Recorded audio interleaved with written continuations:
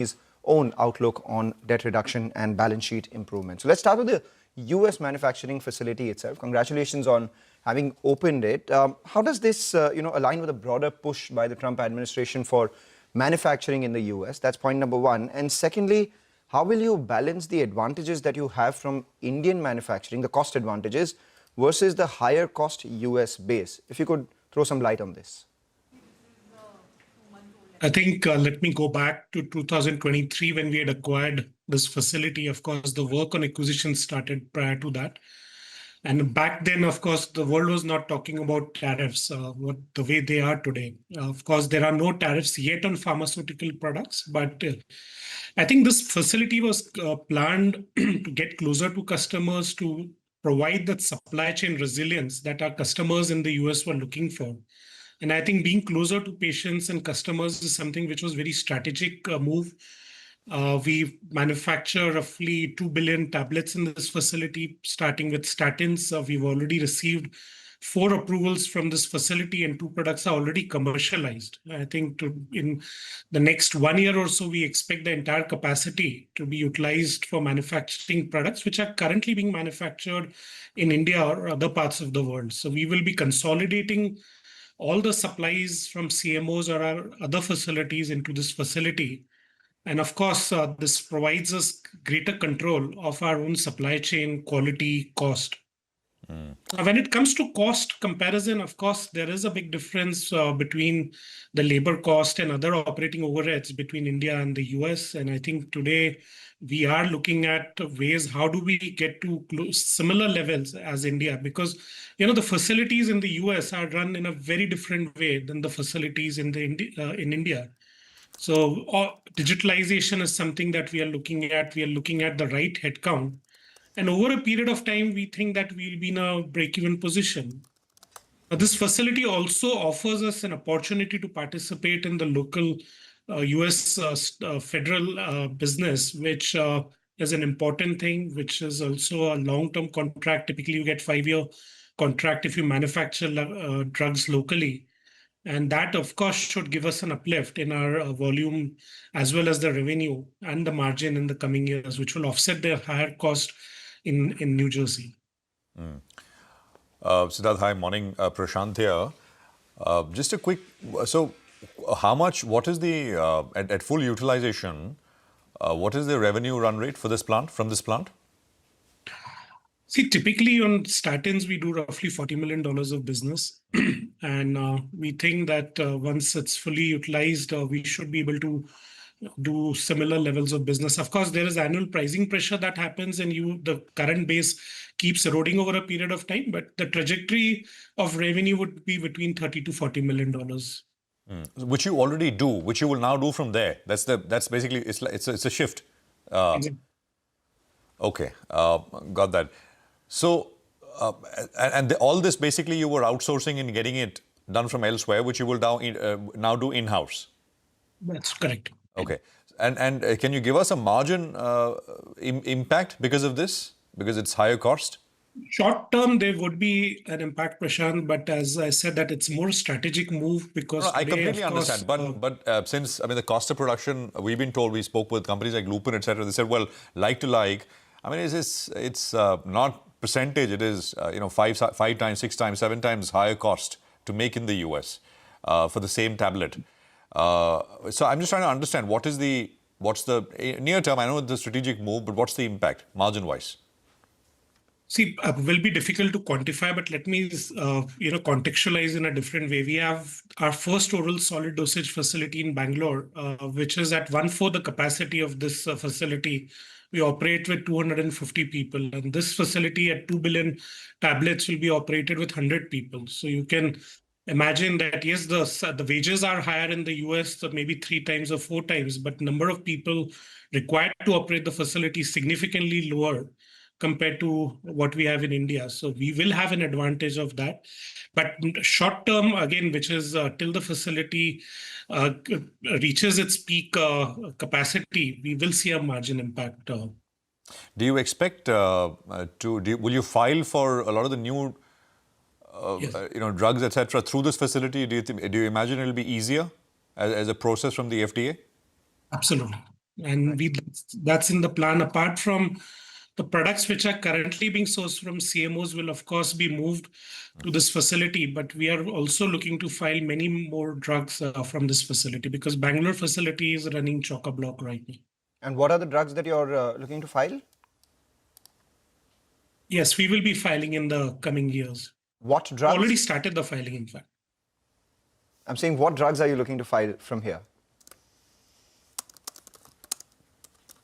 I don't think he's, willing to say that. I just wanted to know, what are the drugs that you will be focusing on over and above what you're doing already? Yeah, portfolio comprises of a lot of metabolics, cardiovascular drugs such as statins. So the 3 products which are already approved are 3 statins such as pravastatin, rosuvastatin, simvastatin. And there are other SGLT2s and DPP4 drugs in our portfolio which will be filed from here. So it'll be mostly focused on metabolics, cardiovascular. Just a quick update on the weight loss drug launch. Could you give us a sense, timelines? So Ozempic will be filed in many markets, generic version in this quarter. And we are expecting the review cycle anywhere ranging between 12 to 15 months in few markets. There are markets where the regulators take much longer time. So we are expecting by end calendar 26 that at least we should be in a position to enter a few of the emerging markets. The US, of course, opens up in 31. US and Europe opens up in 31. Okay. Prior to that, we'll be launching liraglutide in many markets. We've already launched liraglutide in UK and Europe, and we'll be soon launching in the US sometime in early calendar 26. How's the response been in UK and Europe for liraglutide? What's the run rate that you can estimate from here? And US, could you update the timeline? So we are expecting approval by end of this year, early next year, and then we'll launch immediately after that. And Europe and UK, well, the market in UK is very small, so I will not really put too much value to it. Europe is still a decent market. And after we got the centralized approval, a lot of in-country approvals have to come in, like Germany, which is the largest market. We still have to receive the approval from the regulator there. So that, you said Ozempic, right? Which is Novo. Yeah, even liraglutide is Novo. It's Victoza and Saxenda. What about for Mounjaro? Would you be applying? Yes, we'll be applying in next year. So in May 26 is when the NC-1 date opens up in the US, and we'll be filing on that day. Yeah. So the market opens up in 34, so there's still a lot of time for that drug to be commercialized. In India, Siddharth, I'm told that Mounjaro, I'm not sure if it's the top selling pharma brand now. Yeah, Ozempic and Mounjaro. I think Ozempic is a bigger brand than Mounjaro. Wow. I mean, and very, very quickly, right? The ramp up. What we've seen in India and around the world as well. If you look at the overall GLP-1 opportunity, it's expected to be over $150 billion just in weight loss and diabetes. And I think Biocon is very well placed to play in that space. We, of course, have a wide portfolio of insulin. And when you look at insulin and GLP, we will be one of the very few companies globally who can provide both the drugs at scale, vertically integrated. So we are very well placed to play in this space. Yeah, and it's highly underpenetrated as well as a market in India. You know, the top selling drug in India does a little over 2,000 crore in annual sales. We don't have $1 billion drug yet. So let's see how that pans out. Obviously, there is a fair amount of runway for growth here. Keytruda was one of those successes that we recently saw. But just finally, before we let you go, Siddharth, you raised 4,500 crores via QIP. You're looking to improve your balance sheet as well. What's your debt repayment timeline, and what would your interest cost savings be over the next, say, 12 to 18 months? So the 4,500 crores is going to be deployed to buy back stake from private equity or give exit to private equity investors, comprising of ADQ, Goldman Sachs, to whom we have already provided an exit. And then there are a few more obligations which are coming up by end of this year. And that will allow us to increase our stake in Biocon Biologics, which was earlier at 72% to now closer to 78%. So this does not impact the bank debt or the bond that we have, which is roughly over $1.25 billion, of which 800 million of bond is payable in 2029. And the remaining amount of 400 odd million, which is primarily comprising of long-term debt, where the repayment starts ballooning from 26, but the main repayment is in calendar 27-28. So those repayments will of course happen from the internal accruals. And I think the whole deployment of QIP funds, as I mentioned, was to give exit to the private equity investors, which of course will strengthen the balance sheet and are holding in back on biologics. But you also refinanced the $1 billion worth debt, right? How much lower was that in terms of cost?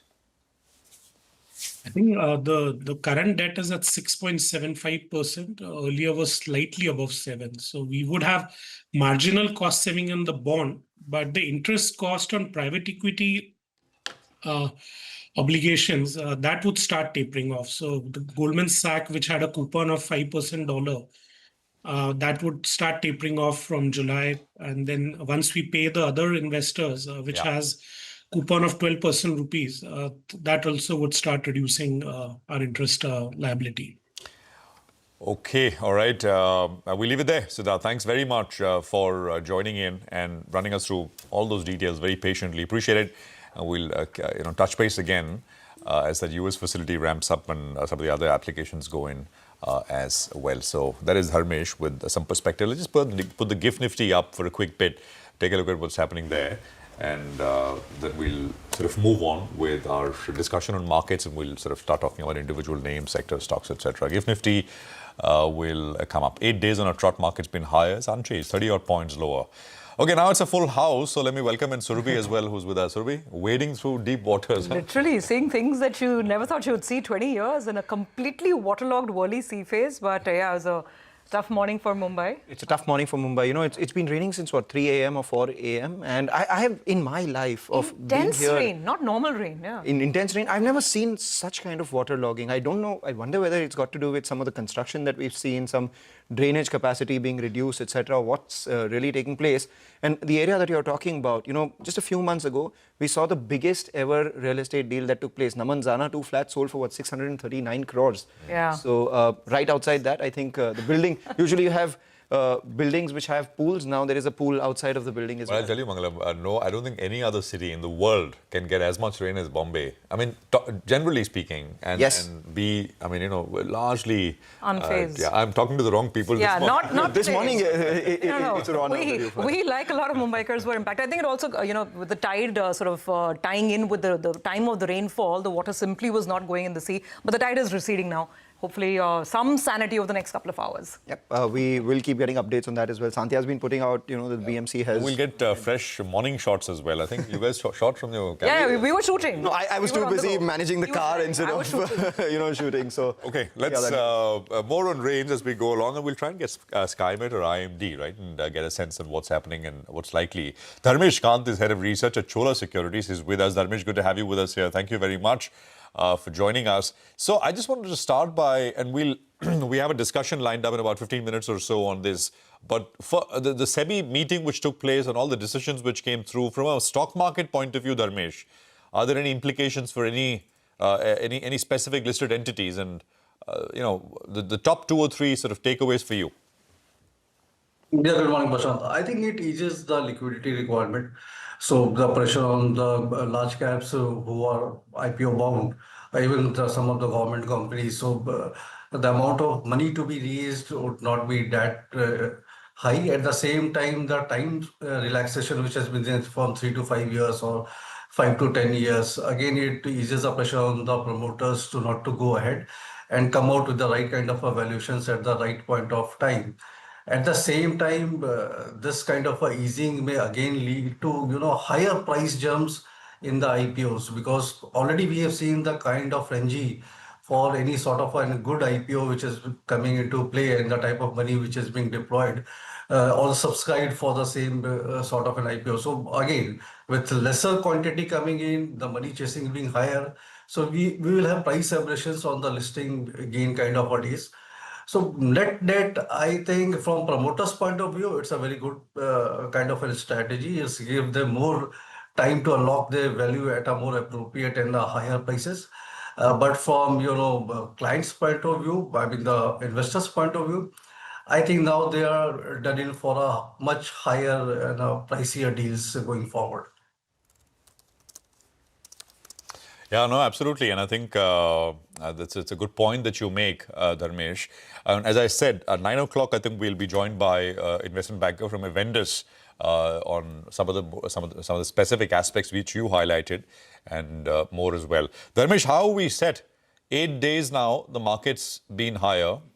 I think from the lows of about 24,400, we're at about 25,100 as of Friday's close, right? 600 or 700 points in these last 8 days. More gains coming or you think a bit of a pause? What's your sense? I think, Prashant, is more of an incremental kind of an upside movement which the market is going to see. How much would be the gains is difficult to quantify as of now, but more or less the floor has been set for the market. We don't see, deeper downsides or corrections in the market playing out into Q2 earnings. So it's been done deal that Q2 earnings will be a bit more weaker than what was the expectation because all this GST rollout announcements came in the middle of Q2. So more of the consumption was delayed and it's pushed forward to Q3. So what we all are building in how the Q3 may shape out, and it will depend on the month of October, November and not October. So more or less positive sentiments flows have started trickling in. Still, I mean the super HNIs and HNIs categories are still shying away from the market. We had several round of meetings along the weekend, but the enthusiasm was not that high as the expectation was, or the noise which was being made around was a very higher enthusiasm, which we don't see.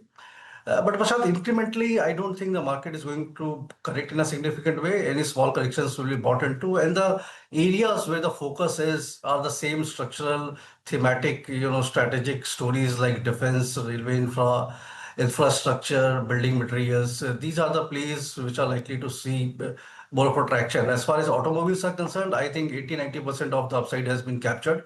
You may still have a flare up in the month of October, but that will say limited to 3 to 5% of the upside move. So there is a status quo, and people are focusing more on the month of November, December rather than October right now. So this is how we see the market set up, more of a sluggish kind of a market.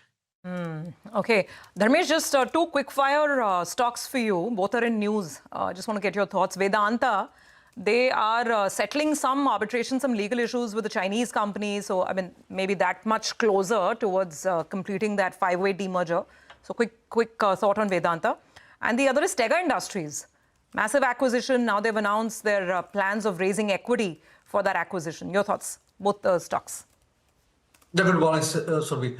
I mean, incrementally, it's a bit positive for Vedanta, but Vedanta has been plagued with its own sort of choices created by themselves. So, Jayaprakash associate deal, if it goes through, it's a long-term, larger issue to be handled by them rather than this short-term relief which are getting. I mean, for the day, it can see a pop-up kind of a story.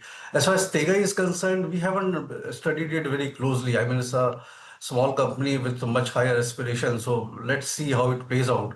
It won't be, proper for me to comment on it because of the lack of deep study going into it. All right, take that point. Just hang in there. We'll take a short break, come back, continue our stock talk. In fact, on the other side, we'll also get some technical trades with Sudarshan and Mitesh. Stay tuned for that.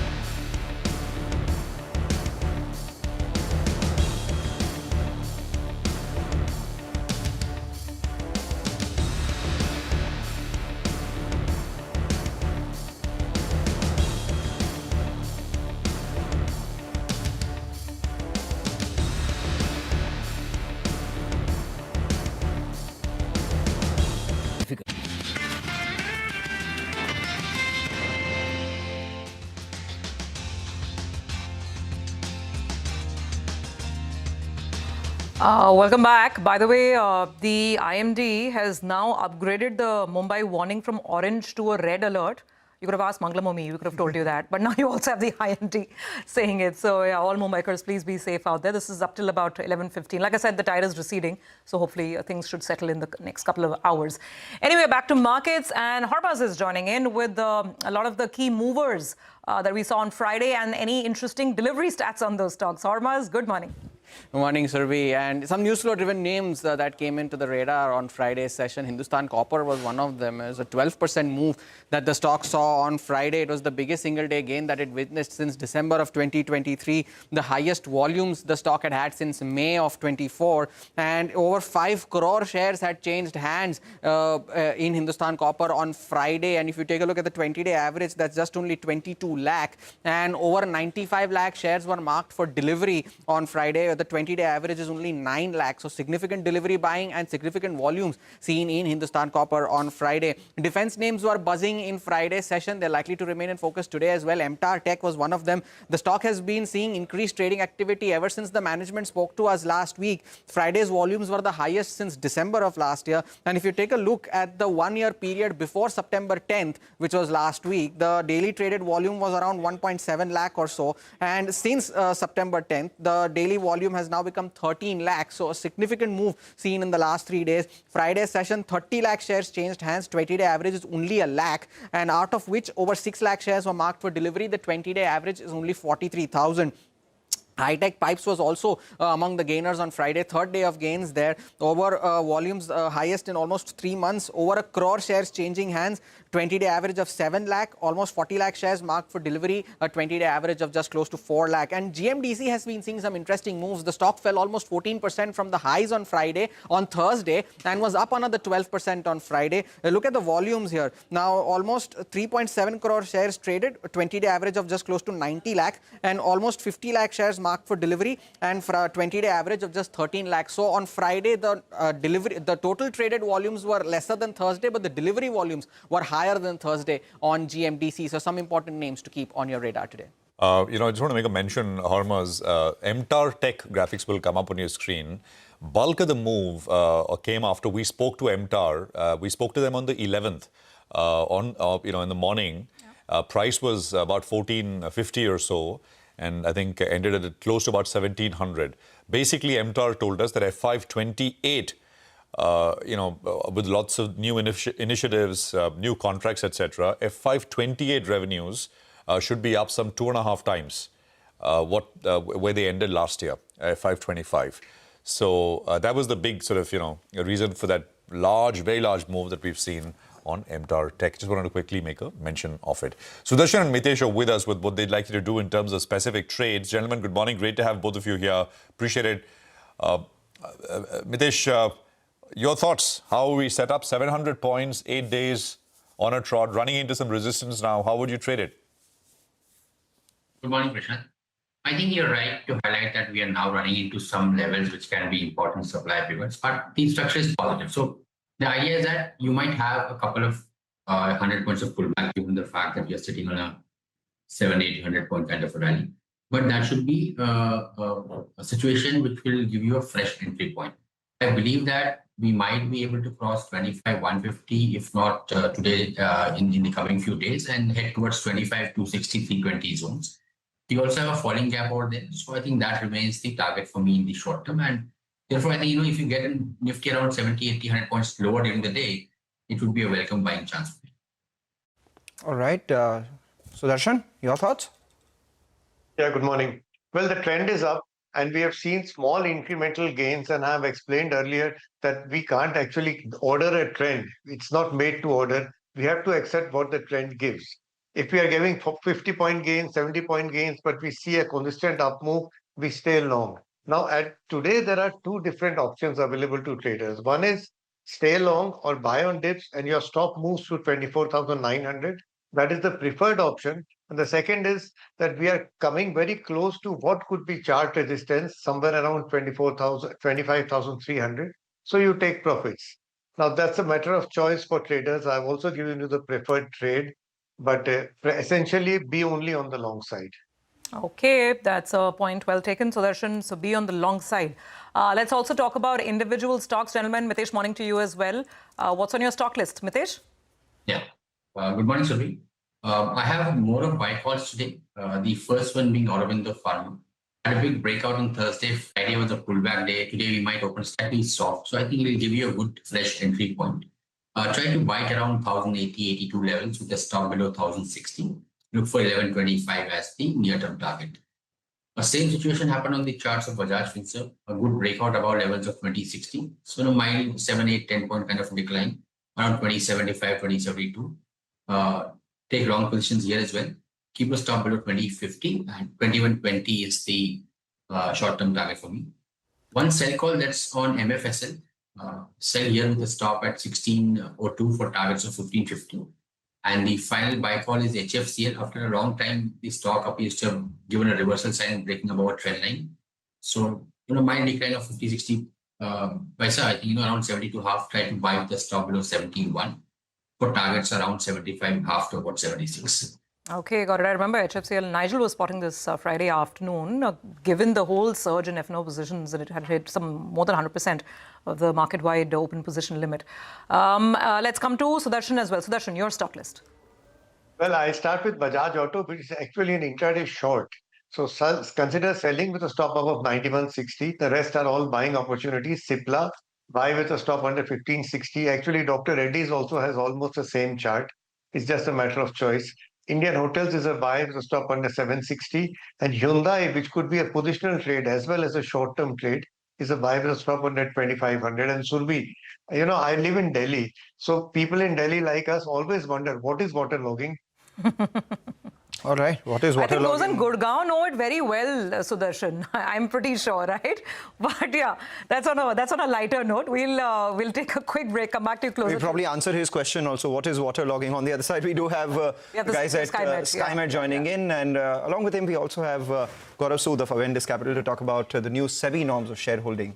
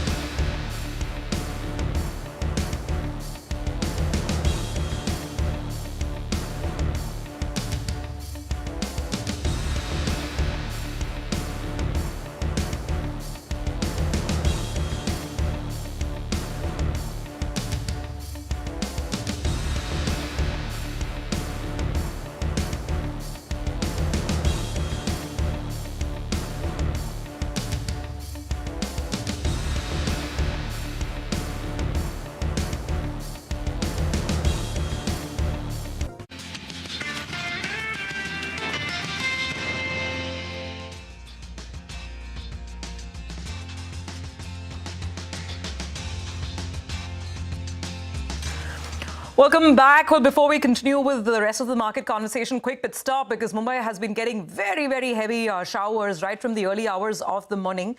So let's take stock of the situation and figure out what lies ahead. We have Mr. GP Sharma, President of Meteorology and Climate Change at SkyMed. Mr. Sharma, thank you for joining in. Rather unusual to get such a heavy spell in the middle of September. Is this, it clearly doesn't look like a transient passing shower. What lies ahead? What do you think? No way, it's not a passing shower. And there was a forecast of such heavy spell. May not be, we said, as heavy as the previous one, which we had a deluge for about 2-3 days. But then this was definitely on the cards, this spell. Yes, it started this morning. And like I will say that it is likely to continue also. possibly, I will say today, it is going to go on for about till about late afternoon, evening hours. Tomorrow also I expect, but the intensity will reduce. Intensity and the spread will reduce tomorrow, and the major relief that possibly will come day after only. But then late evening, night onwards, also we can expect the intensity to reduce. As far as Mumbai is concerned, you see, monsoon still remains there. 345 millimeter of rainfall in the month of September. And July, we know it had rained. August, we know it had rained quite a bit, much more than the normal. That was my question, Mr. Sharma, that typically in September, you see receding activity pick up, right? Monsoon starts receding, but this does not look like receding. So this is not some cyclonic depression. It's just the monsoon still very active. Oh, yes, it is a monsoon active. Actually, it is the remnant of earlier low-pressure area. Normally, these systems which form in the Bay of Bengal, that travel deep inland, and under their influence only such things happen, and this is one of that only. Actually, there is one more system after that which is forming. It is a little early to say that whether that also will reach and give some weather activity over Mumbai. But then this particular spell, this was definitely on the cards. And monsoon withdrawal, you see, normal date from Mumbai, that remains about 6th or 7th of October. Okay. So before that, we can expect such things. And I will not be surprised in case we have some other system also, but that will be towards the last week, possibly maybe around 23rd, 24th, 25th or so. It is a little early to predict about that. But then keep your finger crossed. It is not the end of the monsoon so far for Mumbai, and possibly another 1 week or so, we will see another spell also. Yeah, that's it. All right, another spell in the next 1 week or so. We'll obviously prepare for that. Mr. Sharma, let's move beyond Mumbai and look at the nation on the whole. So far, how has the monsoon performance been? I mean, I suppose anecdotally, much above expectations, much above the long period average. If you could comment on the spread, the intensity, and the likely impact it may have had on agriculture? Yes.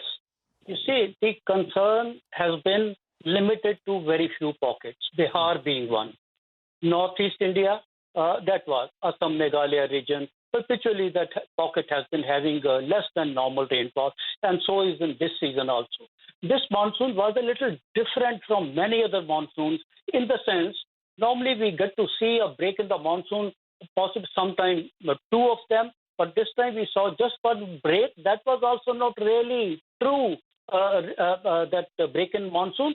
That was in the first half of August, yes, when the rainfall reduced, but otherwise, there is no significant break during this monsoon season.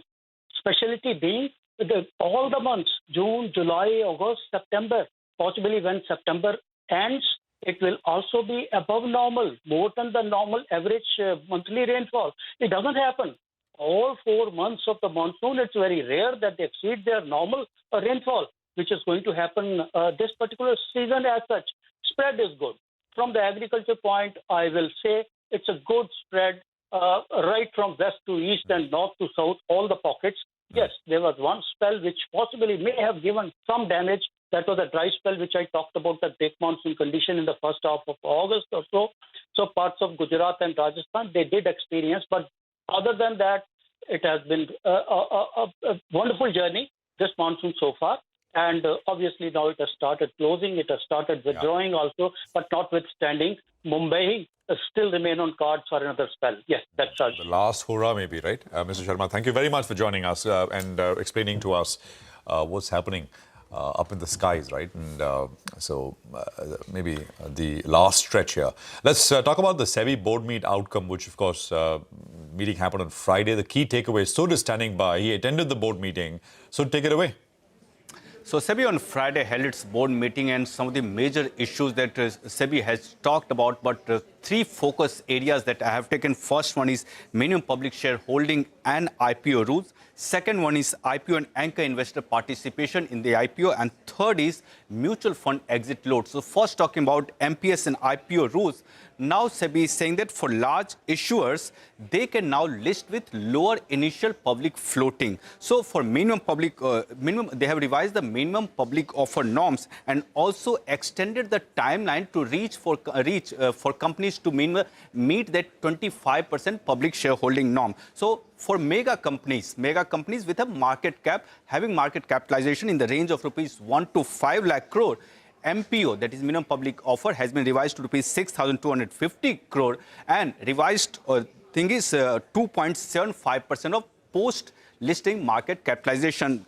And for super mega capitalization companies having market cap of more than rupees 5 lakh crore, MPO has to be 15,000 crore and at least 1% has to be put on the offer and minimum dilution has to be 2.5%. Minimum dilution has to be 2.5%. Now for MPS norms, timeline has been extended up to 10 years. It's up to 10 years. So basically it's in the range of 5 years to 10 years. Now second issue that SEBI has talked about is IPO and anchor investors. The most important part in this, they have increased the anchor participation limit. So of total, as of now, total anchor participation limit is 1/3 of your total issued. Now it has been raised to 40% because they have now included life insurance companies and pension funds in the anchor participation. Now, of that 40%, 1/3 will be reserved for domestic mutual funds, and after that remaining part would be reserved for life insurance companies and domestic mutual funds. So the question is, what if one IPO fails to get the participation from life insurance companies and pension funds in the anchor reserve category? So in that case, it would go to domestic mutual funds. Next issue that it has talked about mutual fund exit load. Currently, it's 5%, and now it has been lowered to 3%. What is exit load? Basically, it's the fee charged by mutual funds if you sell or redeem your units before the desired timeline that you had taken when you had bought that mutual fund. Now, apart from the board meet, SEBI chairman has talked about the long-term derivative contract, and he has been talking about that for the last few months. And now he's saying that it's a complex issue, and once the feedback is received, he'll come out with a consultation paper. He has not talked about any timeline, but he has made sure that consultation paper regarding long-term derivative contracts will come. Okay, and that confirms Yash's story as well. That's exactly what he was saying, that they will be looking at a consultation process of considering whether the weekly expiry product should be done away with, whether we should look at different timelines. And we don't know what timelines, eventually come out. But thanks very much, Sudarshan, for that summary. Let's take some of these points forward with Gaurav Sood, MD and Head of Equity Capital Markets at Avendus. Gaurav, thanks for joining. And, I want to pick up on the second point first. This change in the anchor book participants, or, who all can come under the anchor category. Like Sudarshan explained that now up to 40% of the issue can be put together by anchor investors, and life insurers have been included, pension funds and life insurers have been included. What do you think will the implications be? Because within that, there are those subcategories which are reserved, and if they're not exhausted, then they go to the other entity. How will the whole process of getting your anchor investors change, and what does that mean for IPOs? Hi, good morning, first of all. We think that this latest revision of increasing the bucket of domestic investors is a very, very welcome move. It's very constructive. And just to sort of step back, initially what used to happen till these guidelines came, 1/3 of the anchor book was reserved for mutual funds. So the good part is that stays intact. But overall, the reservation for the domestic pool from that 1/3 is now moved to 40%. Which basically means today insurance companies and pension funds, which are becoming very important as part of the capital market journey, they also have that incremental 7% reservation. So it's not just for the mutual funds, even domestic insurance firms and pension funds, which are long-term in nature and have a long-term horizon, can participate, versus in the previous construct where the reservation was for mutual funds and the rest of it, the 66-67% used to be taken up by the FIs plus insurance plus all other categories of investors. The fact that now there is a specific sort of reservation for insurance and pension is a great sign. And basically, we believe this is in line with the what's happening in the market. The regulator and market participants are taking cognizance that these investors are becoming very relevant and large parts of the capital market ecosystem. So is it fungible, or will it have to be 1/3 mutual funds and 1/3 life insurance and pension? See, even till now, it was fungible. when it was 1/3 for mutual funds. There were cases in the past if the mutual fund part of the book was not fully subscribed, the FIs used to flow into the mutual fund. So we still believe, obviously, more clarity will emerge over the next few weeks, but we believe this is fungible. This basically means that if there are insurance firms also participating, extensively, then they can be part of that 40%. If they are not there, then the mutual funds, of course, have that reservation. But this is fungible as per what we understand. What do you make of the minimum public shareholding norms which have been revised? The timeline has been extended for mega caps, for super mega caps, and extended compliance up to 10 years for achieving the 25% MPS. This reduces the immediate supply overhang. How do you, view this as an opportunity? But at the same time, also because there is no immediate supply and the float would be, very limited, that may cause big price moves also. Yeah, so I think this is in line with the times. When these guidelines sort of came into practice about 12, 15 years back, at that point of time, Indian primary market were, I would say, reasonably thin, not as robust as probably today. The average IPO size 10 years back was $60 to $75 million. Today, an average IPO size is $200 million, where more than 10 to 15 IPOs every year are close to billion, and some of them are now the mega billion IPOs that have already happened and expected to happen in the next couple of years. So this is a very welcome move. We believe that it basically, from an issuer perspective, the challenge was to not just manage the initial offering, which used to be closer to 10%, or for market caps greater than 1 lakh crore, 5% plus 5,000 crore.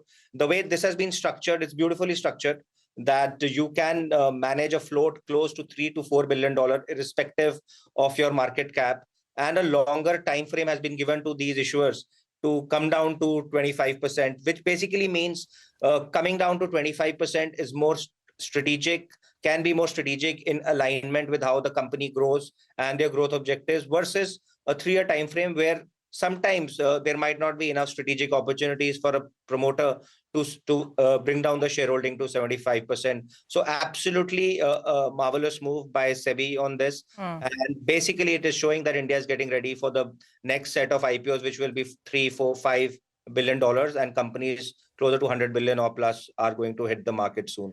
And that's our last question, Gaurav. What's your estimate? How much more IPO supply the next couple of months? Give us some estimate, and the big ones that you're watching out for. How much more paper? Yeah, so I think our sense is, if the markets remain the way they are, and a little bit of volatility here and there doesn't really impact primary markets, as we are seeing, another at least $10 to $12 billion worth of IPO should come in the next 3-4 months. 5-6 of them would be $1 billion or plus, or could be probably 8 to 10. But primary markets continue to be robust. We are seeing, institutional investor interest across India, across FII category, and recently an IPO closed on Friday, which is probably 100 times subscribed, and multiple times subscribed across investor categories. So markets remain robust, and primary markets should absolutely lead by example. Vibrant as well. Gaurav, work hard and keep the tennis going. Thank you very much for joining us. And, thank you. We'll speak soon again. 9:10 call. Sudarshan is here with us. With that, Sudarshan, what do you have?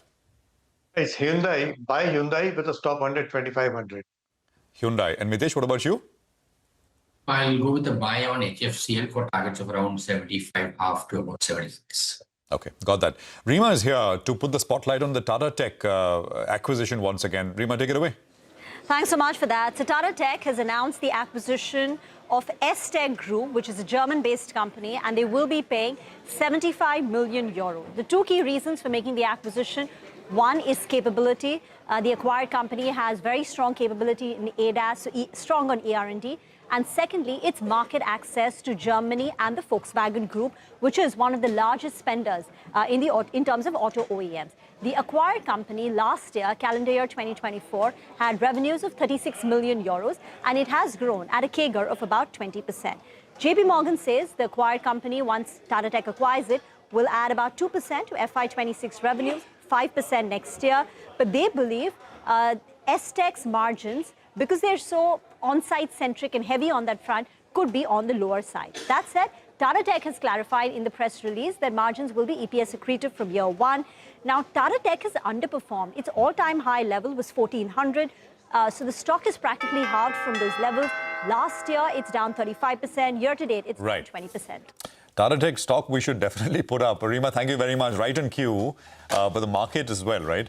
So Nifty is 25,130. It's absolutely flattish. The Nifty Bank has gotten a little bit more, right? About 0.25% higher right now, 24,930. Midcap index is up about 0.25%, and I think the small cap index will come up. So these are decent sort of starts to begin the session. The Nifty heat map will give you a quick sense of how we are starting within the first few seconds of market open. Look at that, I mean, 2-point change in the Nifty, neither here nor there. Dr. Reddy's on one end and Eternal, that is Zomato, on the other end. This is again a very evenly balanced kind of screen between green and red. But let's get to individual names, and I guess as Rima was pointing out, so Tata Tech is one of them. Yeah, absolutely. In fact, let's start with that stock, big newsmaker of the morning, with the acquisition taking place. Yeah, so we've got about a 2% up move on Tata Tech. Back to the Nifty names then. There's some cool-off in IT after yesterday's hard run, rather last week. Remember, the IT index was up 4-5% last week. Infosys, TCS, Wipro, all these stocks are seeing a little bit of red as the day starts off. There is some red on HDFC Life, on Shriram Finance, on Bajaj Finserv. So the non-bank financials, they are starting off on the softer note. But on the upside, there's Eternal. There's some buying coming back to auto names like Hero Moto, Bajaj Auto. They're again finding some takers. BEL on Friday, defense had a very, very powerful move. So it seems that BEL is continuing from that sort of note. SBI, ICICI Bank, minor gains, but all put together, it's nothing very major. Nifty only up 10 points as of now. Mangalam. It's only up 10 points, but this is a positive because the GIFT Nifty was actually indicating a 30-point downtick at the open. So to that extent, it's been good, just meandering below the August 21st level of 25,154 for the frontline index. But a lot of broader market names are doing well. Straight off the bat, we have nearly 3 stocks advancing for every stock which is declining. And among the stocks which are gaining, Tata Tech, we spoke about the acquisition. RVNL is doing well. So along with defense is the rail pack, which is doing well too. Vedanta is another one, which is up around 2%. So issues with Sepco resolved. That stock is, fairly well bid. On the way down, though, we have KRBL that stands out, down 11%. One of their independent directors has resigned, citing corporate governance issues in the company. So opened about 7-8% lower and now is seeing a fair amount of sell-off. In fact, down about 12%. The other one which is seeing some profit booking is Latravenues Tech, the makers of Ixigo. That's down about 5% as well. So some bit of profit booking is what we've seen there. But here as well, on the way up, we are seeing some traction on RailTel. They've won an order. In fact, one of the many orders that they've won over the last 2 weeks or so. So that stock fairly well bid. Pharma, along with IT, is the one which is taking a pause for breath. So we have Strides, which is lower by about 1.5%. Aurobindo Pharma down about 1.5% as well. Zydus Life is seeing some profit booking. So more export-facing names pausing for breath today as against domestic names. All of them doing extremely well. Case in point, something like a Hero MotoCorp as well, which is higher. So by and large, a decent screen, one would say, as compared to what the GIFT Nifty was indicating, and especially after putting on an 8-day rally, the broader market's doing relatively better. That should suffice as a no big, bang sort of opening, and let's see whether it steadies out. Market breadth is about a clean 2:1 in favor of advances. So this is, it's a broader market play once again. So let me just quickly highlight some of the other movers, right, which are making a go for it. Cochin Shipyard is up 3.5%. It's the biggest. It's at the number 4 position with regards to volumes and gains. I don't think we highlighted RailTel. RailTel is up 5.5%. It's a big one, 400 on RailTel and very large volumes. Shakti Pumps had a very large move on Friday. So basically from Thursday's close, which was $800, Monday morning it's at 900 rupees. So Friday was a big one, and today is a big one as well. 81,000 shares coming through. I mean, of course, it's come off from about 1,050 levels. Generally, over the years, it's done phenomenally well. EIL, Engineers India, 3.5% higher on that one. Tata Tech, of course, we highlighted. Anantraj is up about 4%. Data Patterns is up about 4% or so.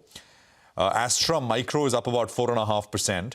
I think a lot of these smaller defense names, right, which are mid-cap defense names which are doing well. Apollo, of course, we highlighted earlier as well. So yeah, I mean, DCX is another one which is up about 3% or so. But as I go down the list, volumes thin out a little bit. So watch that. I think KRBL we highlighted, it's the second largest volume-led loser, 11% knock on KRBL. So at about, what, 396. Look at the volumes, 134,000 shares already. GMDC, I think we put out with Hormuz as well earlier, 2% lower. There is Moschip, which has had a supercharged move from 160 kind of levels straight to about 270, taking it a bit easy now. Ixigo, what a mover, right? I mean, Ixigo was up as of, I think, Friday or Thursday's close, up 90% in 2025. It's up 72 now, so it's come off the highs. The high is about 330. Stocks at about, what, 289. It's down 6%, 6.5%, but huge gains. Last year, when the year listing, stock did nothing, and it just picked up very, very sharply. MobiKwik is another one of those shooting stars, 2.5% lower today. Ola is down 1.5%. Again, a name which has done very well, under 60 rupees. AB Capital, and I can go on Sundaram Finance, Precision Camshaft. But, again, on the downside as well, as I sort of run through the names, volumes start to trickle and fade away a little bit. More names in a bit. Gautam Trivedi is with us, managing partner at Nepean Capital. Gautam, good morning. Great to have you with us here. Usually we have you here in the studios. I guess it's the rain. It's the rain. I was hoping to make it to the studio, but I guess you guys are brave enough to venture out today. We had to send a couple of rescue teams Gautam, to get people into office. Floats and all outside. A good call, Gautam, of not coming in. We can tell you that. Good call. Today, technology works, and let's make use of it. Absolutely. Exactly. Gautam, so let's just start with a bigger talking point, and we'll drill down to individual stuff, right? 20% underperformance. India is up 1% in dollar terms this year. The MSCI Asia ex Japan is up 21%. This year, YTD. Of course, I guess what happened before over 21, 22, 23, etc. wouldn't matter. But how do you look at this, Gautam? Is there, people look at the numbers like this and say, well, maybe at some point it'll turn in a very, very rapid and ferocious way. Is that the way to look at it? Or you think, maybe the underperformance stops, but you got to have real solid reasons for the market to go back into up and up kind of a phase? Yeah, I think the way to look at this is that unlike domestic Indian investors, retail investors, FPIs have a choice of where to invest, and not just within emerging markets, but it could be whether to invest overseas at all or not. And I mean overseas ex the United States, because that's where bulk of the money comes from into EMs. Even if it's routed via Singapore, routed via London, a lot of the money, of course, does emanate from the United States. So when I look at that, and if I look at India in that context, we had basically two issues: high valuations. But again, that was never a big deal because we had earnings that were growing at a pretty steady double-digit clip. But now we have an earnings slowdown. So if you look at the earnings situation back in the States, first quarter of this year, the S&P 500 posted a 12% earnings growth in EPS. So EPS growth of 12% for the S&P 500. Now you might ask me, wait a minute, but the Max 7, what about them? Aren't they contributing most of it? Yes, it's 28% earnings growth for the Max 7, but the balance 493 companies posted a whopping 9% earnings growth. That's even higher than the year, and that's a $30 trillion economy. Now, the second quarter of this year, the S&P 500 posted 11% earnings growth.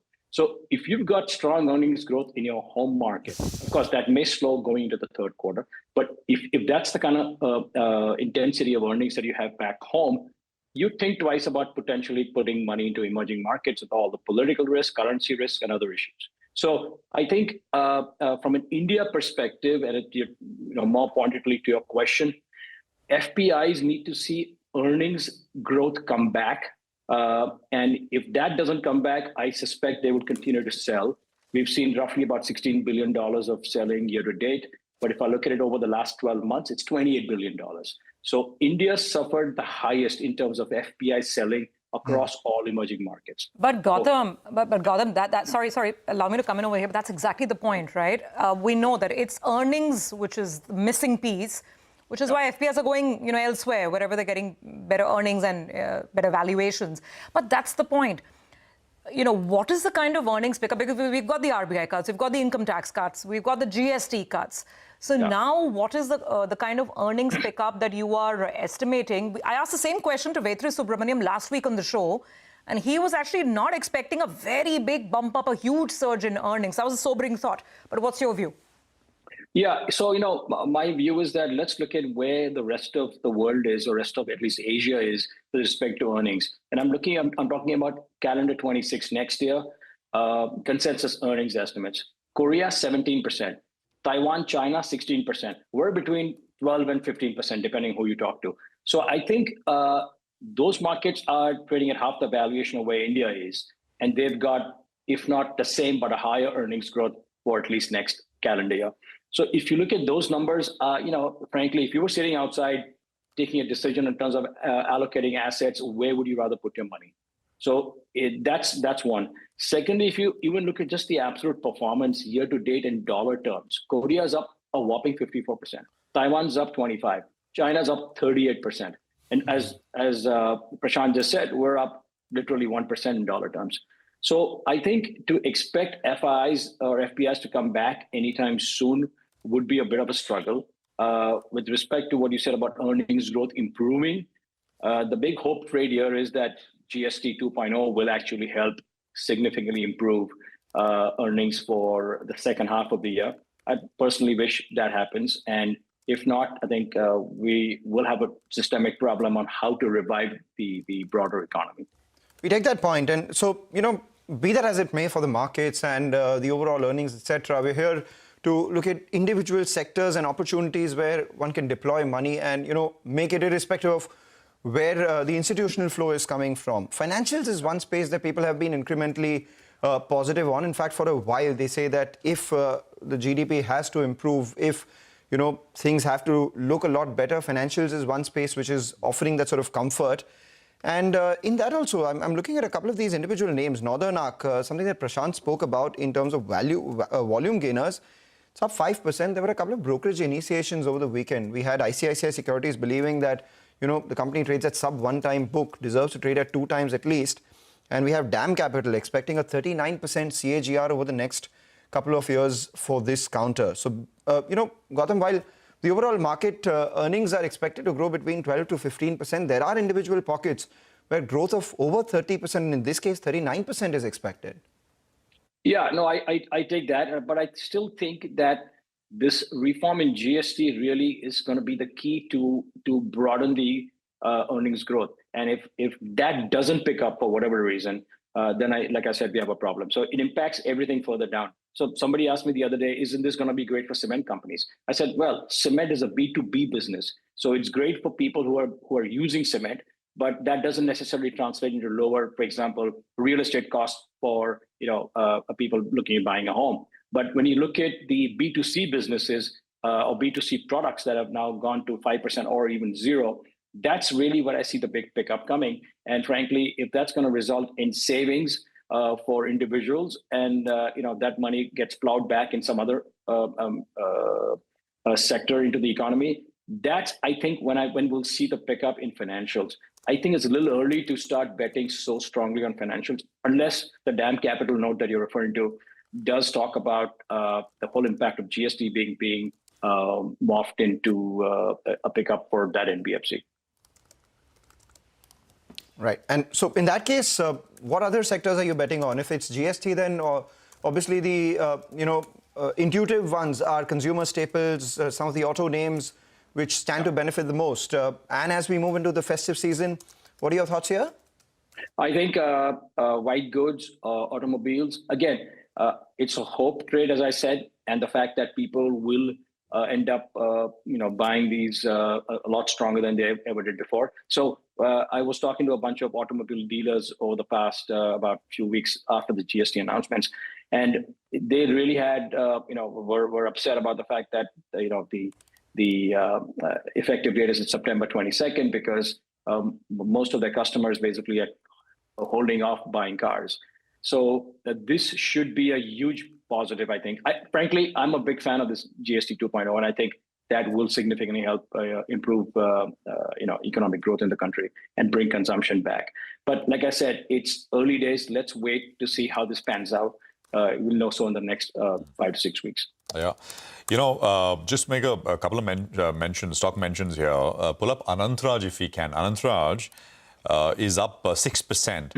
Not on small volumes, by the way. 5th largest volume-led gainer right now. So the government basically has proposed a tax exemption of up to 20 years for data center developers, provided that they meet targets on capacity addition, power usage, effectiveness, etc. So this is on the back of a policy proposal at this stage, at this point in time. So there's a sharp move higher coming in there.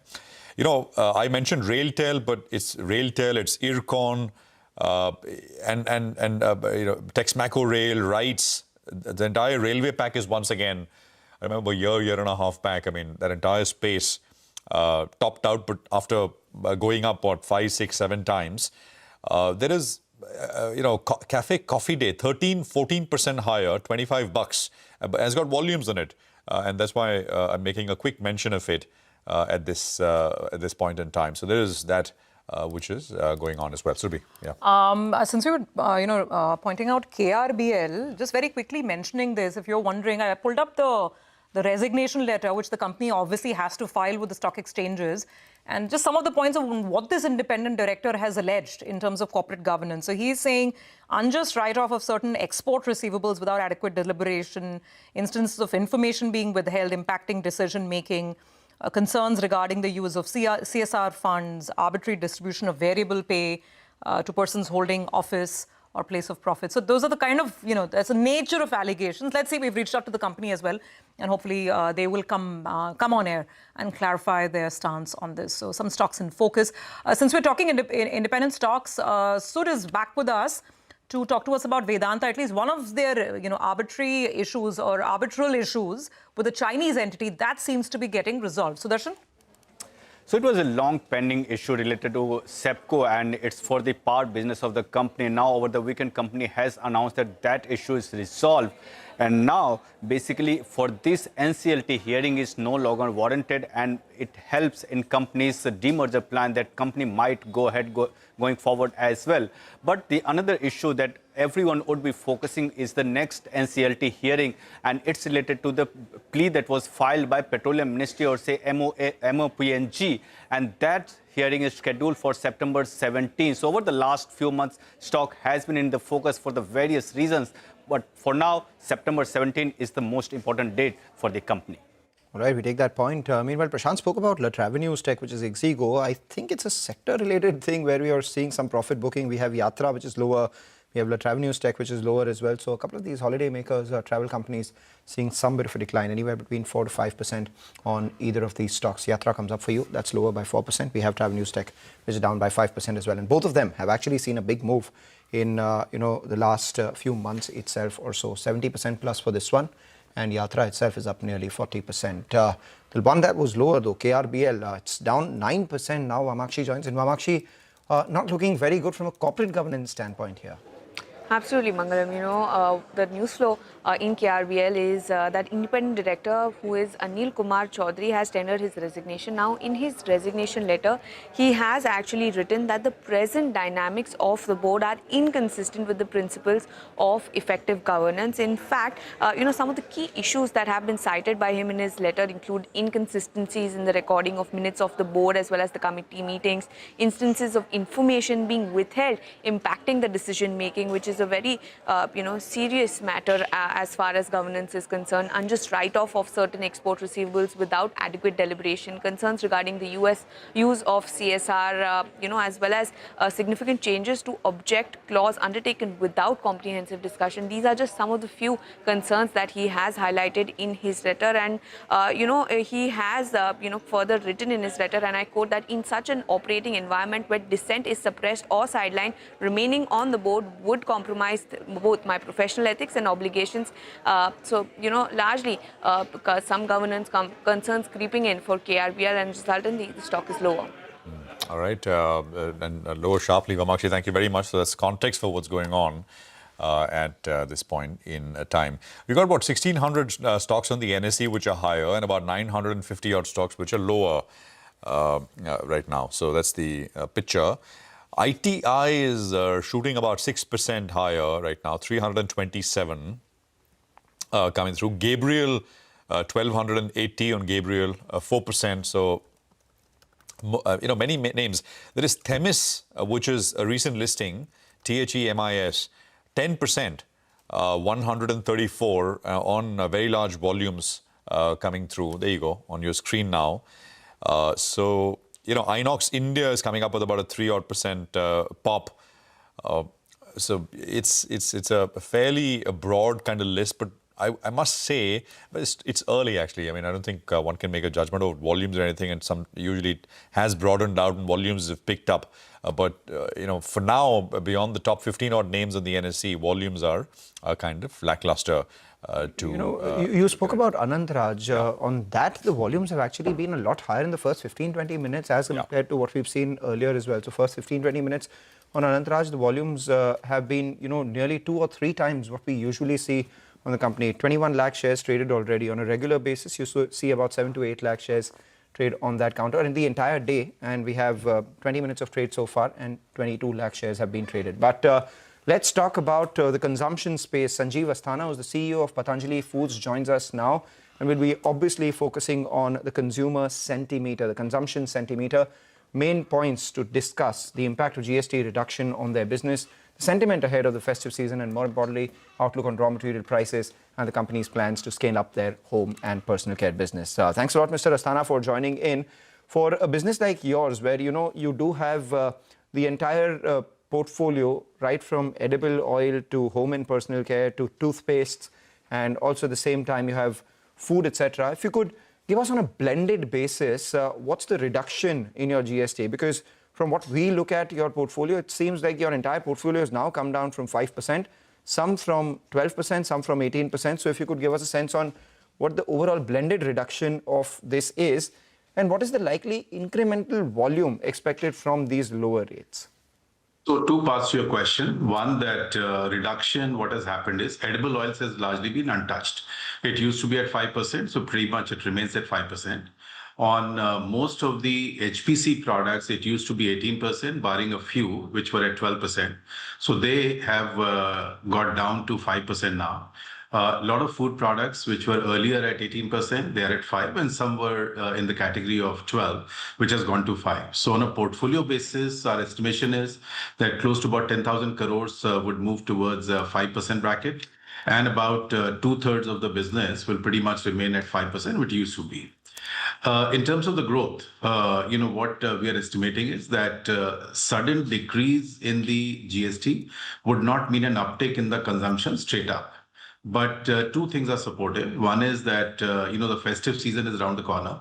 So we do estimate that, a 13% reduction from where it used to be is pretty substantial cut, which should spur the consumption. And likewise, on the food side, as the festive season kicks in, we believe that over the next couple of months, we should see an uptick of 300 to 400 basis points. It could be higher as well. But 2 parts which combine. One is the income tax relief, which was announced earlier, which means more money in the pockets of the middle classes, and the reduction in the cost, I think, should be positive to the consumer sentiment. And company like us, I think we should have minimum 300 basis to 400 basis points of uptick in the sales in the coming months. But that on an immediate basis, I don't estimate will happen in next 1 month. But in a couple of months down the line, it should settle down and we should reach an equilibrium. So, Mr. Asthana, from what you're saying, let's talk FY26 entirely, because this will take some couple of months for all the cuts to be passed on through the system, the new MRP packs. What you're saying is at least 300 basis points improvement in total volumes for this year, or are you saying sales?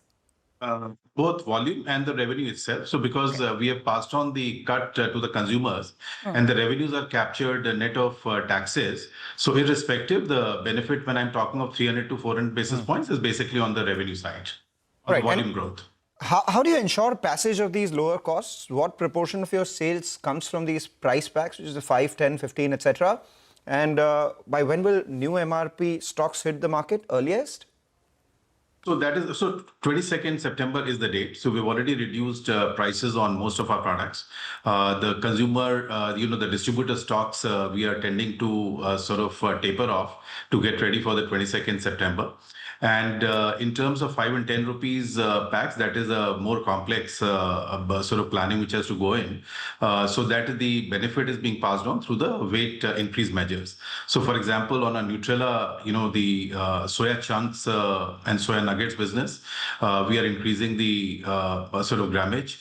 Likewise, on the biscuit categories, which was at a very low price point, it's not possible to cut down the prices. So there we are passing on the benefit through increased grammage. And all that work is going on. So we're pretty confident by 22nd of September, we should be pretty much in place to pass on the benefit to the consumers. And hopefully that should lead to an uptick in consumer sentiment and our consumption of our products. Mr. Asthana, just a side note on this, and it's a bit of an operational issue, but just trying to understand. So for the existing inventory where the new MRP printed packs are not yet out, I think the government said that the companies have to advertise adequately and pass on that information to their customers. So does that mean, at least in the interim, maybe just in the month of September or early October, will ad spends have to be higher? What is your interpretation of the fine print of the rules as they've come through for your existing inventory with the old MRP? No, so absolutely. I think government, is very keen that the companies have to come good on the commitment to decrease the prices. They also want transparency. They also want, commitment from the corporates that everything, which has been reduced for consumers is naturally passed on. And for that, communication has to be done. But I don't believe the communication costs are going to be disproportionately high. It's a fairly marginal cost for most of the large consumer companies. We have already started advertising and communicating to the distributors directly, and also through the, social media channels as well as the national mainstream media that we have already done the communication bit. So I think consumers are pretty much aware. Distributors have been sensitized. That exercise, the date was announced. I think within 3 days of that, we started communicating. And so I don't believe it is going to be of any load in terms of the substantial cost increase on the communication bit. Take that point. The only issue that a lot of your peers were highlighting is that if we pass it to the trade, to ensure that trade passes it on to the consumer will be very difficult to track. That's point number one. And secondly, for price point packs as well, the existing inventory that there is, you can't immediately exhaust that because the new inventory that comes with, say, one more biscuit than the 5 or 6 that you give in that pack. What do you do with the others? So, be that as it may, obviously near-term transitions, but long-term it is a positive. Let's talk about your edible oil margins, likely margins in the second half, because we've seen reduction from the highs in terms of prices. So what kind of high-cost inventory are you sitting on, and how low are the margins likely to go before they start to improve, and by when do they start improving? So there was a duty impact that we had when the government reduced the duties, and we were sitting on high cost, higher duty paid stocks with us. That is past now. I think this quarter itself we have seen substantial increase. So you would see that the second quarter FY26 we should have substantial improvement, and perhaps we'll get back between 2 and 4% of EBITDA margin that we project. Pretty much we should be in that category this quarter. So you mentioned that a lot of your home and personal care products were earlier in 12 and 18, and now they'll move to 5. So there should be some benefit, coming in over there. So what are your estimates? First quarter, I think you were at about 640 crores roughly in terms of revenue. Your margin in home and personal care was about 17.7%. What should we expect from this business? Again, I'm talking full year, FY26. So what we had, Surabhi, what we had projected was that we will do 15% uptick in the overall revenue growth for HPC businesses, which was to come in 12 to 18 months. This year, the target is that, we will certainly be south of that target that we had, because I think next year will be one full year when we'll get the fullest benefit. But we should see definitely a growth rate of 7 to 10% this year. I'm estimating that HPC businesses are pretty robust right now. The integration process, while it is continuing, but it is getting into more completion mode right now. So I think quarter number 3 and 4, we should see substantial uptick. But on a FY26 basis, compared to last year, when we acquired the businesses, we should have about 5 to 7% growth rate in the business. And next year onwards, we should be on a full 15% growth year on year. So that means that, this 3,200 crore target that you had for this year now comes down to about 2,600 crores. Would that be a fair assumption? No. We had a target clear cut of 3,100 crores. We should be pretty close to that number between 28 to 2,900 crores for the HPC business overall for this year. And margins at 18% sustain. Yeah. All right. So 3,200 crores turns into 2,900 crores with 18% margins. And the foods business, I mean, staples, they continue to be under a wee bit of pressure as well. In the first quarter, obviously, there was a sharp reduction in margins. Do you believe they go back to that, 7, 8, 9% sort of mark? Are you expecting any time soon? So there was only one particular segment in that business which had a stress, which impacted the overall profitability. The consumer staples, that we had, which is basically rice and atta and lentils, etc., and sugar and salt. So they were under stress. There was a lot of active inflation management that was carried from the policy side. So that has had an impact. And second was the butter prices on ghee. There was a huge uptick in the prices of raw material, which had an impact. We could not pass on the full prices to the consumers on the cow ghee, and both are pretty large businesses for us. So this we are seeing some improvement there, and I'm confident that between 8 and 10% margin that we have projected for the year, we should be pretty much there for the full year. All right. You've spoken about all your segments. In the oil business, you said you should get to about 3 to 4% margin sooner rather than later.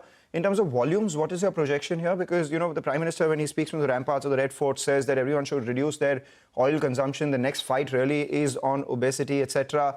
It may have some sort of impact, right? Because when consumers become a lot more conscious, could there be a bit of a volume slowdown here?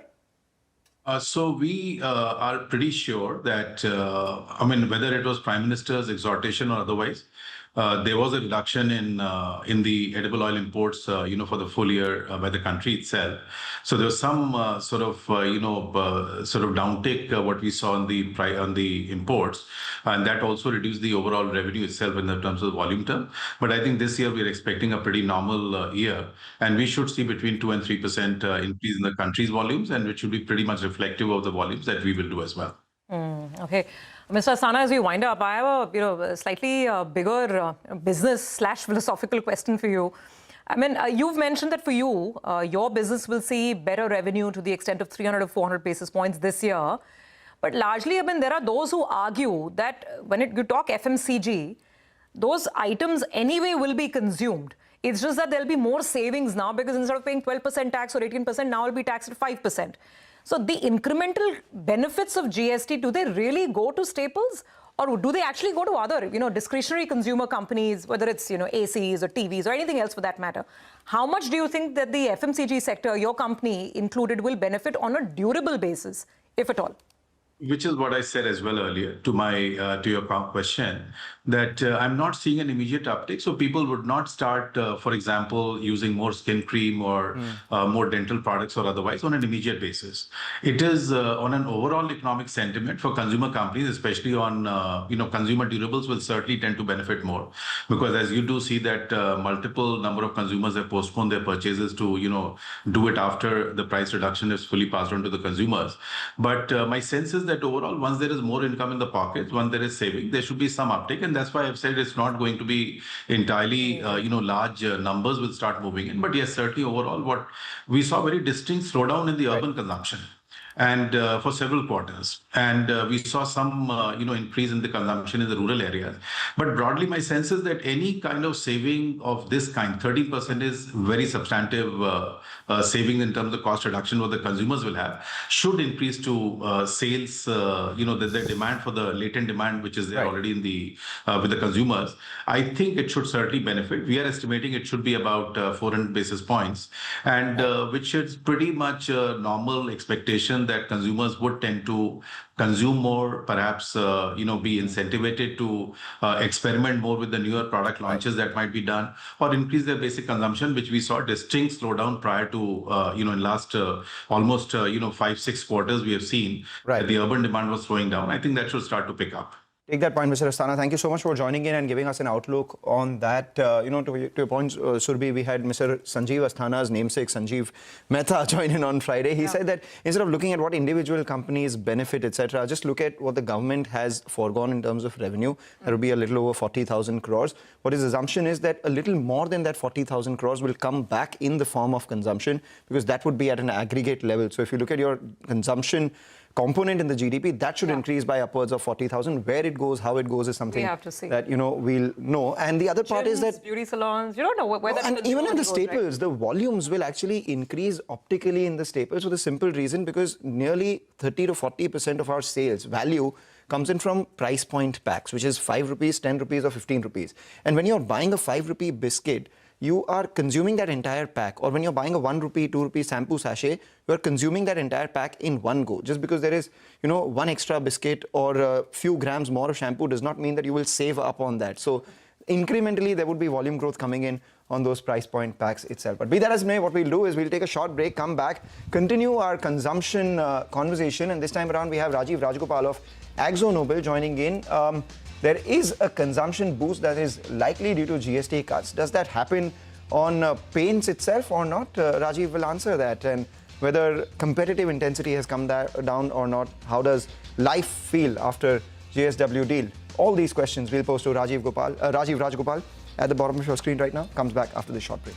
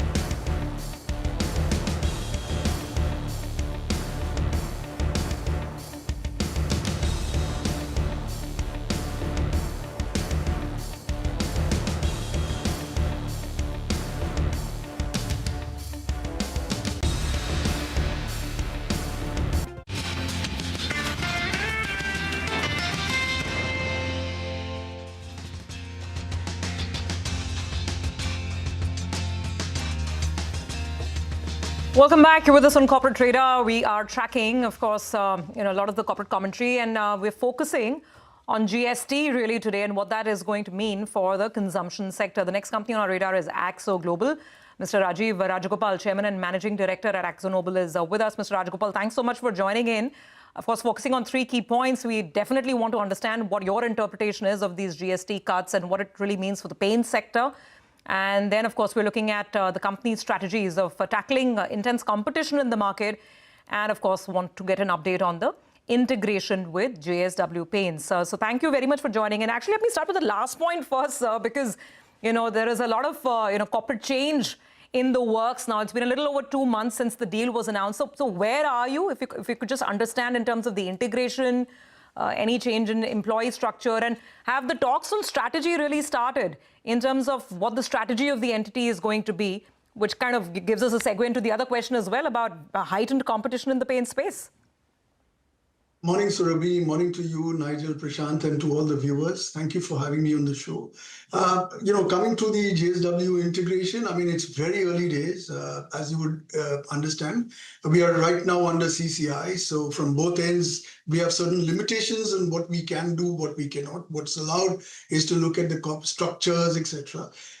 The current view is that, look, at this point of time, we intend to keep the two, and this is what Mr. Park Jindal has categorically stated, that, look, we intend to keep the two organizations for a period of time, 2-3 years, running separately, understand how to really integrate it well, and then start moving on the integration. So that's what has been outlined. But the tracks will really start once we get the CCI clearances, hopefully this month or early next month. Once that starts, then some deeper conversations will come in, Surabhi. So it would be a little early for me to really comment on it. I think it's best that Mr. Park Jindal talks about it. And I think we would be in a better position to really talk about it sometime around November. December is, in my view, the most optimal time. All right. Rajiv, hi. Good morning. Prashant here. So you can, when we can't do too micro, we can go a little macro-ish, but still numbers, I guess. So you said, right, 2-3 years, and of course, it's going to be work in progress, and it's only the broad outlines, a couple of years to be run as separate businesses, and we will see how it goes. But the big numbers, what are you talking about? What are the numbers being talked about internally? Where would, obviously, JSW would want, the business to gain a lot of market share. You've got super brands, but market share, of course, has been relatively small in that sense. So you'd want to leverage that. So from 4-5% currently, where would you, what's the number internally? Where would you want this number to go, over the next 3-4 years? So, Prashant, very clearly, I think you're absolutely right. I think the first task is to really scale the company up. And the brief is to say that, look, let's try and scale the company and do it in a manner which is structurally right, which means that, it's not a blip and then you again run into an issue. So strategically put the roadblocks. And you're right, the 3 levers of that is going to be around spending more on the brand. You're seeing that. We've already started it as we speak. Just a few days ago, we've just announced our Dulux Assurance 2.0 or 3.0 actually, with Lage Shandar, a campaign that we've Chale Shandar, Lage Shandar campaign. We were the first to come with that, and really that's our first to remind viewers that, look, I think our paint has got the best quality, undisputed. This is what consumers, dealers, and painters say. So really, how can we really scale it up? And the target there is to really start seeing how quickly we can move to the number 3 position. So that's obviously to take it to about 7.5% really, and then try and then build it, as a paint and coating company, to say how can we in the next 3 years start targeting the 10,000 crore. I think those outlines were already stated to you in July to both you and Nigel when Mr. Parth Jindal sort of addressed the gathering, and we are very clearly going to be working on those targets to make sure that we lift the brands in terms of scale. The challenge for us, Prashant, has been that obviously when, given the way AkzoNobel runs its portfolio, was that we were largely premium focused. And you're right, there's a huge amount of goodwill that Dulux enjoys, and we are under leveraged in the mass economy categories where, they are largely representative. Mass economy constitutes about 35% of the paint market, and we've got about a 1 to 2% market share. So really, how are we scaling that up? And that's where we're really working on. We've entered very well into a waterproofing segment. Our products are fantastic. We are now going to enter the construction chemical segment in a meaningful manner as we start playing around. But the brief is to say that we will not leave any category, and we will not leave any consumer segment or customer segment or price segment moving forward. So that will give you a idea of, across both the paints and coatings business, how we as a team are gearing ourselves for the time ahead. Got that. So immediate revenue market share target of close to 7.5%, and maybe move to about 10,000 crores, as you had pointed out earlier as well. Rajiv, this is Mangalam here. Just wanted to know, a couple of more things as well, because Mr. Jindal had said that time that they see immediate revenue synergies once both your stocks are in each other's supply pipeline, could be anywhere between 700 to 1,000 crores. The additional elbow room that they get for, marketing, close to 350 basis points as well. And I saw you speak about, your warranty. Warranty has been the big buzzword over the last, I think, 2 or 3 months, ever since Birla Opus came out with their, 1-year repainting warranty thing. Then the Asian Paints came out saying that we're here for more than 1 year. So obviously our warranty lasts beyond that. And then there is competitive intensity, which is fairly high. So how's that in the market right now? That's one. And secondly, on the GST part, while there was no explicit announcement for the paint industry, do you think when you look through the fine print, there have been some changes or reduction in other aspects would leave more money in the hands of people, and as a result of which they would go back to painting their houses? How should one look at it? Yeah, so to your second question first, yes, the answer is GST. There has been no direct impact because paints was already at 18%. But as you've been sort of saying, I think the first thing is it went first to, it's good that the essentials have got corrected, which gives more disposable income to discretionary. And as a result, we do think that paint will be a beneficial for this entire segment. Remember that this if you look at this quarter, and if we're starting from May, there have been heavy rains. I understand even today, Mumbai has got heavy rains, right? Yep. So I think the painting cycle has seen a deferment. You should know that this quarter, Diwali is on 20th October. So as a result, this season is quite a truncated season. But when I work the markets, when I've been traveling across, what I see is we're going to have a fantastic Q3 and Q4. So to my mind, consumption should come back. The reason is the last blip really happened in 2022. And remember, the painting cycle typically for exterior is about 4 to 5 years, and interior is 3 to 4 years. So you're right now sitting in that sweet spot between this year and next year, when a lot of the places that went for painting will come for repainting, and we are positioning ourselves to sort of gear for it. Yeah. Coming to your first question, look, it's a little early days, Mangalam, and I think this is an ongoing conversation that we will have, because look, we've got to go through the nuggets of the integration plan. As I said, we need the CCI. The broad numbers you gave are indicative. We'll need to get into the nuggets, but you're right. Look, I think there are two different models that we have in our sales system. Axos moved into a distributor system. JSW Paints is a direct system, and there is a lot of value unlock. Once we agree to what the strategy is, there's also going to be 60% of our consumption is raw material. And I think the benefit of the combination will give us scale, and we will relook at some of the terms we have and see which company has got better. There will be a little bit of value unlock in some of those activities, and also try to make sure that we get closer to our customer. I think the first task is to mentally make that switch, Mangalam, which is to say that, look, we are no longer just going to be a premium brand, but we are going to be now addressing all consumer segments. It's about winning the micro battles in India. Right. And it's about saying, because each segment operates very differently, and it's fantastic. I think it's exactly what I think the brand Dulux wanted, which is the reason why we went in for this. Right. And we take that point entirely, Rajiv. We take that point entirely, and I think we'll require you to join us. We request you to join us once the CCI approval comes in, and then you'll have more clarity on what you can speak about and what you're going to do going forward, etc. But just on the point of the next 2 quarters looking extremely strong for you, before we spoke after your first quarter numbers, you said you're at least targeting high single-digit growth this year, and if all things are good, you're looking at double-digit. Between that to now and the optimism that you have for the next couple of quarters, do you think that optimism has moved from high single-digit revenue growth to double-digit, or you still are maintained at high single-digit? No, I would maintain a single-digit growth right now. The simple reason being that, when I travel, I still think there is a little bit of lag in terms of the consumption that I see. What's happened is some of the new entrants have obviously taken share from the existing ones, which is evident when you look at the quarterly results. We had a bit of a blip last quarter, but I'm glad to say that, I think Dulux is back. I think with the entire strategic review and now JSW being announced as a winner, very clearly there's a lot of positive feeling in the market. We are getting super aggressive because that's the task that we've been given, and I think it'll take a bit of while to really make sure that the flight takes off. But I am fairly confident that going forward, that the single digit can be converted, because we believe that we've got the right, the mix, we've got the right strategies in place, and it's about saying we need to find, chisel certain areas that we need to find. Absolutely. And we look forward to that conversation after November, December, Mr. Rajgopal, like you said. Just in the extreme near term, because you mentioned rains, will Q2 this year be worse off than last year Q2, just because of the incessant rain? You mentioned, the impact obviously on the timelines getting deferred. So in the extreme near term, has there's been a washout season because of the heavy monsoon? Look, I can compare it, Surabhi, to last quarter, and it'll be better for us than the last quarter. But from an industry perspective, I think it'll be quite similar to the last quarter, primarily because of the heavy rains that happened in August, September. But again, monsoon has started retreating in the last few days in certain parts of the country. So we'll see. We are going to put our best foot forward. But suffice to say, I think it'll be a little better than the last quarter, but not dramatically different. Sure. So last quarter of last year, you mean? Year on year, it'll be slightly better than the last season.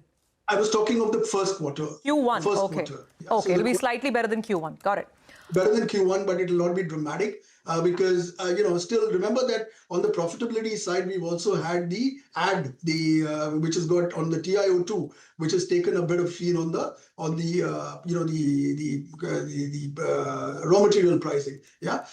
That said, I think for us, we see it slightly better than the last quarter, but let's see. I mean, I think it's not fair for me to comment on the current quarter, but from a long-term perspective, as I told you, we are fairly confident. Even in our coatings business, our order book hasn't dramatically shifted, right? It's just a time lag of certain projects that got executed last year this time, which is coming now in October, November. So, it's just a timing issue. I don't see too much of a structural change. All right. Rajiv, a good conversation. Thank you very much as you continue to execute. Appreciate your time here on CNBC TV18. Thank you. All right. Well, 20 points lower, so it's very, very quiet this morning. 25,091 is where the Nifty is now trading at. Vinay Rajani is Senior Technical and Derivative Analyst at HDFC Securities. He's with us. Vinay, good to have you with us. Thanks very much for your time. Flat after about 700 points in the last 8 days. But I mean, it's buoyant. 1,800 stocks are higher, about 1,000 stocks are lower. So enough single stock activity. How would you play it? Yeah, good morning and thanks for having me on the show. So broader markets have started participating well, and gradually Nifty has been improving on the charts. Last week we saw that it has formed higher top, higher bottom formation on the weekly closing basis. So that's a good sign, and positional trend has changed to bullish side. And we have been bullish, and some sectors were performing and outperforming, and now other participation is also coming today. PSU segment started doing well. So gradually the broader markets are getting strength. We are trying to catch up with the global and emerging markets. That's a good sign. So overall view is positive. Dip should be bought into 24,900 to 25,000 is a very strong support, and ultimately we are targeting a immediate target of 25,500 in the Nifty. So overall setup is quite good, and we should participate in this market even if Nifty consolidates here, because it has been 8 days consecutive sessions rise. So it might happen that index may consolidate for a while, but stock specific bullishness will continue, and the broader market will participate very well in the market. So overall we are bullish, and immediate target for the Nifty should be 25,500, and 24,900 to 25,000 should be the buying range. And your stock picks? Yeah. So PSU, as I said, started doing well. Some fresh breakouts on the charts. One of the stock is Indian Renewable Energy, IREDA. IREDA is placed around 150, 1.5, 152. So around that one can go long. I would suggest a stop loss at 146. On the upside, I'm expecting a target of 160. The second pick also I'm taking from the same segment, the PSU, the Hudco. So Hudco is looking quite strong, fresh breakouts on the charts, good outperformance with the volume. So 222 is the level around which one can go long. I would suggest a stop loss at 215. On the upside, I'm expecting a target of 230. Yeah. Thank you very much, Vinay. Appreciate it. And we'll speak again shortly. So 35 lower, 25,000 and 80 or so is where the index is at. Manisha is going to be coming up on the other side with what's top of mind for the commodity space. Stay tuned.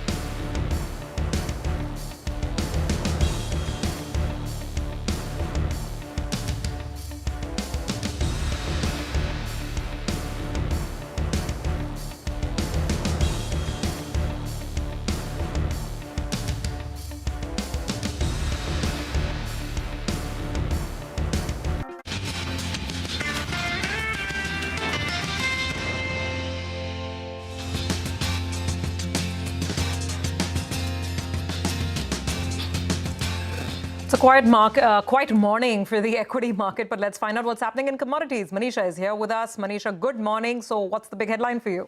Well, I'm looking at silver prices really because almost everybody seems to be buying into this one. Speculative, futures, central banks, industrial markets, all of that seem to be betting very, very big on silver. And that's exactly what we have seen as well. If you look at last 1 month this year, silver has given you very, very strong returns, best in many, many years there. And the traders are betting in 25 basis point rate cut in the next week in September from the US Fed, a start of the rate cut cycle really. And that has been supportive for various commodities. But silver is trading at a 14-year highs in the international markets, and we are looking at all-time highs in the Indian markets as well. If you look at the US consumer prices, that gained a buy in the month of August, fastest pace in 7 months. And the other one to watch is the jobless claims. That also has seen highest since 2021. So markets really seem to be getting ready for that rate cut there. For the demand side of it, well, industrial demand is quite strong, whether it comes in from solar, EV, AI, electricals, electronics, you name it, and silver is in demand on the stronger side there. Also, when you look at the overall market, really, 50% of demand really seems to be coming in from industrial market at this point in time. Well, it also is about production deficits and strong demands coming in. On-ground inventories also have continued to decline. Gold-silver ratio has been very, very supportive also. And then it has been about physical retail investment also. The gold to silver ratio has been on the positive side, telling you that the silver prices can go higher from here. And then it is about portfolio diversification, strong investment via global ETFs, ETPs, physical buying, and then, of course, there is very, very strong central buying coming in as well. So when you look at the global silver production numbers, well, it is estimated at 800 million to 1 billion ounces, while demand is expected at 1 billion to 1.2 billion ounces for 2025. And this is a 5th straight year, and markets anticipating for the next 2 to 3 or 4 years as well, you could be looking at this deficit continuing. That has been supportive for silver. This is a very interesting trend that the markets are working with. There is a shift from paper trading to physical possession or holding among large institutional players, family houses, also supporting silver there. And the next best thing really has been central bank buying. You know, it was until since 1970s that the central bank stopped acquiring silver because, one, it took 80 times more space than gold, was very volatile, was a smaller commodity. But now we have seen all of this really turn around. If you look at silver now, the central banks are really buying it. The dollar-denominated assets, while we are looking at sanctions in there, also seems to be supporting silver from where it stands. So when you look at the overall numbers, silver does seem to be getting recognition as a precious asset class, which central banks also want to start buying into. So some countries which already have started this is Russia. They have allocated nearly $535 million for the next 3 years. This is for allocation of precious metals, and silver does stand a very, very strong number here. The second country really is about Saudi Arabia. They already have acquired 9 lakh shares in Eichers Silver Trust. So Saudi Arabia is not buying it in physical. They are investing into silver via ETFs, but you can always redeem it, remember, and that is what they perhaps are looking at as well. China reportedly is purchasing silver concentrate directly from miners in Latin America. This is a concept that a lot of experts tell us that countries are doing, buying it directly from miners, so you don't have those kind of numbers available there. The other one, of course, is about the BRICS nations. There have been discussion in the last couple of meetings on precious metals as part of potential new reserve asset frameworks. Very supportive. And then when you look at India, we are one of the major buyers here. 3,000 tons of silver is what India already has imported in the first half of 2025. The numbers only expected to increase in the second half as well. And let's finally get the numbers on you in sense of prices. And $49.5 an ounce is an all-time high that we saw in 2011. And before that, this price was seen in 1980. Currently, silver is trading at 42.5, not too far away from these levels, with an expectation that we perhaps could be making all-time highs in this year itself. So when you look at the chart for the Indian markets as well, it has been doubling of silver prices every 5 years. We stand at an all-time high of 1,29,000 rupees per kg right now. In 2020, it was 68,000. So as you can see, every 5 years, we've seen silver prices double up. And the final chart should show you in percentage terms on what we have seen in silver returns. So this perhaps is the best year that we have seen in last 7 or 8 years in sense of returns that silver has given. 46% higher right now. The last time it gave negative, in 15 years was perhaps in 2021 only. But silver, clearly that glittering white metal. Silver is the new gold. That's what everyone's talking about. You know, this morning we had Eddie Ardini speak about Bitcoin as the new gold, but silver definitely doing a lot better as gold prices get, fairly expensive. But importantly, now, as Manisha pointed out, a lot of these nations putting silver in their treasury basket as well, or allocating money to buy silver as their precious metal basket as well, shoring up family silver, as they say. But one of the stocks on our radar is Shakti Pumps. Vamakshi joins in to tell us more about that. But before going to Vamakshi, just look at Vodafone Idea, up around 6%. There was a flash that came by. September 19th is where the Supreme Court registry has been made to make a hearing on the AGR plea. Now, this does not mean that that will be accepted or not. Usually these events are fairly binary. The street is going fairly optimistic into that one. In fact, over the last month or so, the stock has rallied about 32%. So, on a low base, we'll watch out for how what the outcome of that Supreme Court hearing on that AGR plea would be. September 19th is the date to keep on your radar. But Vamakshi, Shakti Pumps. Well, Shakti Pumps is doing quite well in trade today. Now, keep in mind that the company has received extremely strong response for its water pumping systems.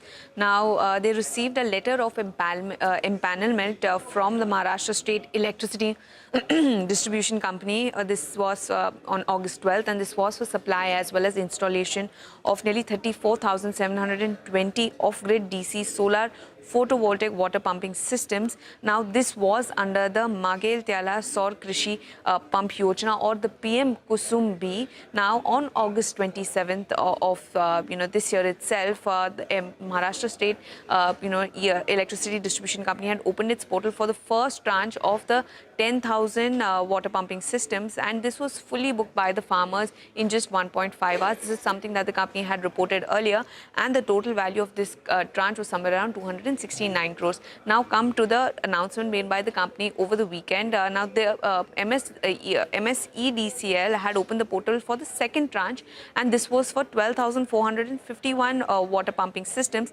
Now this again was fully booked by the farmers, and the tranche value that they had was around 347 crores. So therefore, these two tranches in a very short span of time have managed to push the order book of the company by around 616 crores. And as of August 1st, the order book stood at 1,350 crores. So huge boost coming in to the order book, and resultantly the stock is higher in trade today. Okay, all right. And Shakti has done well, and some of the recent ones, right? Oswald Pumps, etc. And there are a few more coming to the market shortly. In the same space. Vamakshi, thank you very much for that. That's Shakti for you with the specific focus. Time for a break. On the other side, it's a special segment. It's the economy. Latha speaks with Krishnan Sitaraman of CRISIL Ratings on the robustness and growth prospects of the banking system. Stay tuned. Coming up.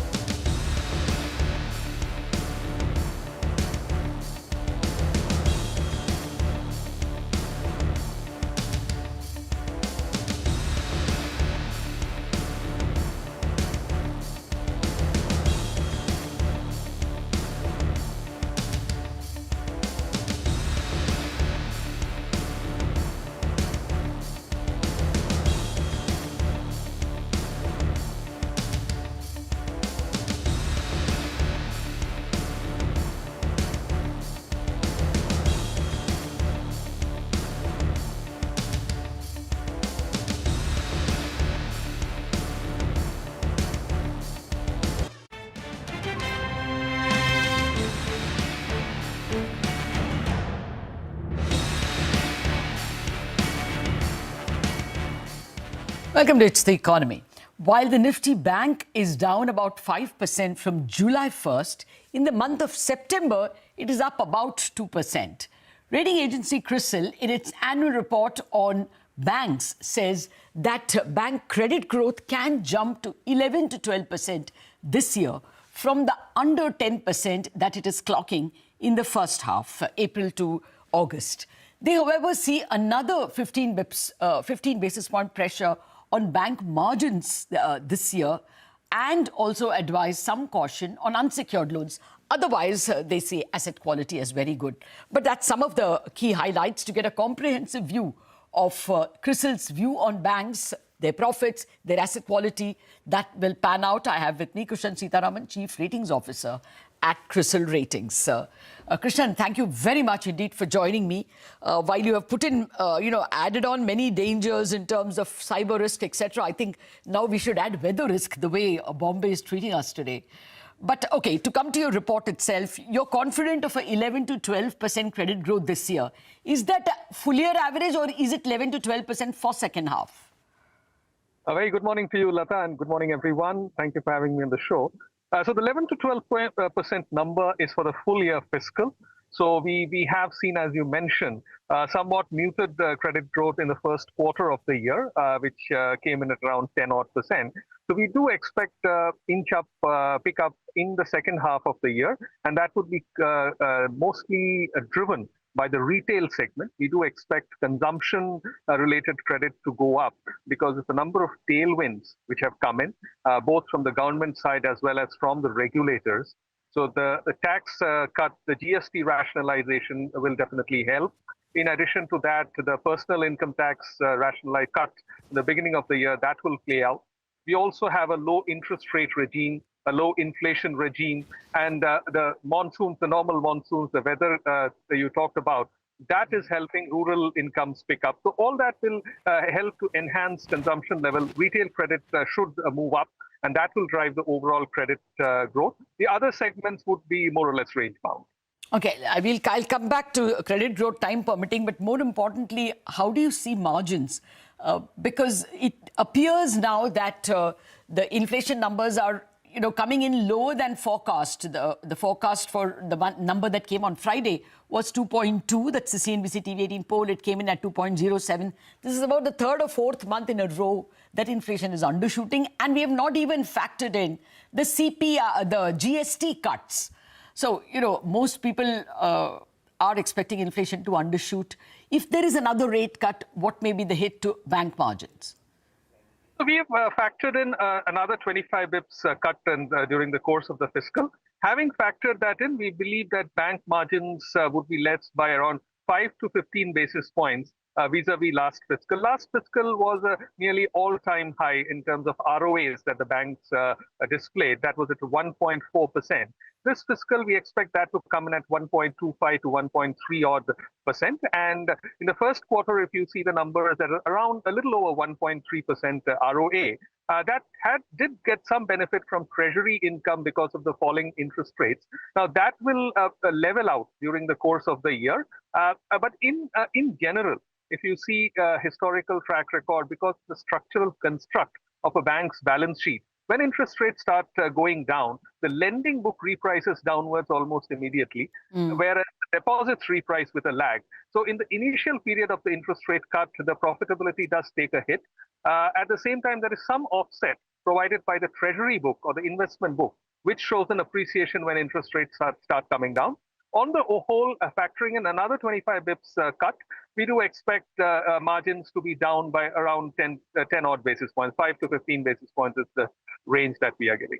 Okay, fine. But what is more impressive is that you are expecting the return on assets, the ROA, to remain very good. I think your ROA is 1.3%. Very good, just marginally lower than 1.4. Have you factored in the fall in bond prices? I mean, this quarter, in Q1, banks lost on margins, but they got a lot of reprieve from higher bond prices. This time it is going to get reversed. In spite of it, do you think they will report good ROAs or profits? Yes, very good point that you bring out, Lata. What will happen is, yes, with the interest rates, we see that interest rates have somewhat moved up this quarter. That would have an impact on the treasury book, but that will be more than offset by the lending book versus deposit spreads kind of offsetting that. So we do believe that because the lending book is a larger book as compared to the investment book, the impact of the investment book will not overshadow that of the lending book. So that's the overall construct. If that marginal increase in interest rates were not seen in this quarter, we could have had a higher inch up in the profitability. Okay, well, I hope that it works out that way because the bond book was the only thing that was liberating the banks. Let me come to asset quality. You are largely benign in your assessment of asset quality. You know, corporate loan book is excellent. But what about MSMEs? We haven't heard much, but last quarter, you know, I think ICICI's MSME loan book grew by 29%. If I'm not mistaken, HDFC banks grew by some 17-18%. For all of them, MSMEs are huge providers, and yet you saw Bajaj Finance giving us almost a heart attack on MSME asset quality. So, I mean, since banks have lent big, are you confident of MSME asset quality? So MSME is the only segment where we believe that the NPAs will move up a touch. At the same time, if I look at the bank's books, as far as MSMEs are concerned, their quality of the portfolio is somewhat better than the NBFCs. And if I look at the overall banks plus NBFCs lending to MSMEs, we see an inch up in NPAs in the segment which is less than 1 crore, where the loan exposure is less than 1 crore. The other segments, NPAs are range bound or even improving. And the other angle here is the export-oriented MSMEs. They will also face a challenge in terms of the NPAs.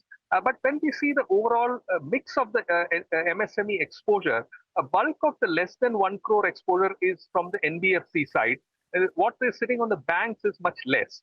So when we see the overall bank exposure to MSMEs, the NPAs came in around 3.6% as of March of 25. We expect that to go up by maybe around 20 to 25 bips during the course of the year. There will be some increase in the MSME NPAs, but overall, if I look at the profile of the NPAs which MSMEs that the banks lend to, that's relatively better. Okay, fair point.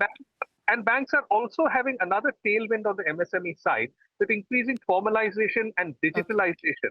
Ability to evaluate MSMEs has gone up. Okay.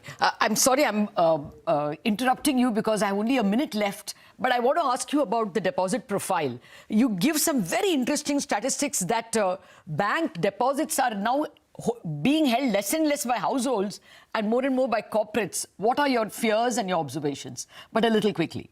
Yeah. So in the last 5 years, we have seen household share of deposits come down from around 65% to 60%, around 5% decline, but that 60% is still held by the households. The change, the delta of 5% has gone to non-financial corporates. And that is because they are sitting on a huge pile of cash. The cash surplus in large corporates in India, that has gone up. And that this is one area where they are deploying it. So the surplus liquidity is getting deployed in the banks. But what the issue that could result there is a higher level of volatility. Because if there is another avenue where the corporates can deploy that, or if there are capex plans coming up, then that can go out. So the stability of that deposit will be lesser than the household deposits. Okay. But still that shift is not too much. Okay, well, on another day, I want to know whether this will mean that banks will be less able to finance longer term projects because they don't have stability of deposits. But that debate for another day. Krishnan, thank you very much for joining me despite the weather plotting against you. We do hope you have a great conference out there on banking. Thanks for joining us. Wrap up on Bazaar on that note. Chartbusters coming up.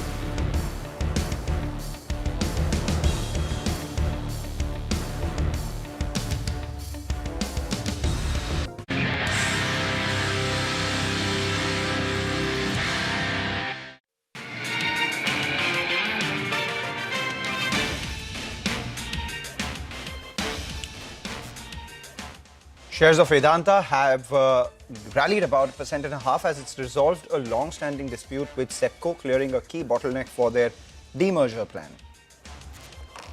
Tata Tech acquires German automotive engineering service provider Sept for 75 million euros. The stock is higher by nearly 2%. KRBL slumps in high single digits as independent director Anil Kumar Chaudhary resigns and writes that the dynamics of the board were inconsistent with the principles of effective governance. Spirit makers Radico Khaitan and Allied Blenders surge as Jefferies initiates coverage with a buy rating. The brokerage sees strong growth potential led by premiumization and expects double-digit growth going ahead. Railway stocks rally, Railtel, Jupiter Wagons and RVNL, all of them higher as orders pick up in September. Projects worth nearly 77,000 crore rupees also being implemented in the northeast.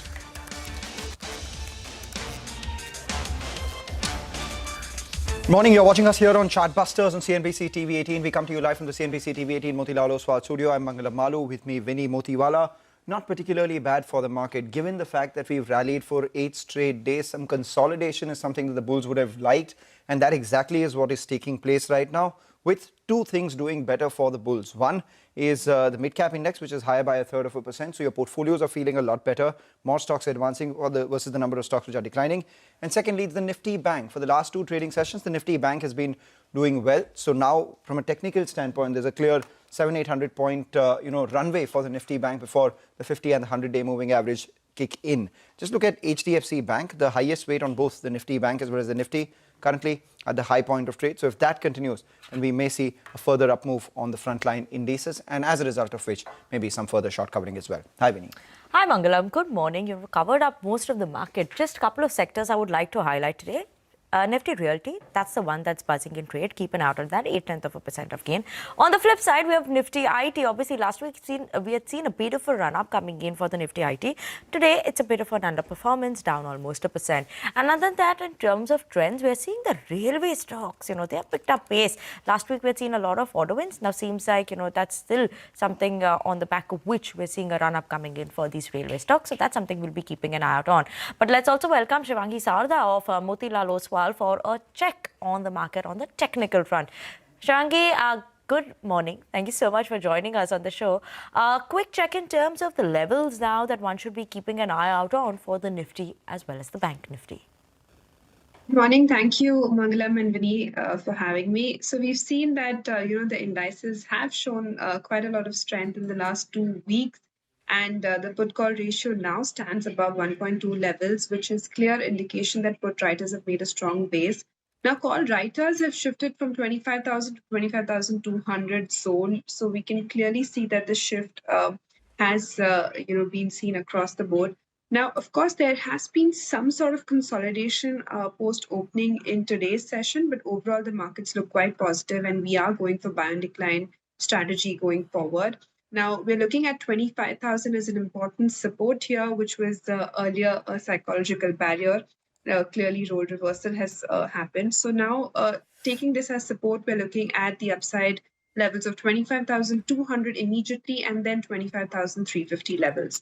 Talking about Bank Nifty, of course, this index had outperformed in the last 2 trading sessions. After a series of underperformance in the last 2 weeks, we've seen that smaller banking names have contributed to this index, and we're comfortably holding, near about 55,000. So once it, manages to cross and hold above 55,000, we could see strength towards 55,500 levels on an immediate basis, with a support of 54,800 marks. So this would be the take on Bank Nifty. All right, that's the take on Nifty Bank. Lately we've been seeing some traction on the Nifty IT index as well. It's been outperforming for a while after underperforming. Shivangi, do you have a view on the Nifty IT? In fact, it crossed past the 50-day moving average on Friday, and now we're looking at the next important level, which is about 600-700 points away for the Nifty IT. You're looking at that index, and what are the individual stocks that you have on your radar? So Mangalam, IT index had gained attraction in the previous week, but we've seen that some of the major mid-cap names giving up strength today. In fact, the heavyweights like Infosys have also given up strength. So IT index would be a wait and watch at these levels. But apart from this, some of the defense name stocks are looking quite positive, and they have gained quite a lot of attention in the last couple of sessions. We've seen, on my radar is HAL, which has seen a good amount of short covering move and then followed by long build up from the last 4 trading sessions. Excellent volumes have also surged along with the price, and it is now, comfortably trading above its crucial levels. Now, it has recouped most of its losses of the last 2 months, and we are looking at a more potential upside here. So, recommending a buy here with a further target of around about 5,100 levels for HAL with a support of 4,700 levels. And the second pick on my radar would be Bajaj Finserv. We've seen this stock has rallied from the last 2 weeks, and we've seen consistently holding above key levels. There has been a pole and flag pattern formation breakout on the daily frame as well, and excellent follow-up can also be seen. It is now comfortably holding above its previous hurdle levels as well. Now, there has been an OI spurt in the last 2 trading session, which is quite positive. So recommending a buy here with a target of 2150 and a support of 2050 level. Okay, Shivangi, thank you so much for joining us as well as giving us your thoughts in terms of markets, what we should watch out for, as well as your individual picks. But on that note, let's shift focus now to a special segment where we will get you a few ideas for profit from Money Control Pro. We have Lekha Badlani, who's joining us from moneycontrol.com to talk to us about the stock that she's been tracking closely. Lekha? Yes, thanks. So we think Krishna Diagnostics presents a compelling investment opportunity backed by strong financial performance and a robust growth pipeline. In Q1 FY26, the company delivered 13% YOY revenue growth and a 19% increase in EBITDA, with margins expanding to 27%, reflecting improved pricing and operational efficiency. Now, the execution of the long-awaited Rajasthan contract marks a significant milestone, which is expected to generate a 300 to 350 crore in annualized revenue. Now, this rollout, along with upcoming pathology and radiology centers in Jharkhand and Maharashtra, provides clear visibility on near-term growth. Now, Krishna's strategic investment in Apulki Healthcare, a PPP hospital operator, further strengthens its long-term prospects. As the exclusive diagnostic partner for Apulki's hospital for over 30-plus year tenure, Krishna secures a captive customer base and premium pricing potential. Moreover, Krishna, which was once a PPP, that is public-private partnership only diagnostic chain, is now finding its footing in the B2C segment. Its retail arm now contributes 6% to the group revenues, up from 1% last year. Now, while the segment is currently EBITDA negative due to upfront investments, management expects break-even by the end of FY26, leveraging shared infrastructure to drive cost efficiencies. Now, despite offering diagnostic services at over 70% below market rates, Krishna maintains industry-level margins, underscoring its cost leadership through scale and operational excellence. For FY26, the management is guiding for over 15% revenue growth and 25 to 27% EBITDA margins. Now, currently trading at around 9 times FY27 estimated EV/EBITDA, the risk-reward remains attractive for long-term investors. All right, take that point. Thank you, Lekha, for that. Take a short break, come back, focus on a lot of stocks that are buzzing around, focus on the markets as well, which are consolidating right now. Midcap index up nearly 180 points. Stay with us.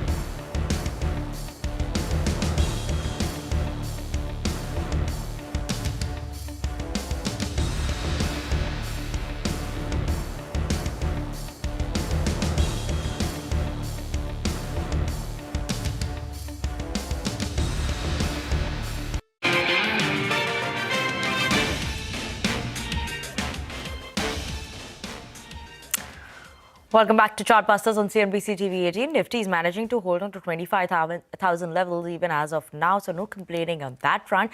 Very muted day, not much of a downtick. We've recovered from the day's lowest point as of now, so keep an eye out on that. Godavari Power, that's the stock that I want to keep an eye out on because that's also seen a bit of a spike up in today's trading session. It's trading with gains of almost 8%, and just look at it in the last half an hour. We've seen it further go up, right, and pick up that momentum. So that's the one we should keep an eye out on as well. But let's move on and talk about a stock that's falling in trade today. That is KRBL. Why are the cuts coming in? There are some concerns over governance practice that has come in. Vamakshi is joining in with us now to give us details on this one. Vamakshi, what are the details in terms of these concerns that are coming in? What are you picking up here? Well, absolutely. I mean, Independent Director Anil Kumar Chaudhary has tendered his resignation. Now, in his resignation, he's written that the present dynamics of the board are inconsistent with the principles of effective governance. Now, some of the key issues that have been highlighted in his letter include, number one, inconsistencies in recording of minutes of the board and committee meetings.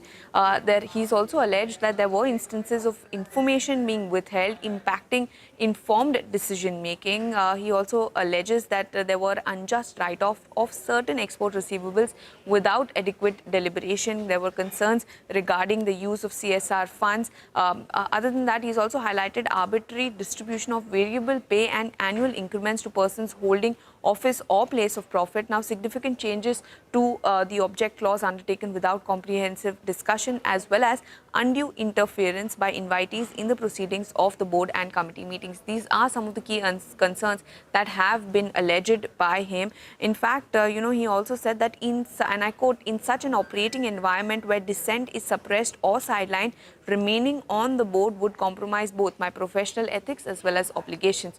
So, that is something, to take a note of. Apart from that, it is important to know that KRBL informed that he had resigned on September 9th, but the details of the letter that were written by him were only, disclosed to the exchanges on Sunday. So, given this sort of development, citing concerns on the governance of the company, the stock is down in trade today. Take that point entirely. Thanks a lot for that, Vamakshi. Just watch out for KRBL. Those allegations definitely look, more serious in nature when it comes to corporate governance, questioning the corporate governance of the company. Not the first time this has happened, but usually the company has a response to that. We'll obviously assure our viewers that our teams are constantly in touch with the management of KRBL to try and join us to answer some of the questions. So we'll watch out for that. Meanwhile, GMR Power is the other one we should look at because nearly 50 lakh shares, 60 lakh shares have been traded on that counter. So perking up on big volume. So that's GMR Airports. I'm talking about GMR Power. If that one comes up for you on the screen right now, you'd see that it's one of those big volume buzzers in today's trading session, up around 7% with a fair amount of shares which have been traded. On an average basis, we have about 21 lakh shares which trade on that counter. But today, in the first hour of trade itself so far, we've seen that number cross 50 lakh. But railway stocks, Vinny, they've been on track for a lot of gains. On track and hope this wins. continues, right? Because those execution in the terms of their orders was a concern that came in even in Q1 and the full of last year. But let's talk about what's the good, right? From last, when you look at it in terms of last week, we've seen a lot of order wins that came in from these railway companies, right? So first, let's talk about RailTel.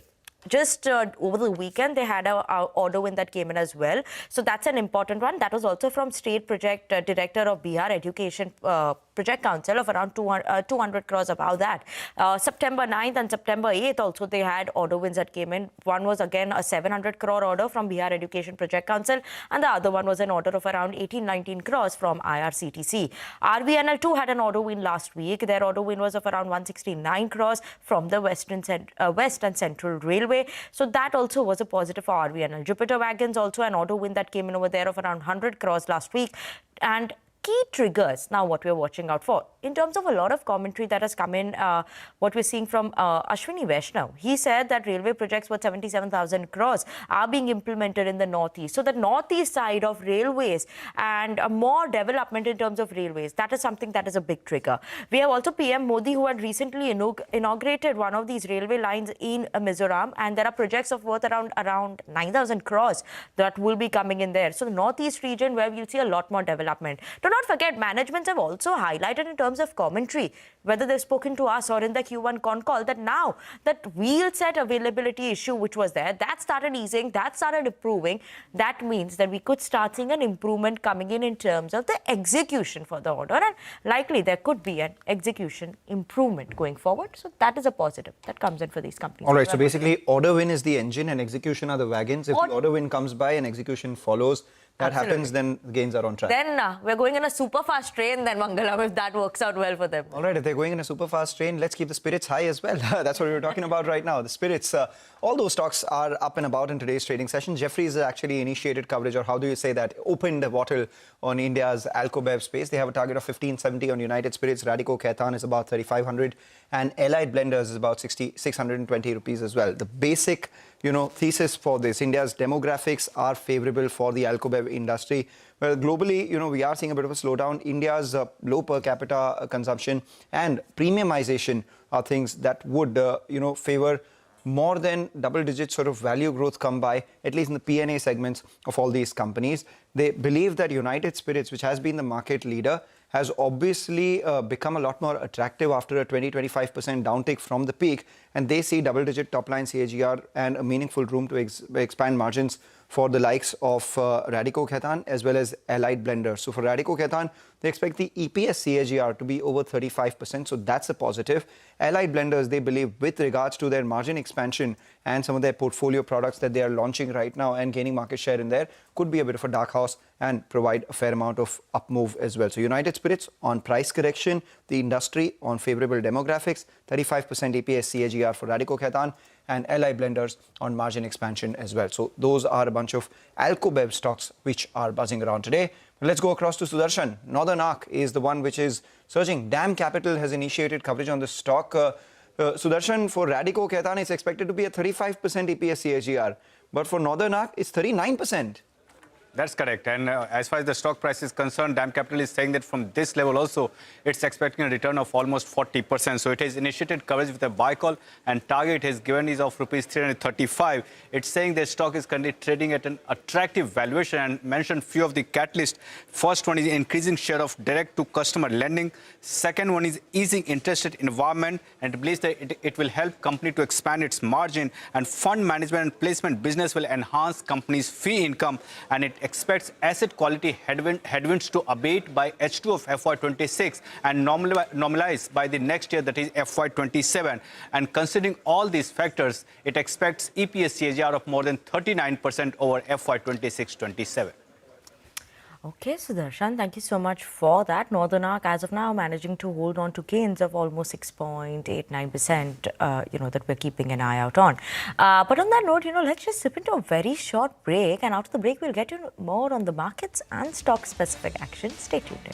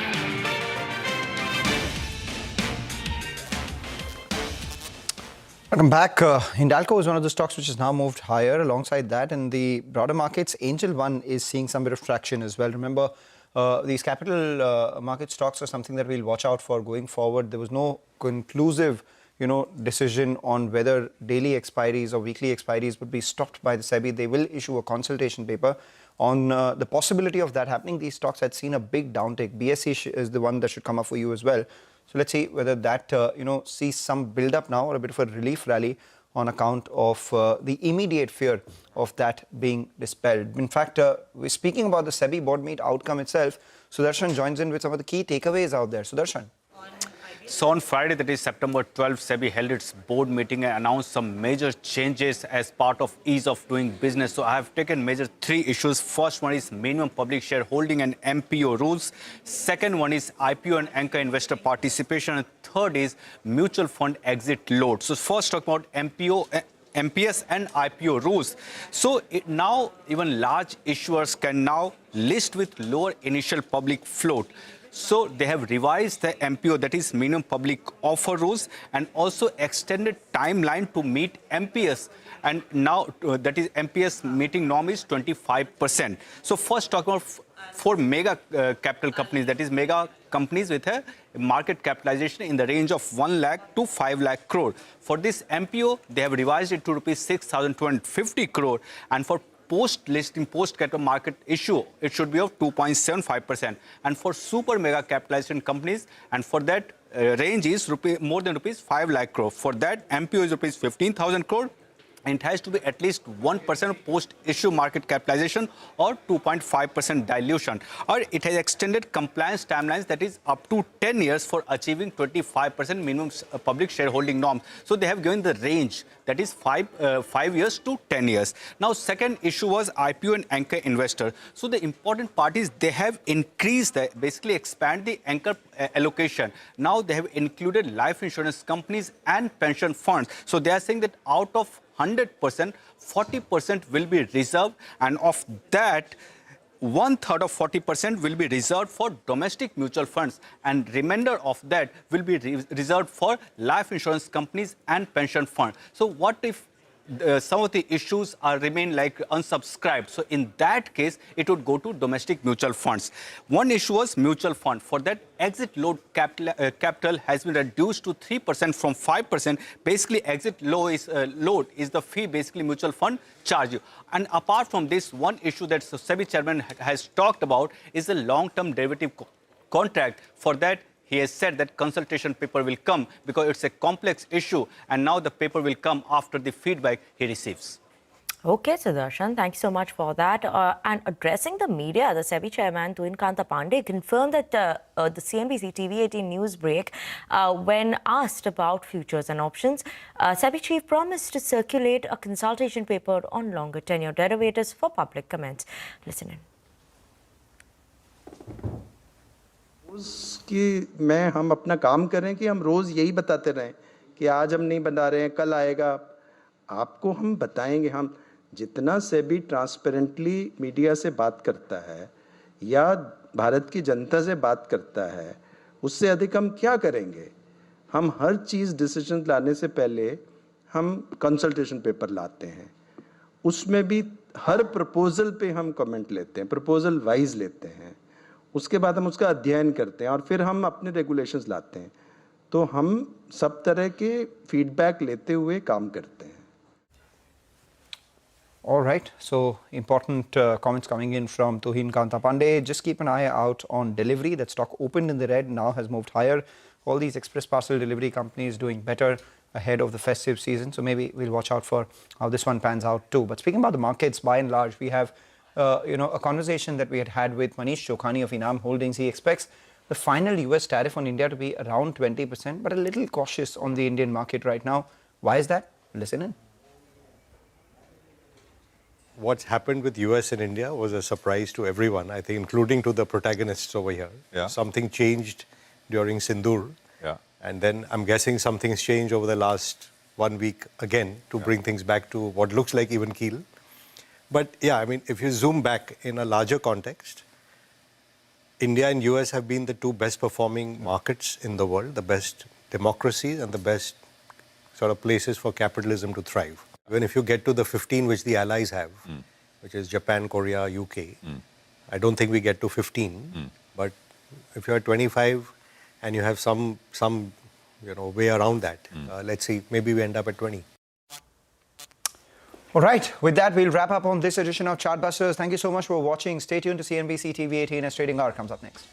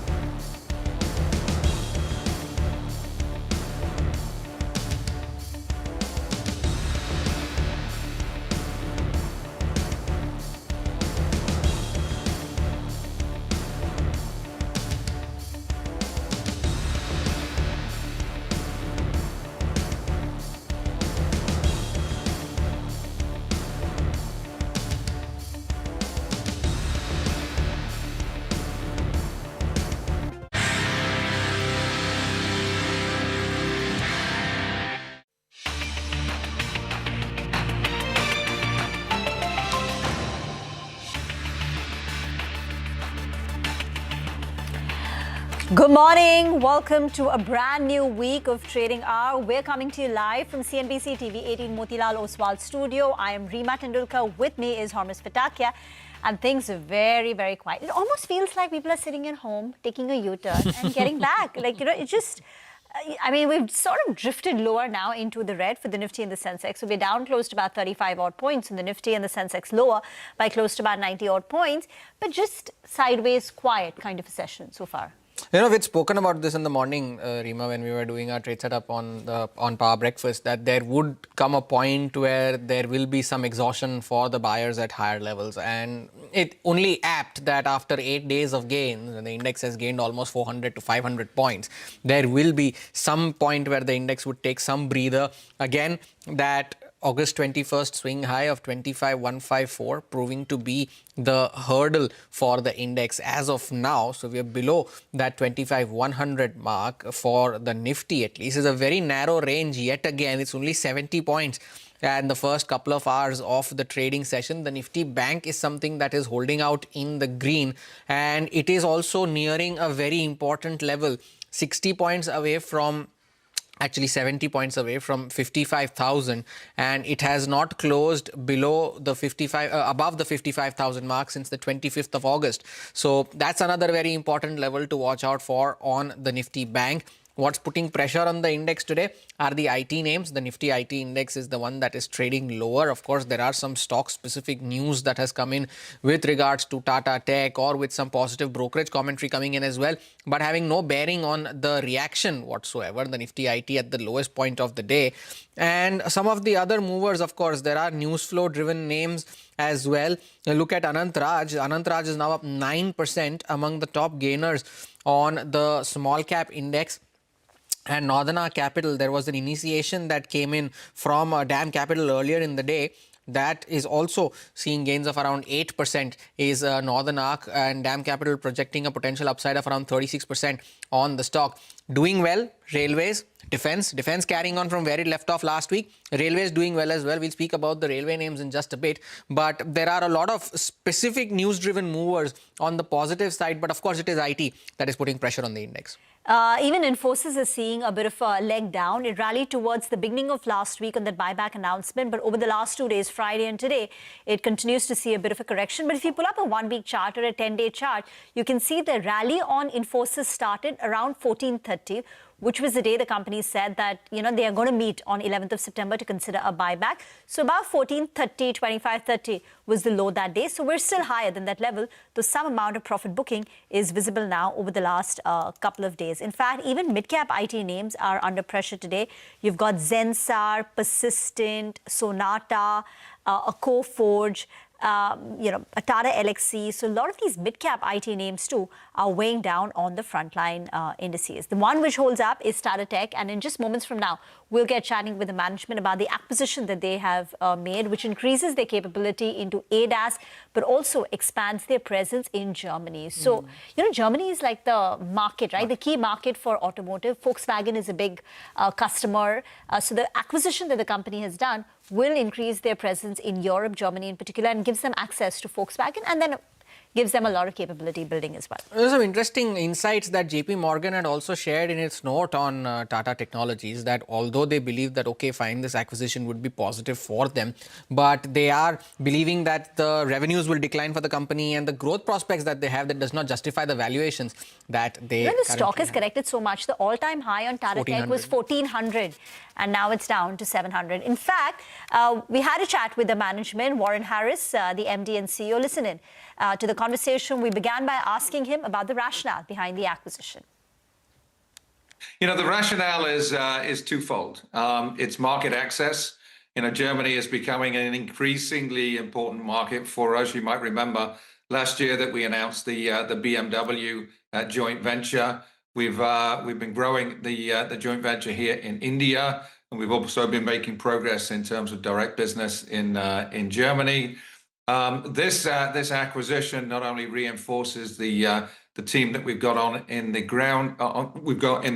ground in Germany, but also extends our coverage into northern Germany, which is where Volkswagen are located. So it's a market access play, but it's also a capability play. STEC have tremendous depth in ADAS and comfort electronics. And they do a lot of work at the top end of the V development curve for embedded electronics and software. So they do a lot of architecture work. They do a lot of requirements definition and a lot of test and validation work, which is a great complement to the software capabilities that we've been building here in India. What are the margins of STEC? Is it lower than that of Tata Tech? And how would what would the combined margins look like?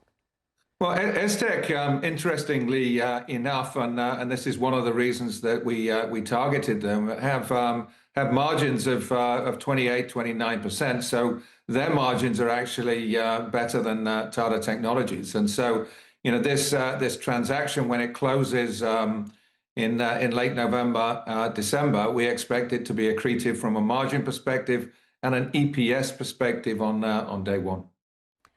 Wow. So this is 28, 29% at the EBITDA level or EBIT? At the EBITDA level. EBITDA level. And you would be at about 18%. And margins. we're about 18.5%. Got that. What would the combined entities' financials look like? There's one estimate which says that Estech can add 2% to your revenues in FY26 and 5% in FY27. Is that a reasonable assumption? Yeah, there's a contribution that Estech will make to Tata Technologies from about the December timeframe. So we'll have about 4 months of contribution this year, and then a full year of contribution next year. We think it'll represent about next year about a 7-8% addition to the Tata Technologies top line. And again, we expect it also to make a contribution in terms of improvement of margins. So this is a great deal strategically. It's also a great deal financially. Got that. You spoke about market access, particularly to Germany. What is the contribution from Europe, Germany in particular, and what would the number go up to post this acquisition? Germany directly in the region is relatively low for us. We do about $15-20 million in Germany today. Estech is about $40 million. So we'll start to see about 10% of our services revenue driven from that region. But one of the reasons that we're so focused upon Germany is that we see accelerated growth going forward. The Germans are having to react to the competition from China. They're tapping into the global delivery capabilities of organizations like ourselves. And we see opportunity really accelerating in the next couple of years. As I've commented many times before, the automotive industry is at an inflection point. There's a shift towards investment in electronics and software. And we think we are incredibly well positioned to deliver against that. This acquisition, Warren, will also help you diversify outside the Tata Group. What is the revenue contribution and what would it drop to? Well, our contribution from our anchor accounts, specifically Tata Motors and JLR, represents about 50% of our services business. We see this coming down in the next 12 months, through this particular acquisition and also through growth outside of the group. So this time next year, we expect to be closer to 40%.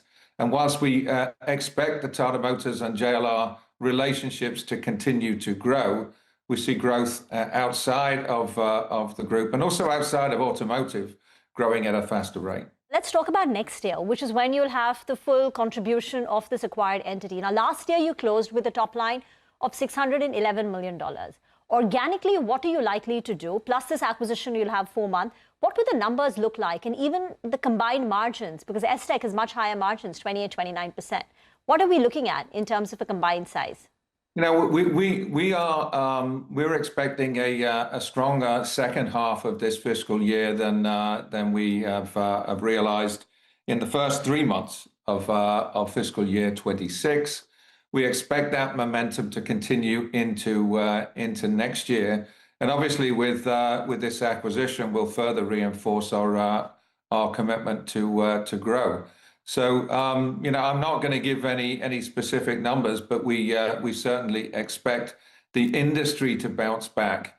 Automotive specifically is a product-led industry. Our customers, given the uncertainty geopolitically and also in terms of things like tariffs, have largely been sitting on their hands for the last 12 to 14 months.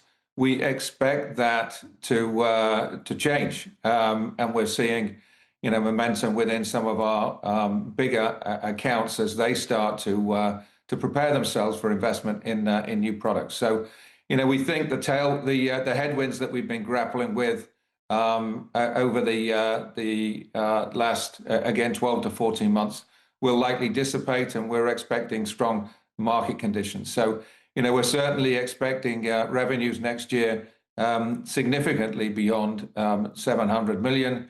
But in terms of where specifically we will land, we'll obviously calibrate that as we prepare for the new fiscal year. Has the uncertainty already ebbed, or are you hopeful this will play out in H2? How is Q2 vis-a-vis Q1? Is it better? Well, Q2 will certainly be better. I signaled that at the end of Q1. But the headwinds are still very much a part of the environment that we are grappling with. I think pipeline is much improved. I think the confidence of our customers. I was in Munich last week at the auto show there, and I think sentiment was much improved from where it was 3-4 months ago. And the chief execs of BMW and VW, set a relatively upbeat tone in terms of their view of the industry and the demand environment that they're looking to intersect with. So certainly that will have a trickle-down effect as far as organizations like ourselves are concerned. Okay, one final question. Last interview, you said your North Star margins are 20%. With this acquisition, do you get there next year? I think we are certainly continuing to position that as our target. I think much will depend upon how we progress in the next 2 quarters, but that's still very much the target that we are driving the operations towards.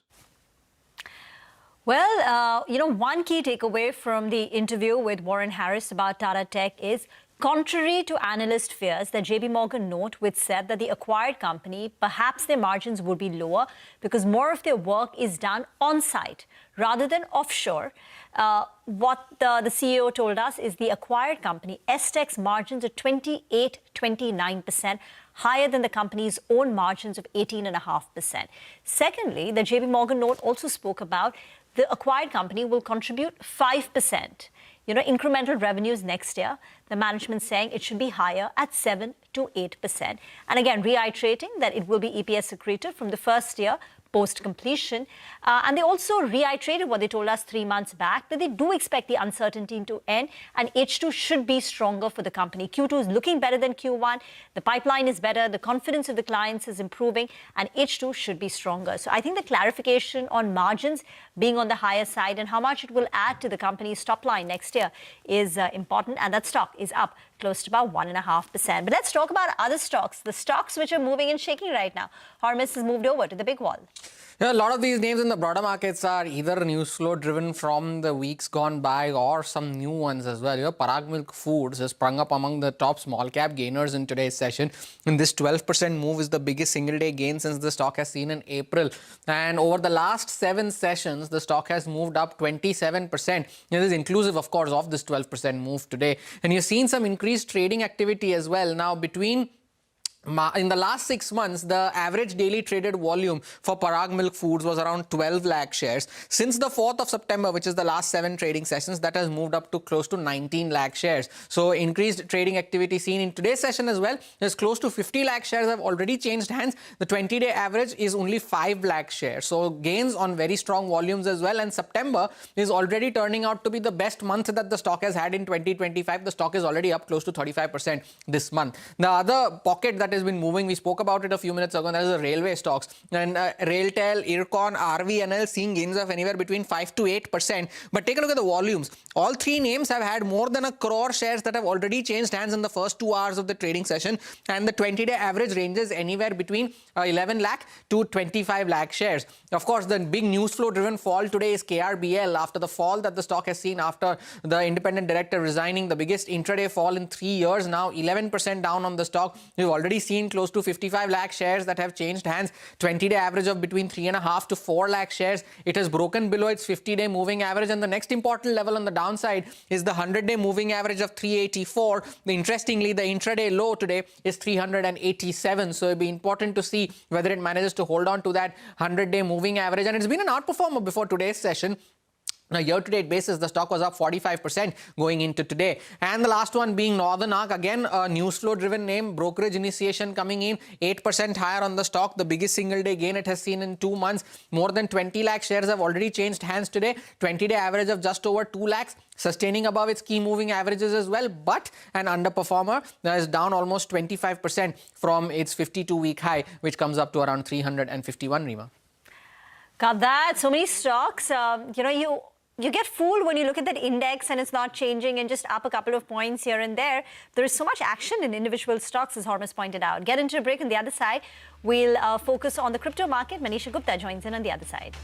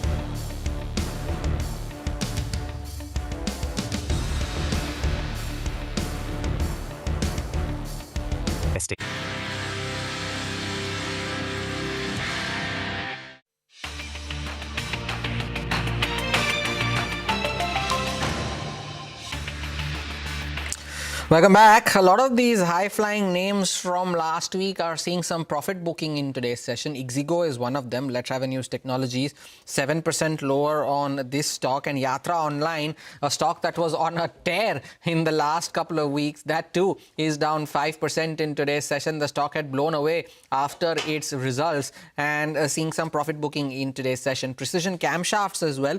Another high flyer of last week is down 4%. Garden Reach was up 10% on Friday and is coming off from those elevated levels today, 3% lower on that stock as well.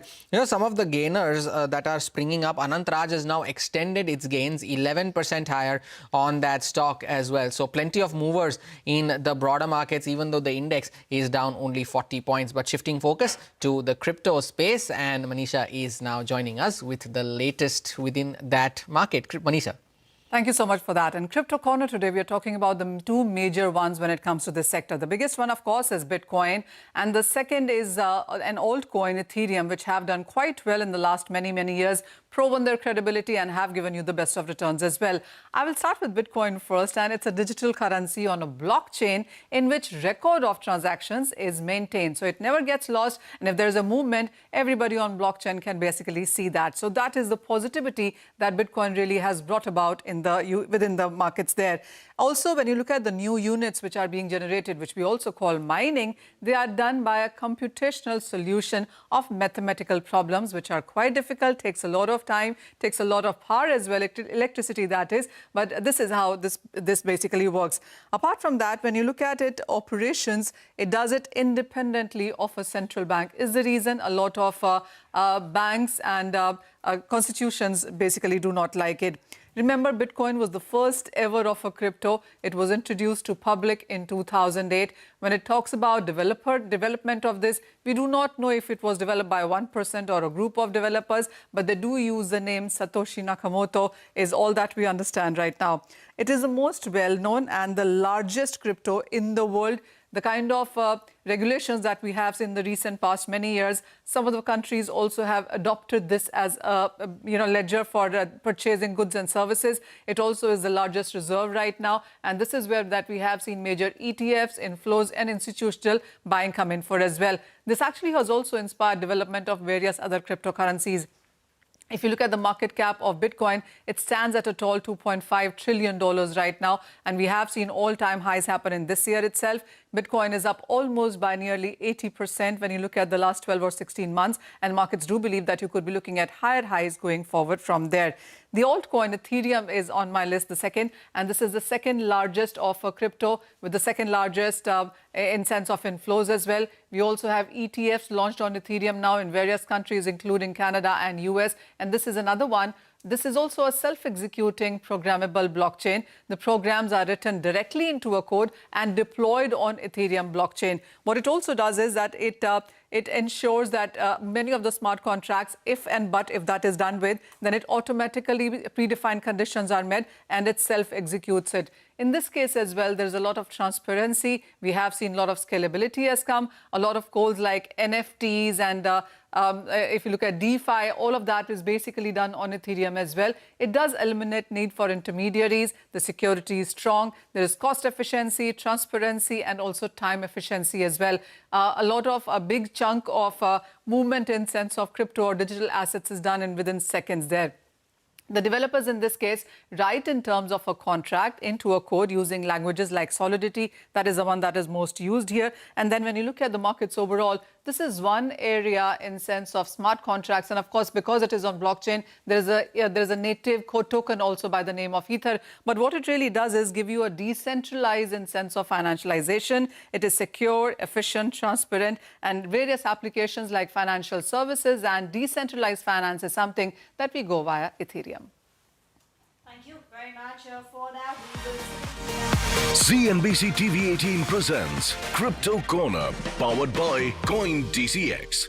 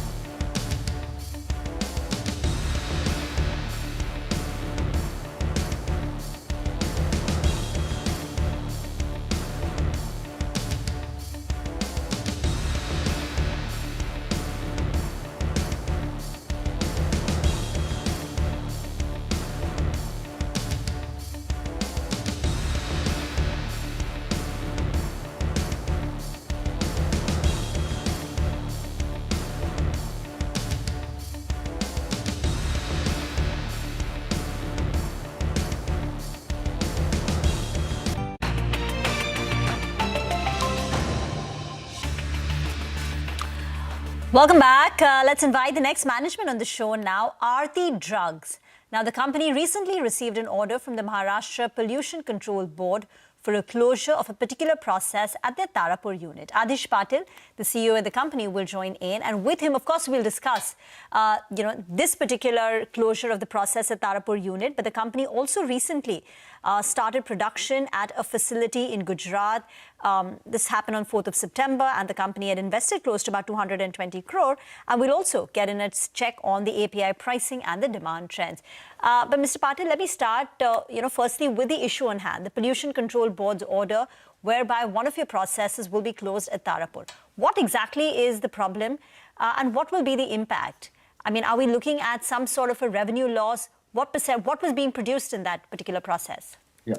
The process involved the manufacturing of one specialty chemical, chlorosulfonation process. So there was a leak of HCl gas. The leak was not that major, it was quite minor, but nevertheless, it should not have happened. So we have received a voluntary closure order from the MPCB. So they have asked us to get a report from a dish, and then based on that report, once that recommendation CAPA has been completed, they will give the restart order. We are thinking that probably there will be like 10 more days of shutdown in that particular process. Rest of the plant is functional, so that is not a problem. And we were manufacturing PTSCL, which is being captively consumed by us. So as of today, we do have around 1 month stock in hand with us. So we don't foresee any financial losses because of this stoppage. But nevertheless, it creates a bad name, and we should take care of it in future. Atish, good morning. Thank you for joining in. Since you mentioned you expect a loss of around 10 more days of production, if I heard that correctly, do you expect within these 10 days, have you made any temporary measures as of now by shifting it to another facility, or the stoppage remains as is, and once you get the resumption order, you would resume production from the same facility itself? Yeah. So in fact, we also do have one more facility where we can manufacture this particular product. And plus, there are a couple of other manufacturers in India from where we can buy this product as well. So we don't foresee any shortages in the production after 30 days. Probably as a safety measure, we might procure some of the material. Means we don't know how much delay the government process can take. So as a safety measure, we can procure, 5-10 days of consumption from outside. To remedy the process, will there be any sort of investment that you will require? Can you quantify that? No, it will be very, very minor. I mean, very minor. I mean, it was a very small leakage through a manhole. Okay. So we will be doing periodic hydraulic testing. So it won't even cost more than 1 lakh on a yearly basis. And this purchase, if you have to do from an alternate source, a third party for PTCS, sorry, I'm getting the... PTSCL, yeah. Yeah, PTSCL. How much will that cost? No, so it's quite competitive. It won't be much. We consume roughly around 60-70 tons per month. So we do have a stock of around 90 tons as of today with us. So frankly speaking, we don't foresee any losses because of that.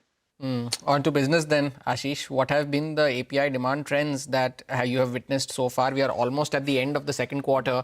How have trends been? Have they been better than the first quarter, both volume and pricing trends? Yeah, so the pricing remains stable. It has been stable since quite few months now. And that is good for us because the true gross margins will come out in the stable scenario. And they have been improving quarter on quarter. Whereas the demand is concerned, antibiotic demand still remains little subdued, especially in fluoroquinolones. Though it is stable, but it is not increasing as per our expectations. Apart from that, most of the other APIs are doing okay. So we haven't seen any, blockbuster demand as of now. But whatever our forecasts were for this particular year, they remain as it is. Can you give us an update? You have commenced manufacturing at a new plant in Gujarat, wherein you had invested 220 crore. I think manufacturing began on 4th of September. What is the expected revenue from this particular plant? How much will it contribute in FY26 and even FY27 once you have a full year? And the utilization?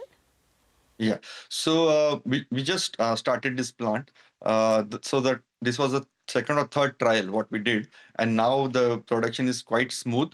Though we will be scaling up the process, and during scale up we might face some troubleshooting, which might take 1 or 2 months more. As of today, what we foresee is that we will be starting with 50% utilization. The reason being, most of the product will be captively consumed by us for our anti-diabetic product, and the other side chain products will be selling outside.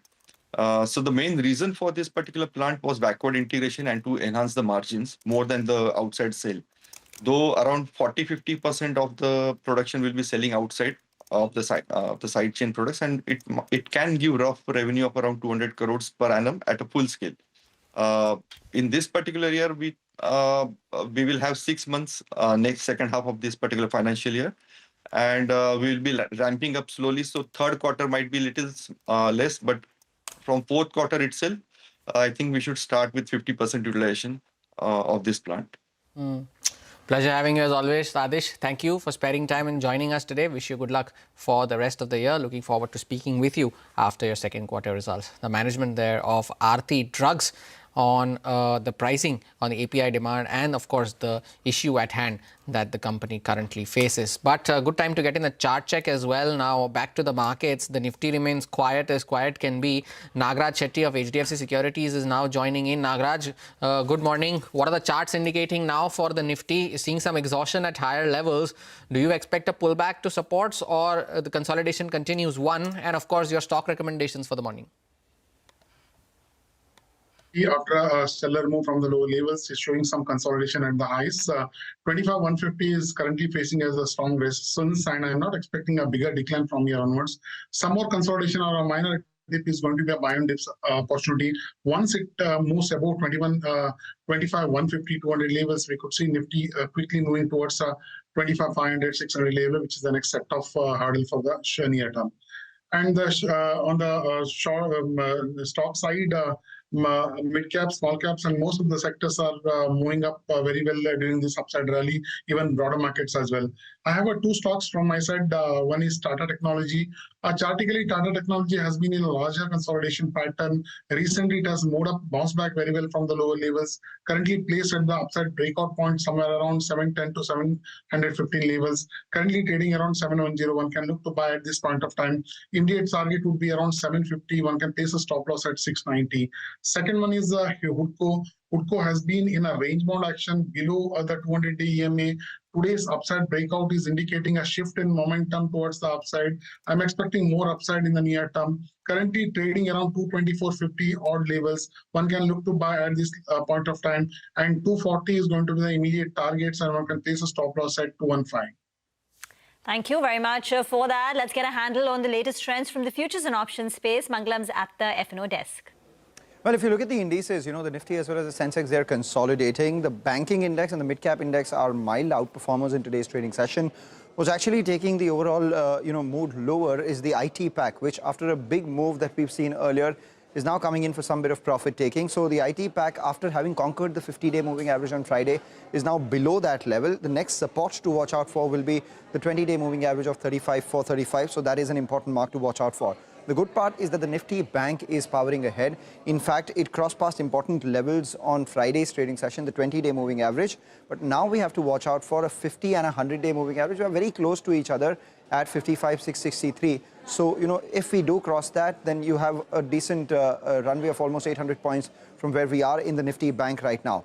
The other good part is that the put-call ratio has moderated. Going into trade after an 8-day rally on the Nifty, the put-call ratio had moved to 1.3, which is the higher end of the range. Now, with consolidation today, it's dropped to 1.05, so which is more moderate and ahead of expiry, gives enough, legroom for an up move on the market, and perhaps that would lead to some further short covering as well. We've seen the 25-100 straddle very active. What is a straddle? A call and a put together. So 25-100 call and the 25-100 put, both of them come up for you on the screen. Seeing a fair amount of writing. The combined premium of that is closer to 100 rupees. So 25-100 call is close to around 54 rupees right now. 25-100 put close to around 55 rupees. So 100-110 rupees on offer in the combined premium. The street is playing for a broader range of 25,000 as a support and 25,200 as a resistance on the Nifty. We still have to cross past the August 21st high on the Nifty of 25,154.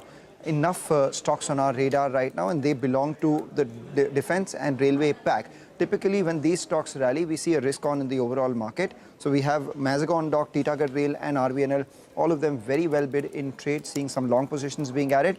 But I'm watching out for Angel One after a big gash earlier on belief that maybe, there could be a decline or curtailment of F&O contracts, and now no immediate news to that effect has that stock higher. But if you look at Angel One, that is the stock that may enter F&O ban. Not RVNL, it's Angel One. That's the stock that could enter F&O ban. Angel One could possibly enter F&O ban among the three names that are already in it. Mangalam, thank you for that update. Take a short break, continue our conversation on the markets. Prabhakar Kudwa from Samviti Capital joins in on the other side. Stay tuned.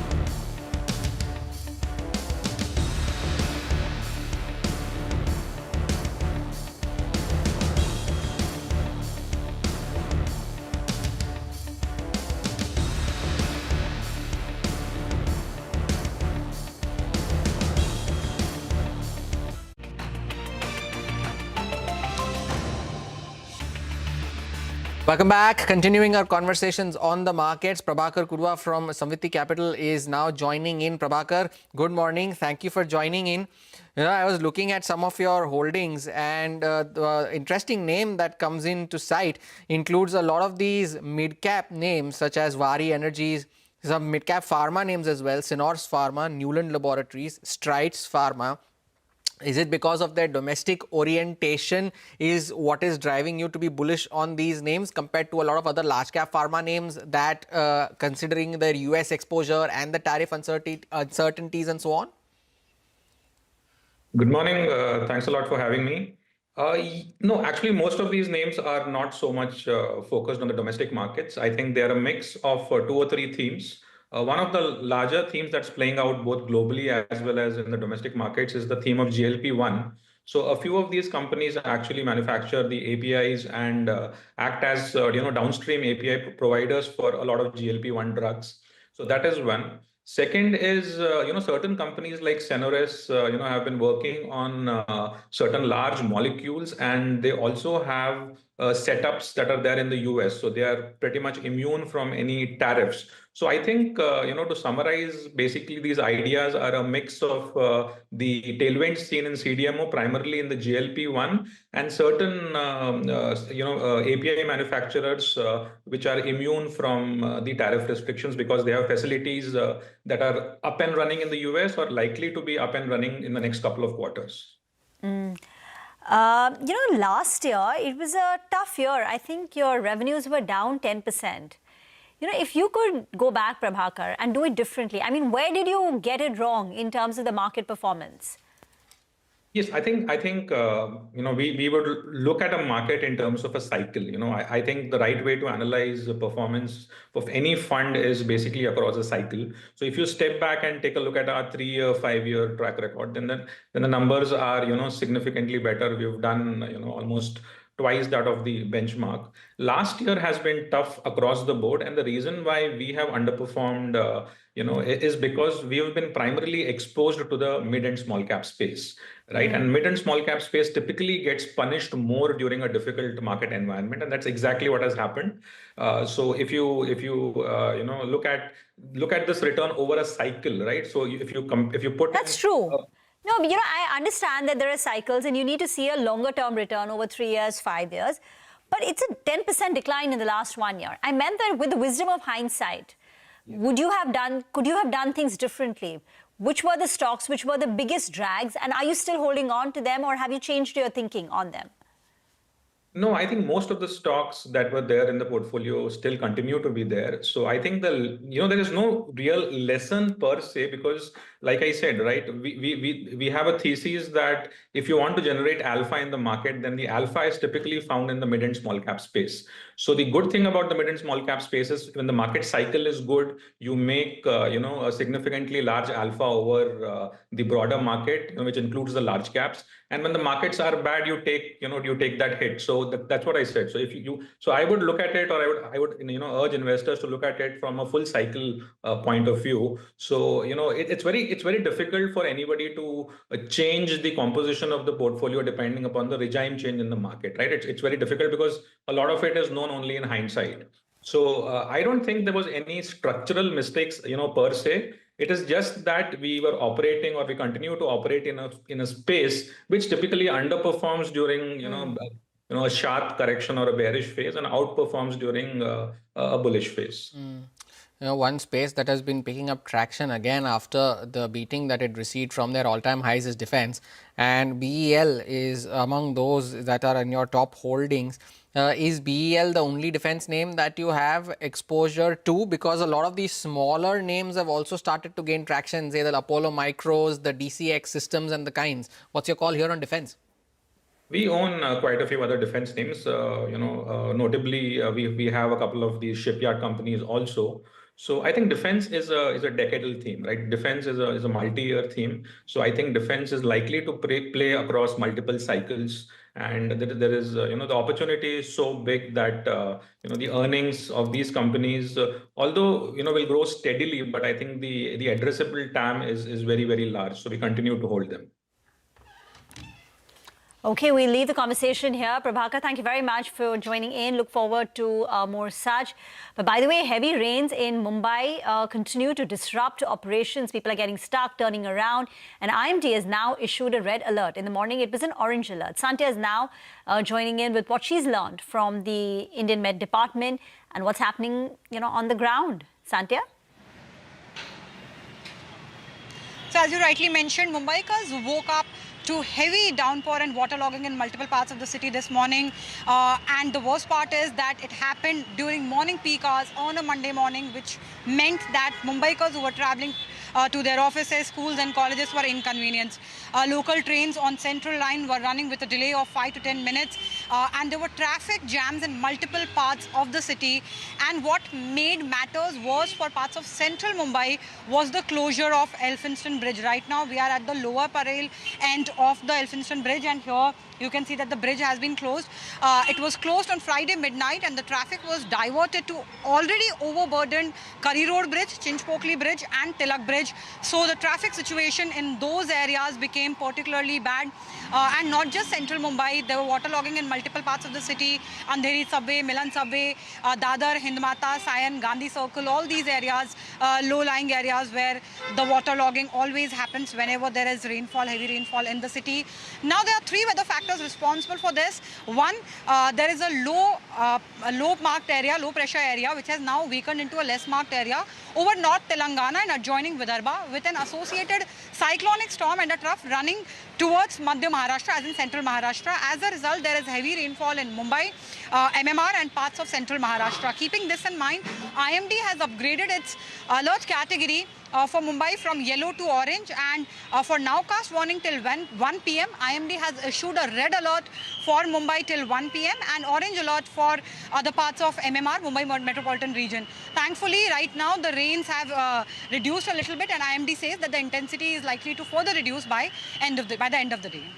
Santya, thank you for that update on the ground. Almost resembled Gotham City when you're traveling earlier in the morning. You could barely see anything right outside. But to take a short break, on the other side, of course, our big story of the day, and that is the big underperformer today, KRBL. Put the spotlight on that stock on the other side.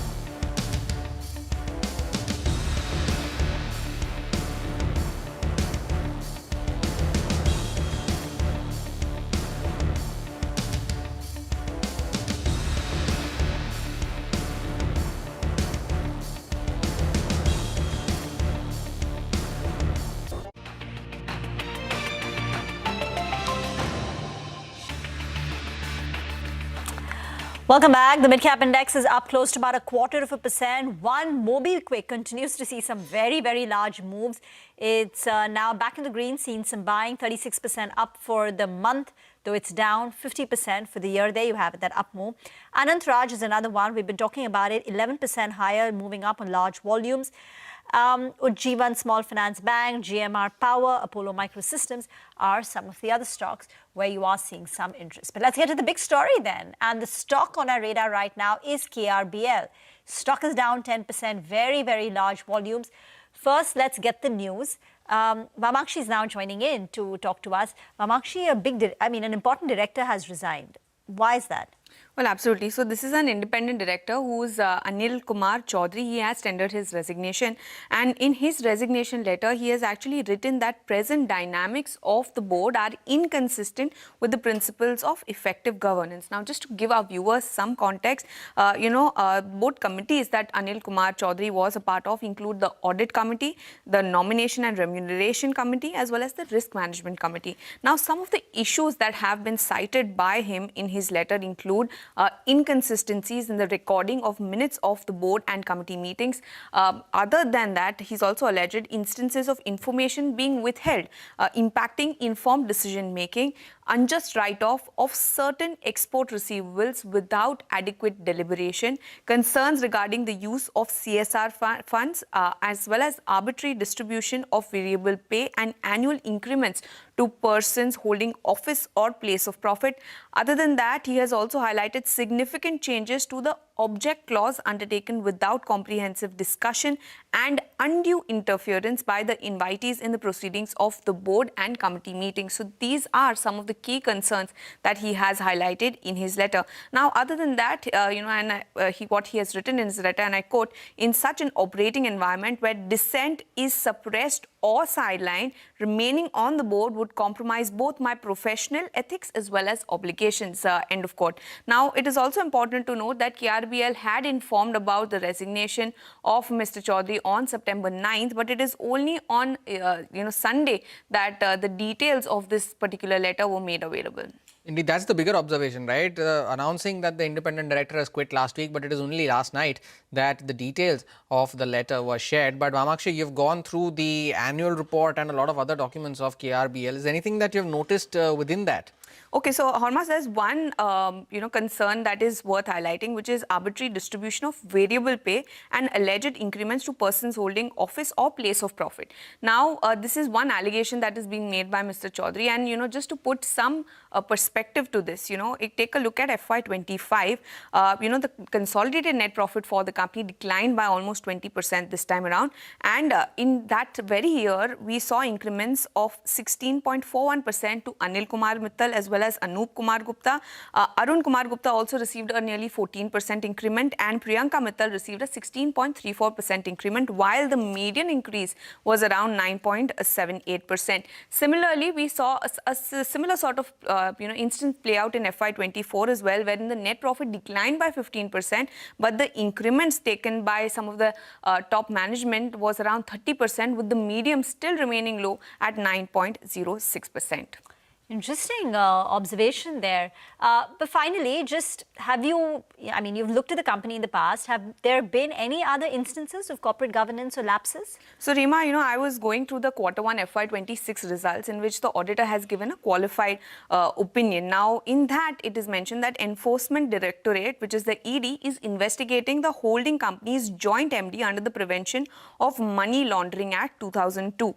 Now, this is for alleged involvement in the Augusta Westland case. ED has filed a criminal complaint and made certain allegations against the company, KRBL, DMCC, who is the subsidiary of the holding company, as well as the joint MD. The investigation for now is still ongoing as far as regulatory authorities are concerned.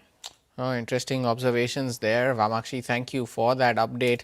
And KRBL, among the top volume-led losers, now 10% lower on that stock. And of course, we spoke to you about how the volumes have been on the higher side as well. Now, as per the current data, almost 70 lakh shares have already changed hands for KRBL on the stock in today's session. Take a short break. More on the markets on the other side. Stay tuned.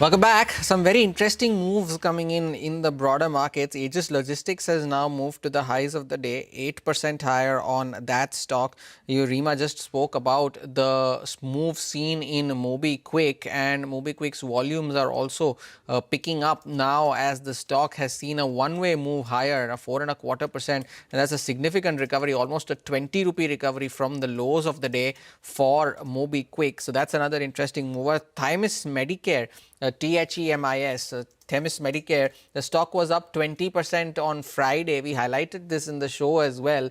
It was in an upper circuit, and that is now building on to those gains, 9% higher in today's session as well. So that's Themis Medicare. Hitachi Industries continues to move higher. That stock was up almost 35 to 40% last week, and it's continuing from where it left off. Another 7% on today's stock. It's moved above its 200-day moving average as well now in today's session, which was close to around 43.5. With that, call time on this edition of Trading Hour from Rima and me. Thank you for watching. Halftime report on the other side.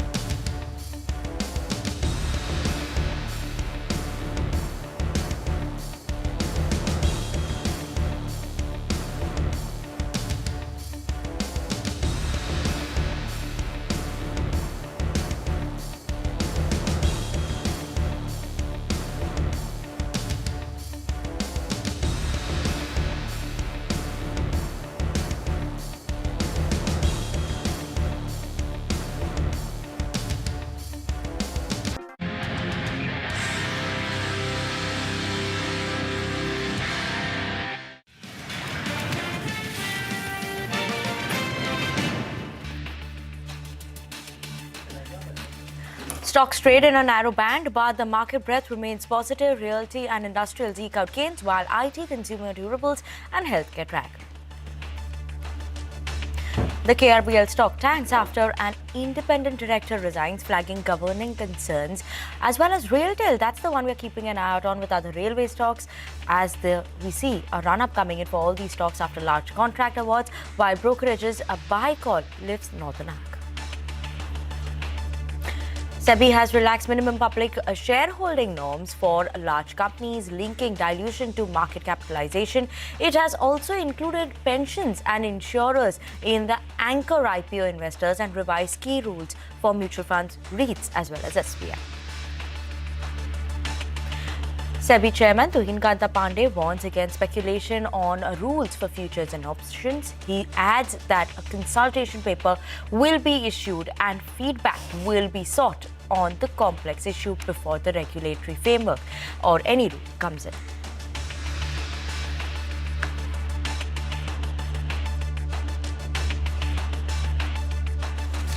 Good afternoon. You're watching us here on Halftime Report. We come to you live from the CNBC TV18 Motilal Oswal studio. I'm Mangalam Malu, with me Vinny Motiwala.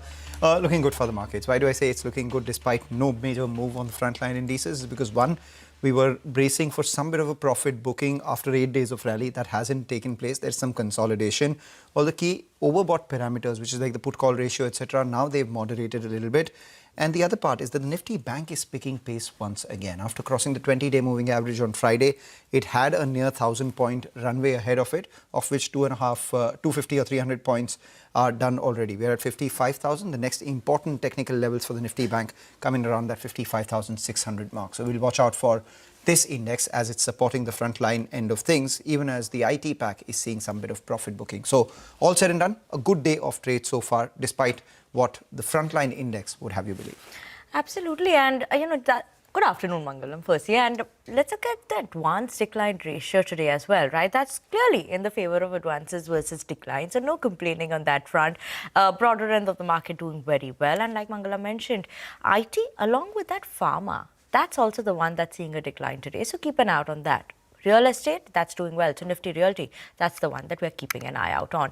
But let's talk about railway stocks, right, Mangalam? Those are the ones that are leading the charts today in terms of the Nifty 500 when you look at it as well. Gaining traction. Gaining speed. So that's all what was needed for railway stocks, given that execution wasn't there. Now, what is the reason for these railway stocks buzzing? Last week, we had seen a lot of order wins that came in for the companies, right? So let's start with Railtel. The recent order win was over the weekend, we had seen, and they'd received a letter of acceptance right now, as of 13th of September, from the State Project Director of Bihar Education, and this was for around 200 crores. Before that, also last week, around a 700 crore order winner that had come in from Bihar Education Project Council as well, and an IRCTC order of around 14 crores. RVNL also had received an order of 169 crores that was from the West Central Railway. We had Jupiter Wagons that had also received an order that came in from the Ministry of Railways and Railway Board. So that was an order of around 113 crores. So order pace that is continuing for the companies. Now, what are the triggers going forward? One, we had comments that came in from Ashwini Vaishnav, who said that railway projects worth around 77,000 crores were being implemented in the northeast region. Even Prime Minister Modi had inaugurated one of the railway lines in Mizoram, and he overall spoke about how projects worth around 8,500 to 9,000 crores are also started in Manipur. So the northeast region, where we will see a pickup in terms of traction coming in for orders as well. And managements have also highlighted the issue of wheel sets, which were coming in majorly in the last year as well as Q1 FY26. That started easing of Mangalam. And, that means we'll see a pickup in pace of execution. Orders were already there. They already had those order books.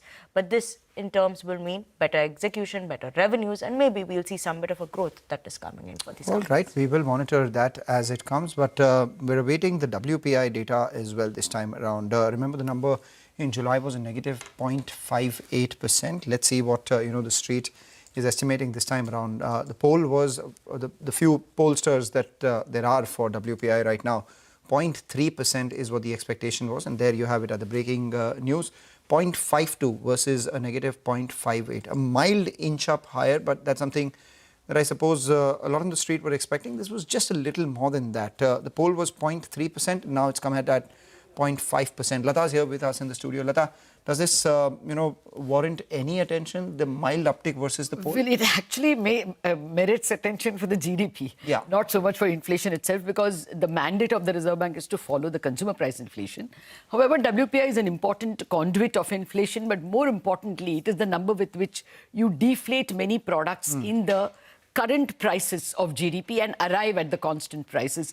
That has worked to the advantage of the real GDP in the previous round in first quarter. Okay, to come to the number, this 0.3 is the Cogensis poll.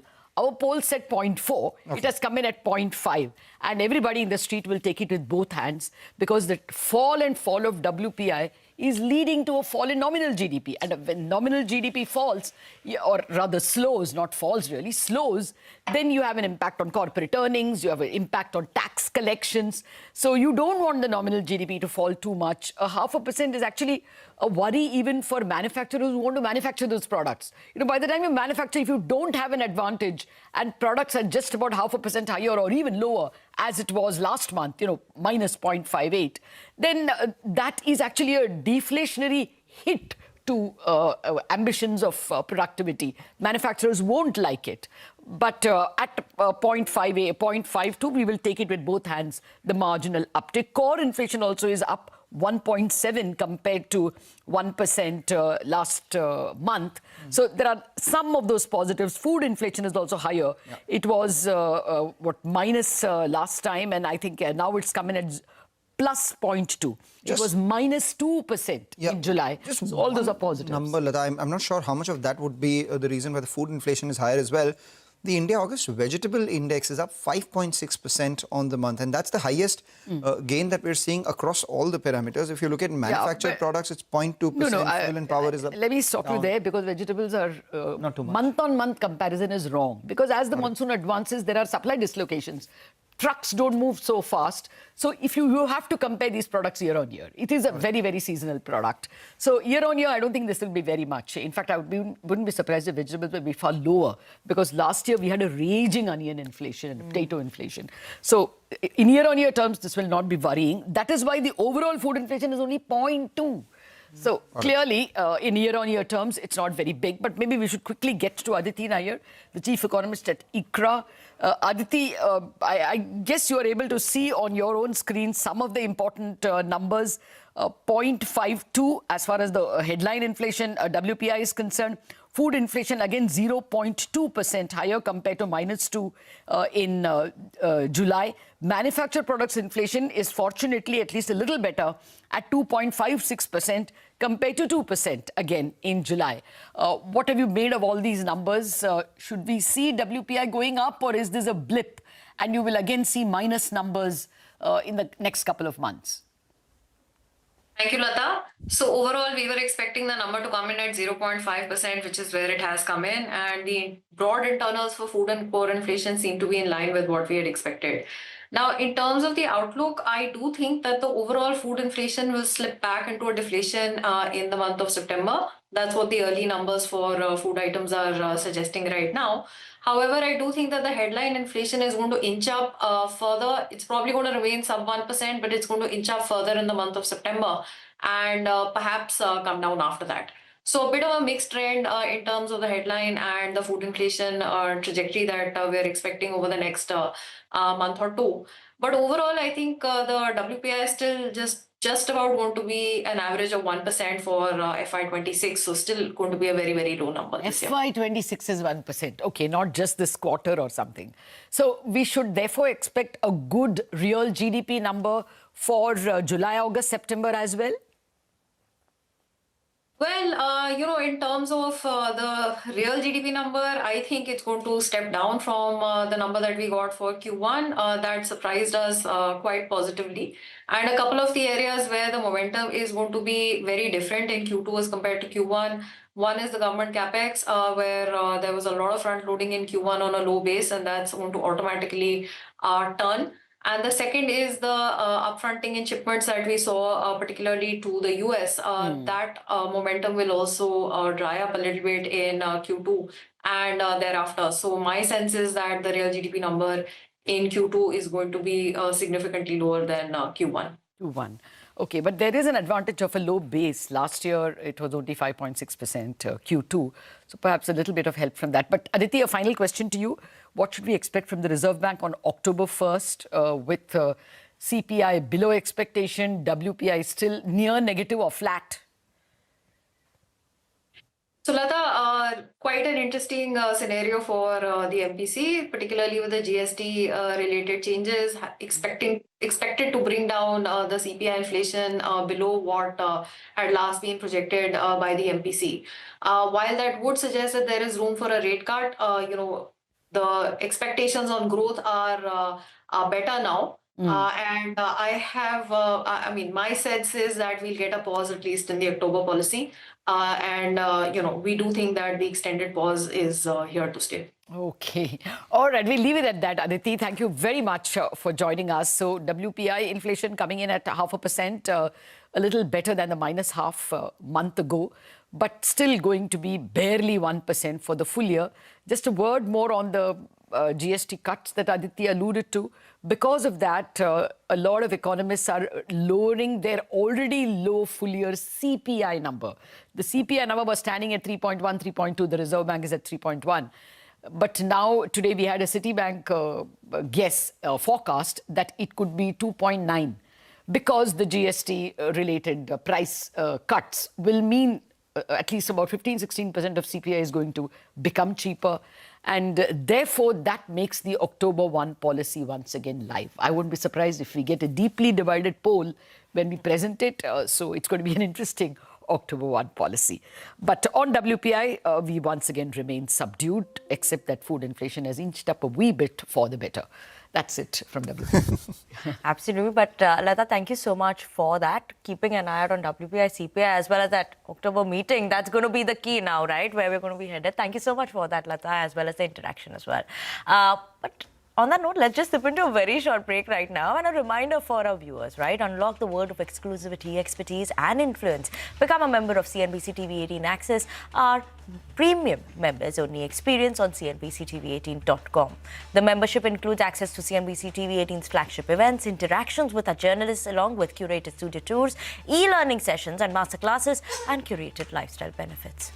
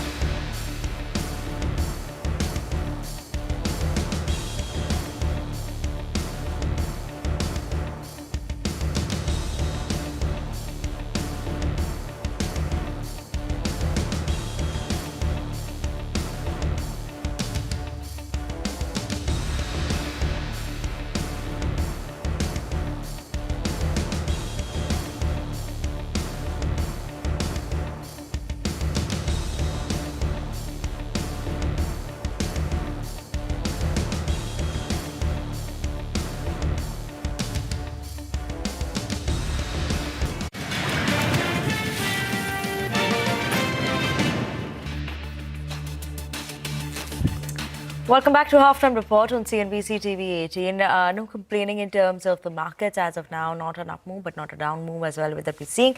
And it's a bit of a recovery, right, from the day's lowest point. So let's keep an eye on that. 25,100, what the Nifty is managing to hold on to. But let's keep it going then. And Mangalam, we are keeping an eye out on Jefferies has come out with a note, right, on the spirit companies. So what is the highlight coming in here?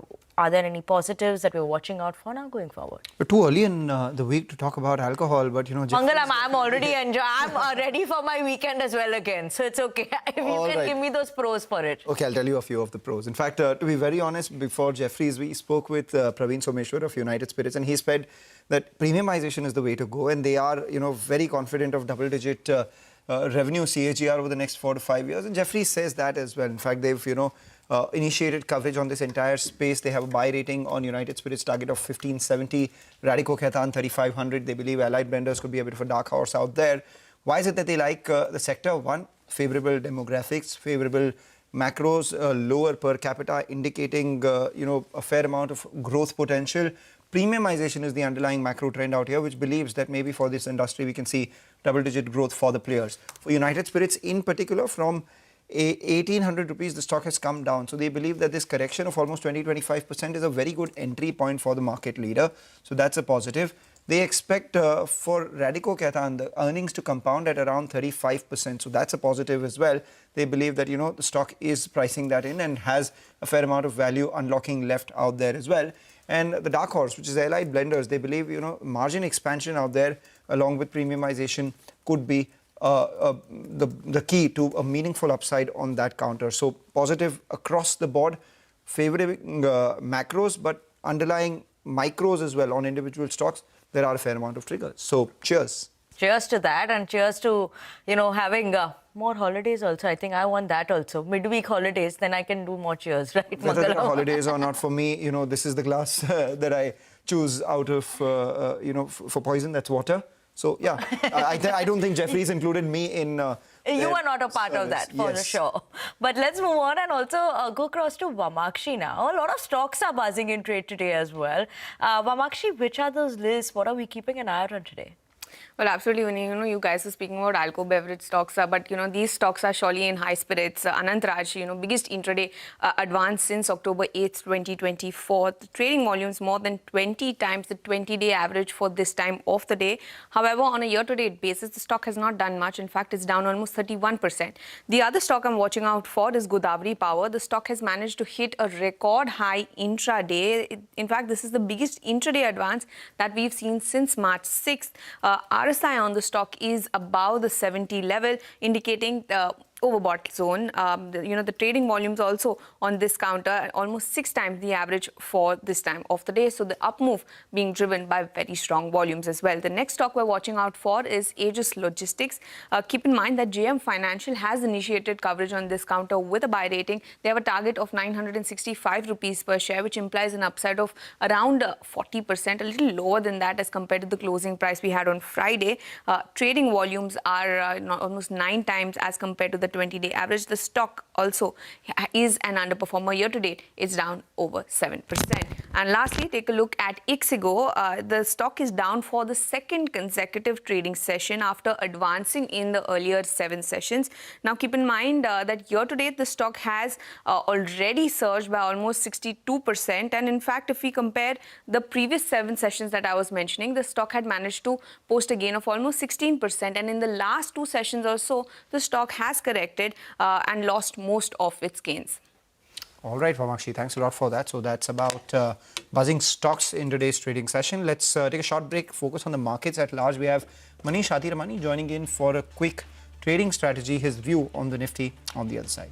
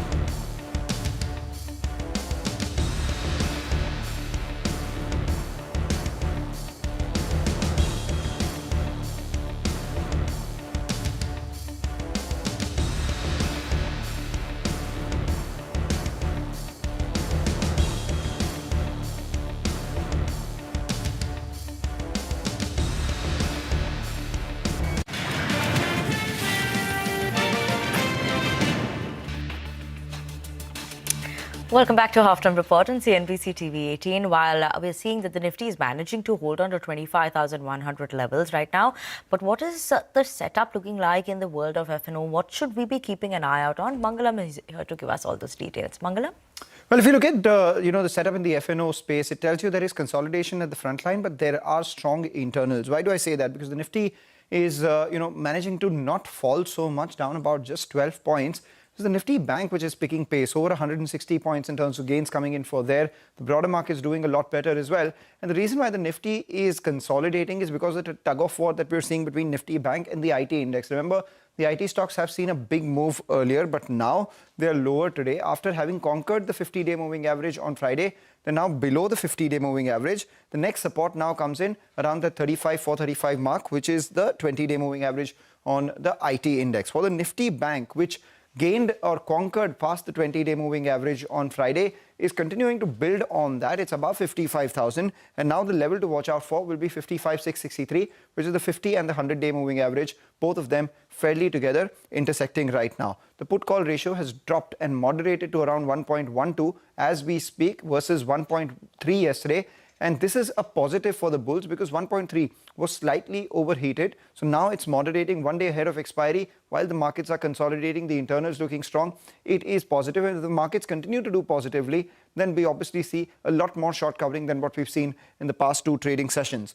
As of now, for tomorrow, the expiry trade is that on the 25,100 straddle. The 25,100 call, which has a premium of close to 60 rupees, and the 25,100 put, that comes up for you. That is a premium of close to 44 rupees. Together, 100 rupee premium, a rough premium, and the street is waiting for a range between 25,000 at the lower level to 25,200 on the upper level. Were the Nifty to cross past that 21st August high of 25,154, then maybe we'll see accelerated short covering, and that will have to be led by the Nifty Bank and some recovery from the lows in the IT index. So those are a couple of things I'll be watching out for. High beta names doing well. Over the last few trading sessions, we saw the railway stocks do well, the defense stocks do well, but that was on account of short covering. Now we're seeing fresh longs being added on RVNL, on Titagar, Mazagon Dock. So these stocks are likely to be in focus. And Angel One is one of those stocks that I'm watching out for. A lot of open interest build up. It's a stock that may enter F&O ban. So just keep an eye out on Angel One.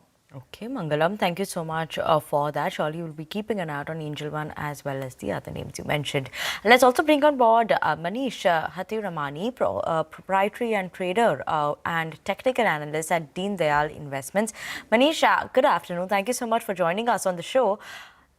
Could you start by telling us the importance of today in terms of closing about 25,100 levels? How important is it going to be for the Nifty?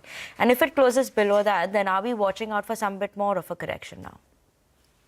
Good afternoon to you and to all our viewers. Thank you so much for having me on the show. Well, as Mangalam correctly just now said, 25,150 really is the key level to watch out for, and that is something that I'm working with as well.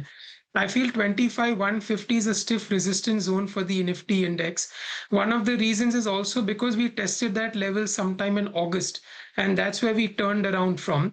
If we are able to get past this level, and I mean a breakout on a closing basis, we should be heading to 25,350 to 25,400. If we resist over here and turn, the closest support is 24,800. All right, 24,800 is the closest support. Manish, what level on the way up? Where do you see the move on the frontline index now? Because 8 days we've seen positive moves. Do you think that has built enough momentum for the Nifty to take the next move on the way up? Have you assigned any probabilistic, weightages to this? So Mangalam, while we speak, it definitely looks that 25,150 should get past. We see some kind of mild nervousness today. If you notice in the first couple of hours, we were a little down. We've kind of climbed up. We're just about 8 to 10 points down. I think that nervousness is more psychological because of that 25,150 level. Should we be able to get past, I think 25,350, 25,400 will be mere formalities. We will get past higher than that. But since we are looking at technicals, we would like to go with price, volume, and all the other parameters. I would be further comfortable only going long after 25,150. All right. And how much more upside can we see once we cross that 25,150 mark? I would be looking at 25,400 as the next level of resistance. And what kind of stocks are you backing right now? For the time being, since I continue being bullish, I'm working with 2 buy calls. The first one is on an Axis Bank, which is for a target of 1150, stop loss of 1050. On the way down, the stock finally respected support levels of 1040, 1050. We have bounced from there on healthy volumes. 1095 was another resistance level which has also got crossed. The second one is on Adani Ports for a target of 1500, stop loss of 1320. Here also we have a similar situation like Axis Bank, where 1300 was respected on the way down, and we have just crossed the short-term resistance of 1350. Okay, Manish, thank you so much for joining us, as well as giving us your views in terms of the markets as well as individual stocks.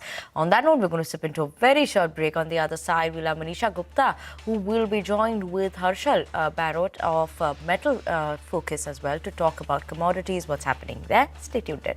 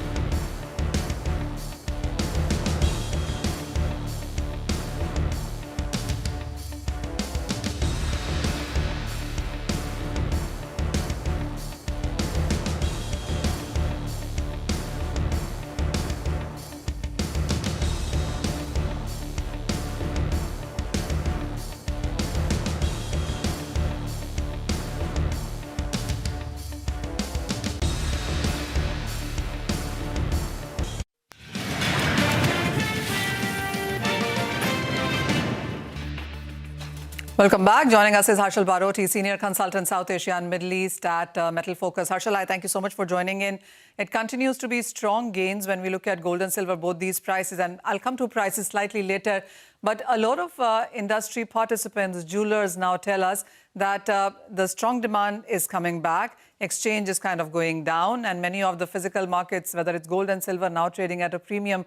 Would you say this is more to do with festivals, people FOMOing that the prices can go higher from here? What is it that you're hearing from ground? Absolutely, Manisha. I think, as you mentioned, it's a combination of a lot of factors. There is definitely a big factor of FOMO that we are seeing. I'm just back from the gold conference that happened in Delhi. And the investment sentiment, certainly for both gold and silver, has turned very, very positive. People are chasing the price higher as they expect both gold and silver to rally much further from here.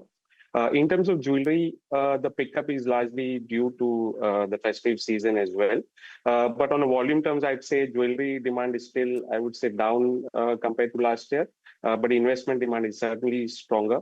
From what we gather from logistics companies as well, the amount of metal that is going to be imported in the coming weeks is also likely to be higher. So I think in context of where the prices are, this is certainly a very good outcome. Absolutely. So while you did see that investment demand seems to be increasing, jewelry demand is expected negative as compared to last year, imports on the higher side. Would you want to put an approximate number to all of these three things? I think I would speak about August and probably the early part of September. I cannot speak for the whole quarter as of now because we are still working on the data. But investment demand, I would definitely say would be double digits higher compared to last year. Jewelry, so far what we've seen, at least in volume terms, is down anywhere between 10 to 20%, depending on who you speak. But interestingly, even as far as jewelry is concerned, I think because the trade is adopting so aggressively towards 18 karat, 14 carats, the consumer is still able to come to the store and afford something. So that means that while the volume is down, from a value perspective, jewelry retailers are not doing that bad. How are you also looking at the markets? Because these reports about, pardon me, premiums coming into the market, how are you reading that? So again, though, that's a combination of still robust demand for both gold and silver, and also the fact that as far as gold is concerned, if you talk about the first half of the year, there was a lot of material that was coming in at lower duty, which kept the market in discount. So that is now stopped. So the market is completely reliant on either doré imports or refined imports. So that's also certainly helped bring the premiums back into the market as far as gold is concerned. But silver, I would say demand is even much better than what we are seeing for gold. Harshal, what's your sense on imports? Because from 800 to 900 tons, we're talking about 650 to 850 perhaps. Where do you see yourself between that number? I think certainly I would say it's in the region between 600 to 700 as far as gold is concerned. Silver, last year, because of CEPA imports, we saw an unusual jump. So silver, I would say this year would be more in line with what we've seen average over the last 5-6 years, where we import anywhere around 4,000 to 5,000 tons annually. So silver would be, I think, in that range. How are you also looking at the Diwali season itself? It's early this time and the price is really on the higher side. Are you looking at the overall Diwali as a season picking up? Definitely. I think given the first 6 months were so slow, so consumers were on the sidelines, and now probably they've realized that the price is not going to correct from here. So they're definitely coming back from the reports that we are getting from retailers. Of course, consumers' budget don't change as quickly as the gold price does. So the gold price is up by 40-50% over the last year or so. So consumers don't adjust to the budget, but within their budget, they're definitely buying. So there will be a volume impact, as I said, but the sentiment is not as negative as people are fearing. Oh, absolutely. What's your also sense on prices now? Because every level now seems to have broken on the higher side, especially for silver at 42.5, not too far away from its all-time highs. How are you looking at this one? So silver, of course, the rally has come in much faster than we expected. But overall, we did expect, prices to climb towards $44, $45 levels. Although we expected this to come over the next 12 months or so, but this has come very quickly this year. So I think $45 is likely to be a psychological resistance of sorts. But if I talk from a slightly longer term perspective, $50 cannot be ruled out, which is going to be close to the all-time highs or probably a new all-time high as well. Harshal, also, what's your sense on gold from here? Gold, I think immediate basis, we see $3,800 likely to be achieved. But, some of the technical indicators suggest a level of, overbought conditions as well. And the fact that the Fed rate cut, at least for the September, has been largely baked into the price. So we could see a period of sideways movement short term, but given the backdrop, you have still so many uncertainties, whether it's geopolitical, geoeconomic, because of trade tariffs, central banks still continuing to buy. I don't think the overall backdrop has changed for gold at all.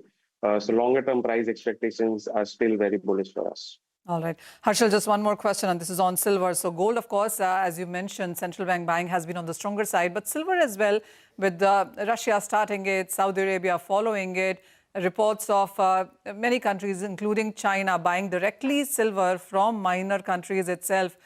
Is that trend expected to continue strong? So as far as Russia is concerned, we do not have any official confirmation whether the central bank is buying. The Saudi Wealth Fund did buy some silver ETF, so that's definitely a positive sign.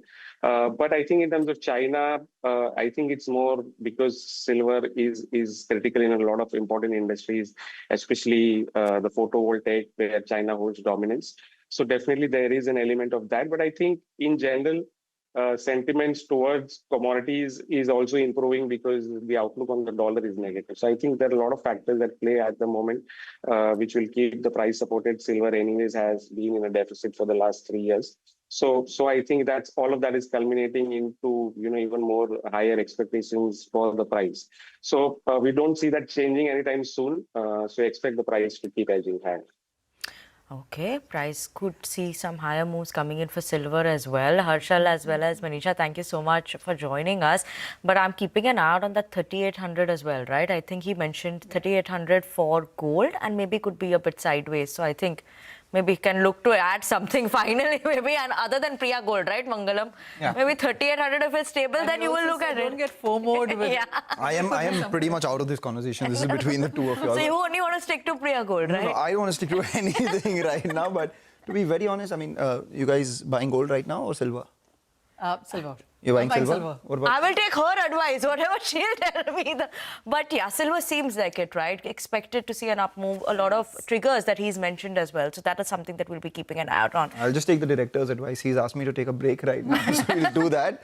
And, come back. On the other side, we'll speak about what's being bought at these stores. While, Manisha and Vinny will be buying gold and silver, are everyone else buying stuff in the stores or not? Kumar Rajgopalan, who's the CEO of Retailers Association of India, joins in to decode that. Stay with us.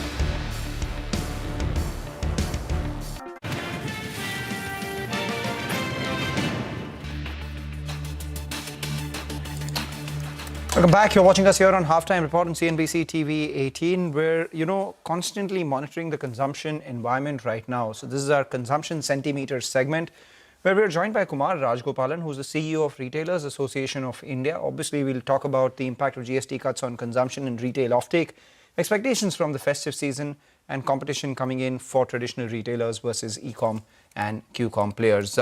Mr. Rajgopalan, always a pleasure speaking with you. July sales was up 8%, marking the third straight month of 7 to 8% sort of growth coming in, much higher than the 3 to 5% that we would see earlier, tells you that there is a bit of an upward shift in consumption momentum. Do you think that has continued into August and early September?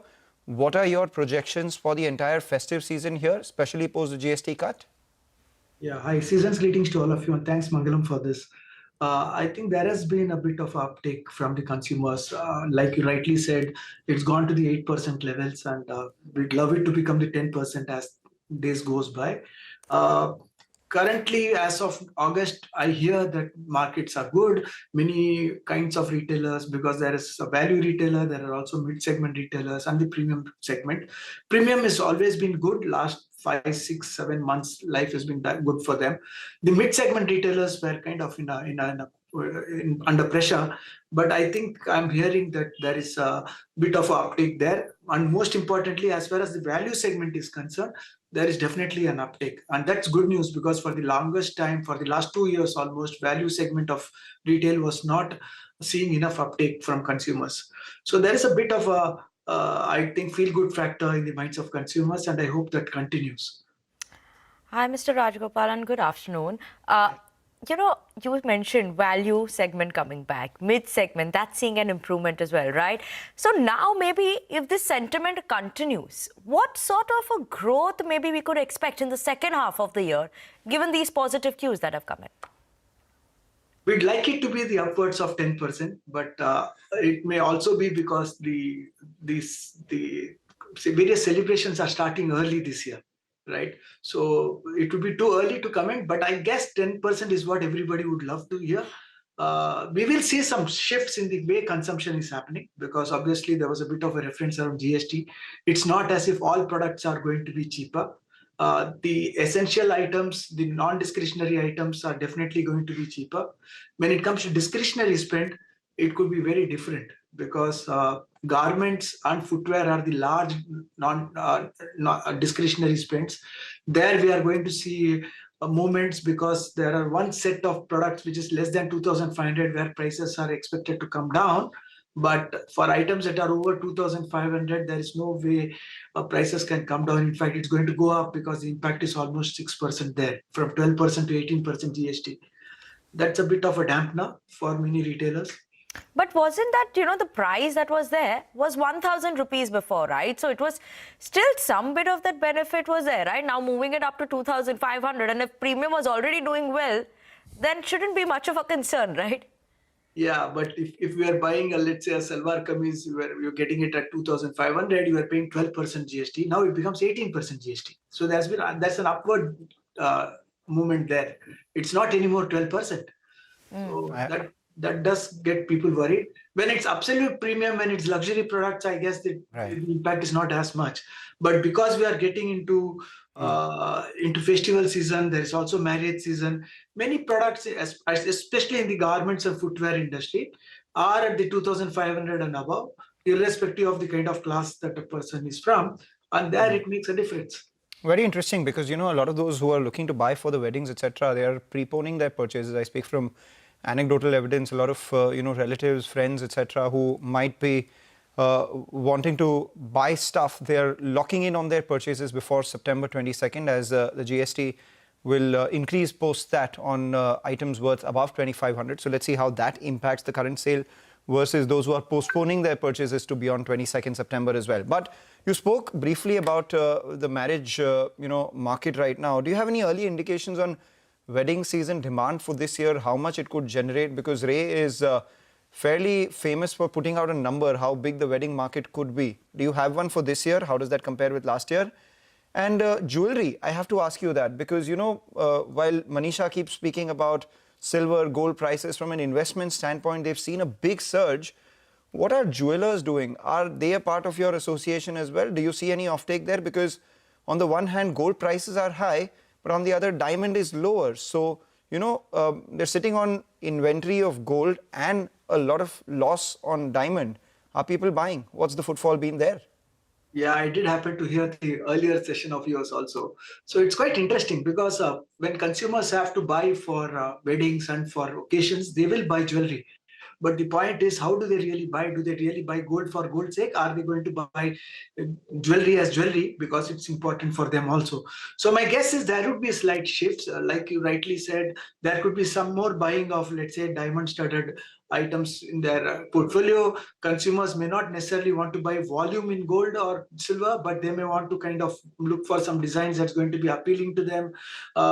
So my guess is overall spends would happen, but the volumes may not be as much in terms of pure gold or pure silver, because it's quite expensive as compared to last year. And the wedding market, how does that compare this year versus last year?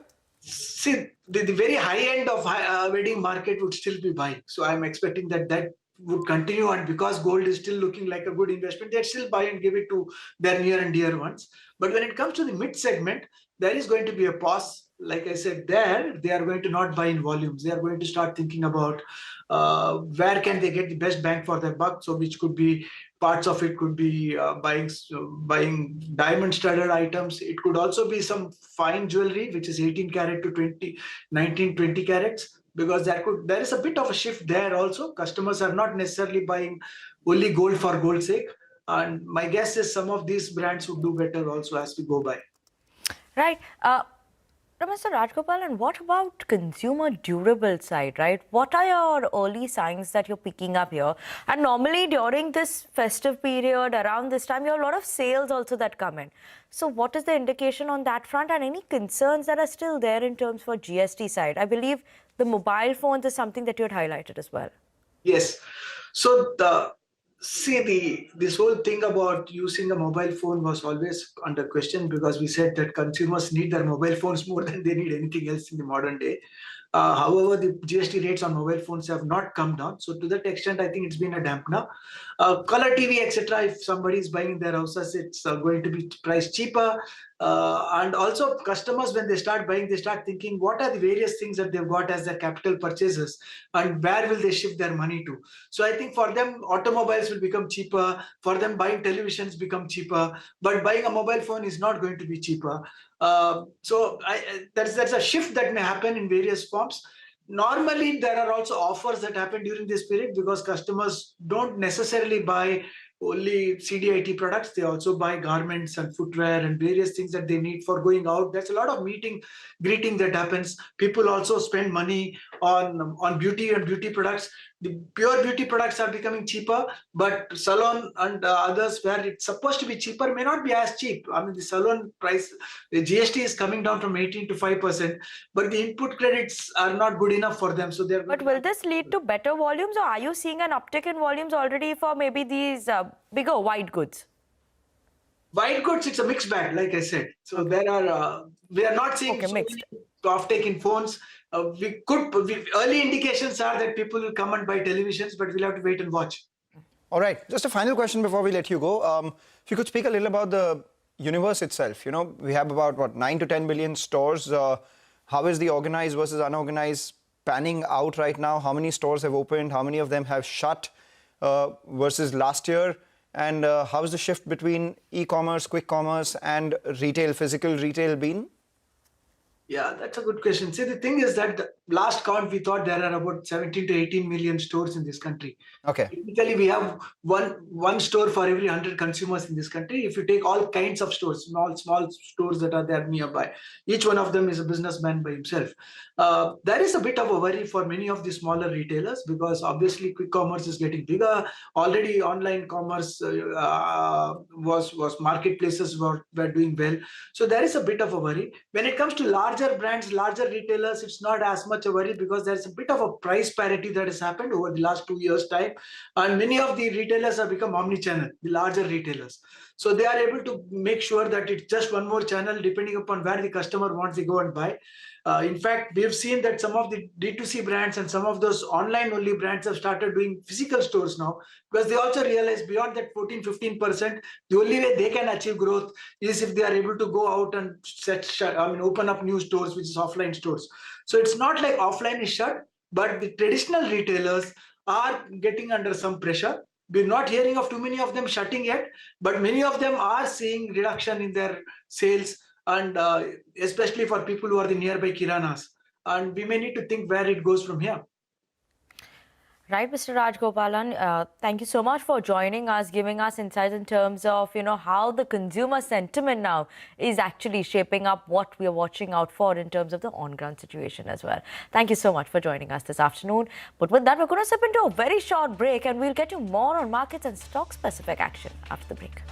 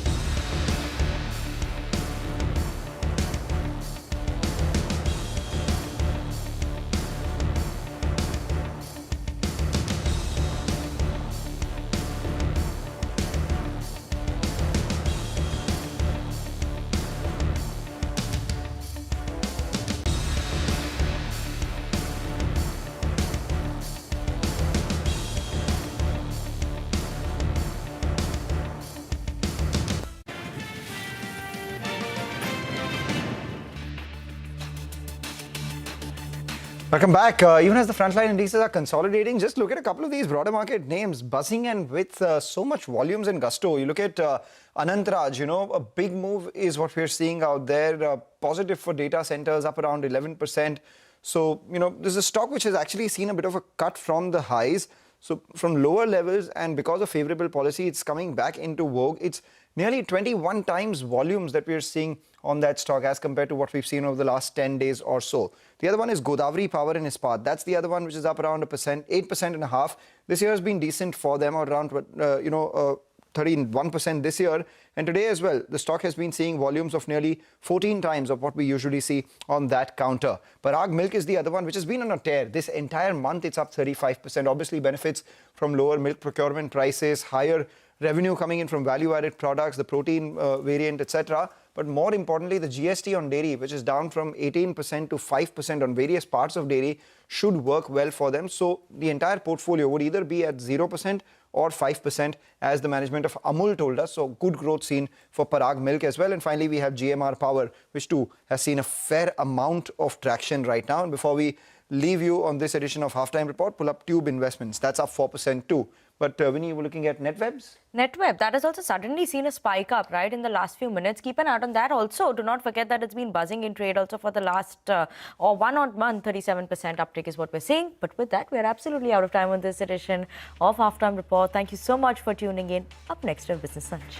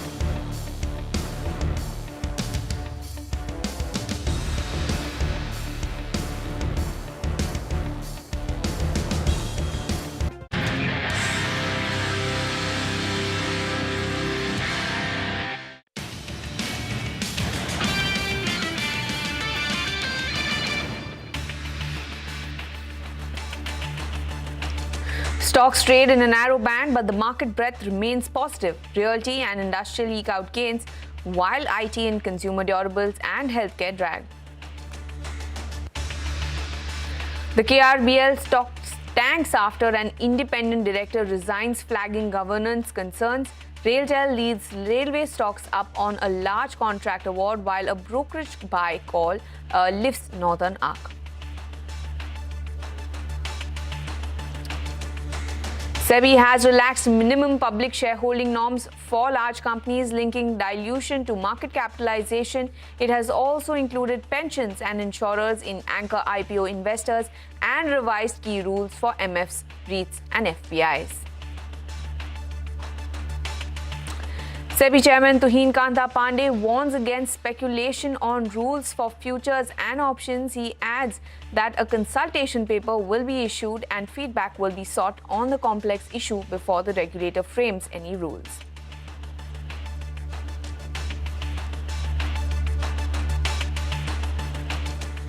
Hello and welcome to Business Lunch live from the CNBC TV18 Motilal Oswal studio. I'm Bamakshi Doria and let's take a look at what's happening with the markets for now. It's not a great looking screen. It's rather tepid. The Nifty is hovering around the 25,100 mark.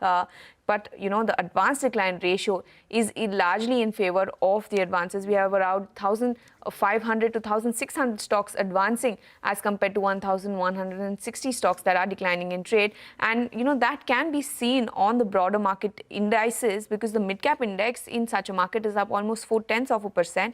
The small-cap index is also seeing a good gain of 0.8%. So largely the broader markets are outperforming the benchmark indices. Just to take a few names from the broader markets, take a look at Anantraj. That stock is up almost 11% in trade so far. Godavari Power is one other counter that is surging in trade today. Aegis Logistics also higher in trade today. In fact, on the downside, we do have some names like Garden Reach Shipbuilders. That stock is down almost 3%.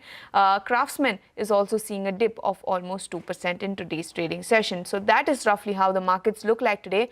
But let's go across to my colleague Sudarshan. He is joining in on, and he will be talking about some of the key takeaways from the SEBI board meeting. Sudarshan.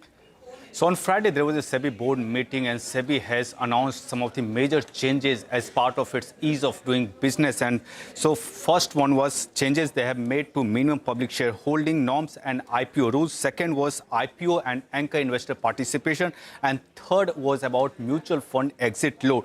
So first talking about MPS and IPO rules. Now, as per the changes that SEBI has made, large issuers can now list with lower initial public float. And they have also revised minimum public offer norms and extended timeline to meet MPS norms. And to MPS norms basically up to 25%. So two categories for mega market capitalization company, and for that range is rupees 1 to 5 lakh crore. For that MPO now has been rupees 6,250 crore and post-issuance market capitalization is of 2.75%. For super mega capitalization companies, for that it has to be more than rupees 5 lakh crore. And for that MPO is rupees 15,000 crore and post-issuance market capitalization has to be 1% or minimum 2.5% dilution. And they have increased the timeline to meet MPS norms, that is up to 10 years for achieving 25% minimum public shareholding norms. Now regarding IPO and anchor investors, they have expanded anchor allocation and they have made the category reserved for life insurance company and pension fund. So anchor book revised to 40% from 1/3 earlier, and of that 43%, 1/3 will continue to reserve for domestic mutual funds and remaining now will be reserved for life insurance companies and pension funds. So what would happen if IPO remains under reserve, like they don't get the proper subscription? In that case, it would go to domestic mutual funds. One was about mutual funds. So exit load capital has been reduced to 3% from 5%. Basically, it's the fee that mutual funds charge. Apart from the board meet takeaways, SEBI chairman has talked about the long-term derivative contract. He has said it's a very complex issue, and after the feedback he receives, he'll come out with a consultation paper. Basically, he means SEBI will come out with a consultation paper on long-term derivative contracts. Well, thank you so much for that, Sudarshan. But addressing the media, SEBI Chairman Tuhin Kanta Pandey confirmed the CNBC TV18 news break when asked about futures and options. SEBI chief promised to circulate a consultation paper on longer tenure derivatives for public comments. Take a listen. रोज की में हम अपना काम करें कि हम रोज यही बताते रहें कि आज हम नहीं बता रहे हैं, कल आएगा। आपको हम बताएंगे। हम जितना सेबी ट्रांसपेरेंटली मीडिया से बात करता है या भारत की जनता से बात करता है, उससे अधिक हम क्या करेंगे? हम हर चीज़ डिसीजन लाने से पहले हम कंसल्टेशन पेपर लाते हैं। उसमें भी हर प्रपोजल पे हम कमेंट लेते हैं, प्रपोजल वाइज लेते हैं। उसके बाद हम उसका अध्ययन करते हैं और फिर हम अपने रेगुलेशंस लाते हैं। तो हम सब तरह के फीडबैक लेते हुए काम करते हैं. All right, let's also put the spotlight on KRBL because this is one stock that has not been doing well this morning. An independent director who is Anil Kumar Chaudhary has tendered his resignation. Now, in his resignation letter, he has written that the present dynamics of the board are inconsistent with the principles of effective governance. Now, some of the key issues that he has highlighted in his letters include, inconsistencies in the recording of minutes of the board and committee meetings. The second is instances of information being withheld, impacting decision-making, unjust write-off of certain export receivables without considering any adequate deliberation. And he also highlighted some concerns with respect to the use of CSR funds. Apart from this, he also alleges arbitrary distribution of variable pay and annual increments to persons holding office or a place of profit, significant changes to the object laws undertaken without comprehensive discussion, and lastly, undue interference by the invitees in the proceedings of the board as well as the committee meetings. Now, in his letter, he says, and I quote, "In such an operating environment where dissent is suppressed and sidelined, remaining on the board would compromise by both my professional as well as ethics as well as obligations." So largely he's highlighting some concerns with respect to the governance that he has, and it is also important to note that KRBL had informed of the exit of this particular director on September 9th, but the details with respect to his letter only came in on Sunday on the exchanges. So that is the reason why the stock is down almost 9% in the trading session today. But that is one stock that we are focusing on. But Gaurav is here with a lot more. Gaurav, what are the stocks that are buzzing around in trade?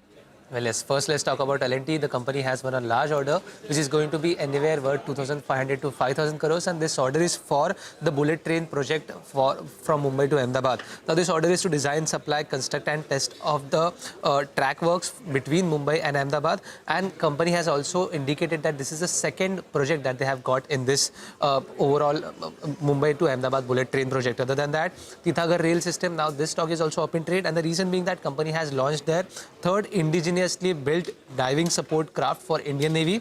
Greaves Cotton, now this stock is also up in trade because company said that they will be further investing around 22 crores in one of their subsidiaries, which is Greaves Finance. Remember, this subsidiary deals in retail e-vehicle financing. Servotech Renewables, now company has said that they have signed a pact with Innovra Energy Solutions and they will be expanding their solar and EV charging business to Mauritius. So definitely a new avenue for revenue, and after that we are seeing some uptick in this counter. Other than that, Seagull India, now this stock is up in trade, and the reason being that company has been announced as L1 bidder for construction project of the Greater Mohali area worth 510 crores. And lastly, Railtail, this company is also up in trade because company has won an order worth 210 crores. So definitely all these stocks are buzzing on the back of the news flow that we have seen since morning. All right. Thank you so much for that, Gaurav. But as we slip into a very short break, here's a quick reminder for our viewers. Unlock a world of exclusivity, expertise and influence. Become a member of CNBC TV18 Access, a premium members only experience on CNBCTV18.com. The membership includes access to CNBC TV18's flagship events, interactions with our journalists, along with curated studio tours, e-learning sessions and masterclasses, and curated lifestyle benefits.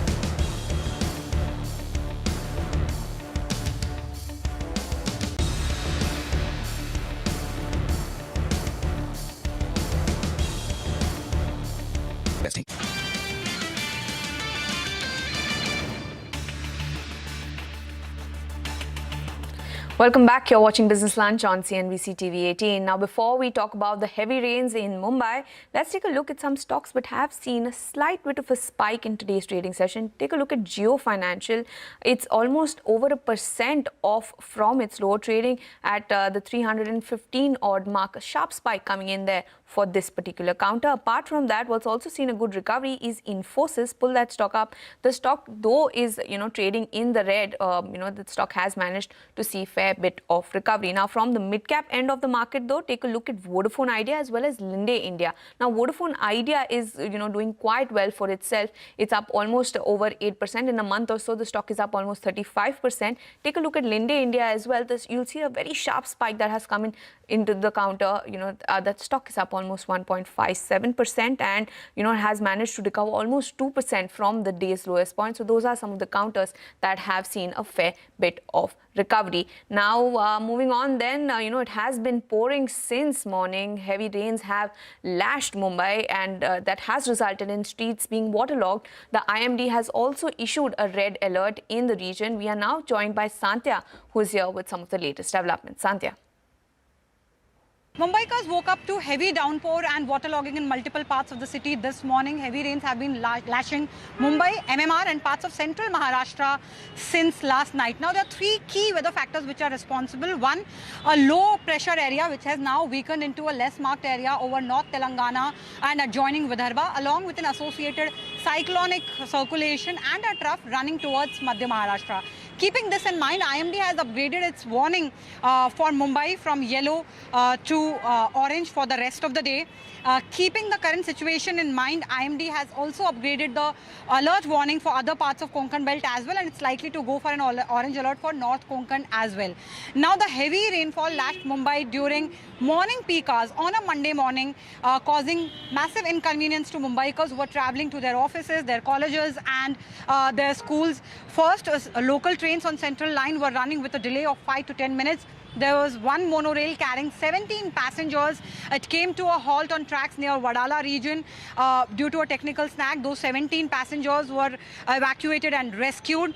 And not just this, traffic jam on the roads. The traffic situation on the roads was also equally bad. There were traffic jams in multiple parts of the city, and parts of central Mumbai were suffering, especially because of a combination of two factors. One, heavy rainfall, along with the closure of Elphinstone Bridge. Right now, I'm at the lower Parel end of the Elphinstone Bridge. The bridge was closed on Friday midnight, and the traffic is diverted to already burdened Curry Road Bridge, Tilak Bridge and Chinchpokli Bridge. So the traffic situation in parts of central Mumbai was equally worse. IMD has now claimed that the intensity of rain is likely to reduce by the end of the day. And as you can also see that for now, the intensity has reduced, but IMD continues to maintain orange alert for the rest of the day.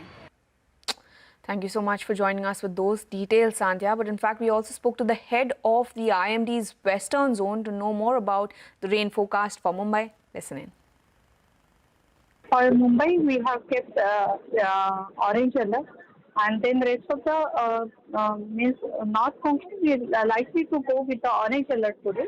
And then that region of the Madhya Maharashtra will have an orange alert, and then South Konkan will have a yellow alert. Now, for the day, it is likely to be heavy to very intense rainfall, but by today, it is very likely to reduce. Well, moving on then, the Supreme Court has granted partial stay in the Waqf Act case. Ashmit is here with more details on that. Ashmit? Well, an important order this as far as the application of the Waqf Act is concerned. Bear in mind, a whole host of petitions had been filed. The petition had been seeking a stay as far as the Waqf Act is concerned. Now, the Supreme Court has made a couple of clarifications. Number one, it said that the whole act, there's no question of staying the whole act, that it happens only in the rarest of rare cases. But having said that, there are a few troublesome provisions that the Apex Court has seen fit to grant an interim stay for now. What are these provisions? Well, number one, there was a provision of the Waqf Act which said that no property can be given as Waqf, can be donated as Waqf unless the person donating that property has been practicing Islam for 5 years or more. That provision was a contentious one flagged by the petitioners, now stayed by the apex court. The second was a provision which granted a government officer the authority to decide whether or not a property is either a government property or a Waqf property. And if found to be a government property, that officer was granted the authority to de-recognize the Waqf property. That was, again, another contentious provision flagged by the petitioners. That's for now been granted stay off by the apex court. Another aspect, another key consideration was the status of Waqf properties. The Supreme Court has given an important clarification that the status of Waqf properties will not change unless there's a specific and final order that has been passed by the Waqf tribunal. This is number 3. Number 4 was the composition of the Waqf board as well as the Waqf council. This amended act that had been passed by the parliament had provided for non-Muslims also to be a part of the Waqf council as well as the Waqf board.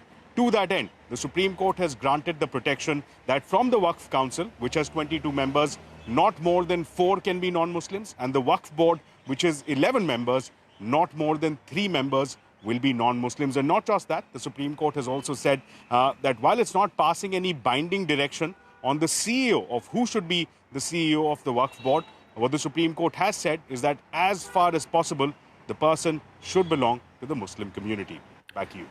Well, thank you so much for that, Ashmit. An important order indeed. But, before we slip into a short break, I was highlighting Linde India earlier. We saw a very sharp spike come into the stock. And, there's a news update to support that as well. Commercial production has started at its new gas facility in Lucknow. So I guess why that stock is up almost 2%. But on that note, let's slip into a short break. More news and updates follow on the other side.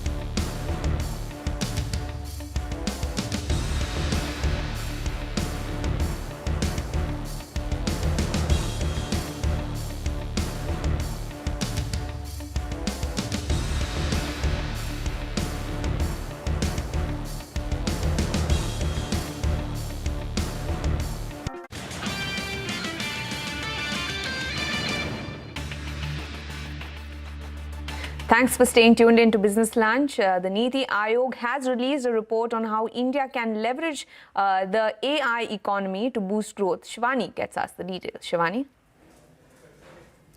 Well, yes, India is setting its sights on becoming the global leader in artificial intelligence, with the latest Niti Aayog report projecting huge economic gains. Now, over the next decade, AI adoption could add between $17 to $26 trillion to the global economy, and India aims to capture at least 10 to 15% of this value by leveraging its strong STEM talent and R&D ecosystem. Now, the report says that under the Viksit Bharat vision, India's GDP could reach $8.3 trillion by 2035, growing at 8% annually compared to 6.6 trillion at the current pace. AI is expected to bridge India's growth gap, especially by boosting productivity in industries like banking and manufacturing. Now, a key government initiative, the India AI Mission, backed by over 10,000 crore rupees, will deploy 38,000 GPUs, build large India-specific AI models, and expand AI labs into Tier 2 and Tier 3 cities, aiming to democratize AI access. Generative AI is also expected to lower costs in sectors such as pharma, electric vehicles, and aerospace, space, contributing to up to $1.9 trillion to India's GDP by 2035. However, the challenges remain. According to the report, MSMEs still lack the data infrastructure. There's talent shortage for robotics and chip design, and clear data sharing policies are needed. Back to you. Well, thank you so much for that, Shivani. But moving on then, US President Donald Trump says that he is ready to impose major sanctions on Russia if all the NATO allies agree to completely halt buying oil from Moscow and also impose their own sanctions on Russia to pressure the country to end its 3-year war in Ukraine. Europe they're my friends, but they're buying oil from Russia. So we can't be expected to be the only ones that are, full bore. But Europe is buying oil from Russia. I don't want them to buy oil. And the sanctions that they're putting on are not tough enough. And I'm willing to do sanctions, but they're going to have to toughen up their sanctions commensurate with what I'm doing. I thought this was going to be an easy one for me, but this has turned out to be tough. The hatred between Zelensky and Putin is unfathomable. Well, Israel has intensified its attack on Gaza, destroying at least 30 residential buildings in the region as U.S. Secretary of State Marco Rubio arrives in Israel to discuss the ongoing war. Take a look at this report.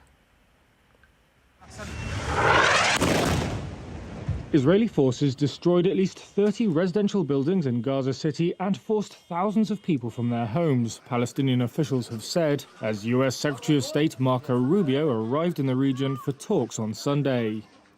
His visit comes amid tensions with fellow U.S. allies in the Middle East over Israel's strike on Hamas leaders in Qatar last week.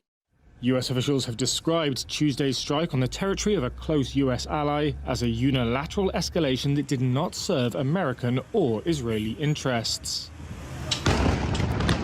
Israel has said it plans to seize Gaza City as part of its declared aim of eliminating Hamas, and has intensified attacks on what it says is the militant group's last bastion. Residents were said to have been given evacuation orders shortly before the bombing of buildings, which forced dozens of families to abandon makeshift shelters. Zakia Al-Zain is among the displaced. She said that as Israeli strikes hit residential towers, they got scared for the children and fled, leaving their clothes and everything else behind. Meanwhile, Rubio was visiting the Western Wall in Jerusalem with Israeli Prime Minister Benjamin Netanyahu. Rubio said Washington wanted to talk about how to return 48 hostages from Gaza, of whom 20 are believed to be alive, and how to rebuild the enclave. Well, moving on then, here is some update from the Emmy Awards. Emergency Room Saga, The Pit, was toasted as the year's best TV drama and Netflix hit. Adolescence was crowned Best Limited Series. Noah Weil earned his first Emmy for Best Drama Actor for his role on The Medical Show, while teen star Owen Cooper was named Best Supporting Actor in a limited series for Adolescence. And in some more updates, the Supreme Court has closed the Vantara case. The Apex Court noted that the SIT report clarifies that acquisition of animals is as per law.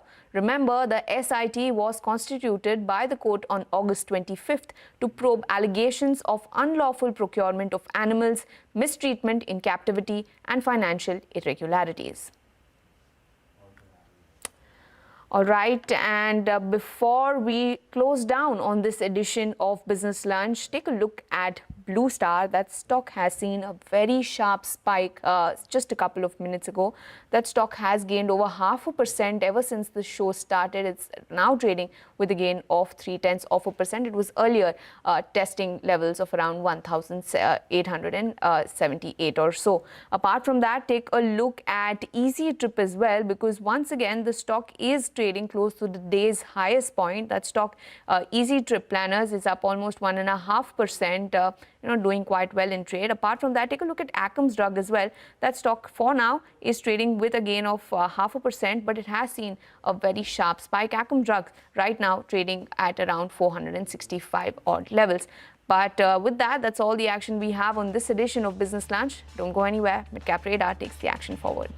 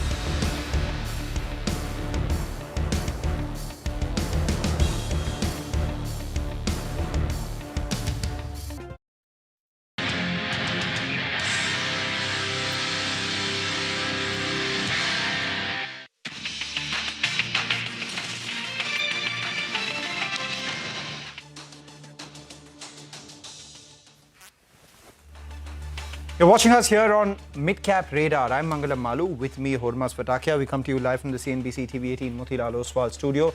It's a day of consolidation for the frontline indices, but can't say the same of the broader markets. In fact, your portfolios would be looking a lot better. 1,700 stocks in the green for about 1,100 stocks in the red. Not a bad outcome, Hormaz, especially given the fact that we're sitting on 8 days of constant rally. Par for the course, right? It is buyer's exhaustion coming in sooner or later. Or maybe just pause levels. For pause. Maybe people didn't venture out today because of the rains. And yes, the other good part is the fact that the Nifty Bank is participating. It's keeping the index where it is right now. Although it did cross that 55,000 mark intraday. We'll talk about all of this in just a bit. But these are the headlines that we are tracking at 1:30 this afternoon. Stocks trade in a narrow band, but the market breadth remains positive. Realty and industrials eke out gains, while IT, consumer durables and healthcare are the big drags. Mid-caps are the outperformers. KRBL slumps as the independent director Anil Kumar Chaudhary resigns over governance issues, highlights issues like inconsistencies in recording board meetings, the minutes, information being withheld from the directors, unjust concerns over CSR fund usage, among many others. We'll discuss more of that later in the show. Northern Capital has gained over 7% after DAM Capital initiated coverage on the stock with a bullish recommendation. The brokerage believes that easing interest rate environment will help expand its margins. The stock is doing well today. RailTel gains on a large contract that the company has won. It's secured for almost 210 crore rupees from BEPC. Other railway stocks too gain in trade on the back of order wins and various news pieces. And STL Networks, the demerged entity of Sterlite Tech, is up in a 5% upper circuit after Nvidia, the brand name, has secured a contract worth over 360 crore rupees from Power Grid Tele, which is a wholly owned subsidiary of Power Grid, and that order win is almost a quarter or more of its market cap. All right, we were talking about a lot of these mid-caps doing well. This afternoon definitely belongs to the real estate players. You know, we had the WPI come by earlier. Lata did say that maybe it leaves the door ajar for a little more on the rate action from the RBI this time around. Let's see whether that happens or not in the October meeting. The street is excited about the prospects for real estate. We have the Realty Index, which has moved higher, Phoenix Mills, we have DLF, we have Oberoi Realty, Lodha Developers. So whichever real estate player that you're looking at right now, all of them are either at the high point of trade or at the higher end of today's trading range so far. We're also seeing some traction on a couple of these retailers. So Avenue Supermarts comes up for you on the screen, doing fairly well. And Vodafone Idea, ahead of the Supreme Court hearing on AGR dues, has been fairly well bid, up around 8.5% right now as we speak. We're also seeing some traction, continued traction on names like Anant Raj Industries, Godavari Power, Parag Milk continues to do well, Northern Arc, and don't lose sight of Hariom Pipes. That's a stock which is up 7% too. But for a lot more in terms of mid-cap movers and buzzers, we have Hormaz, who's walked across to the wall. Hormaz, what are you looking at? There are a lot of them in the broader markets. They're the outperformers in today's session, as you mentioned. And Parag Milk, of course, does feature in this list. It's continuing to build on from where it left off last week, and 9.5% higher on the stock. Godavari Power among the top gainers. Themis Medicare was up at 20% upper circuit on Friday, up another 10% in today's session as well. Railway stocks are doing well today, and they are leading the gains. Of course, they're slightly off the highs though. RailTel, Ircon, RVNL, all of them seeing gains of anywhere between 3 to 6%, and IRFC too chugging along with these railway names. A lot of the newsmakers in focus today. Anant Raj is up 12%. There were reports of some data center incentives. KRBL, of course, we'll talk about this in just a bit, still 9.5% lower on the stock. And Northern Arc, of course, the brokerage initiation coming in, positive moves there as well. The stocks that are doing well on the volumes front, look at Sigachi Industries, was up almost 35 to 40% last week, another 6% today. JBM Auto, another news-driven name from Friday, and IFCI and Banco Products up 11% on very strong volumes. And lastly, some high-flying names from last week are seeing some profit booking today.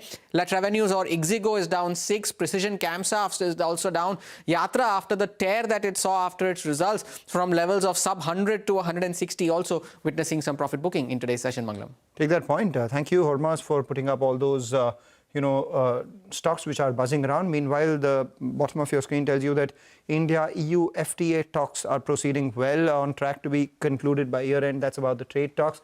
UK-India FTA has happened. India-EU talks on progress. All eyes on what takes place between India and the US. But as that continues, important to look at what the market levels are you should be watching out for. Ruchit Jain of Motilal Oswal Financial Services joins in. Ruchit, you know, from 24,500, we moved all the way up to 25,100 in a matter of just about 8 days. Today's pause for bread, do you think it's an occasion for bulls to buy, or would you wait for better levels? Yeah, hi, very good afternoon.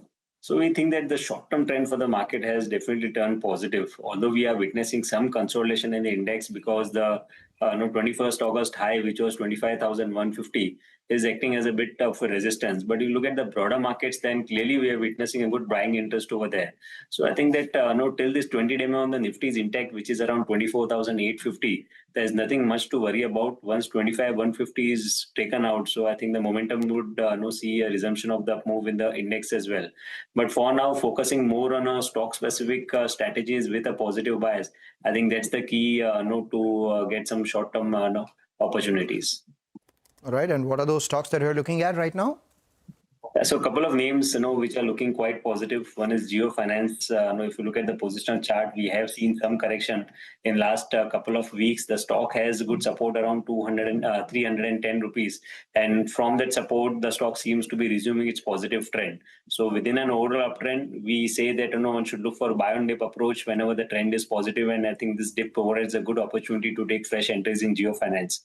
So Jio Finance can be bought with stop below 307 for potential targets around 332 in the short term. And real estate space is one sector which is looking quite positive from a near-term perspective. We have already seen some price-wise as well as time-wise corrective phase in many of the stocks within this space. Phoenix Mills, technically is looking quite bullish from current levels, that is, as it has been giving a falling trendline breakout with good volumes and a positive momentum. So Phoenix Mill is another one which we are recommending to go along with stop loss below 1540 for potential targets around 1700.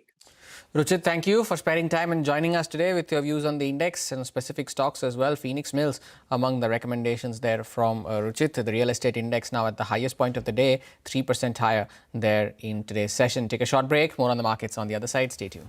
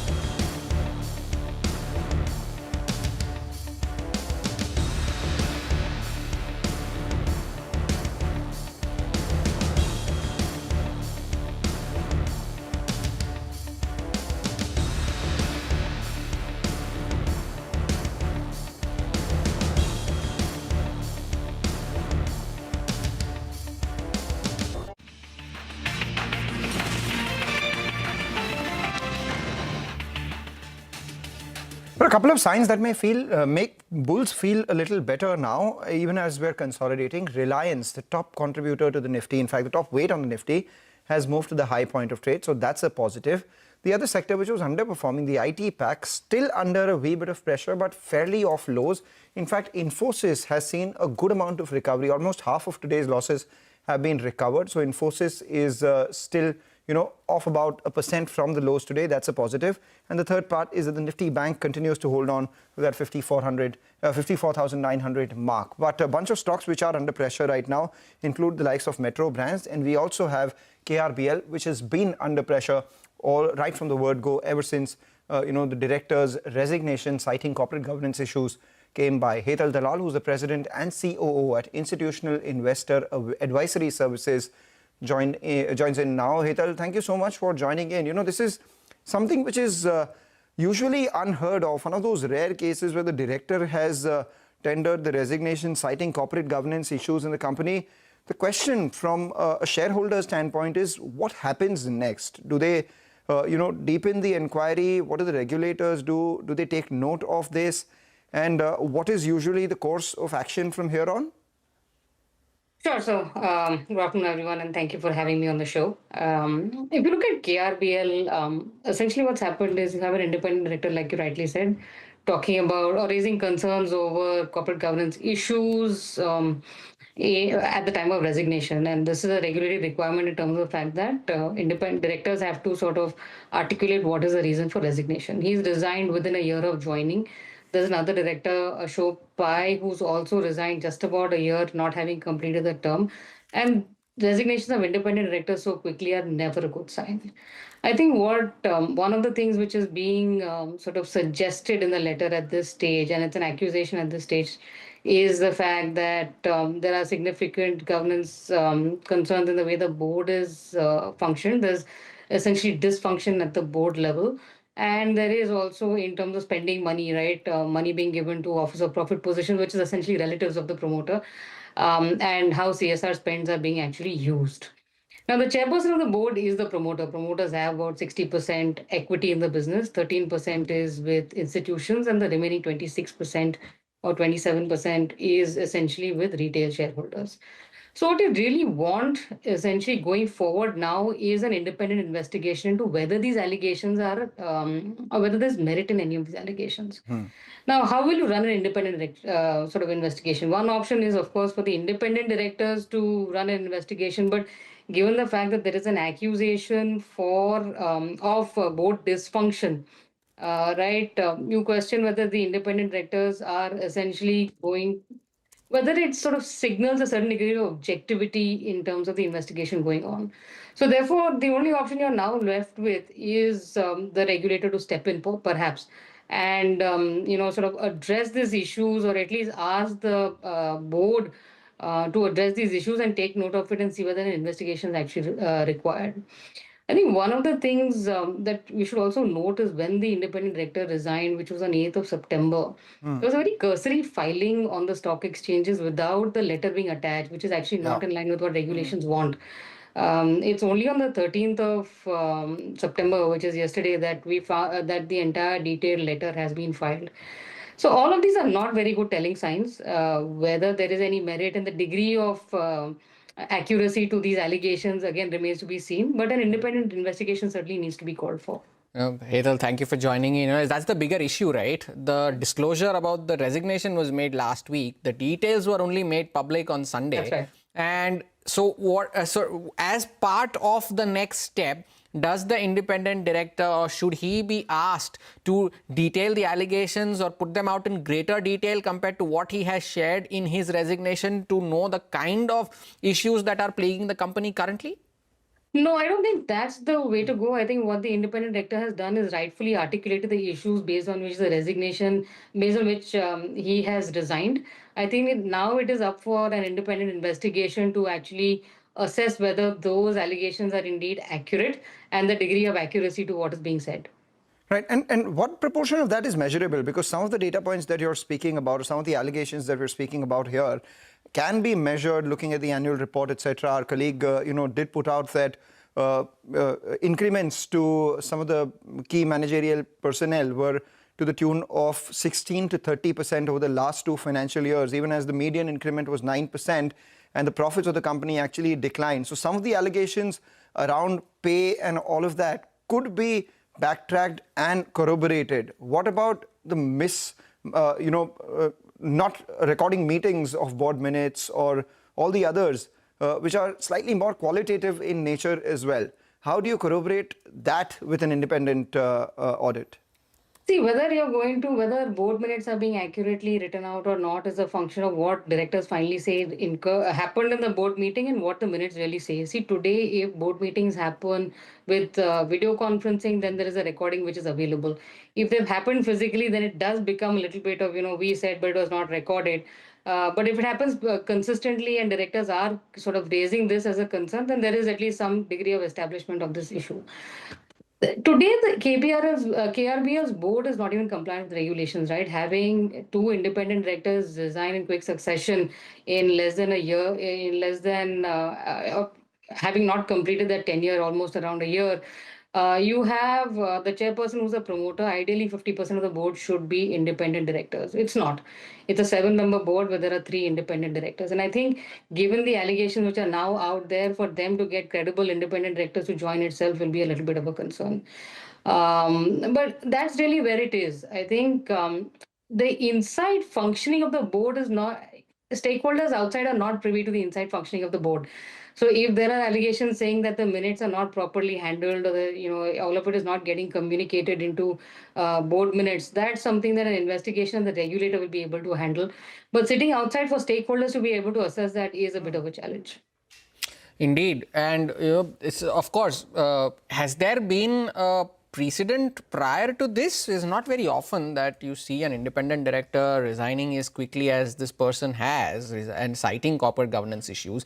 That's the first bit. And the second bit is, what can the company now do for damage control? Because this is not the first time that such an allegation has emerged for KRBL. The auditor's note also flags that some of the promoters are also under investigation over some other issues as well. That's right. What does the company do here as damage control, and has there been any such precedent in the past as well? Look, there have been instances where independent directors have cited concerns over corporate governance issues. A quick one to mind, unfortunately, is Z, where you did have an independent director who resigned citing significant corporate governance issues and raising concerns over board functioning. You've seen that in a handful of instances. One of the things that the regulator had brought in a couple of years earlier was that you can't sort of simply say that independent directors are resigning because of personal reasons. There has to be an articulated reason of why resignations are happening, and you are finding that some of the directors are happy to step up and actually talk about some of these particular issues. I think from the perspective of the company, they first need to address this. You can't just leave it open-ended saying we filed on the stock exchange, this is what the director has said, and then leave it without any kind of statement that the board makes. And I think therefore at least a holding statement and sort of suggesting an investigation to be brought up is the least that they can do.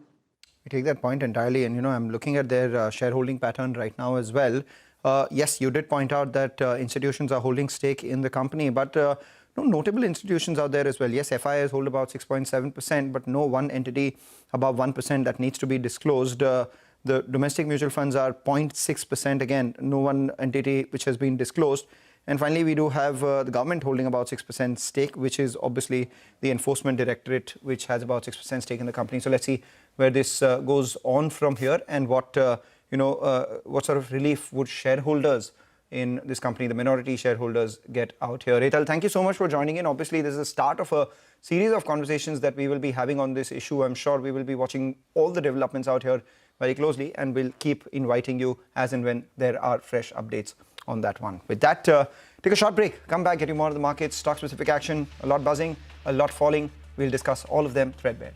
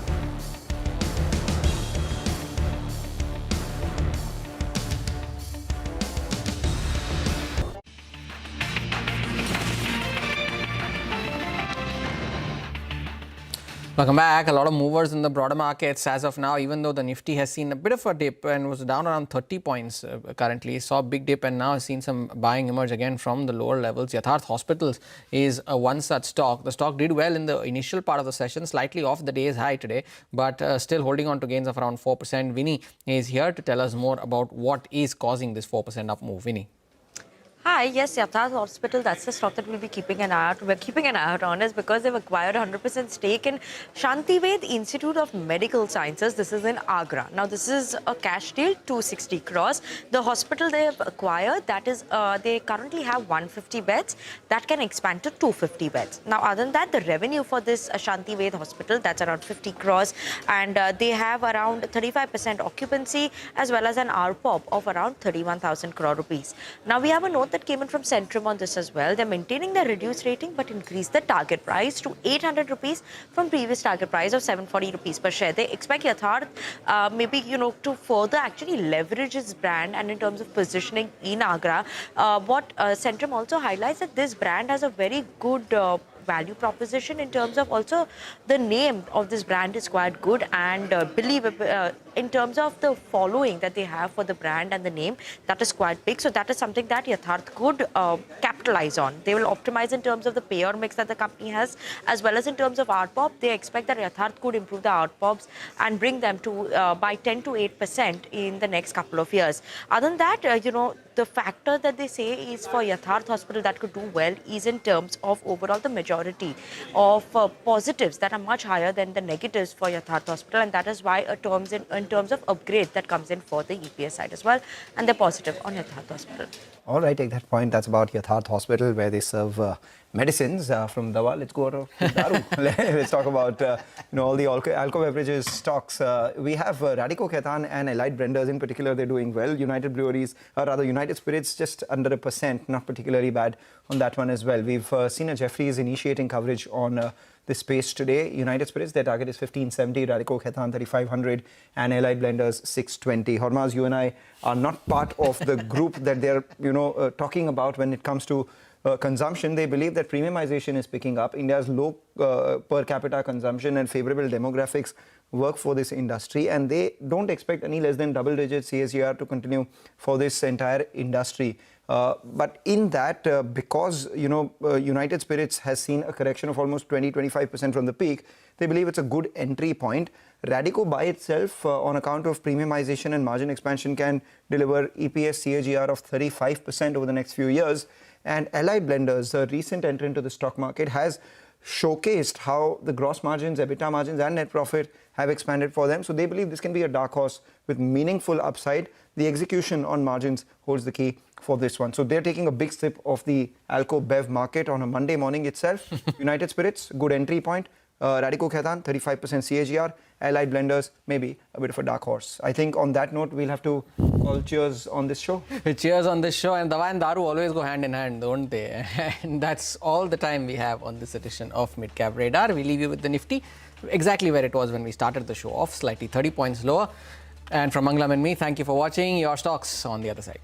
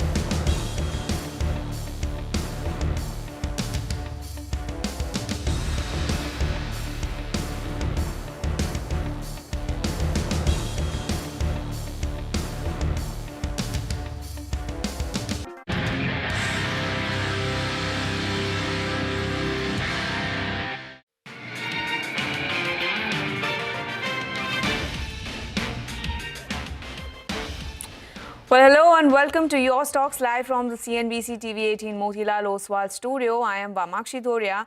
And let's take a look at what the markets are doing. The markets have cooled off slightly from the 25,100 mark. We're just about 20 points away. We saw a very sharp fall, but we've managed to see some bit of recovery creep in for the Nifty 50. But, you know, the headline index is not doing too well. But there's a lot of noise in the broader markets. Take a look at the advanced decline ratio that will come up for you on the screen. Largely, it's the advances that are far outnumbering the declines, and that has resulted in the mid-cap index seeing a gain of almost 0.3%. The small-cap index will also come up for you. It'll show you an uptick of almost 0.7%, indicating that the broader market is vibrant today and is outperforming what the benchmark indices are doing. Take a look at Anantraj as well from the broader markets, because last I checked, the stock was up 10%. It has now furthered its advances. That stock is now up almost 12%, trading close to the day's highest point. Godavari Power as well doing quite well in trade today. But that is how the markets are looking like today. But joining us today is Ashish Kyal, who's the chartered market technician and author at Wave Strategy Advisors, and Gaurang Shah of Geojit Financial Services to answer all your stock queries. Well, good afternoon to you, gentlemen. Gaurang, coming to you then. Have you had a chance to look at Anantraj? Perhaps the stock is up almost 12%. What do you make of the move? And fundamentally speaking, how does this stock look like to you? Thank you so much, Vamakshi, for having me on the show, and good afternoon to all the viewers of CNBC TV18 and to everyone back there. So, this morning there was a news item with respect to an in-principle approval for higher infrastructure, taller buildings or stroke towers in Delhi and nearby region. This is one of the reasons why companies which are basically focused with business into this region, including Anantraj and to a certain extent DLF and a couple of other names. No specifics as far as Anantraj is concerned because we don't have coverage, but the entire real estate sector looks to be well placed on fallback of this policy decision that has been taken. And I think strong balance sheet should do well. Just a small disclosure, since I'm talking about stock specific, all recommendations in this show are a part of our research team. Our company Geojit or myself, we do not have any personal investments, no financial interest, no conflict of interest either. But we give regular recommendations to our clients on similar lines. They might hold their investment interest over there. So overall positive on the real estate sector on fallback of this development. All right, so positive on the realty sector, but we have a query coming in from a viewer. Narayana Reddy is writing to us from Warangal. He holds 50 shares of Polycab at 6,200 rupees and wants to know if he should hold or sell at current levels. Ashish, this question is for you. The stock has since rallied. The stock is now at around 7,200 odd levels. What do you think this viewer should do? Hi, afternoon to you and all the viewers. If you look at the overall movement of Polycab, it has been on the upside. The stock has continued to make higher lows pattern, which indicates that the structure is still intact from medium-term perspective. On the upside, the target for the stock can be around 7,800 levels, and the support for the stock comes to around 7,000. So my suggestion would be continue to hold on over here. The undertone remains bullish, and use any dips as a buying opportunity for short-term targets of 7,800. All right, and Gaurang, would you have a view on Polycab from a fundamental perspective? Yeah, so the entire sector looks quite promising. That is cable/wire business. We have a hold recommendation on Polycab, and along with that, we are positive on Havells India. We are positive on Phenolix Cables. We are positive on KEI Industries. This is purely from a long-term point of view. All right, so positive on the cables and wire sector, but let's move on to our next query then. Narayan writes to us from Bengaluru. He holds 75 shares of KPIT Tech at an average price of 1,379 rupees per share from the past 7 months. Now he's already sitting on a loss of almost 10,000 rupees. So he wants to know what he should do from here on. Ashish, what do you think this gentleman should do?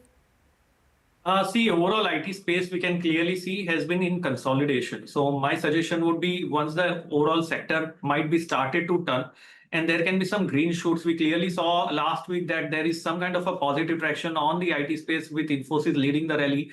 KPIT Tech might also catch up on the upside. So hold on over here is the recommendation. The buying is around the levels and he's in loss right now, but there is a possibility the stock can start moving on the upside, even cross 1440, which is the prior swing, and head towards 1500 levels. So my suggestion will be hold on, possibly add more at these levels, and on the downside support for the stock is around 1170. All right. Thank you so much for that, Ashish. But Gaurang, like Ashish was just mentioning, IT stocks until very recently had not been doing quite well. So, what's your long-term view on some of these IT names like KPIT Tech? Actually, we've been positive as a brokerage house on IT sector. Even when President Trump unfolded the entire tariff tantrums on 180 plus countries, a lot of people actually wrote an obituary for the IT sector. We remain positive then, we're positive now. And going into the future, we remain positive. The only advice to the investors who are interested in investing in IT company is that have 1.5 plus kind of time horizon. Primarily because, the news flow impact of US economy, where it is going, interest rate cuts. And in fact, incidentally, this week we have the Fed meet, large expectation of rate cut by Mr. Powell, Fed chair. 25 basis point is factored in. There's expectation of a larger rate cut.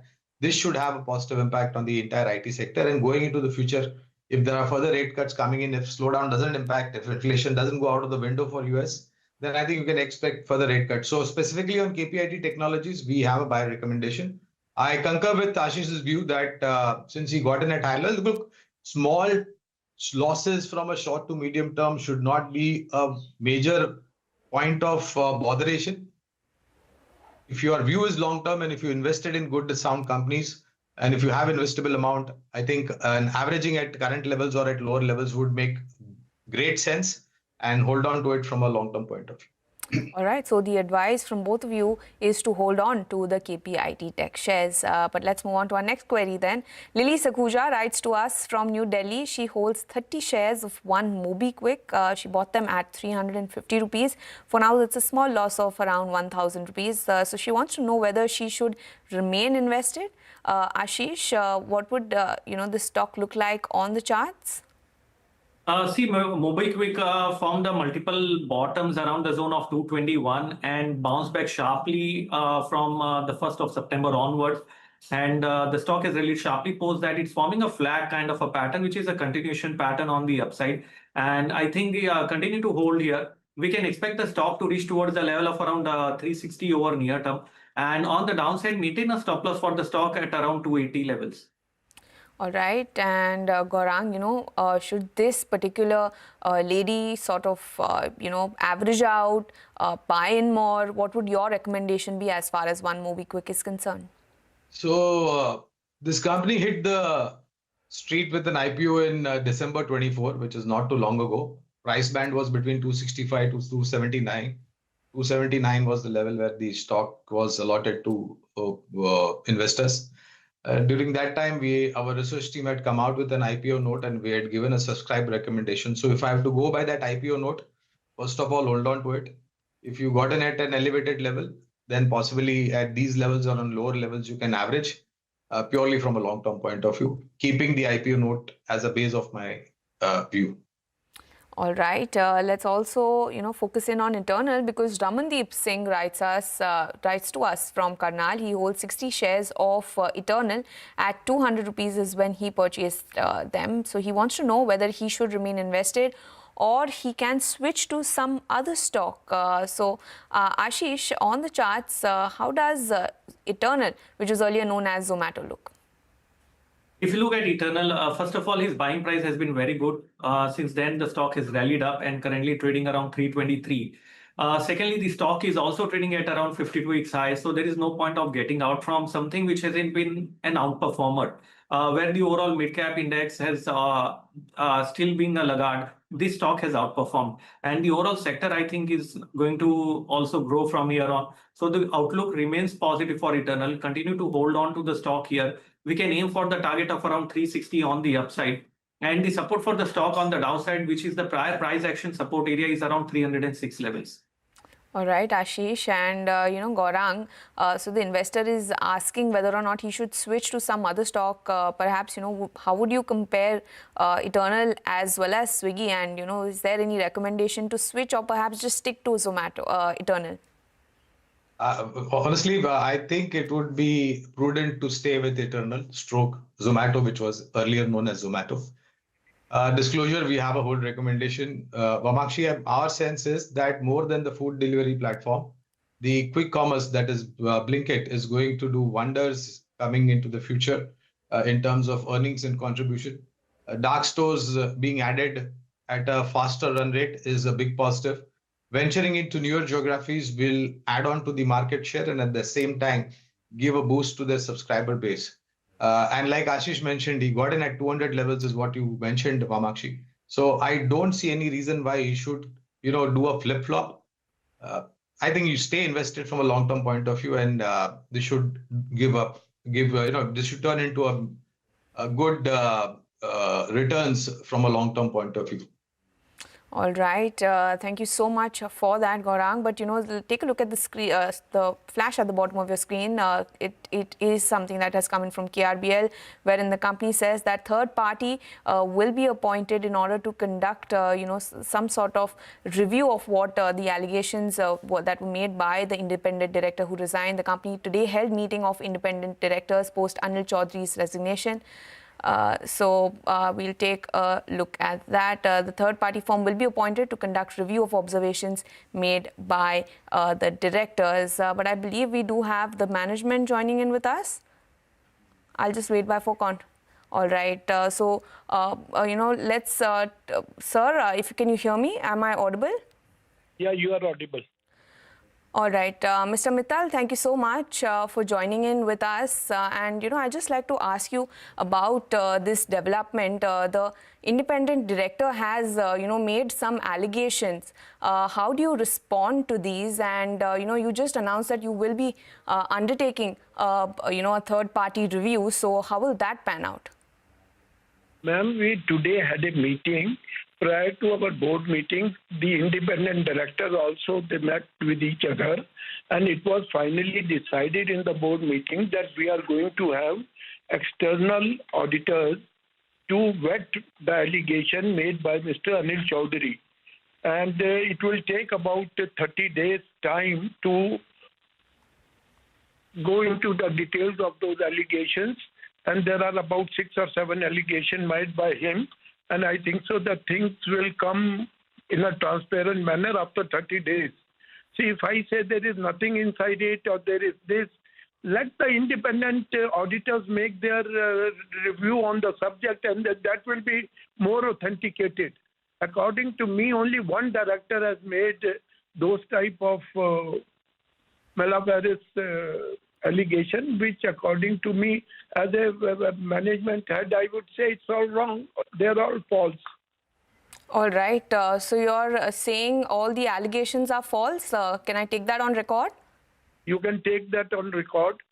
All right, all right. And, one of the allegations that were made by Mr. Chaudhry includes arbitrary distribution of variable pay and annual increments to persons holding office or place of profit. And in fact, I also looked at your annual report for FY25 and 24, wherein, some of the leaders of the company have received increments between 16 to 30%, while the median pay has been around 9%, and the net profit for the company has seen a decline of 15 to 20%. So your comments on this, sir? Do you think the profit and losses are concerned with the pay? What is the pay percentage into the whole? See, I tell you, when a person makes an allegation, then it is a full Pandora box. And at this time, opening up of the Pandora box is not good. As far as the management is concerned, I think that the best way would be let the external auditors vet every and each allegation made by Anil Chaudhry. That would be the fair for the investor as well as for the management also. All right. Sir, I'd just like to ask you about, there were also concerns that were highlighted by him, and he said that, that he did not want to work in an environment where dissent was suppressed or sidelined, and he said that remaining on the board would compromise both his professional ethics and obligations. Sir, this is something that he is highlighting. So, I mean, what would your response be to that? Ma'am, if any independent director become hostile, then definitely his language and way of addressing the problem would always be different. And to justify what I am telling is, would be after 30 days when an independent auditor would make the audit report and will tell you what is right and what is wrong, then you can discuss with Mr. Anil Chaudhary that this is the report. All right, sir, and if you can just help me with one particular detail. Now, the notification of the resignation of the independent director came on, September 8th or 9th, and the details of his resignation letter were furnished on this Sunday itself. So why was there a delay in sort of divulging the details that were there in the resignation letter? The delay was because we were not ready and we never accepted that an independent director of KRBL can write that type of a language. That came for a surprise to us. And we were trying to articulate within ourselves that what happened that all of a sudden he has to write these letters. All right. So that took us 4 or 5 days extra. And it took us 4 or 5 days extra to reply on that letter. All right. Sir, we also were joined by Hetal Dalal of IIS, and she had highlighted that the KRBL board is not compliant with the regulations. This is something that she had said on our channel just a short while ago, and she had said that ideally 50% of the board should be independent directors, and she had highlighted that this is not the case for KRBL rather. So, I mean, how do you, comment on this sort of development? At present, there are 50% independent director. It is the right thing. And I do not know why she has made those type of comments. And as far as one director more is concerned, we have got 3 months time to reappoint him. And we have started from today only for the reappointment of an independent director to complete 4 independent directors. All right, sir, in Q1 there was a sort of footnote in the auditor's opinion, and that said that the Enforcement Directorate was investigating the holding company's joint MD under the Prevention of Money Laundering Act for alleged involvement in the Augusta Westland case. So, sir, has there been any sort of update on this front? It is the matter is sub judice. It is in the court. No notices have been given. It is lying in the court. I don't know. Unnecessarily 8-year, 9-year back story. Why people bring it? I think so. There are some vested interest people who take out these newses and all. At present, let me tell you, definitely I do agree, this new issue has come up on Mr. Anil Chaudhary. Other than this issue, I don't think there is any other issue. And whatever ED or any other government department is concerned, the matter is sub judice, is lying in the courts. All right. Thank you so much, Mr. Anil Kumar Mittal, for joining in with us and giving us your view on this development. The stock for now is trading with a cut of 8.7%, some recovery coming in from KRBL. But on that note, let's slip into a very short break. We'll get you more news and updates on the other side.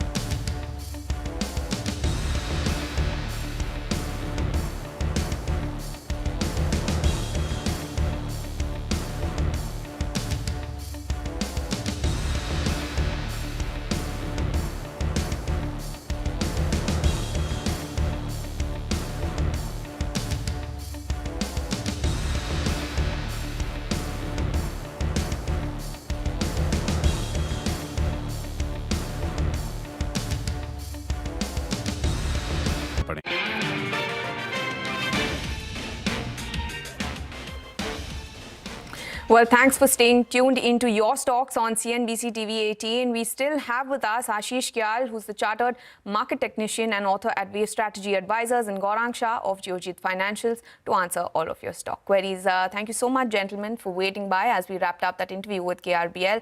Let's move on to our next query then. Bonnie Gupta writes to us from New Delhi. He holds 70 shares of Apex Frozen Foods at 200 rupees. He wants to know, what is the long-term view on the stock? Ashish, what would you, look at, if you look at Apex Frozen Foods on your charts, how do you think this particular counter, looks like? Because this counter was doing quite well recently.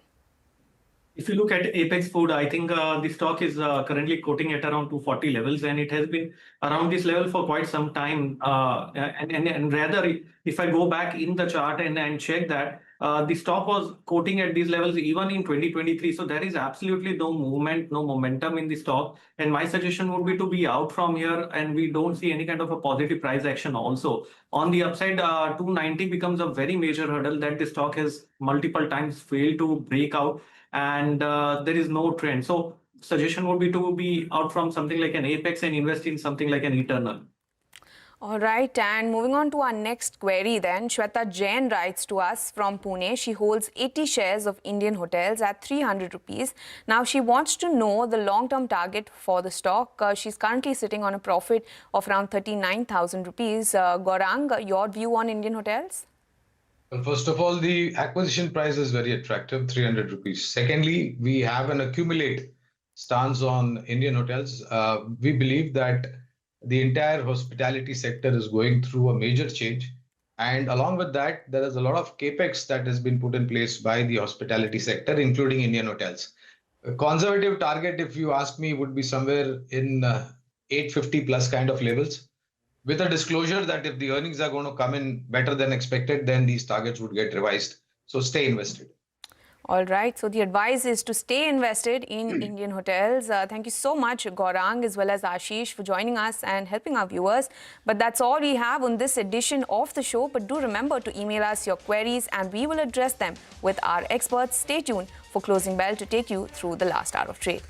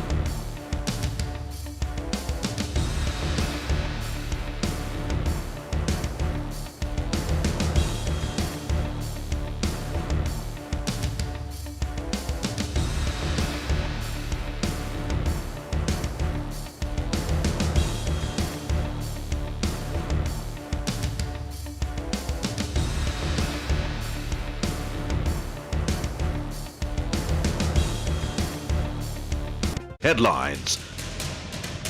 To understand the reasons for the day's movers and shakers. And get your portfolio ready for tomorrow. Beaming live from the CNBC TV18 Motilal Oswal studio.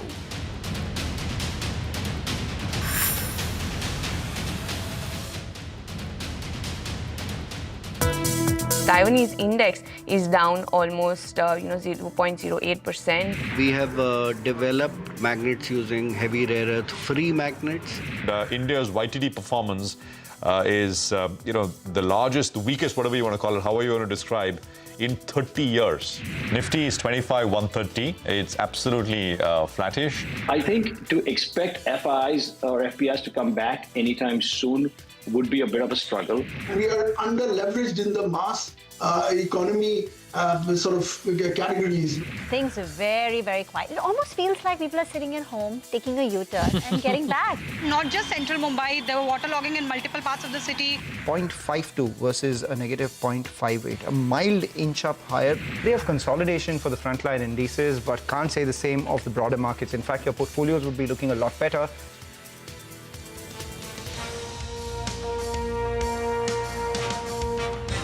Okay, well, that is a day so far. It's been quiet because for the last 7 days now, 8 days actually, the market's been up and up. So today, a bit of a break this Monday.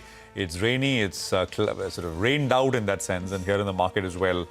Not a very exciting day in that sense. 42 points lower, 25,070. It's been that way for the last several hours now. This is Closing Bell. We're coming to you live from the CNBC TV18 Motilal Oswal studios. I'm Prashant, Surbi and Rima with me, guys. Hi, good afternoon. Hi. Quiet. Very quiet, but midcaps are pretty okay, up about 0.5%.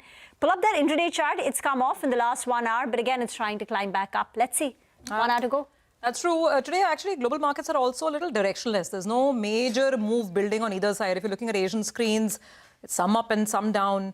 Ditto for Europe. So you don't have very, very clear sort of calls. By the way, watch out for NVIDIA and what that does in US trading action tonight, because there were some, reports out of China. The Chinese market regulator has ruled that NVIDIA has violated China's monopoly or antitrust laws, basically. So the NVIDIA shares are down about 2% in the after-hours trade. So we'll see. But the short point is you don't have too many big global headlines at this point in time. And on the back of that, our market, little change. Some interesting stocks on the move, by the way. Some, financials, Jio Finance, Bajaj Finance, SBI, ICICI Bank. Largely, it's financials. Rest of it is either flat or mildly negative. Prashant? Absolutely. And, 1,700 up, 1,300 down. That's the market breadth out there. And, maybe a railway pack is higher, and we'll talk more about that. And you got individual shooting stars, absolutely no doubt. I mean, Parag Milk, Sarda Energy, Aegis Logistics is up 8%. SBI Card is up 5%, I just noticed. So you got these individual, sharpshooters. But beyond that, it's a little quieter. Having said that, the small cap index is up 0.8. The mid cap index is up about 0.5% as well. Let me just quickly run you through what's coming up here over the next 60 minutes, and then we'll take it forward. So, of course, as we described, holding on to levels, and on your screen now, IT, of course, is off. Autos have had a nice run there, taking a bit of a break. PSU banks are another story. They're extending some of the gains. So market discussion, of course. Railways as a pack is doing well. Lots of smaller names, but what's happening there? So that coming up. And of course, Vodafone Idea, Ashmit reports from Delhi in terms of what's happening, what the Supreme Court is going to hear, I think on the 19th of September, so some context background to it. Northern Arc is a brokerage call that we want to highlight, not one but two. So Northern Arc is up about 8-9%, and that coming up in just a bit as well. How should you position yourself in the last hour? That's the question. Mitesh is with us with the answer to that one. Mitesh, take it away. Afternoon. Afternoon, Prashant.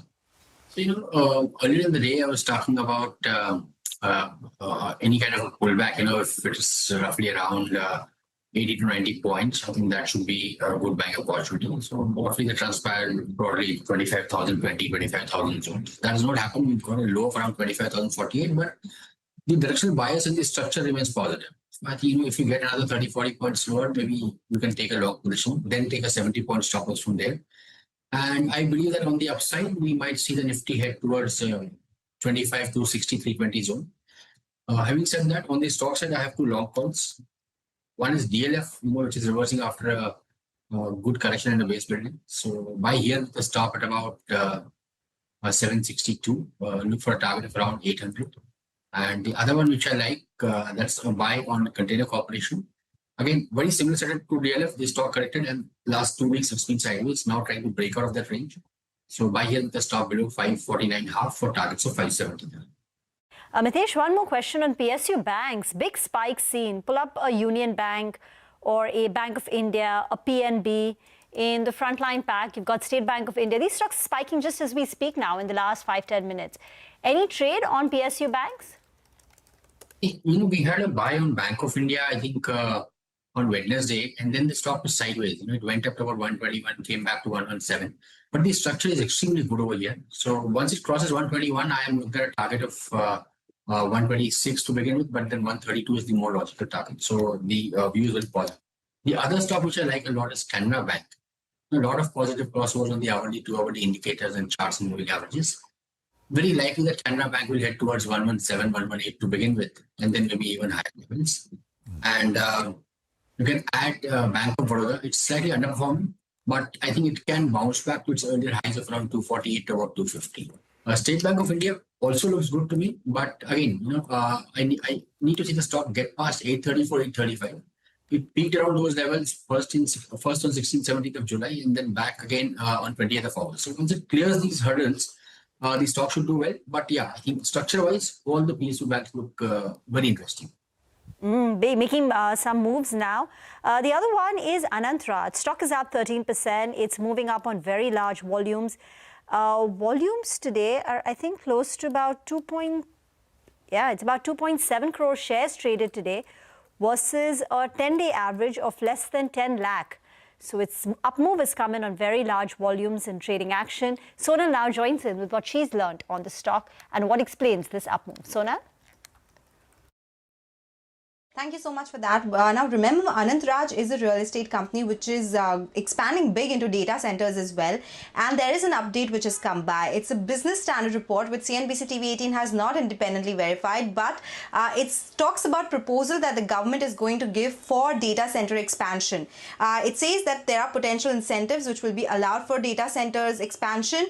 Government has proposed a tax exemption of up to 20 years for data center developers, provided they go ahead and meet certain criteria, that is in terms of capacity addition, in terms of power usage effectiveness and employment generation targets as well. And on the back of a possibility of these coming by, Anantraj is higher, because remember, in the June quarter itself, it had operationalized a second data center facility at Panchkula. It had a capacity of 7 megawatt in terms of IT load, and the company also has target of operationalizing 307 megawatt data centers in terms of capacity by 2031. So if all these incentives do come by, it could have a positive impact on the PNL, and that's why that uptick on the stock. But do remember, it's just a proposal. There is no finality on these particular clauses so as of now. Thank you very much for that. Shankar Sharma has tweeted about the data centers, and he says the enthusiasm around data centers is largely a hope trade. Broadly, it resembles the telecom tower business, in which the tower company invests massively in capex. So he's, likening it to the tower business, very high on capex. And once you've got the capex on the ground, you are at the mercy of the customers who can competitively bid and try and get very low rates. So that's the opposing view coming in. Dipan Mehta, director at Elixir Equities, is now joining in. Dipan, do you want to come in on the excitement surrounding data centers? Anantraj is a potential play. Yeah, Rima, good afternoon, and thank you for having me on your show. The problem with that, we don't have enough data center stocks to buy. Like in US, you can buy Amazon Web Services. Microsoft also has got their own services, and as does Oracle. But in India, you just have Anantraj. That is a small portion of the overall business. And then there's another company called E2E Network, where L&T has taken a stake, I believe, in that company. So, when investors want to play this narrow investment theme of data center, they really get stuck because there is really no effective stock. Of course, a lot of data centers are coming up. The telecom companies are doing it.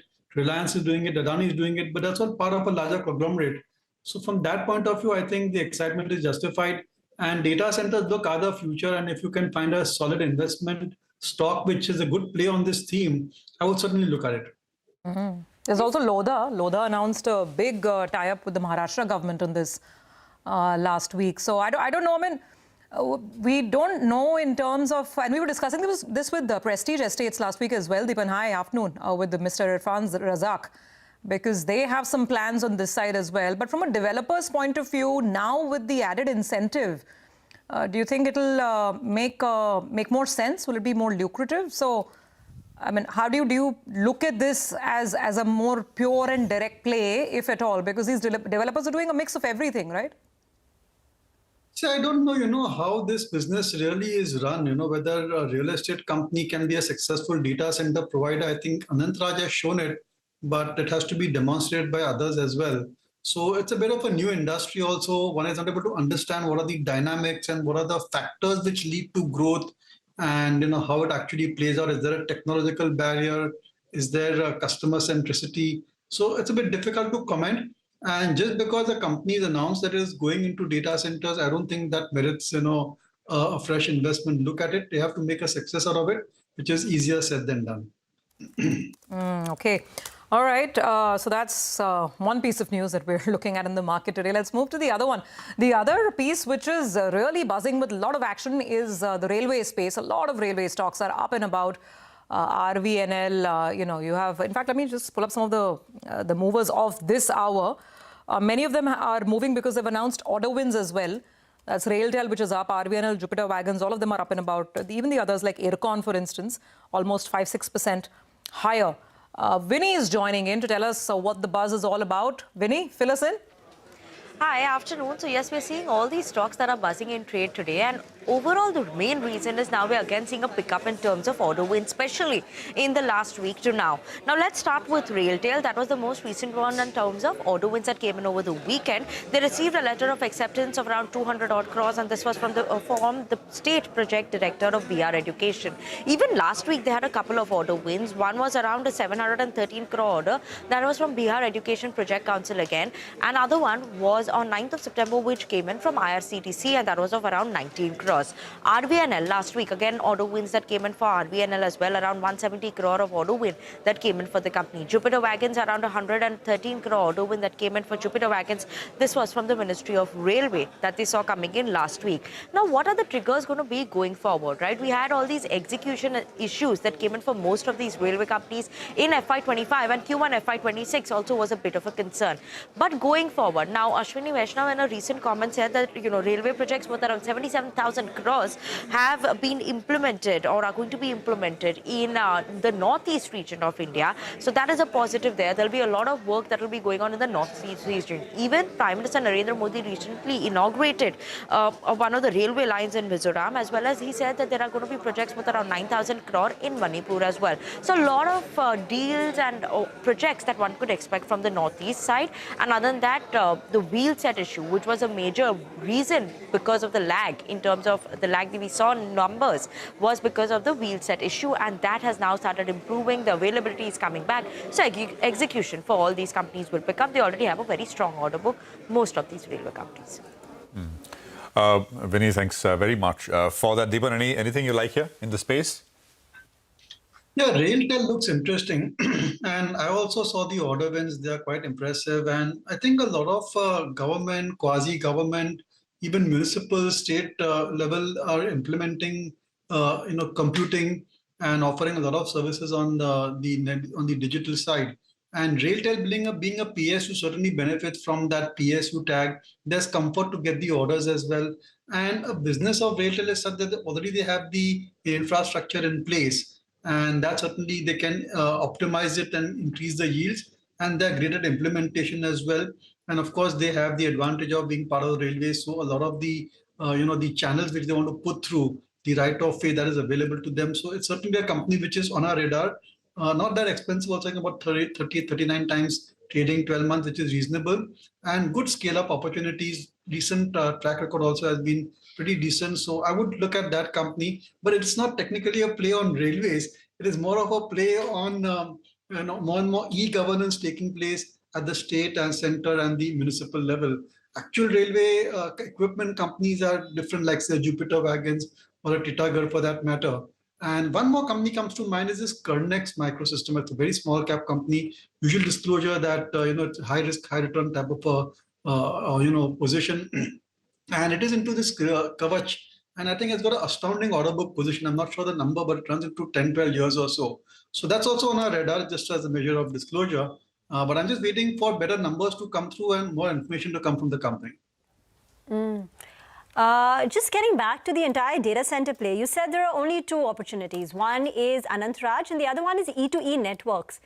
Have you done any analysis? Last year when L&T acquired the near 20% stake, they did it at a price of 3,600, which was much lower than the prevailing market price, which was 4,600 thereabout. The stock today is at about 3,000, 3,100. And this is after a 30% increase this month. I mean, what would be the fair value for a company like E2E Networks? If you thought that after L&T has come in as a strategic partner, it should do well, the stock has only, come down since then. Maybe you should flash the P multiple. It is, I think, close to 100. Yeah, it's 100 plus. While you were speaking, I was just checking 100 times, So what can I say about valuation?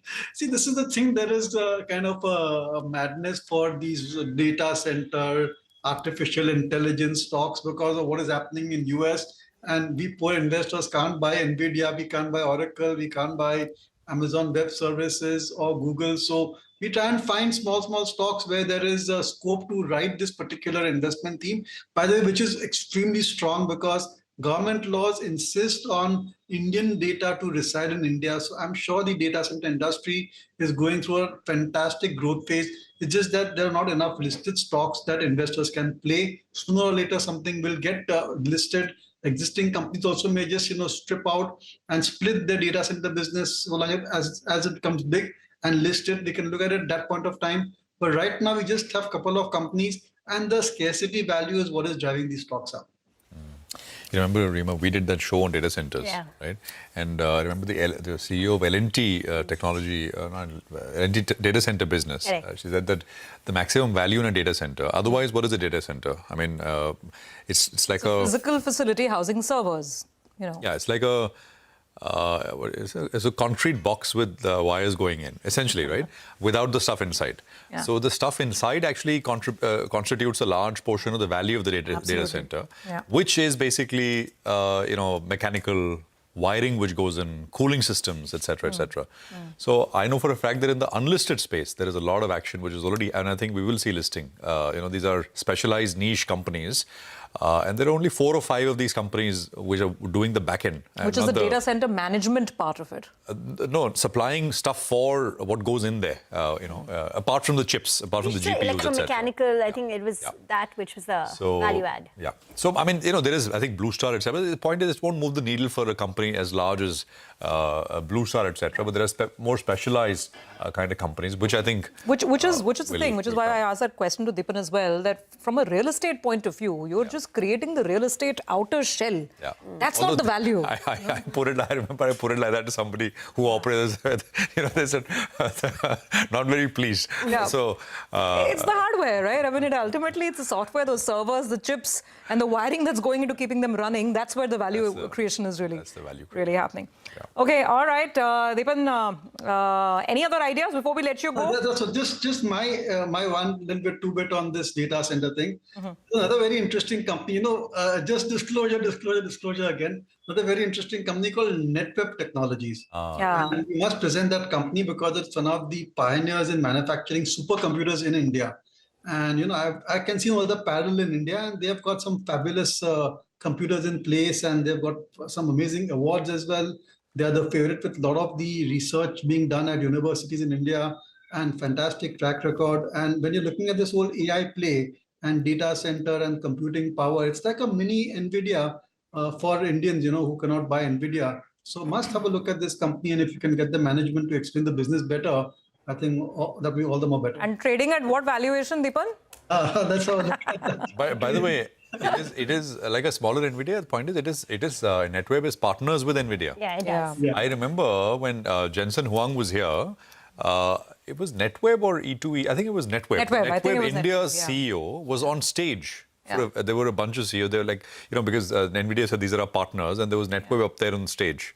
So stock's done. I think it fell to 1,200-1,300 rupees in April, and from there it's come up to almost back to about 3,000 kind of levels here. So yeah, interesting name there, but and no real big serious institutional participation or anything I think yet. But it's an interesting one. I think we do get to speak to them, right? Post quarterly numbers. Yeah, and they've been growing very well, 50-60%. And every quarter they've added to the disclosure saying how much AI is contributing to their overall revenue. I think at last count it was close to about 20-odd%. But that number has been steadily increasing for Netwear. Fabulous. 6 months up, stock is up close to about 100%. Dipan, a quick word on Tata Tech and the acquisition that they've made, expands their presence in Germany, gets Volkswagen as a customer, and then ADAS capabilities. That's right, I think, and the kind of interest which is coming back in Tata Elxsi leads me to believe that, after a kind of a pause, maybe some investments are coming back by the auto companies into the software space required for EVs and for autonomous driving vehicles. So that's great news, I think, if the sector does well. There's KPIT also, which has been kind of struggling with growth last couple of quarters or so. And I think it's an interesting acquisition by Tata Technologies. Certainly be watching that stock far more closely. Okay, all right. We leave it there, Dipan. A good chat as always. Thanks very much for joining us. And, we'll talk to you soon again.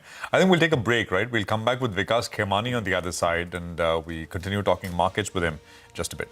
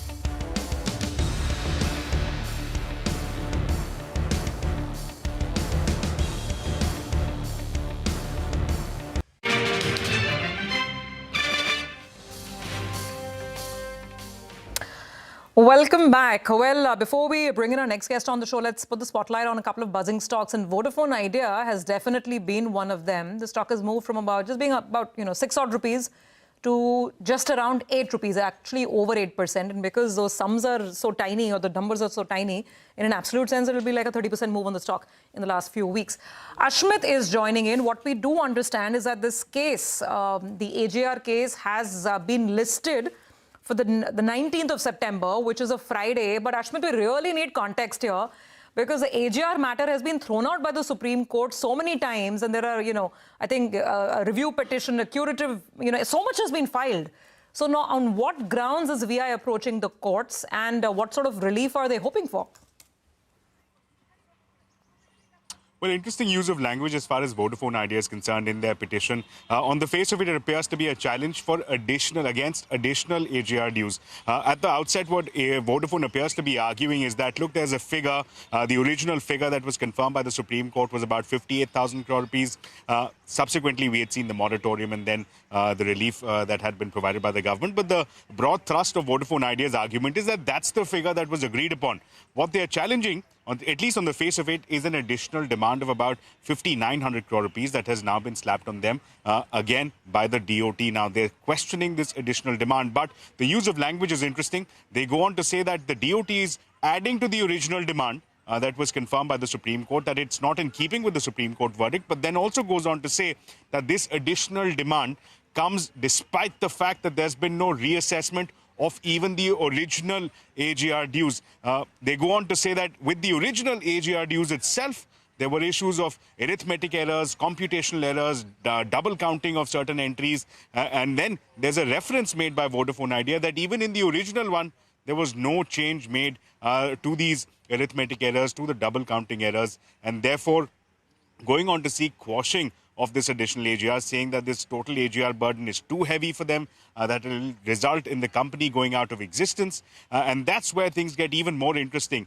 While the prayer that they've made before the court, while on one hand they are seeking quashing of the additional demand, they are also seeking reassessment of all of the AGR dues up until the year 2016-17. So both these arguments likely to be made before the apex court. And just like as you had rightly pointed out, 2019 is when the original judgment had been passed. 2020, the modification petition was rejected. The review was rejected. Curative petition was rejected. A latest application that we saw a couple of months back, that was also rejected. So clearly, Vodafone Idea trying its luck once again, making its plea before the apex court. The website tells us on 19th of September, Friday, is when this case will be taken up for further hearing. And Ashmit, has DOT said why have they imposed this additional demand of 5,950 crore on Vodafone Idea? Is it for the old demand till 2017, or is it the DOT is not commenting. The little that we know falls. Well, the DOT is not commenting on this additional demand. What we do know, however, is that the rationale that Vodafone has talked about is that the DOT felt in communication between the company, the telecom company, and the DOT felt that even in the original figure of 58,000 crore rupees, it came with a caveat. The caveat that the DOT had given back then is that this figure of 58,000 crore rupees, I beg your pardon, will be subject to any further audits that may take place, any further assessments that the DOT might do. And that is what has been cited, at least that's what Vodafone Idea says as a part of its petition. And that has been the grounds on which the DOT has slapped this additional demand.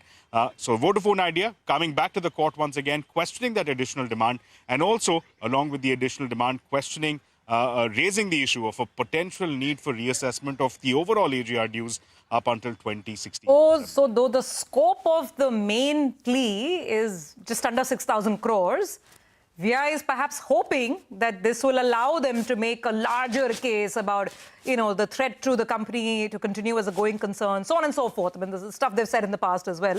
Very interesting, Ashmit. We are all prepped up, and you have a Friday blockbuster coming up, if indeed it is on the 19th. Thank you so much for joining in with that context. It's really important.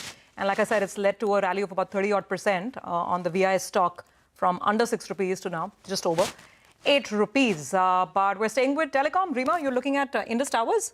Because Bharti has been slowly acquiring stake in Indus Towers. Between 5th and 10th of September, Bharti Airtel, the promoter of Indus Towers, has bought about 80.7 lakh shares, With this, the promoter, that's Bharti Airtel's stake in Indus Towers, rises to 50.4%. And even a couple of days back, we had reported that from 25th August to 1st September, Bharti had bought nearly 70 lakh shares of Indus Towers. So in the open market, the promoter of Indus Towers, Bharti Airtel, has been buying slowly shares of Indus Towers. But that's just wanted to give you that update. But let's now go across to Hormuz. He's going to put the spotlight on the top movers.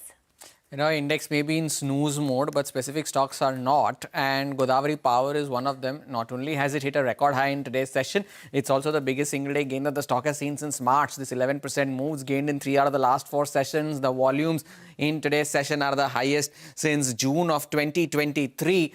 And we've had close to 4 crore shares that have traded on the stock today. The 20-day average is just 41 lakh shares and has been a good performer this year so far, up 33%, and has had positive returns every year since the end of 2019.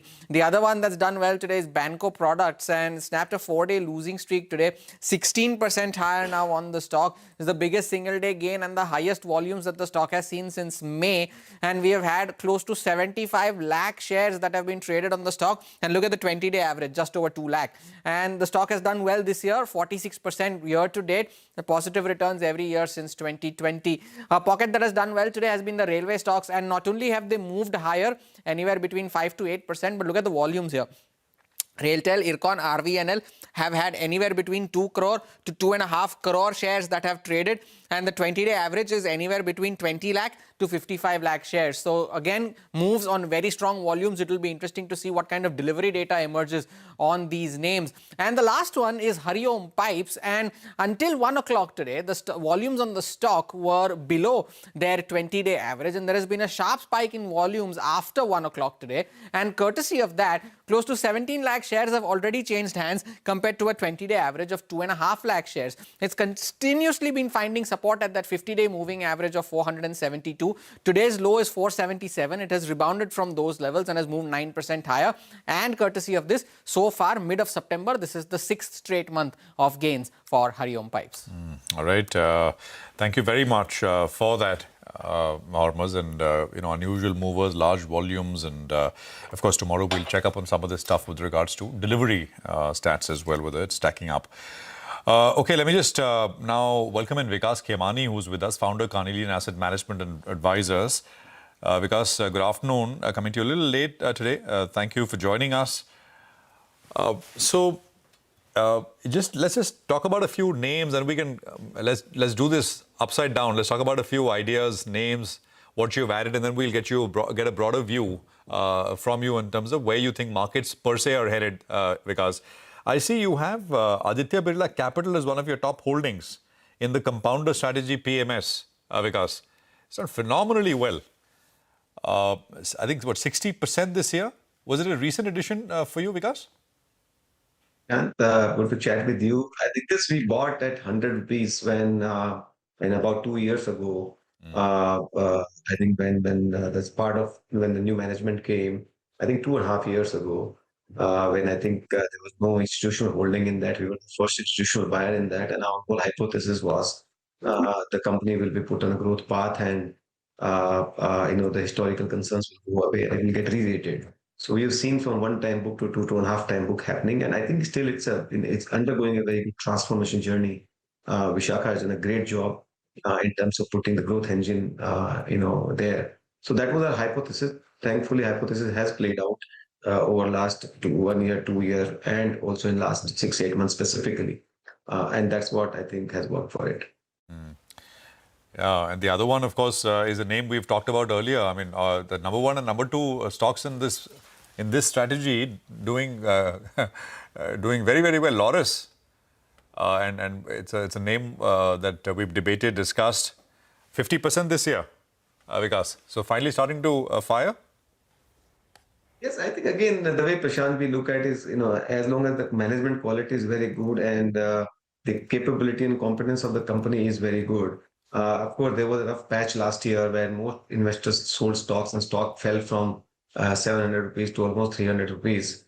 And, of course, there was a rough patch in between. Numbers didn't come and markets were disappointed. But they were, in our opinion, that time cyclical, and not structure, and the capability of the company, how company has transformed from an API to CDMO company and continues to transform historically. And, so we saw that. And as the visibility of the numbers has come about, as the whole CDMO story is beginning to play out, I think markets has taken a note and stock has done well. So it is a part of a natural. So we think that's still long way to go. CDMO continues to remain a very large structural growth opportunity, and Lotus, and being one of the very few credible players in that space from a capability standpoint of view and customer standpoint. So that's the reason. Right. So those are two done. One more coming your way, and this is, I think, it's an interesting one, right? Kalpataru Projects. It's a name we're all familiar with here in Mumbai in terms of their projects, etc. And stocks available around the price where it came to the market at, 395 or so. So I think opened at about 414, 415 when it listed a month, I think, 2 months back. What's the thesis here, Vikas? Probably you're missing something. Kalpataru Projects is not the real estate company. This is the EPC company. Oh, this is the EPC one. I beg your pardon. Yeah. This is. Okay, what I'm doing is I'm referring to the real estate stock and referring to Kalpataru Projects. Yes. Because I pulled up Kalpataru Projects, the listed entity. And okay, so you don't own that. Although I've heard, so okay, I connected 2 and 2. Okay, this is Kalpataru Projects. That's fine. I got that. What else? Anything else new you've picked up, Vikas? Again, it's public knowledge. It's released in our sort of fact sheet last month. We've added a significant portion stock in Biocon. And I think, again, I know there's a lot of skepticism in the marketplace there right now. We think there's a good transformation happening. In this company, demand is picking up. Reasonably good growth happened. A lot of repair on the fundamentals has happened. So we find quite promising prospects there. Biocon, yeah, that's, I think, in your Amritkal fund, one of the key holdings over there. Actually, if I look at this particular fund, Vikas, hi, good afternoon, Surabhi here. And we know this, I mean, your preference for manufacturing is very well documented, very well known. And that's the lion's share of the portfolio. As a contrast, consumption, pure consumption is only 2%. Now, in this fund, I think you also have a stock like Maruti, but probably again, a play on manufacturing. With everything that's happening now, GST, income tax cuts, monsoon, this whole market narrative that consumption is finally set for a lift-off. I mean, are you convinced about it at all from a more medium-term structural sense? Are you looking to make any tweaks there? Your thoughts? Or do you think that this is going to be a passing trend at best in the market? We were never negative on consumption. I think we were negative on consumer segments, valuations, and certain pockets which were overrated and hyped, likes of paints and, consumer discretionary and all those things. I think you pay 50, 60 times or maybe more PE, but growth was kind of single digit or less than a very small growth out there, right? So according to us, Maruti is also a consumer play because it's a consumer discretion. There's no difference between a car and an air conditioner they are also a consumer discretionary basket. So in that sense, while market tags it as automobile, but I think it's also a consumer basket. So according to us, consumer consumption will do well, but you have to find companies which will benefit from that trend. And we've been positive on automobile as a segment. We felt that was a better play than playing through an air conditioner or any other, consumer durable as they talk about, because the matrices of the both industries are same. Both are, linked to the rising in the per capita income, linked to the interest rate sensitivity, and the industry structure is also pretty much same. But one it gets 60p, another gets 25p, and still at 25p it is considered expensive. So we don't believe that. Hence, I would put Maruti and automobile companies as part of a consumption basket than maybe a manufacturing basket. No, got that. But you're not looking at the lower ticket item consumption. Apparel, footwear, QSR. You're not looking at that whole basket. We do look at all of them, and like I said, it is at the end of it, just because QSR is a great segment does not mean that it's a good investable risk reward in your favor. We have never found in the last 4 or 5 years any meaningful where we could get our arms around in terms of getting good risk reward. Of course, there are a few names where we bet it and we benefited. but and we have increased also some of the consumer discretion. We are watching everything else, and for me, even in aviation is as good as consumer discretionary, right? It does not have to be necessarily the old conventional basket of because we must not forget that consumer patterns are shifting. How people, all of us are consuming, are shifting. So we don't have to necessarily bucket consumption in the original conventional basket or the way it was kind of defined. To my mind, aviation is as good as consumer basket than anything else. So like this, one has to see that we have a decent exposure in our portfolio in consumer. But yes, it is more dependent on the idea than anything else. Vikas, afternoon. Aditya Infotech, that's your top holding in the manufacturing Amrit Kaal fund, 7.1%. Now, it's a recent listing. The issue price was 675. You were anchor investors, and the stock is double now at 1450. Do you see more upside? Because valuations are also now, you've made a quick 100%, in a span of, 1 month. So at this juncture, I mean, how is Aditya Infotech looking to you? I think I probably I'm doing my portfolio review right now with you, but I will do it.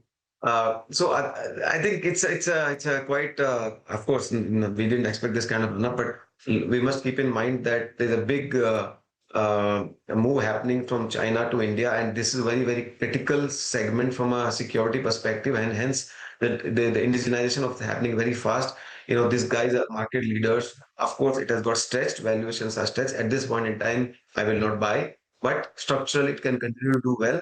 But of course, at listing, it was far more favorable than what it is today. But sometimes you just ride out whenever, because right now there's a scarcity of stock in this. There are more buyers than sellers, and that defines it. So you ride out as long as you think it's fine. But some point I will consider what needs to be done on this. IIFL was the broker, Aditya Infotech, and there was, I don't know, it's one of those very, very rare cases, right? Listing happens in a market which is primed for listings, and after listing it kind of goes up the way it did. But it has. Two other names, very quickly, Vikas, if you can run us through it, since you said you're doing a review with us, if you're so kind. One is Krizag, and the other is. I think I accommodated I thought this was more market conversation than stocks. Okay. We've done 6, 7, so okay, fine. Next time, the rest later.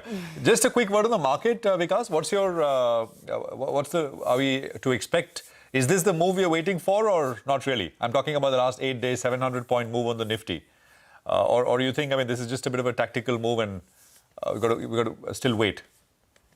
I think we've not been negative in the market at all. Throughout the last 3-4 months of turbulence, we always believe there's a passing phase; it will go away. And I do believe that what RBI governor is doing and what government is doing in terms of boosting domestic economy is far more important than Trump is doing. And having said that, I feel that is also now seems to be getting in the right direction. So I think everything of Indian economy is in reasonably good shape, moving in the right direction. We are not as negative as most of the markets are around the corporate earnings cycle. We think they are not bad; they are in reasonably good shape. And second half of this financial year, it is likely to pick up and do better. So hence, I don't see kind of very high probability of markets having deep cut, and hence we were fully invested. And I think that we are in a good shape directionally. I'm quite optimistic on the markets. I think markets will keep hitting new highs soon. Okay. Vikas, thank you very much. You've been a sport, and thank you for joining us and running us and talking us through a bunch of your holdings and, of course, the view on the market as well. Vikas Khemani there with perspective. I think there was a flash with regard to the India-EU FTA talks which are on. I think the next round is in Brussels. That's what came through right now. I think F&O desk and what's happening there. Mangalam is standing by with the latest in terms of the action. Mangalam, over to you. Well, there is consolidation on the frontline index after 8 days of a rally on the Nifty. So we're just seeing a bit of a tug-of-war between the two heavyweight sectors. One is the Nifty Bank, the other is the Nifty IT. After having seen a big move, the Nifty IT is seeing a bit of profit booking. In fact, it crossed important levels on Friday, now broke below those. So let's see where that goes. The Nifty Bank, however, after having crossed important levels on Friday, is sustaining above that, though 55,000 seems a bit elusive on the Nifty Bank after having crossed that in the earlier part of today's trading session. the broader markets tell you that your portfolios are feeling a lot better. Mid-cap index, small-cap index, both of them outperforming with far more number of stocks advancing than the number of stocks which are declining. And that gap between the green and the red line, with the green being up much above the red line, has been sustained throughout the trading session, so that's a positive, telling you the market breadth is firmly in favor of advances. Realty stocks, they've been picking pace over the last few hours. So if you have, any of the real estate stocks that you look at in the F&O space in particular, Oberoi Realty, Lodha Developers, Godrej Properties, Phoenix Mills, all of them are fairly well bid. The put-call ratio, which had moved to 1.3, is now moderated to 1.04. So that's telling you that it's creating more space for the market to move higher. So that's today's consolidation is not necessarily negative, but a positive sign for the bulls.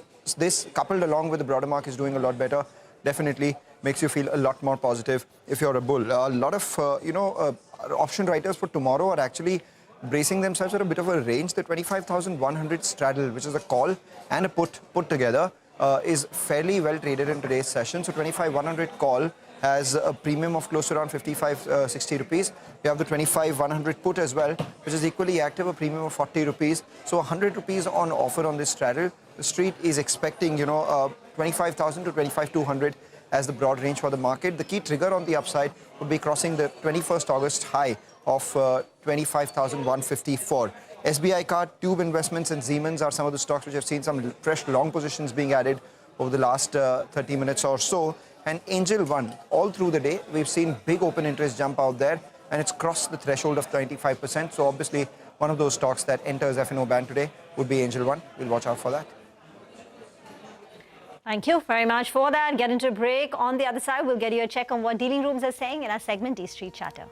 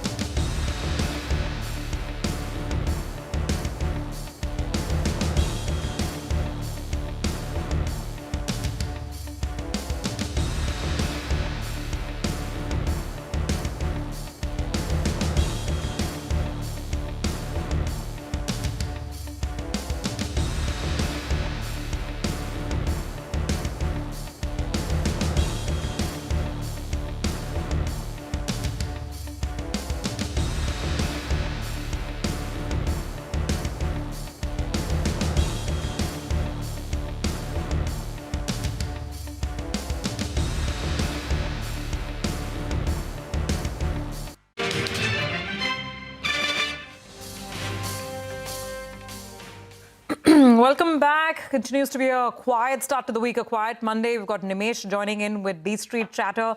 Nimesh, the bulls, I think, pausing for breath after a couple of good days. Well, I wouldn't say that. It's more of focus shifting towards the broader market stocks. So it's going to be, well, the Nifty is consolidating in a narrow range. It's a broader market which are relatively outperforming. The index is up 0.5%. But look at the individual stocks. A lot of reactions and a lot of stocks are buzzing 8, 10, 12% in today's market and a large volume. So clearly looks like the focus is shifting towards the broader market indices after the recent underperformance. In the F&O basket, it's the PSUs which continue to outperform. So even in the PSU basket, it looks like there is a bit of sector rotation happening. Today is a day for the rail PSUs to do well. We saw a big move in the defense names and oil PSUs recently, and now we are seeing a bit of move in the railway PSUs as well. So that one space is where we're seeing a bit of traction as well from larger institutions.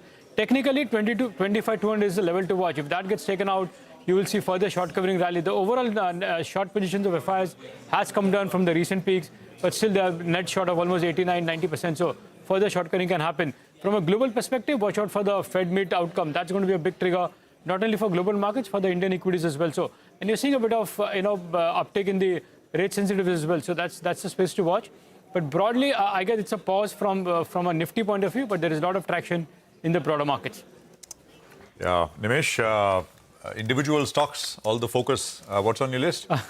Well, so the first stock on my list is Gujarat Fluorochem. That's been consolidating in a narrow range, but I understand that could be a large block in Gujarat Fluorochem very soon. So that's the first name. The second stock is BEL. I spoke about the PSUs in general doing good. BEL within the defense basket has relatively outperformed on the back of very strong buying. And I understand one large domestic mutual fund has been accumulating BEL off late. So that's the second name. Third name is Ember Enterprises. I've highlighted in the past as well. That stock has been buzzing off late. In fact, even today the stock is up 1.5%, 2%. Again, for Ember, the next figure to watch is the QIP, which my senses will come very soon. In a day or two, you will see the QIP launching. And I understand there is a very strong demand, both local as from larger FIs as well, in the Ember QIP. So that's the third name. And the last one is GMR Power. Big move on that stock as well, up 10%. Last week, we saw an announcement from the company wherein they are expected to get some refunds from the Haryana Discom. And that's been the big trigger for the stock to do well. In fact, some large HNIs have bought as well in the last couple of days. And of course, for GMR, the next trigger is that whether this order will mean further discoms, money getting from the other discoms as well. So that's the reason why GMR Power is buzzing in trade today. Oh, big one, right? 11-12% on it, 130 at this point in time. And in terms of timelines, anything expected today, Nimesh?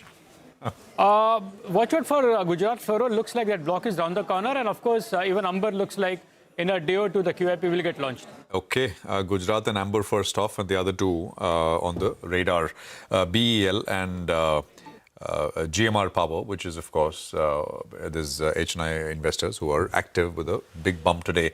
Mitesh is with us with what to buy or sell today for a reverse trade tomorrow. Mitesh, what do you have? Yeah.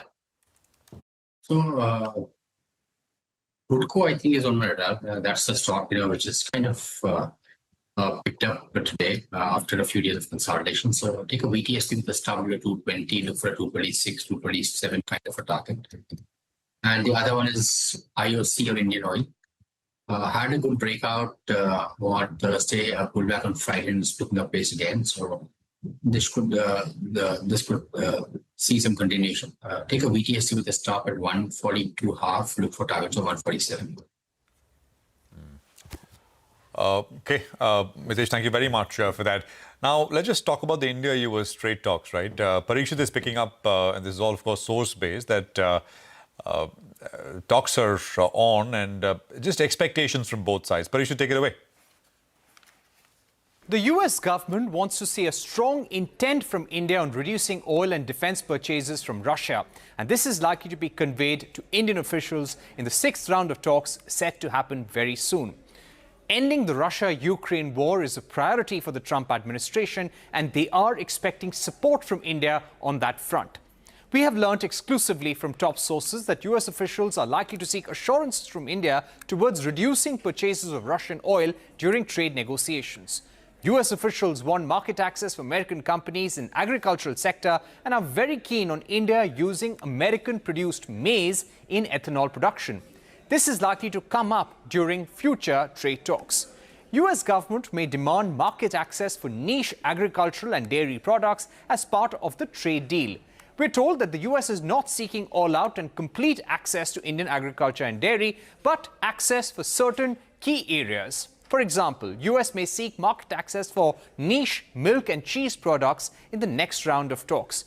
That's not all. US officials have also asked Indian officials to reduce licensing requirements, import curbs, non-tariff barriers for American companies. They want a level playing field for all American firms. All of this, we are told by sources, is important for the US side in any future trade negotiation with India.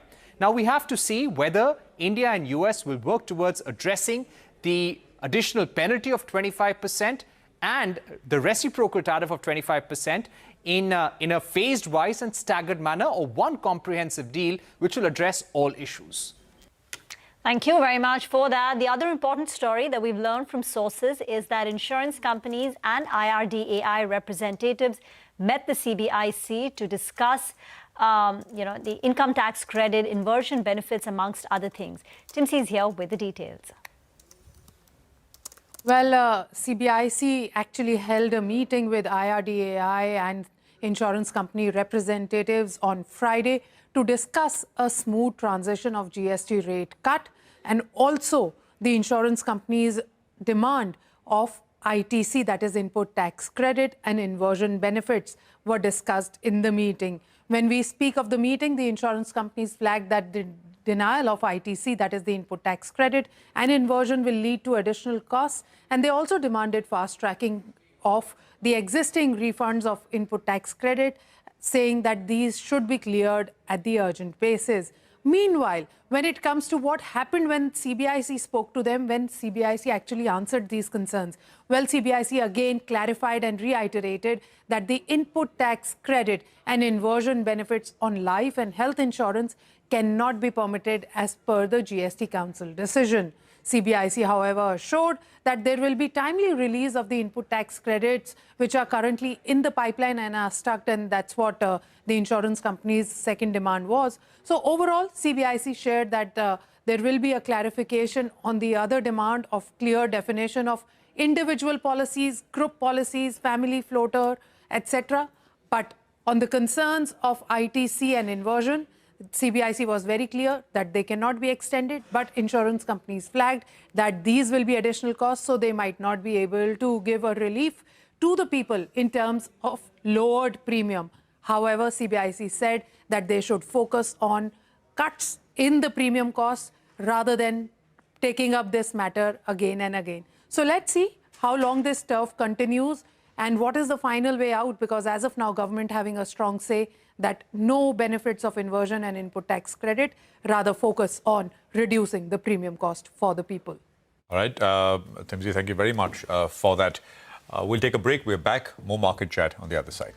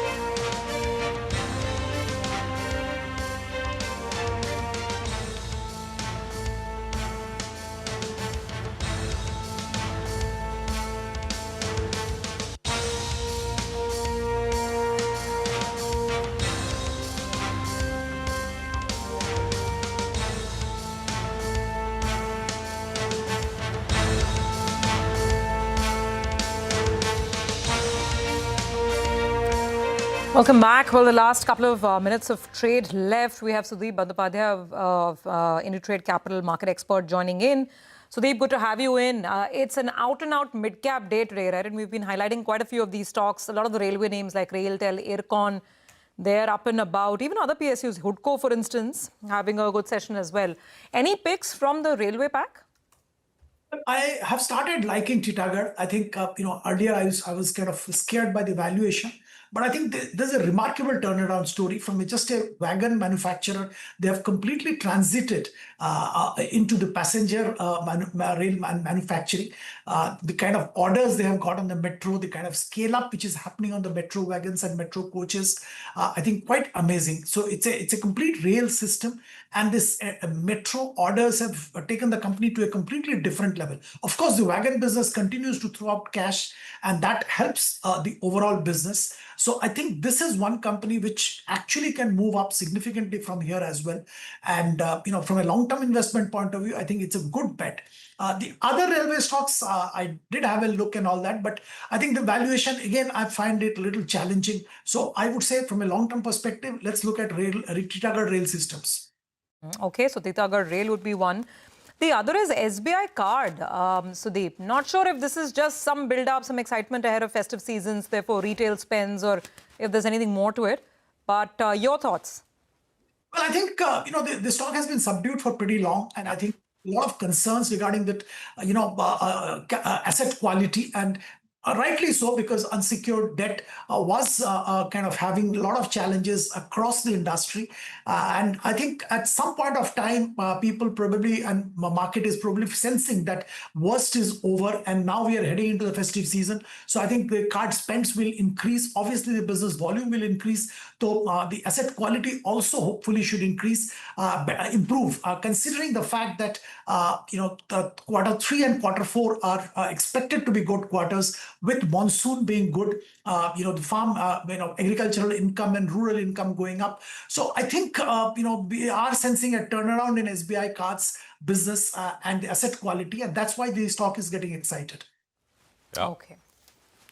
All right, Sudeep, thanks very much for that. Well, let's quickly wind down the day. It's been a day that really belonged to the broader, screen, because the Nifty was subdued, down about 43 points. Midcap index did much better, 0.5% higher. And the advance decline ratio was favoring the advances today. But on the Nifty, let's call out what has worked. On the upside, Jio Financial, Bajaj Finance, Reliance has been a support of sorts, just 0.25% up on RIL. Eternal managed to find some takers today, about 0.7% higher. And even L&T was showing some green. L&T and some of the bigger banks like ICICI. But on the flip side, you had Cipla and Reddy. Some of the pharma names were weak. Throw in Sun Pharma as well, actually. So all of pharma down. And some profit taking in M&M, in Asian Paints, and Titan, and Tech. Remember, Tech was very strong last week. This Monday, the stock started off on a cautious note. Infosys down about 1%, and ditto for some of the others like Tech Mahindra and TCS as well. So the bell has gone. We've left the Nifty at 25,068, but broader markets doing much, much better today. Okay, well, it's a wrap on this edition, a closing bell. Thank you very much for staying with us. Markets forward, we'll pick up on all the action in just a bit from now. Stay tuned.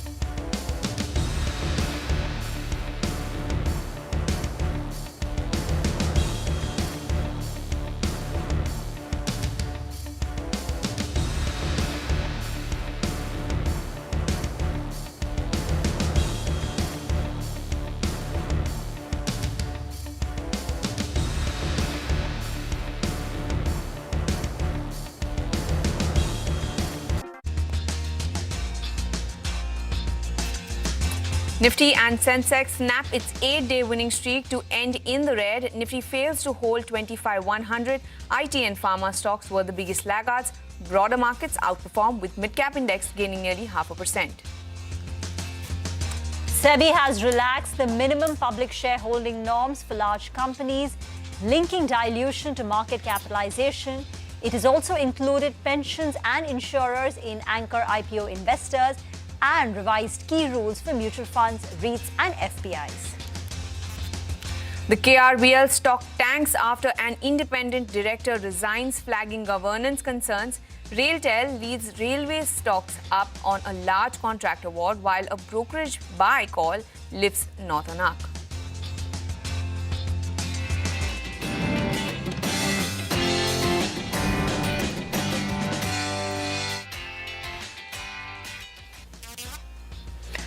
Hello and welcome to Markets Forward, your go-to show where we aim to get you all the key data points to gear you up for the next trading day. I'm Reema Tendulkar. With me is Vamakshi Dhoria. And today turned out to be a very quiet kind of a trading session. You know, after 8 days on the trot where markets ended in the green, today markets were largely consolidating, taking a bit of a breather, and the Nifty ends with a minor downtick of about 0.2 to about 0.2%. So the Nifty ending at 25,069, but the mid-caps, I think the action shifted to the mid and the small cap indices where we saw that outperformance. Well, absolutely, Reema. You know, today was a quiet day of trade. Monday morning blues is what the market felt this time around. Like you said, the broader end of the market was buzzing, and we had a couple of stocks buzzing in trade as well. Godavari Power, for instance, was up almost 11%. Anantraj was another big mover from the broader markets. If we talk about specific indices, then it was the Nifty Realty which led the gains, largely driven by Anantraj, of course. But apart from that, we also saw good gains in Prestige. It was up almost 3%. Brigade Enterprises also did quite well. PSU Banks also contributed.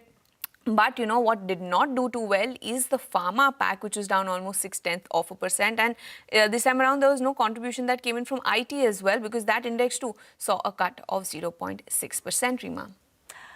Okay, yes indeed. IT saw some profit booking after the stellar run of last week. And then you had a lot of mid-cap stocks which were very active. So Railway as a pocket was higher in trade across the board. There have been a lot of recent order wins. And then individual, big movers in the mid-cap space. We'll discuss that. Let's also quickly tell you what we have for you on our show. The top movers and shakers with Hormuz. KRBL slipped in trade following a management change. The independent director has stepped down. Railway stocks saw an uptick after securing a 210 crore contract from BEPC, so that pushed up a stock like RailTel. And last but not the least, we'll delve into the key market events to watch tomorrow. But first up, as always, it's Hormuz with the big movers and shakers of the day. Yeah, the index was in snooze mode, but can't say the same about a lot of stocks that were buzzing around today. A pocket that did very well, though, was the real estate names. And of course, the index was outweighed by Anantraj's moves today. But a lot of other real estate names also did fairly okay. Gains of around 2 to 3% in today's trading session. What also did well was the railway names, led higher by RailTel, as you mentioned. 7% higher on the stock. Ircon with a similar quantum. RVNL came slightly off the highs of the day, as did Jupiter Wagons and IRFC2, contributing to the gains in these railway stocks with gains of 1.5%. Newsmakers, of course, Anantraj features in this list. The news was, of course, related to data centers. Newspaper reports, of course, which CNBC TV18 has not independently confirmed, but 10.5% higher on the stock. KRBL, we'll talk about it as the show goes by. Northern Arc on the positive brokerage note, and Paras Defense going along from where it left off last Friday. And stocks that are at a 52-week high in today's session on very strong volumes as well. All of them. Banco Products, Godavari, Parag Milk, Radico Khaitan, of course, on the back of a positive brokerage note as well today. 4% higher on that stock. And a lot of the high-flying names of the last week are seeing some profit booking in today's session. Garden Reach was up around 10% on Friday. That came off. Ixigo or La Trevenues Tech also came off slightly. Precision Camshaft did well last week, as did Green Lamb. All of them saw losses of anywhere between 5 to 6% in today's session. Back to you guys. Well, thank you so much for that, Hormaz. Those were some of the top stock movers. Let's now go across to our guest, Sudeep Bandyopadhyay, who's a market expert, and Jay Thakkar from ICICI Securities. Good afternoon to you, gentlemen. Jay, let me first start off with you then. After 8 consecutive sessions of gains, the markets seem to be cooling off a bit. What do you make of the move, and where do you think the markets will head from here on? Hello, good afternoon to you, Amakshi and Rima. Well, see, Nifty definitely was in a clear uptrend until last week, and we did see those positive close. But then, also, Amakshi, what we also saw is that the up move was, relatively lesser. I mean, not even 1% kind of a move in a day or either of those days. So the momentum has been slow. However, Nifty managed to close about 25,000 levels, which was important, and still managing to hold on to that its 25,000 level support, despite closing in the negative territory in today's trading session. On the upside, we had a target of 25,200, and almost we saw 25,100 levels getting tested. Why 25, 200, 250 levels, Vamakshi? Because that is the previous swing high, and Nifty really needs to take off those levels in order to gain further momentum on the upside. So as of now, looking at the options data for the tomorrow's weekly expiry, I think 25,000 to 25,100 is the range. Wherever it breaks out, I think it will further get the directional trend. The further uptrend will be beyond 25,100. We have seen FIs, coming back now. I mean, they have reduced their pace in the, selling in the cash segment, as well as they have covered some of their shorts in the futures as well, index futures as well, which is positive. We need to look at the today's data. But in the near term, I think 25,000 is an immediate support, Vamakshi, and below that 24,800. Till this support range is held, Nifty is likely to inch upwards. And hopefully, banking sector, that is the only one, mainly private sector banks, which has not performed so far. If at all we see some good short covering out there, because that was outperforming today, if that gives a short covering up move, then definitely Nifty will inch towards 25 to 50. Okay, PSU banks also had a good session, particularly in the last 1 hour. We saw a spike in many names like Union Bank, Bank of India, PNB, Bank of Baroda.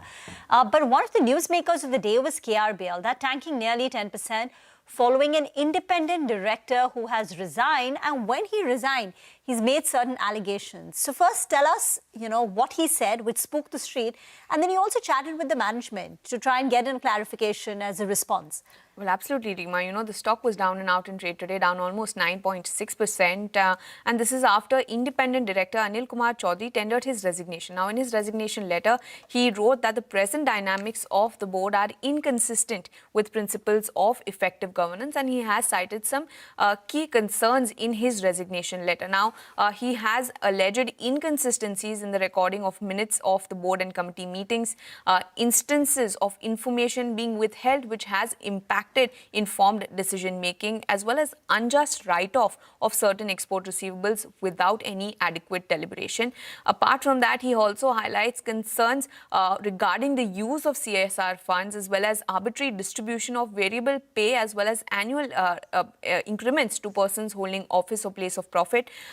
He also alleges significant changes were undertaken to object clause without any comprehensive discussion. And lastly, undue interference by the invitees in the proceedings of the board as well as the committee meeting. So these are some of his key concerns which he had highlighted in his resignation letter. Now, it is important to note that KRBL had announced the resignation of this particular director on September 9th, but the details of the resignation letter only came to light on Sunday, which is when they filed that on the exchanges. Now, I spoke to the management of KRBL on record. They say that they categorically deny all of these allegations, and in fact, they have also announced that the company did hold a meeting today of independent directors post Anil Chaudhary's resignation.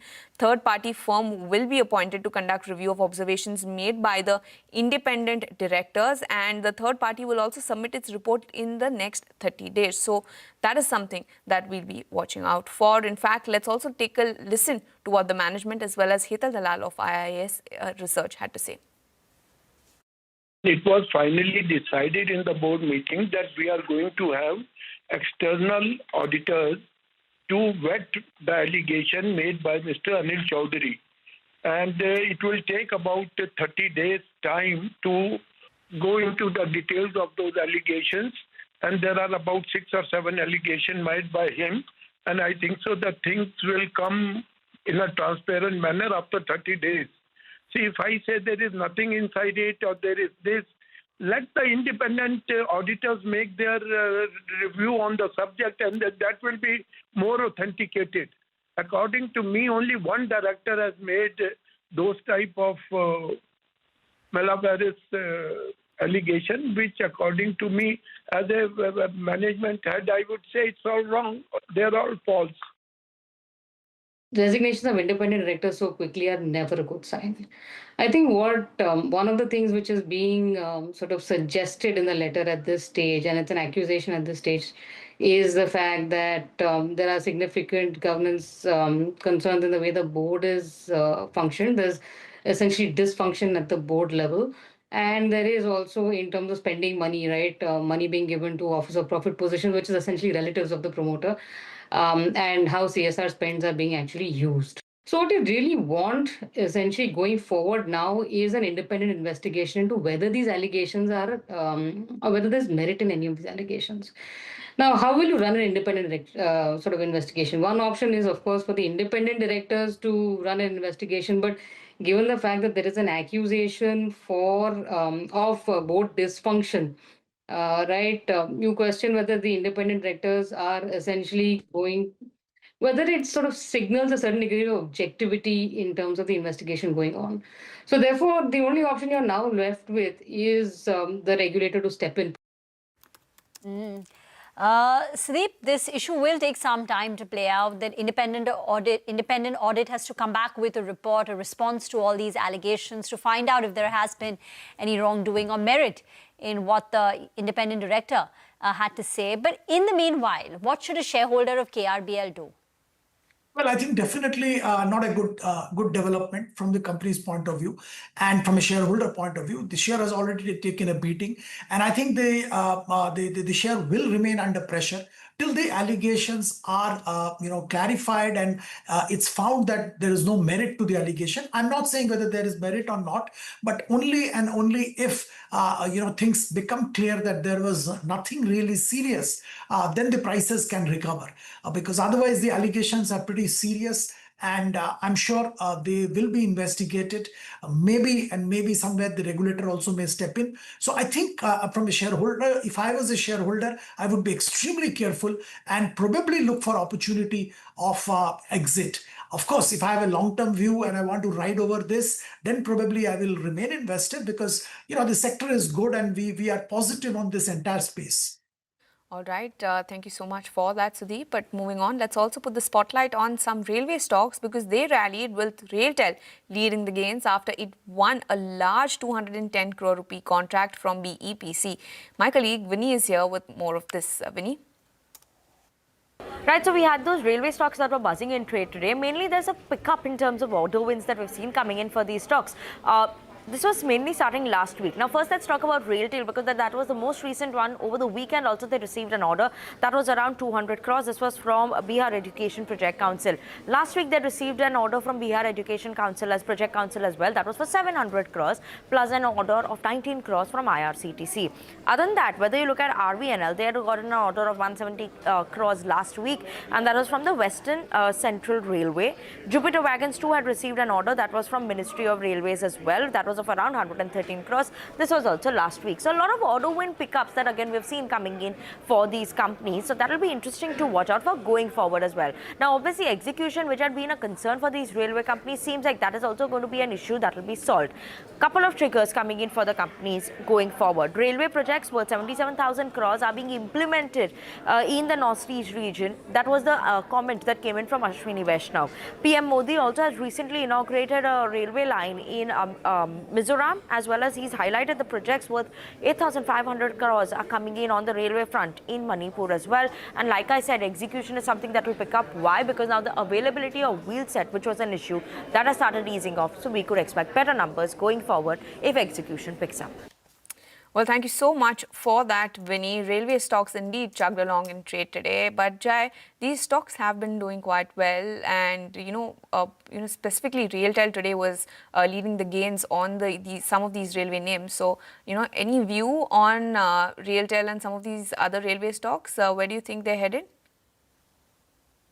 Definitely, Vamakshi. I mean, with the recent development from the government side, I mean, already 13 lakh crore kind of, capex plan is there until 2030. But the recent announcement of 31,000 crores, that is a good government push, I would say, for the railways and infrastructure, which will help definitely these stocks. I mean, connecting the mostly north side region. There is the borders of the China and Myanmar, and definitely that is positive for all the railway stocks and also the other related stocks as well. Maybe metal space or maybe the infra space. As far as railway stocks are concerned, Amakshi, I would say that there was a lot of shorts already in stocks like RVNL or IRFC, IRIDA, all of those, and we have seen a good short covering happening in those names, specifically RVNL, wherein we had shorts. IRIDA, IRFC, all of them had huge long unwinding because all of these stocks earlier had performed quite well, and thereafter we saw a good correction coming in all of those stocks right from mid of last year. It started with defense and railway stocks. Defense made a comeback in this calendar year, maybe at the end of the first quarter, that is in March, April, or maybe around those time, defense made a comeback, had a good move, and we saw lifetime highs again.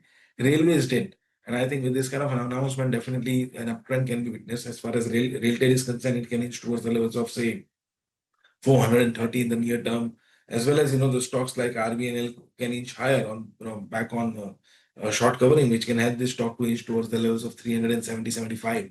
Even the logistics stocks like Concor could also benefit out of this. So I think that this overall space now is likely to see a good uptrend, at least for the September series. There were lots of mid-caps which did well. So one of them is Anant Raj, a potential data center play. Very small player, but the stock is excited because there are limited players who operate and can capture the data center opportunity. Parag Milk was a big mover. Northern Arc, brokerages are getting bullish on this particular counter. Northern Arc rallied about 8%. There was a DAM Capital note.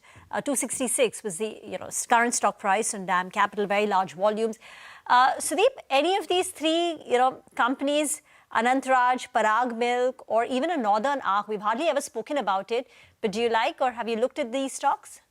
Well, I think, this entire excitement around data center has been building up for quite some time. And some of the real estate stocks are, getting excited. Of course, there is a proposal by the government to give certain benefits for real estate companies constructing data centers. But I think a little bit overdone. The excitement is a bit overdone. And, the valuation is definitely rich. Of course, overall real estate sector does look good, but not because of this data center related development. If I have to look at data center and AI related development, I would rather look at some of these other companies like NetWeb Technologies or something similar, which mostly are in the unlisted space. These companies have got, I think, bigger opportunities coming to them because of AI and related developments, not the pure play real estate companies constructing data centers. So that's pretty much where I stand on this entire thing. The other part, as other stocks, I think, the rail related stocks, there was a lot of excitement. And I do like this Titagarh wagons there, not the ones which got excited today, but I think the fundamental shift which Titagarh wagons have done from a wagon manufacturing company to a predominantly passenger rail, metro rail manufacturing unit. And the scale up has been amazing. The order book is overflowing. Execution has improved and further improvement is possible. Of course, the order book will continue to overflow and the performance will continue to improve. All right, Jay and Sudeep, thank you so much for joining in with us today. With that, it's time for a short break. We'll get you the top corporate voices along with key market events to watch out for on the other side.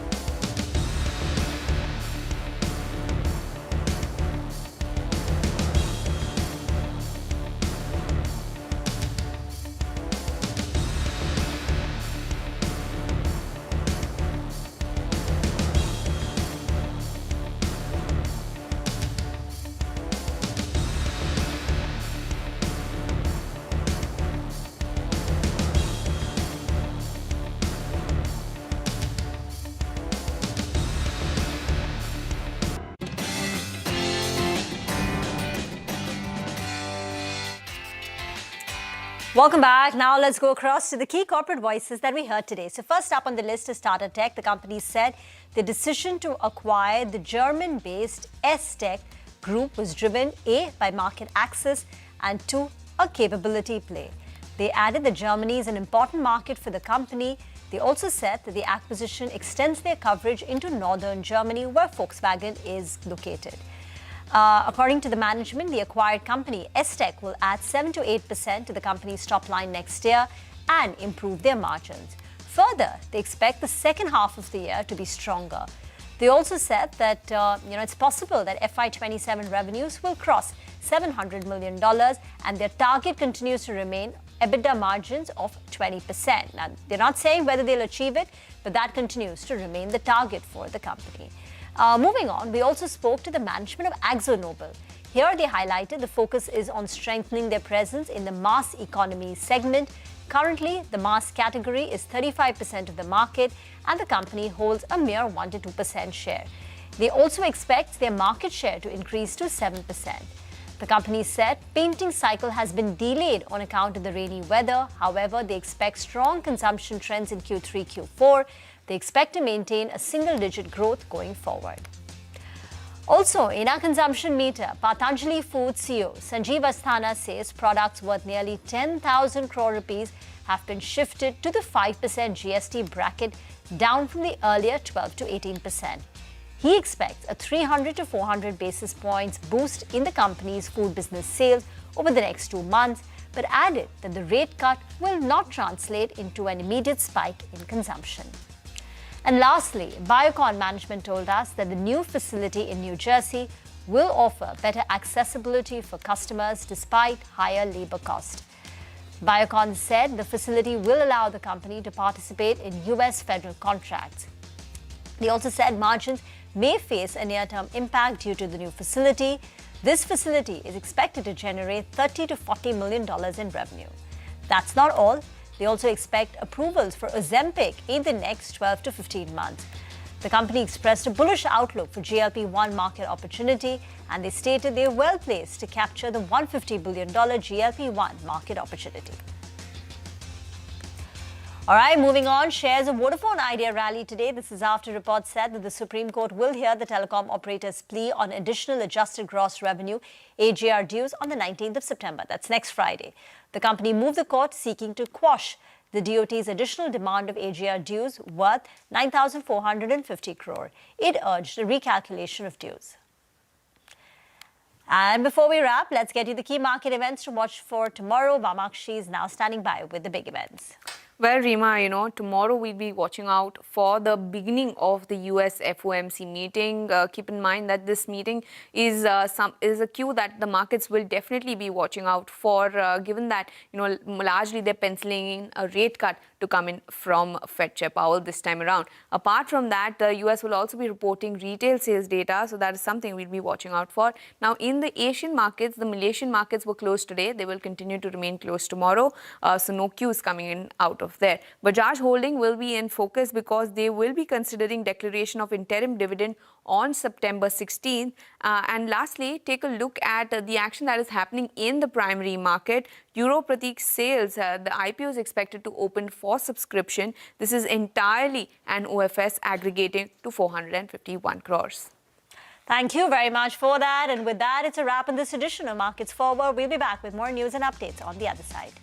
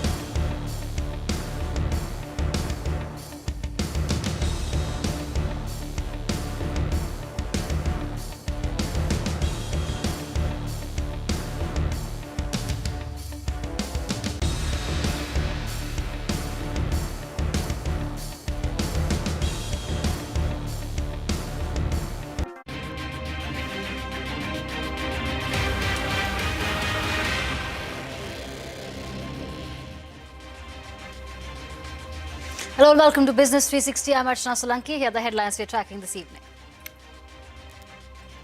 Nifty and Sensex snap an 8-day winning streak to end with marginal losses. Financial stocks and midcaps buck the trend to end in the green. India's exports rise nearly 7% in August. Shipments to the US see a sharp spike just before the 50% tariffs took effect. Imports declined by 10%. Trade deficit narrows to just over $26 billion. US Commerce Secretary Howard Lutnick criticizes India for not opening up its farm products market to America, says India put up a wall against imports while freely selling everything to them. Indian officials to hold talks with USA's chief negotiator in Delhi tomorrow. Sources say Washington wants to see a strong intent from New Delhi on reducing its oil and defense purchases from Russia. India-EU FTA talks are in a sweet spot, say government sources, and they are on track to be concluded by year-end. The next round of talks have been scheduled in Brussels between the 6th and the 10th of October. Sources say that EU green-lighting fisheries exports from India may offset the losses due to higher US tariffs. The Supreme Court refuses to stay the Waqf Act in its entirety but limits the powers of district collector, caps the number of non-Muslim board members at 3, stays the provision which mandates a person must be a practicing Muslim for 5 years to create a waqf. Supreme Court appointed SIT says Reliance Foundation run animal rescue and care facility Vantara is in compliance with current laws, states no violation observed in the animal acquisition process. The Apex Court says a detailed order will be passed later, adds there are some things which are the pride of our country. Delhi police arrest the driver of a BMW car that mowed down a bike, killing an official of the Union Finance Ministry and injuring his wife. The woman driving the BMW has been charged with culpable homicide.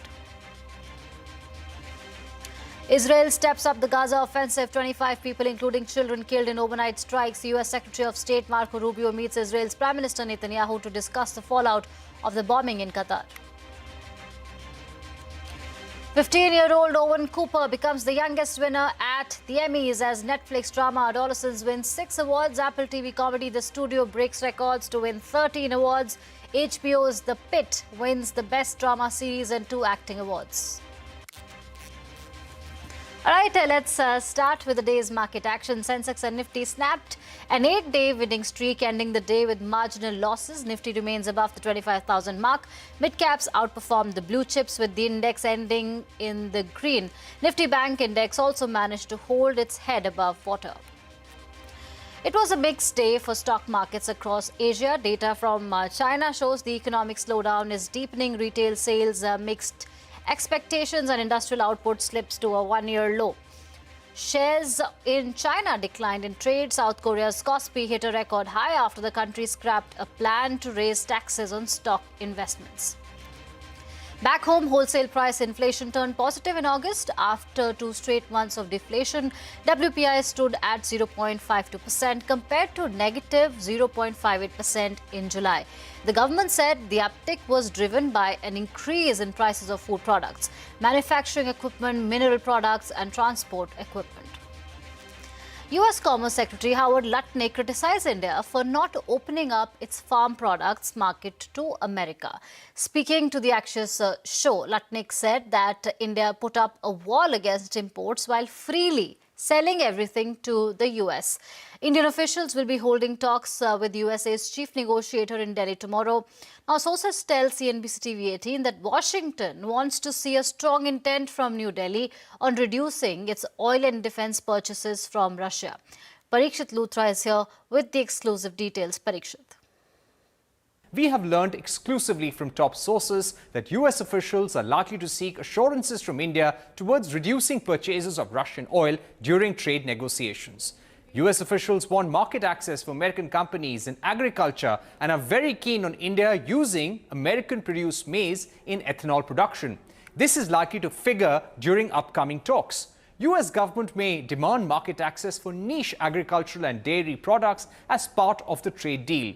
We're told that the US is not seeking all-out and complete access to Indian agriculture and dairy sectors, but access for some key areas. For example, US may seek market access for niche milk and cheese products in the next round of negotiations.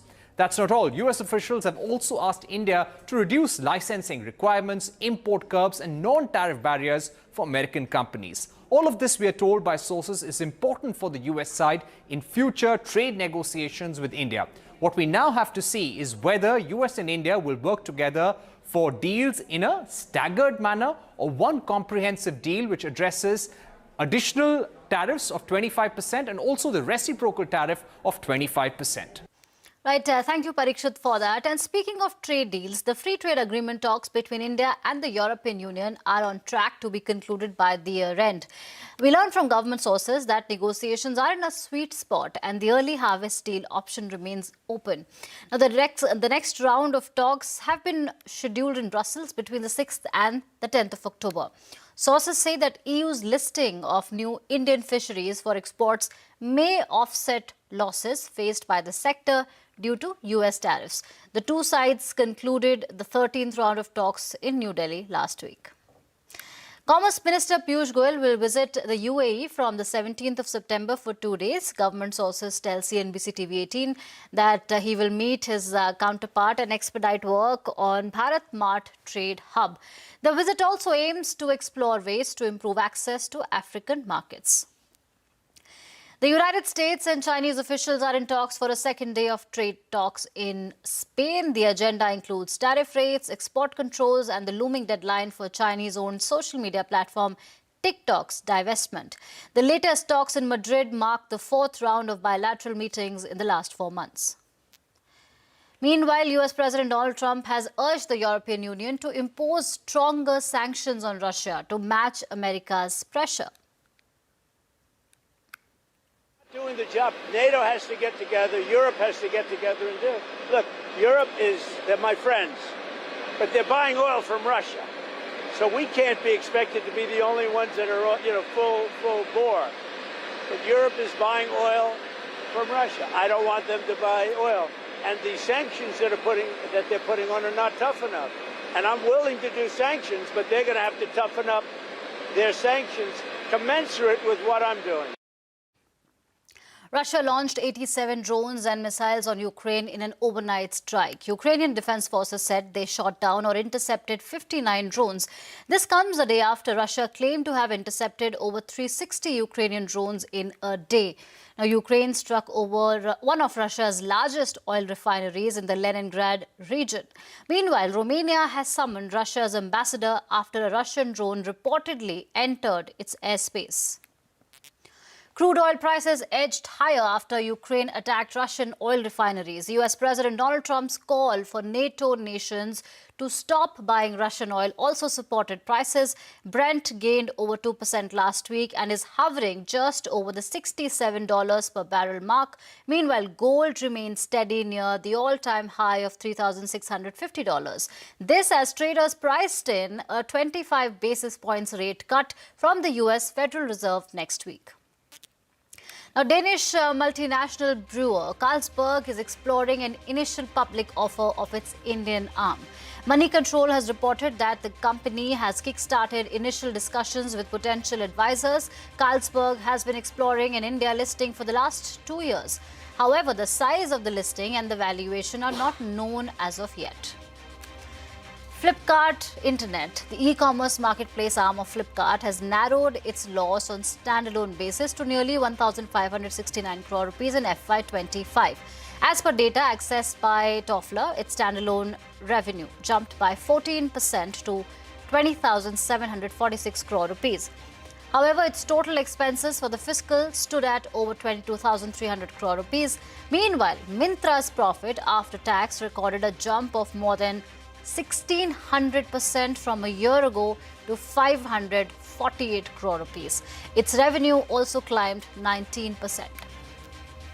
Shares of Vodafone Idea rallied in today's trade. This after reports said that the Supreme Court will hear the telecom operator's plea on additional adjusted gross revenue dues on September 19th. Vodafone Idea had moved the court seeking to quash Department of Telecom's additional demand of AGR dues worth 9,450 crore rupees. It urged a recalculation of dues.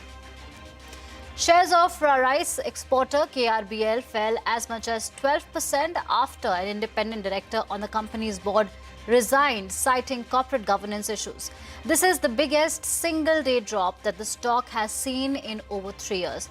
The independent director, Anil Kumar Chaudhary, cited issues that have persisted despite efforts to address them, which posed professional and ethical dilemmas. However, the company's CMD, Anil Mittal, has maintained that the independent director's allegations are false and baseless.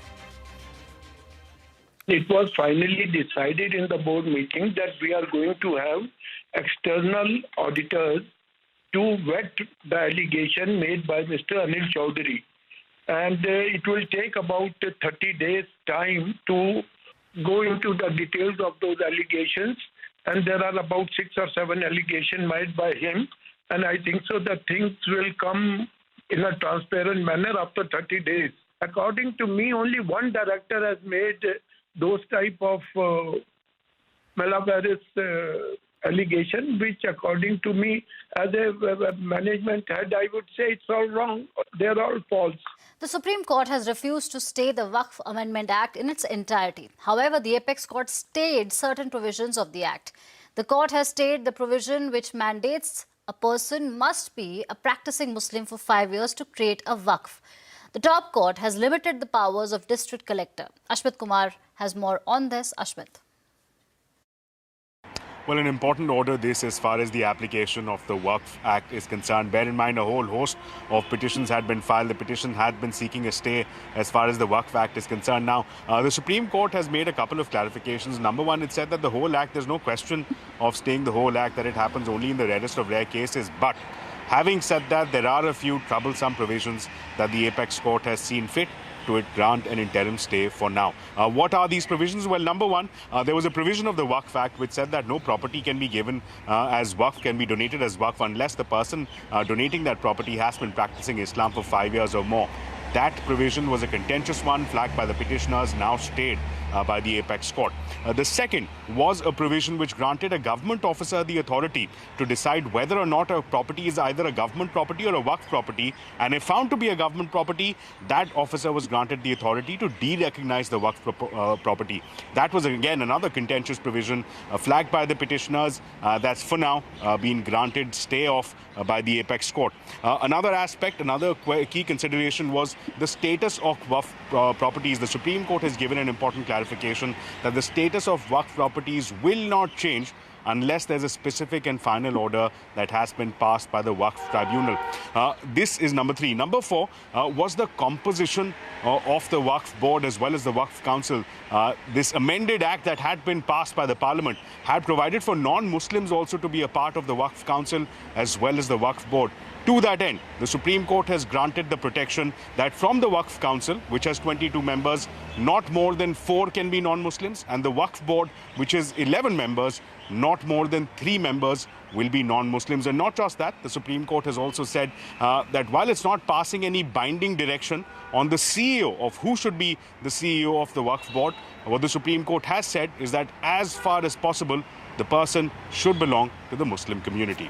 Back to you. Right. Thank you, Ashmit, for that. Moving on, the Supreme Court orally observed that a special investigation team has found that the acquisition of animals by Reliance Foundation run Vantara is in compliance with the law. The court said that the team appointed by the Apex Court found no wrongdoing when it probed various allegations, including whether there has been a compliance of all laws of acquisition of animals from India and abroad. The Supreme Court said that a detailed order will be passed later. The 2-judge bench also highlighted, and I quote, certain good things should be allowed to happen to the country. Now, shifting focus now, Delhi police have registered a case of culpable homicide a day after a senior finance ministry official died when a BMW hit his motorcycle. Police have arrested Gaganpreet, the woman who was allegedly driving the BMW. 52-year-old Navjot Singh worked as a deputy secretary in the finance ministry. His wife sustained minor injuries in the accident. Gaganpreet's husband, who was in the car with her, has also been named in the FIR. Police say the speeding car lost control while trying to overtake. And time for a short break. Coming up next, 3 months since the Air India crash in Ahmedabad, a US law firm is preparing to file lawsuits in the UK and the US. Madiha Mujawar will join us after the break.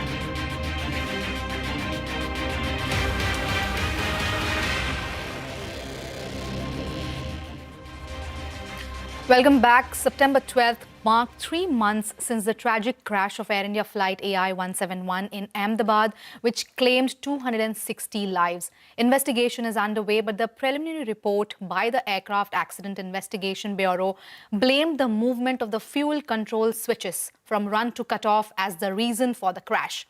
However, the preliminary report does not disclose whether they moved inadvertently or manually.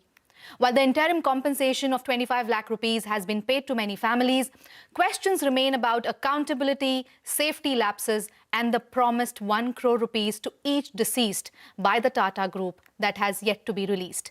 While the final report is still awaited, a separate legal battle is unfolding overseas where US-based law firm Beasley Allen is representing families in potential claims against Boeing.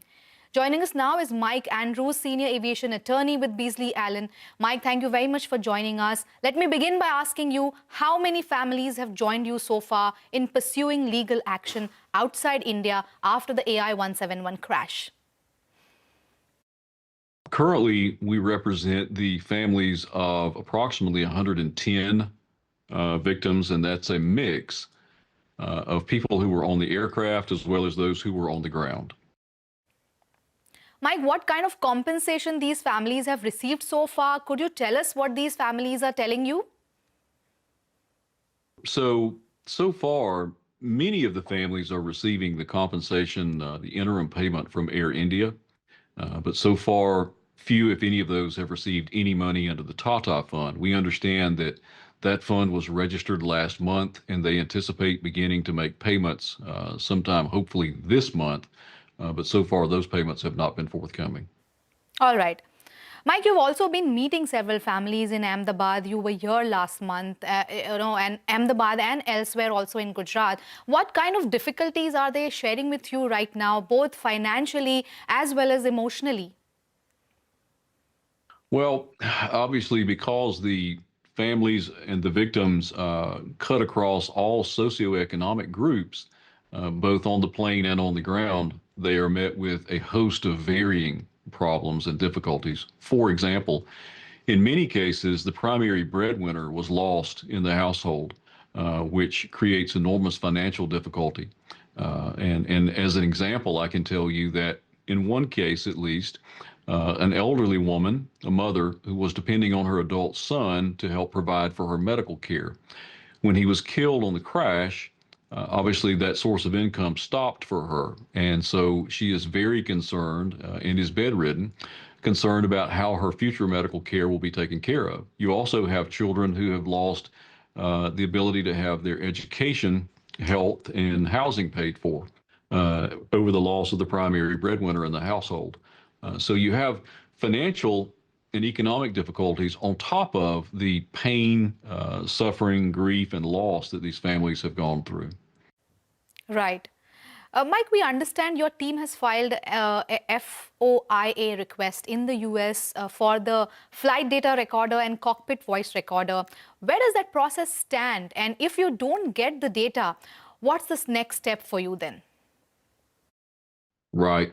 So the FOIA, or the FOIA request, is a Freedom of Information Act request that's available, something that we do routinely in the United States.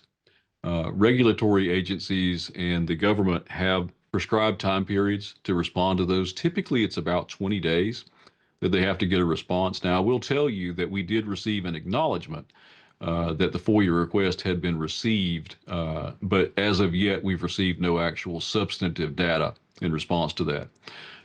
So to fully answer your question, what can we do if they fail or refuse to respond? There are procedures that we can go to try to enforce the FOIA.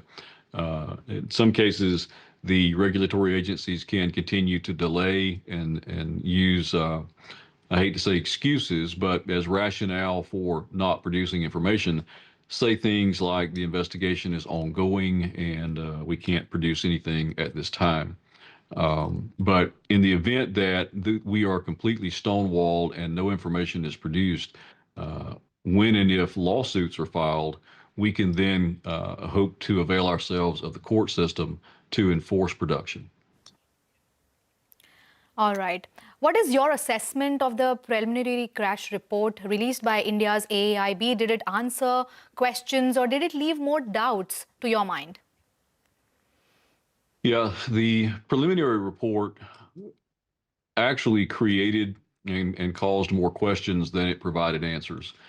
As you know, the preliminary report included information that was highly decontextualized, taken out of context, included snippets of information about the fuel switches, for example, and sort of a very choppy, not really continuous timeline of events that happened during the crash.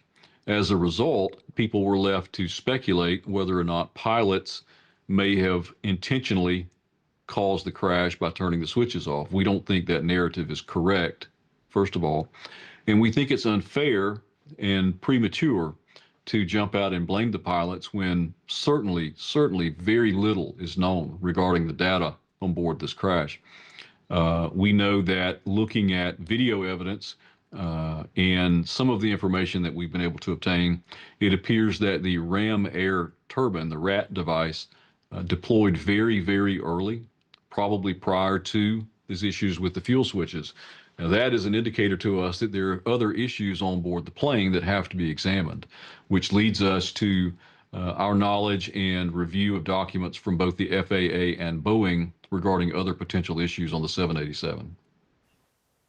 Right. Mike, Beasley Allen is also carrying out its own investigation. So how far along are you and what exactly are you looking into?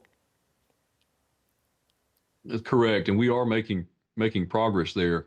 We're working with a number of sources and experts to gather as much information as we can. One of the things that we are aware of is that several years ago, the FAA and Boeing began to issue a series of airworthiness directives and bulletins, and certainly Boeing documents, lengthy, extensive Boeing documents that indicate that there are leaks in certain water couplings on board the 787. The leaks are in areas which can affect the EE bays, and those are electronic equipment bays in the front and rear, or at least the aft section of the 787. As an example, I can show you one of the documents, if you can see this very well. But what it indicates is that in the front, this is a Boeing document that was available online, you have an EE bay front and aft, which essentially will be in these areas of the aircraft underneath the cockpit, and then right in a line, according to the documents at least, behind the trailing edge of the wings. And so what the documents speak to is couplings and water lines that can leak in those areas. The documents are pretty extensive and go on to show specific areas on board the aircraft in which those couplings are located, and then even further how to access the couplings and how to replace them and what to replace them with. Now, we have been able to obtain what we think are exemplars of some of these couplings. The way we understand these are intended to work is that when two lines come together, this is a clamshell coupling that fits around the lines and simply clips together around those lines. One of the things we're looking at is whether it can appear to be latched and not actually latched, which in this case it is. As you can tell, it stays closed, but it's not actually completely latched. It just sort of holds itself together. You're supposed to pinch it further to cause it to completely latch, but then it can also become unlatched again. As we understand it, there is a shroud, a protective covering over the water lines and these couplings that when that shroud or covering is installed can somehow interfere with or perhaps cause these latches to become unlatched and open up. When that happens, according to the documents, it looks as if water leaks can occur in areas over wiring bundles and into electronic equipment bays, causing some of the computer equipment to become wet. That creates other issues because we are aware that there are autonomous or largely autonomous systems on board the aircraft that can cause unintended or uncommanded inputs to flight controls. Very important point there, Mike. But since neither Boeing nor the FAA has issued any fresh warnings on the Dreamliner planes after this crash, if the black box doesn't give you enough to build a case, what next then for you? Our plans will be to continue to work with our experts to develop whatever theories may be applicable to what happened here, because again, we anticipate the flight data recorder is going to contain a much more complete digital record of the power, of the settings, of the various warnings that the pilots may have had inside the cockpit at the time. And certainly the primary focus will be the timeline of the deployment of the RAT device and what initiated that deployment, because that to us is crucial to understanding what is happening here in the electrical system. All right, Mike. Thank you very much for joining us, and we'll continue to track both the official probe in India and your firm's legal efforts abroad. Appreciate your time. Thank you very much for joining CNBC TV18 and sharing details with what is happening about the lawsuit that you're preparing against Boeing. With that, it is a wrap on this edition of Business 360. More news and updates continue right here on CNBC TV18.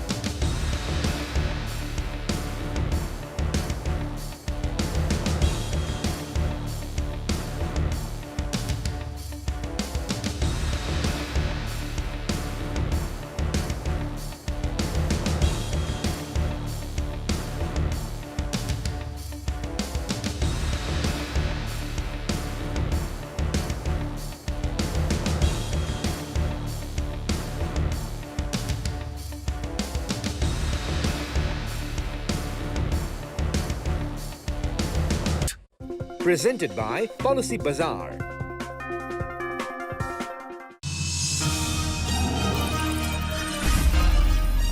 CNBC TV18, the Policy Bazaar Insurance Show. Welcome to the Policy Bazaar Insurance Show. Let's start with a piece of good news. The good news is that women's participation in India's workforce is on a strong upward trend. According to the periodic labour force survey, the female labour force participation rate has risen from just 23.3% in 2017-18 to 41.7% in 2023-24. This is a remarkable shift showing how women are increasingly contributing to family incomes, businesses and the nation's economy. But here's the catch. While more women are stepping into the workforce, insurance penetration amongst women still remains low.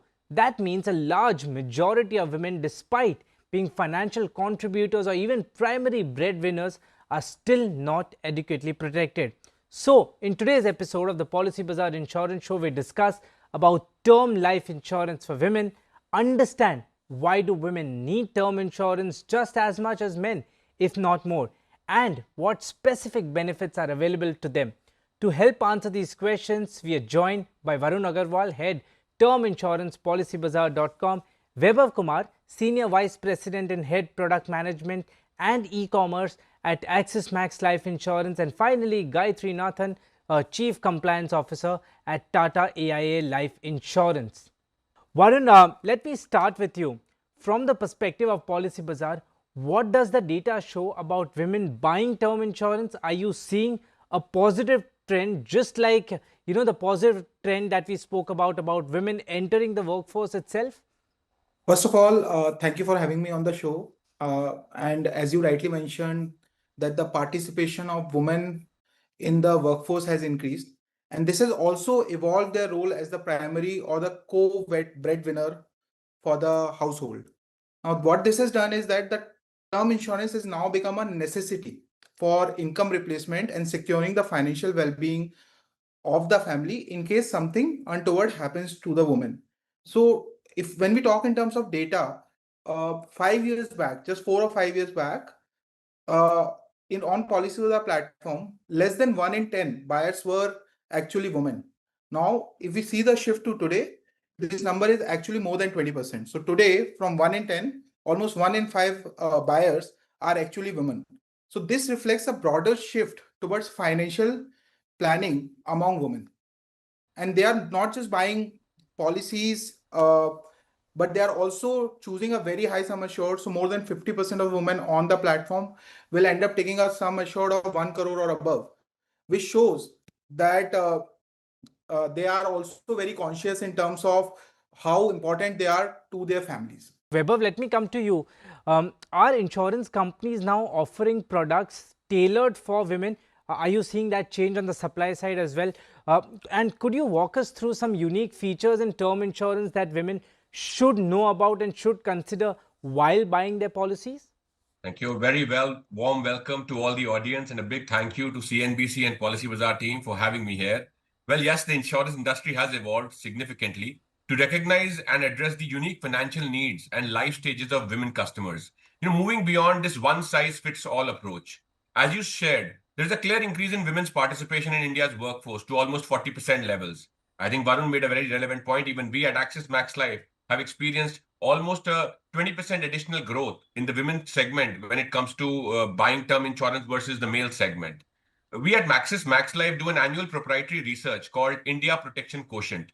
The latest study clearly points out that women expressed higher levels of concern around inflation, medical emergencies, loss of a breadwinner, further amplifying the need for gender-responsive financial planning and support frameworks. I think for the longest time, insurance was seen primarily as a product for the male breadwinner, but that's a very outdated view. We're now seeing more and more products and features tailored specifically for women customers. For example, the first one, lower premium when compared to male counterparts. Women policyholders enjoy a consistent discount throughout the premium payment term, ranging between 12% to 20% versus a male customer.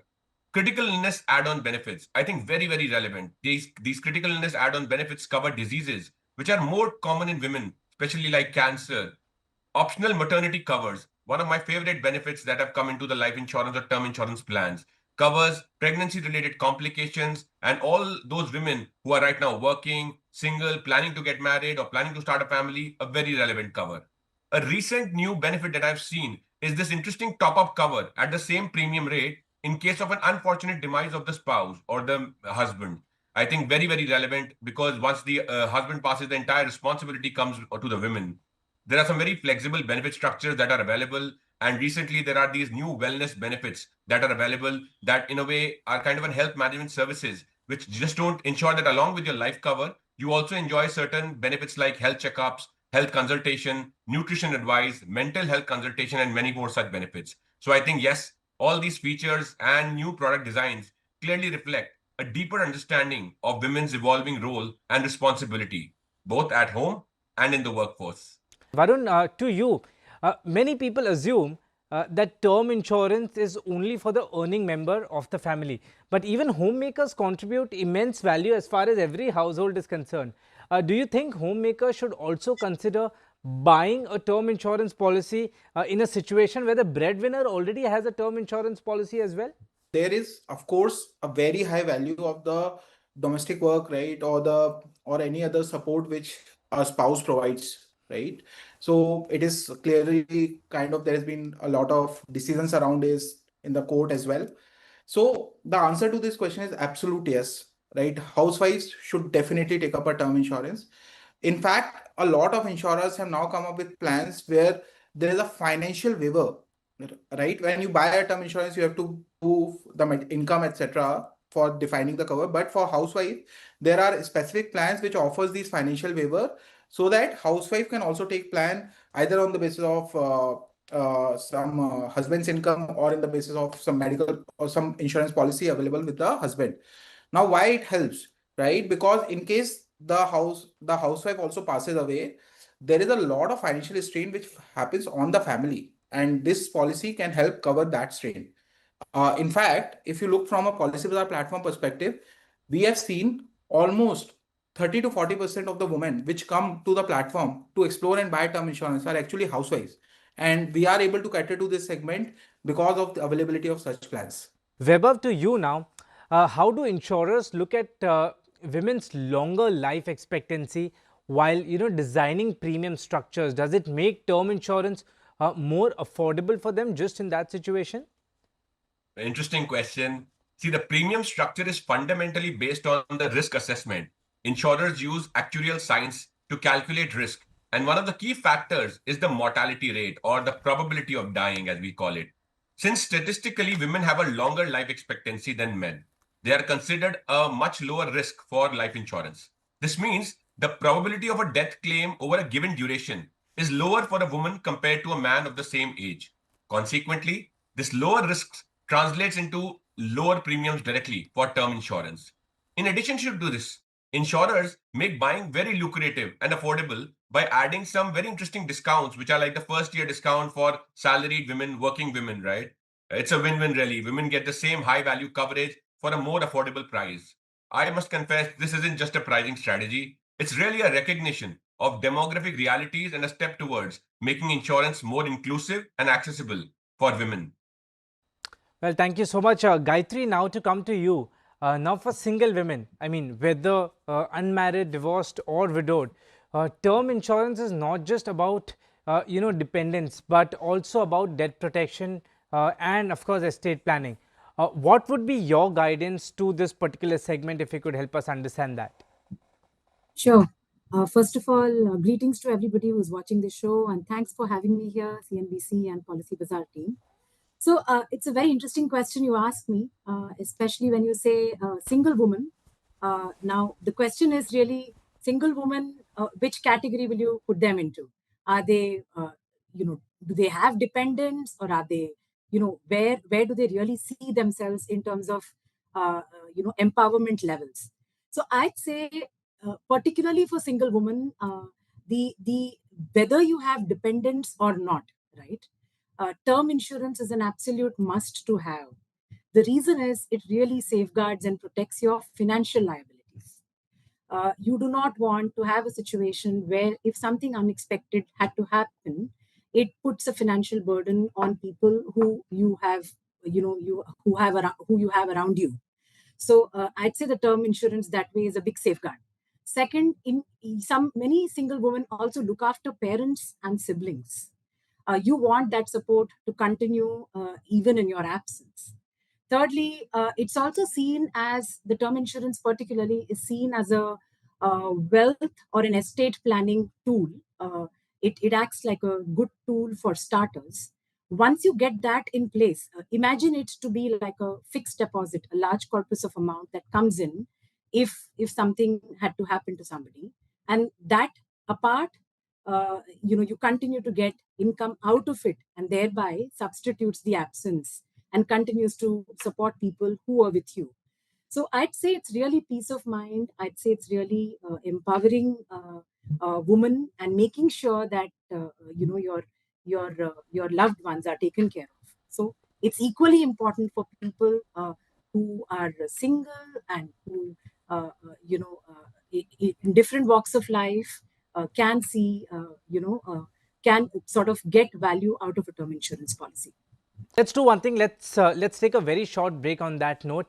When we return, there's a lot more lined up in terms of a discussion on this very interesting topic on how women should look at term life insurance. Stay tuned on the other side of this short break as well. CNBC TV18, the Policy Bazaar Insurance Show.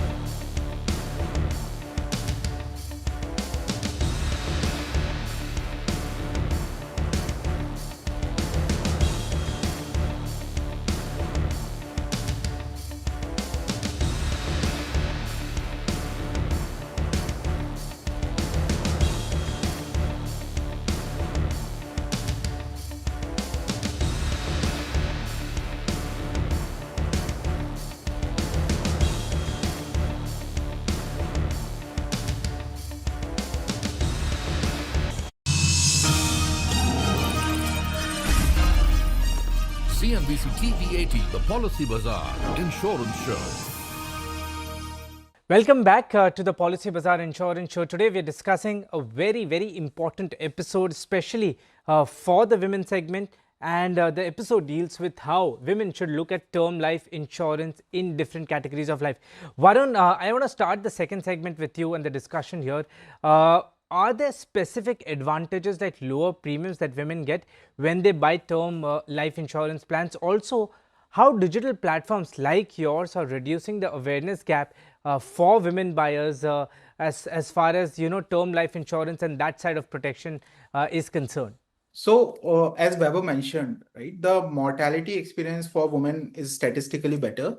So, typically, women, when they buy a term plan, they get almost 12% or above kind of lower premium versus what a typical standard male term plan looks like.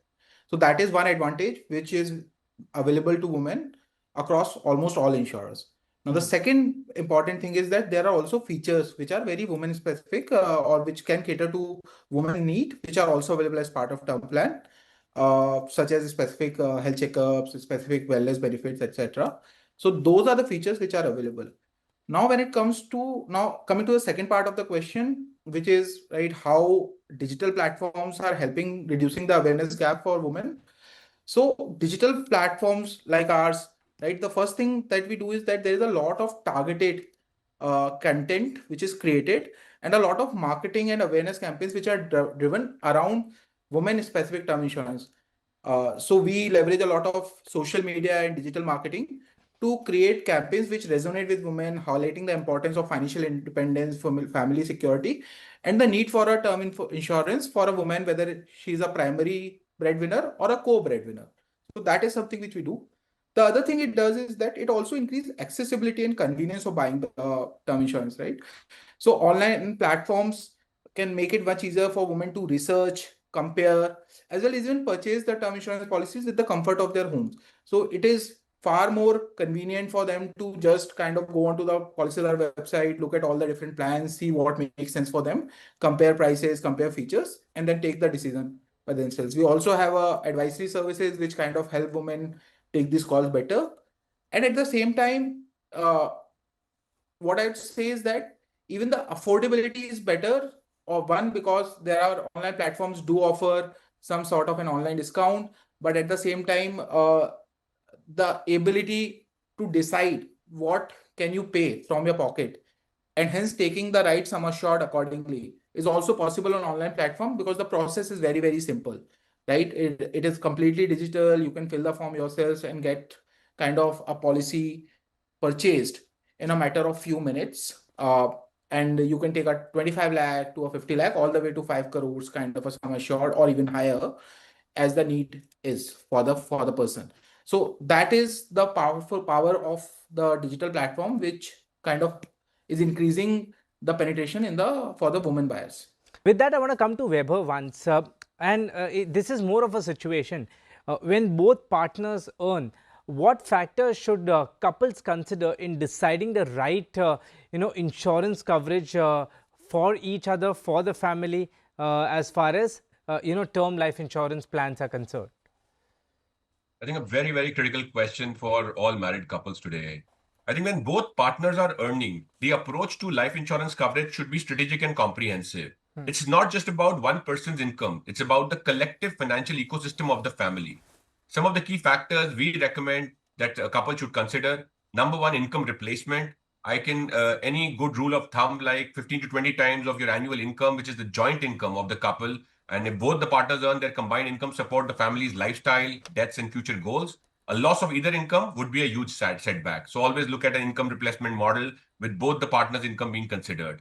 Liabilities and goals. I think 60% of urban households today carry some form of loan, housing, car, education. Significant percentage of these loans now increasingly are joint liabilities or joint loans. I think factors in these joint liabilities like a home loan or a car loan or a credit card debt. Consider future financing. It's very important to know that if it's a joint loan or a joint liability, then the cover should be on both the partners and not just one person. Future financial goals such as children's education, it's clearly a shared goal for all couples today. Maybe the big milestone once you get married. and each partner's policy should be sufficient to cover the share of these obligations. I think there's one important pertinent point that that was made earlier in the discussion around homemakers' contribution, and Varun shared how it is very critical that even for homemakers there should be a life cover available.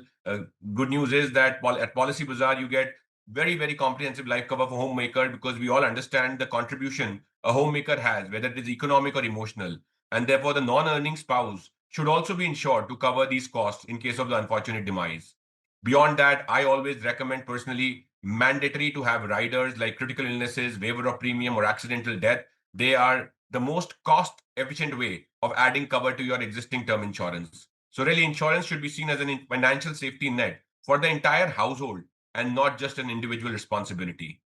Gayatri, I want to come to you. One of the barriers for women is not affordability, but prioritization. In many situations, we've seen that insurance often gets pushed behind immediate financial goals. According to you, what strategies do you see working to change this particular behavior in that sense? That's again a very good question, because how do you get somebody to prioritize, investing into something that they don't immediately see benefits of? It's a very good question you asked.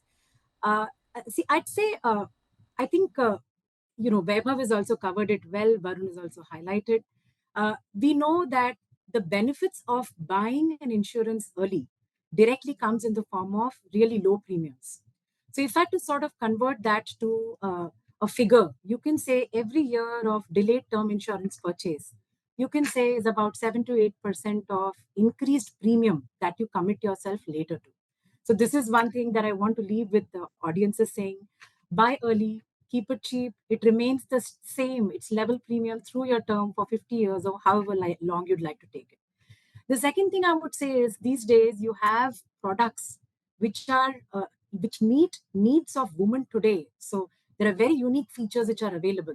You can take a premium break during crucial times, be it at the time of a sabbatical. Maybe you've decided to take top up a education and therefore want to take a break from working, and you want premium to be waived off at that time, or sort of deferred at that time. So those kind of features are now there. So the flexibility allows you to not feel burdened with purchase of a term insurance plan. The third is today you see the general statistics suggest women usually look to invest in the order of possibly garments, then household consumptions, maybe self-care, so on and so forth. So look at term insurance possibly in between of that. It is genuinely self-care because you're protecting your loved ones. You're buying peace of mind by investing in a term insurance plan. And I'd say knowing about all of this, having awareness increase in this space will automatically drive prioritization of purchase of an insurance policy. Now, one final question as we conclude this interaction, and this is for all three of our guests, Varun, Vaibhav and Gayatri. Starting with Varun, what would be your advice to women watching this show, especially those who think insurance is something that can wait and that can be postponed?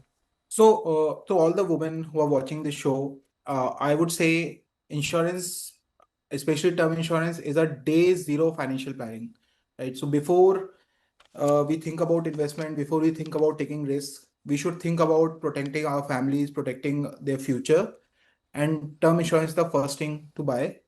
And don't wait for the best time. I think it was probably yesterday. The next best time is today. So we have to act early and save more, and hence the time to buy term insurance is now. Okay. Now coming to the next panelist, Gayatri, what would be your piece of advice for every woman watching this particular show? I'll probably use an example to pass on a message here. I'd say think of term insurance as a seatbelt in your car. You may be healthy today, you may be single, you may be driving smoothly, but one bump can change everything. The seatbelt cannot stop an accident from happening, but it can really protect you from the worst impact. So I'd say think of term insurance like a seatbelt in your car and for life, shielding you, your family, your parents, your siblings, and your independence. That's a superb analogy to sort of conclude your part of the discussion. Thank you so much, Gayatri. And final word to you, Vaibhav. that one piece of advice that you would want to give every woman watching the show? Well, I think Gayatri summed it up very well. Postponing term insurance is postponing peace of mind. I mean, you get a preventive health checkup at the expense of the insurer. The expense is 1,000 to 2,000 rupees. This is one investment or expense that does not trade off with your vacation, with your next big purchase, with the next big billion day. So it's must do. I mean, it is most affordable in India, actually. We are fortunate to be living in India, where term insurance is possibly the most affordable across the globe. And I think peace of mind, there is no trade-off. So never postpone peace of mind and a sound sleep. Well, thank you, Varun, Weber, as well as Gayatri, for sharing your views on this very crucial topic. But on that note, we have to wrap up this episode of the Policy Bazaar Insurance Show. Remember, insurance is not an expense. It's your family's safeguard for tomorrow. See you again with another important conversation on insurance. Till then, stay safe, stay insured. Thank you so much for watching. CNBC TV18, the Policy Bazaar Insurance Show.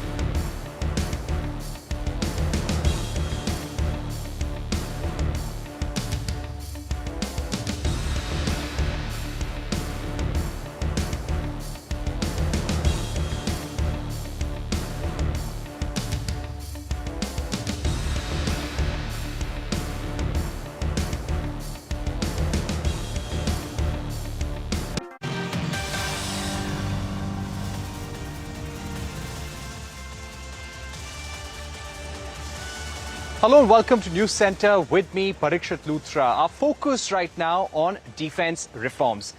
The Indian Defense Ministry has brought out a new defense procurement manual. This is called Defense Procurement Manual 2025, and the aim is to ease up the procurement process, give more transparency, more visibility to manufacturers, and make sure that there is operational readiness at all times. Now, what are some of the key changes that have been introduced? Well, these are assured guarantees on orders for up to 5 years and reduction in penalties across various development phases.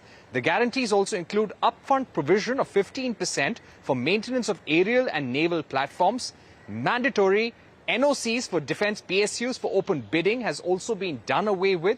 This comes at a time when India's estimated revenue procurement is at rupees 1 lakh crore. We're now joined by the former Vice Chief of Air Staff, Air Marshal Anil Khosla, and also Amit Kaushish, who was former financial advisor to the Ministry of Defense. Gentlemen, thank you very much for joining us on the show today. Air Marshal Khosla, how do you think these changes made in the defense procurement panel after 16 years, how do they ease up things for the armed forces to meet their operational requirements on a day-to-day basis? Yeah, Parikshit, you brought out the key changes in the DPM, which has been announced in September 2025 now. And this is an evolutionary process. We started in 2002 with the DAP, then DPP and DPM, and this is, I think, 8th iteration of the process. And it's an evolutionary process, and it is evolving quite well.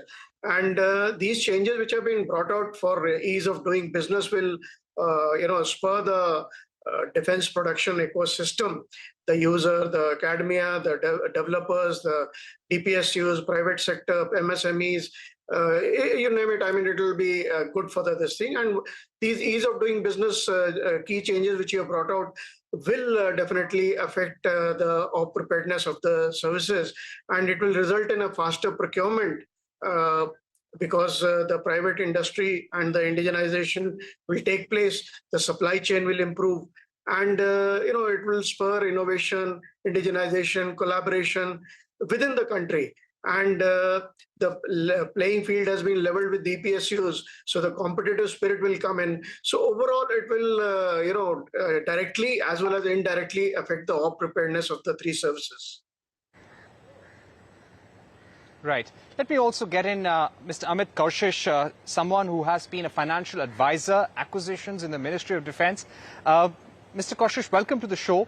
What is the major difference that you see between the Defense Procurement Manual of 2009 and the Defense Procurement Manual that has been launched right now, especially when it comes to giving the three armed forces a certain degree of autonomy to meet their needs in a shorter period of time when it comes to maintaining their weapon platforms, repairing them, and also getting arms and ammunition at least till a certain threshold as soon as possible? No, as of now, we don't have all the details, but going by MOD's press release, one gets the impression that there are certain powers which were earlier exercisable with the concurrence of the financial advisors, integrated financial advisors. For example, giving extension of delivery period and so on. Now, there the role of the IFA seems to have been minimized, if not eliminated. Collective collegiate vetting of the documents has been, I think, streamlined. Now, we don't know the details how this has been done, but going by, as I said, the MOD's press release, all these aspects have been taken care of, which should help expedite the decision making. But I must add a word of caution, which is that the devil lies in the details, and the problem earlier had been the manner in which some of the provisions were worded, which lent themselves to varying interpretations. Now, the sense I get from the press release is that that issue has been addressed, and the new document which has been released will not suffer from that kind of problem, which means that the disagreements which had become the bane of decision making will be minimized, thereby expediting the decision making. So I think that's one thing. Apart from that, there are new features, like they are not really new features, but I am sure that the indigenization and earlier DPM also provided for process for indigenization, but this time innovation has also been added to it. So there'll be more focus on developmental projects, which was not the case earlier. So the sense I get is that this DPM is less about outright procurement of goods and services. It's more about encouraging the industry to innovate, to manufacture, and thereby meet the requirement of the armed forces. So I think in that sense, it seems to have charted a new course. Khosla as well. Right. Air Marshal Khosla, we have seen how in this manual, liquidity damages will not be levied during the development phase. Minimal liquidity damages of 0.1% will be levied post-development of the prototype, and maximum liquidity damages will be levied, have been lowered to 5%, and in case of inordinate delays, the maximum penalty will be of 10%. Do you think it is important for the industry which is developing future technologies? This is an important move in that direction? Yeah, rightly, very right. It is an important this thing, but it's a two-edged sword. On one hand, it will encourage the smaller companies, the MSMEs and private sector to come in because of this thing. On the other hand, in case it may encourage, little bit of laxity or in the approach. But I'm an optimist, so I feel that the overall effect of it will be in a better sense rather than in a negative sense. And since these companies will come in, so overall availability of supply chain, the redundancy, the quality, I think it will improve. And it is a transformation from punitive approach to collaborative approach, and I think it will work. Okay, let me go back to Mr. Koshish. Mr. Koshish, the requirement of obtaining NOCs from some DPSUs before open bidding has been dispensed with, and tenders will be awarded purely on a competitive basis. Now, how is this important, and was this a long-term ask of the industry as well? Well, I don't know if it was a long-term ask of the industry, but certainly it added to the total time taken in taking a decision on procurement. And if, I don't know the details, but if now the provision is that regardless of what the item is, whether it is being manufactured by the DPSU or it is not being manufactured, but if you want to go in for competitive tendering and you don't have to obtain NOC from the DPSU, it will certainly shorten the time frame for procurement. And if we are bringing in competition, even in regard to the products which are being manufactured by the DPSU, certainly it will improve competition. It will improve. It will help the industry, the private industry, and the overall quality and standards of the products which are being procured by the armed forces. So it's a step in the right direction. How this is going to play out is something which we'll have to wait and watch. Right. Air Marshal Khosla, upfront provision of 15% and growth of work to be allowed in maintenance of various aerial and naval platforms to reduce equipment downtime. Why do you think this was important, and how does this help the three services in maintaining, servicing and repairing the weapon platforms and maintaining a certain level of operational readiness? Yeah, this is very, very important. I mean, I remember when I was in service, we used to every meeting stress upon this sustainability issue. Like I'll give you an example, very simple. If you have 100 aircraft and your serviceability is 60%, that means you're down to straight away 60%. So this sustainability is very, very important. And sustainability comes with, service provider giving you space, giving you in time, supply chain being robust. So the trend these days is a comprehensive package being given by the companies where they not only supply you the equipment, but look at the life support philosophy also in terms of supporting it. So with that point in mind, this 50% which has been added, although it will be cost burden to the government, but it will spur the industry, and industry will willingly invest in development of skill and infrastructure to support sustainability, and it will bring in redundancy in your supply chain. It will bring in availability of your spares, and overall the serviceability will improve. So obviously op efficiency will be much better with this clause. Right. Mr. Koshish, assured guarantee of orders in terms of quantity up to 5 years and beyond that up to another 5 years in special circumstances. How is it different over the Defence Procurement Manual of 2009? No, I think this was one of the long-term asks of the industry because if there is certainty about the orders coming from the MOD, the industry is more enthusiastic about the production, and therefore it's something which will help the industry in scheduling its production. And 5 years time is not a small period. It's a very healthy time frame for which the assurance has been given in the DPM 2025.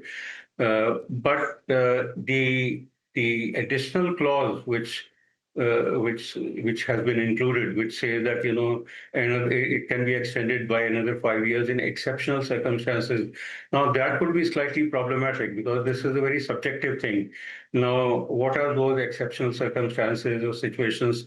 This is subject to discussion, and people may have different views on that. So there could be some problem in that, but the first part of it is certainly going to be of great help in ensuring that the industry is more enthusiastic about you participating in defense tenders. But I want to add one more thing about this growth of work. This, even DPM 2009 had a provision for growth of work. I don't remember the percentage. Maybe it was 10%, maybe it was 15%. I don't remember. But I think it was, again, it's subject to verification, but I think it was limited to naval platforms.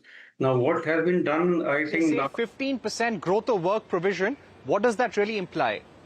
It implies that when you actually give a contract, like, for example, when you give a contract for maintenance or repair or refit of a naval platform, now you don't know at that point of time, what all work is required to be done, because part of the platform is submerged in water.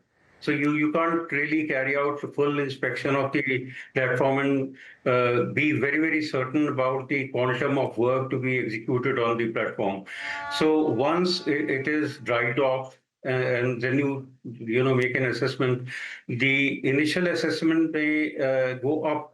So up to, say, 10 to 15 to 20%, whatever that percentage is, you don't have to go in for revised approval for the project. So that is why it is important. This provision was there for the naval platforms, but I think again, this is my memory. It may be off the mark completely, but I think it wasn't there for the aerial platforms. DPM 2025 seems to have made this provision for the aerial platforms also.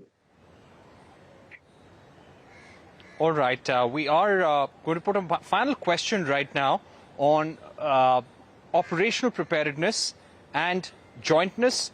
Prime Minister Modi today at the Joint Commanders Conference in Kolkata has emphasized on the need for jointness, Atmanirbharta, innovation for enhanced operational readiness of the armed forces during the Combined Commanders Conference in Kolkata. What should the next phase of reforms in the defense sector focus on, according to you, Air Marshal Khosta? Yeah, so actually, if you see in Ops Sindoor also, we jointly conducted the operations very well. And, the response of three services was very, very coordinated and good. And headquarter IDS and CDS coming in, I think, has made a difference. And so lessons which are coming out of all the recent wars, not only Ops Sindoor, even Israel, Hamas, Russia, Ukraine, is self-reliance is the most important thing. If you take any military power, it has got a well-established ecosystem, defense production, and self-reliant, not only defense production in a lot of fields. So that is a basic bottom line. And I think the stress which is being given now, in 17 odd verticals, push is being given to achieve that self-reliance, make in India, make for the world. I think that's the right step. And we need to get the critical technologies in so that, we are not 100% self-reliant and not like Tejas, where the engine we are reliant on somebody else. So that is the need of the hour. So whatever procurement we do from outside or inside, it should support that overall aim of finally being fully self-reliant. Okay, Air Marshal Khosla and Mr. Amit Kaushish, thank you so much for joining us for a very interesting discussion on the new Defence Procurement Manual 2025 and whether it will change things in terms of making it easier for the defence forces to acquire weapon systems, ammunition, get their weapon platforms repaired on time, and also help the suppliers and manufacturers as well. We're taking a short break, but don't go anywhere. Prime Minister Modi has said that India has embarked on the path of becoming self-reliant in the energy sector. We will speak to KPMG's Global Head of Energy, Anish De, on the other side.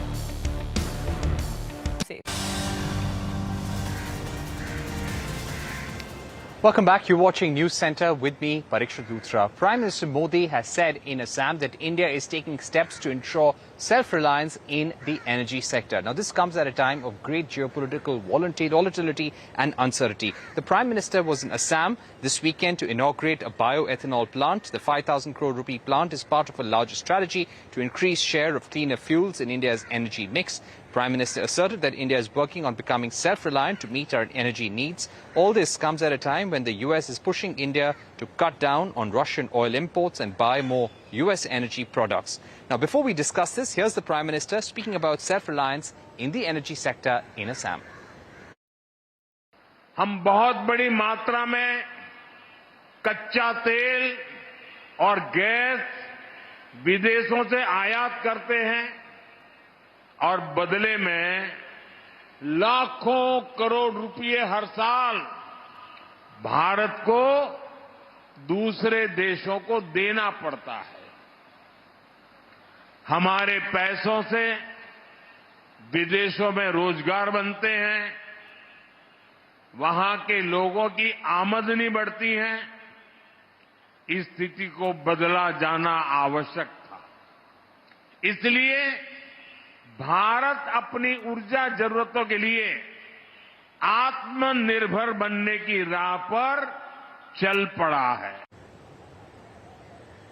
All right, we're now joined by Anish De, who is the global head of the energy sector at KPMG, somebody who's looking at energy transition all across the globe closely as well. Anish, thank you very much for being with us. Let me begin by asking you about India's challenges at this point with the energy sector. We are continuing to buy more energy from Russia, even as we increase the energy partnership with the US. Now, increasing oil trade with the United States, how do you think this is going to increase India's import bill, and what kind of pressure does it put on the country? So I think there are more than the import bill prediction. First, thanks for having me. But more than the import bill, I think the extreme vulnerability that we have is a big challenge. We are importing 90% of our crude oil, more than half of our natural gas, and it is creating a massive amount of vulnerability. We are exposed to the geopolitics. Things happen in other parts of the world, and we carry the can. So I think that has to change in the direction of travel, which has been increasing imports of oil and gas, has to reverse at some time. And I think that's what Prime Minister mentioned. He mentioned about ethanol, of course, but beyond ethanol, even crude oil production, gas production from domestic sources or sources where we have control and access is going to be very, very important.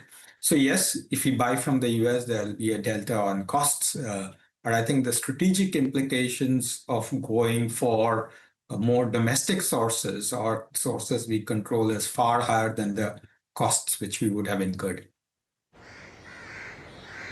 Right. Anish, what is your sense at the current pace of production? What will be India's energy production capacity, oil and gas production capacity by, say, 2030? And how much more can we really do? So we have to aim for a much higher production. And it starts, in the case of oil and gas, it starts with exploration being much, much higher than where it is. The government has opened that up. It's a long cycle, from an award of acreage to the production is a 7, 8, 10-year cycle. And especially if they're offshore, deep water assets, it's a long cycle. But we have to embark on that journey. So government is giving out of acreages now. Most of the country's areas which were hitherto sealed off because of security reasons has been made accessible. The fiscal regime has become much more conducive. The contracts have become simpler. So I think there is a lot of freeing up which has happened, but it's a long path. The government had already cleared the decks for some of these moves, but the recent geopolitical developments make it even more emergent and urgent to progress much more deliberately on that path. In terms of how much it can go up, hard to answer that question because this is a chancy industry. But I would say that unless over the current production base, if you don't go up 30, 40% in the next 10 years, then we are looking into trouble. Right. I would also like to ask you about the next phase of reforms that India should have in the energy sector. The reason why I'm asking you this is because currently there are consultations on within the government as to what more reforms can be announced to make it easier to do business. Specific to the energy sector, would there be any recommendation you would have? See, there are a couple of recommendations. One, of course, is on the GST side of things. There's been a long-standing demand for including natural gas in GST.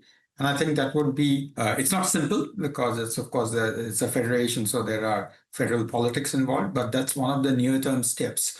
In fact, a long-pending step which can be taken. But for increasing exploration, the government has already done a fair amount. There are some residual fiscal bottlenecks which come from history, different kinds of litigation and cases and policies taken in the past, which is hard to unwind. But I think that would be the final frontier to unwind those residual cases, which then can really open up to international investments as well. But I hasten to add that simultaneously we should be creating national champions, and not only in the public sector, but in the private sector, who can really scale up exploration and eventually production of energy commodities. Right.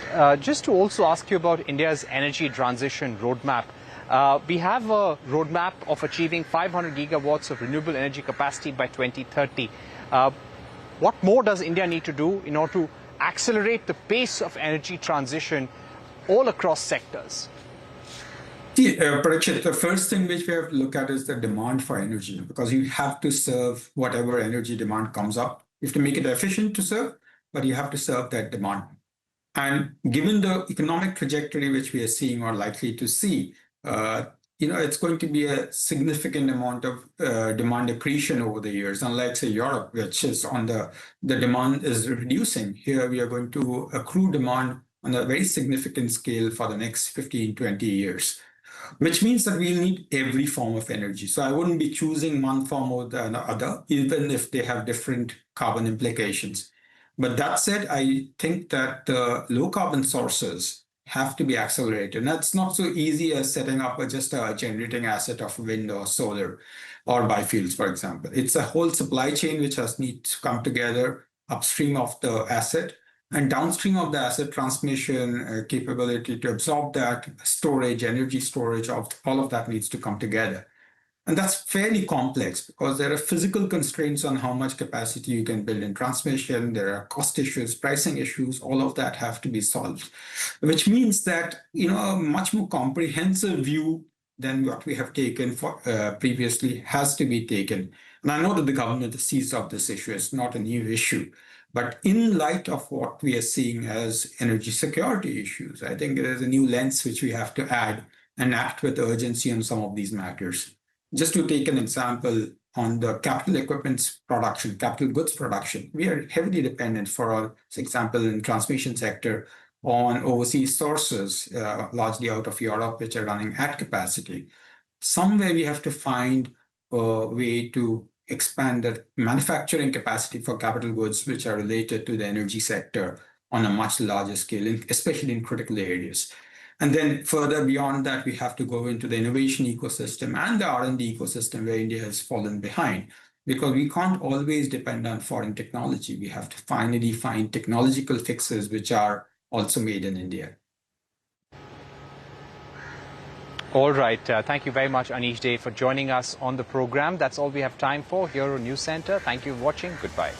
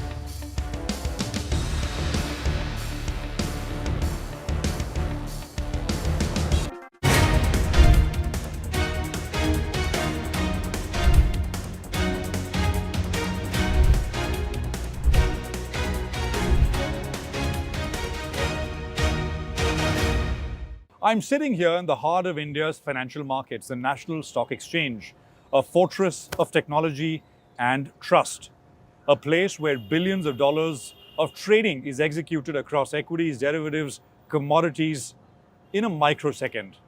At its peak, NSE executed 2.2 crore trades in a single day and $23 billion in turnover in a single session. It is the world's largest derivative exchange for 6 years in a row, home to 12 crore unique investors. But beyond the tickers, the symbols, the charts, today we go behind the scenes. We look at surveillance rooms, IT infrastructure, cybersecurity, and of course, the National Operations Command Center.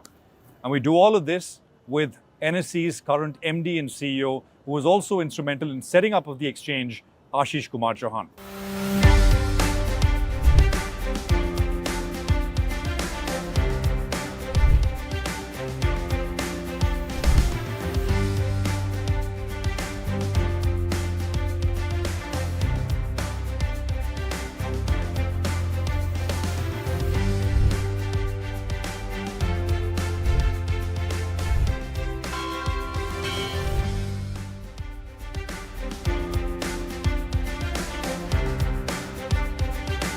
Hi Ashish bhai. Hi. How are you? Good to see you. Good to see you. And I think we're meeting here in your cabin for the first time. Yes. We see you at the atrium, at the opening bell. We see you in our studios. But I think this is your den. Thank you. Thank you for coming. It's a lovely office, by the way. I want to start by asking you, Ashish bhai, what does a day look like for you at the NSE? In a way, our days are 24/7 by 365 because markets run only for a sort of shorter period. Right. But we have to prepare and ensure that the markets continue to run, prepare them for the next day. Even the weekends we have to work. So in a way, the life is kind of continually rolling. Right. And then, of course, you have a time of the day where you go to sleep. But broadly, you are available on your screen, on your mobile continuously. Machines have not taken over yet completely, or have they? No, broadly. But they need supervision. Yeah, they need supervision. And of course, there are changes that happen. So we need to continue to plan for that. The regulations have to be... So hour by hour, not hour by hour, but maybe 2 hour, 3 hour blocks. What is it? When do you get to office and how does it flow? No, I come, if it's a listing, I come a little early, like 9. Right. Otherwise, I come... Which is pretty much every day nowadays. Yeah, nowadays. Otherwise, I have a little more flexibility. Sometimes I have to go out to sort of attend events. But broadly, I try to be in office at the exact time so that I'm aware of what's happening. And normally, I try to be available at 9:15, at least on phone, even if I'm traveling. 9:15 a.m. is like the starting time of the market, and you want to be there in case something goes wrong. If it goes right, so there is no issue, but you have to be available. So that's how the life works. And then once you come, lots and lots of meetings happen. You need to read a lot, and then you need to go out for meetings and committees and all. And then at some point in time, you will go out to attend some events in the evenings. Usually evenings, there are a lot of events. And then go home at whatever time you are allowed to. I mean, activity has just exploded, right? Both on the cash front, derivatives front, etc. If you recall, when Mr. Modi took over in 2014, because that's the time I still remember some numbers, India had 1.67 crore investors. Wow. Today, India has 11.8 crore investors, unique. Both. Because those are the NSE numbers, right? 11.8 crore investors, 25% women. That's 8.5 crore or 9 crore households. And that's almost 25% of India's households now. And that time, India's market capitalization, when he took over, was I think 67 lakh crore. Today is 450 lakh crore, So both have gone up 7 times. And that tells you how much of India has become middle class. Because you come to the markets to invest, and there is a perception that has been created that India, most Indians overtrade. That is not true, because 11.8 crore investors, once you have invested even in one share, you don't trade every day. You can trade once in 10 years and still you are an investor. But out of that, around 25 lakh, maximum 30 lakh people trade in derivatives. And so literally 2% people trade in derivatives. And out of them also, most of the people, almost 85-90% people also trade in they trade in equities as well, and cash as well. Yeah, so it's like they're buying insurance, right? And so for me, lots and lots of misperceptions get created. Right. But overall, the amount of wealth right. that this organization has generated when it started in 94, right. on November 3, 94 equities market, right. it was the total market cap of India was 3.7 lakh crore. Right. Today, it's 450 lakh crore. Right. It is, of course, the transaction processing, reaching out to people across Correct. India. Now, 11.8 crore investors are in 99.85% of all PIN codes. India has more than 19,300 PIN codes. Correct. Out of which only 28 PIN codes don't have an NSE investor. I have investor in Ladakh, remotest corner, means 6,000 meters in the hills, to Andaman Nicobar, which is near Indonesia. Right. I have people in Arunachal Pradesh. I have Right. people in Dwarka. I have people in Kanyakumari. Every nook and corner of India today. Except 28 PIN codes, and out of that, probably 25 are airports where you can't stay full time, so I can't do KYC, right? You can't say that that's your house. Right. So broadly, the middle class right. sization of India right. is what is basically creating a framework where right. India's savings, India right. saves 30% in that range, 28, right. 30%. Out of $4.2 trillion economy, now we are saving above correct. 1.2 trillion dollars. Correct. Most of it earlier used to go into gold and fixed real deposits estates and banks. And today, some portion has started coming up in what I call risk asset. Risk right? assets. Equity is a risk capital. Yeah. And they have got some brilliant returns. I mean, Nifty is going to celebrate 30 years in terms of the base date. Yeah. It started with 1,000 in 1995, November 3, 95 base date. Yeah.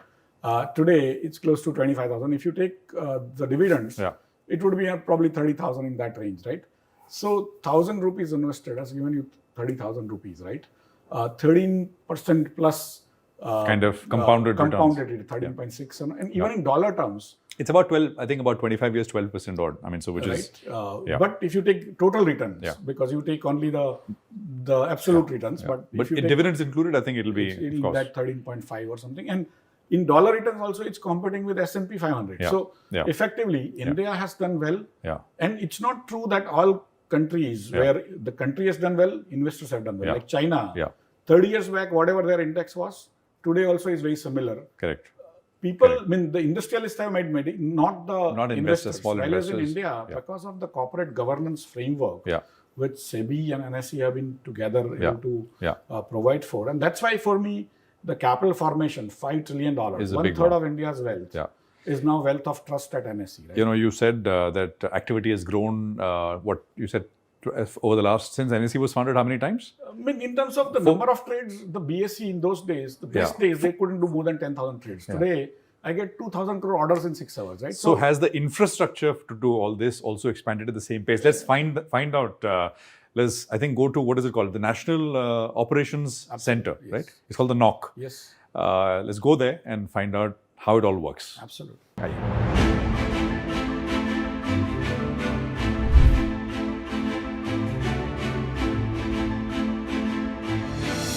Well, as promised, we are showing you a rare behind-the-scenes sort of, footage or visuals of the National Stock Exchange, the largest exchange of the country by far. And of course, we have help in the form of the MD and CEO of NSE, Ashish Kumar Chauhan. Ashish bhai, so this is the National Operations Center, right? Yes. NOC. It's got a military-sounding terminology to it because it requires precision, it requires discipline, and I think this is where it's all sort of controlled from. Absolutely. Tell us a little bit about what we're seeing, and I mean, this is an entire floor, but floor is divided into different rooms. Each team has their own work. Correct. And there is a full backup, even in terms of the number of people, number of computers, number of screens in Chennai. Right. So anyone doing anything here as a checker in Chennai, anyone doing something in Chennai has a sort of checker. But that is only for it's for disaster recovery. But when disaster happens, when you try to recover, it doesn't work. You have to make them on. So whatever things happen so here, it's fully operational. It's fully operational, and actually we do mock trading from Chennai every month, at least once, and twice a year, at least for 2 days consecutively, we run the live operations from Chennai. So it's a fully functional thing, but how do you continue to make it run in a heightened sense is by involving them on your day-to-day activities as if they are next to the computers, and which is now allowed by the communication systems. So that's where the team here and team there are like working as one. And in case this place by chance goes down for whatever reason, that team should be able to seamlessly pick up and run without anyone. So as an investor, as a trader, I should not feel the difference. I mean, basically. You probably will get logged out, and then you will your broker will log in, and it'll be business as usual probably in few seconds. Right. So what happens from here? I mean, what kind of activity? This place is what we call business knock, right? Where all the companies that get listed or IPOs that happen or daily price bands of companies, the new derivatives, contracts getting introduced in equities or currencies or commodities or in bonds, all that thing starts being set up. Even sometimes we have to set up a new broker or sometimes we have to actually stop a broker from functioning because of the SEBI regulations or orders, or sometimes even specific investors are not allowed to trade by some of the court orders or otherwise. So everything happens here. But during the market hours, especially between 9:15 and 3:30, this people who are working here have to do nothing actually. They have to just monitor, and it's like an autopilot. If they are doing something, then there is something has gone wrong, right? So that is where physical manual sort of override is required. Otherwise, their work happens 24/7 by 365 days. Right. During the day, they are not supposed to do anything, but end of the day, they have to create files, download to all brokers. Then they have to prepare for the next day all the new contracts coming in, the price bands, other things, 2%, 5%, ASM, GSM. The much awaited Bhav copy comes from here? Or? Absolutely. So everything which has to do with business comes. Similarly, there is another room for cyber security where we get a lot of. And we're going to go there in a bit. So. And then we also have hardware operation center, which is basically where we have several sort of machines which we need to ensure that there are no queues. And this was the first public digital infrastructure of India. Yeah. This is the first fintech of India. It's still the largest fintech of India. And it allowed India to create capital formation on a scale where no similar sized or similar per capita income having country. I mean, today, after so many years, our per capita income is only $3,000. Although we have become $4.2 trillion economy, but we are still per capita is still no country has with $6,000 also have that kind of market. $12,000 also no market. $24,000 there is one market larger than us called China. But when the prices go down, the government has to go and buy the shares. In India, government is actually hands off, right? So there is no similar market. And if you look at it in a poor country, per capita income country, people investing in other people's businesses is not unheard of. There are books written in economics which says that poor per capita income countries cannot, or societies cannot have well-functioning capital markets because they cannot save. And if they save, they don't trust their brothers also. In India, this has happened where 20% of India is now households. And we spoke about the long track record of returns, which has been spectacular, matched only by, I think, the US, right? As a market over a long period of time. That's why I call this trust markets. Because trust has developed. You know, I want to show our viewers the cyber sort of control center as well. So let's go there, and why don't you tell us about that?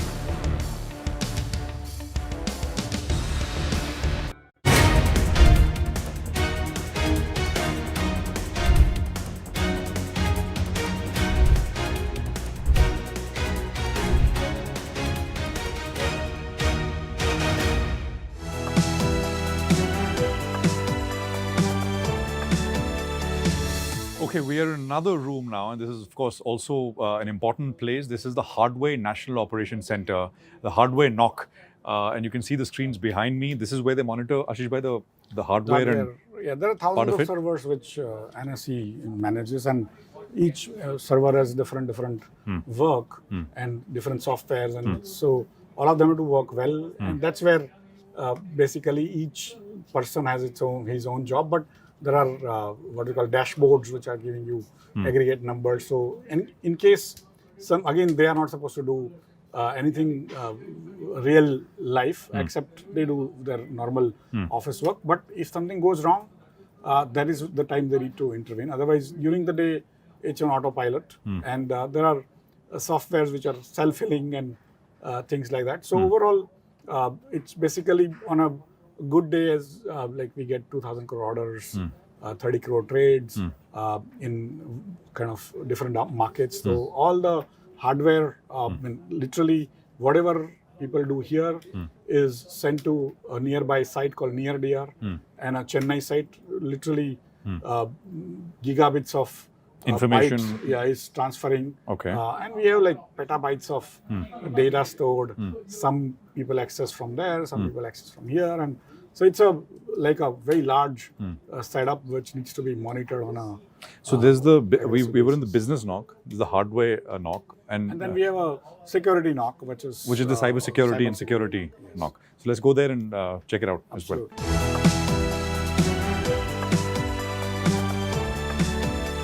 So that is the hardware NOC, and what we're going to do now is show you the cyber NOC, Ashish bhai.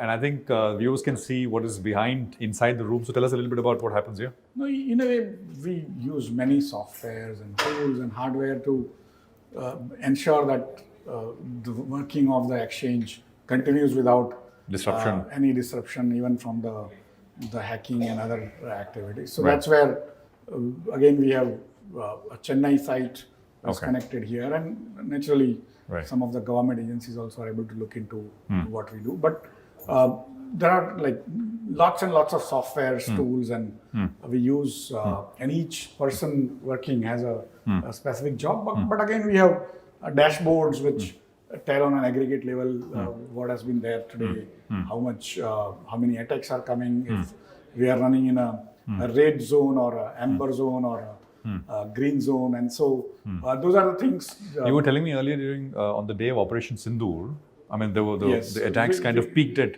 Yeah, like in 20 minutes we got 40 crore attacks, right? So these are some of the most attacked entities in the world today. Okay. So this is a significant area of focus in terms of upgradation, keeping. The costs are also humongous, but without that, you cannot operate, right? So you need to be like any country. If you don't have a defense, whatever you do in the business has no relevance because somebody will come and subjugate you. Similarly, whatever business you do, if you don't have a good information security in today's world. So strong physical security, as I noticed at the gate, but strong digital security. I mean, there is digital public infrastructure in that sense. So it has to be on without disruption. Absolutely. And especially outsiders or insiders, knowingly and unknowingly, doing wrong things cannot be. Has to be monitored, has to be checked and tracked.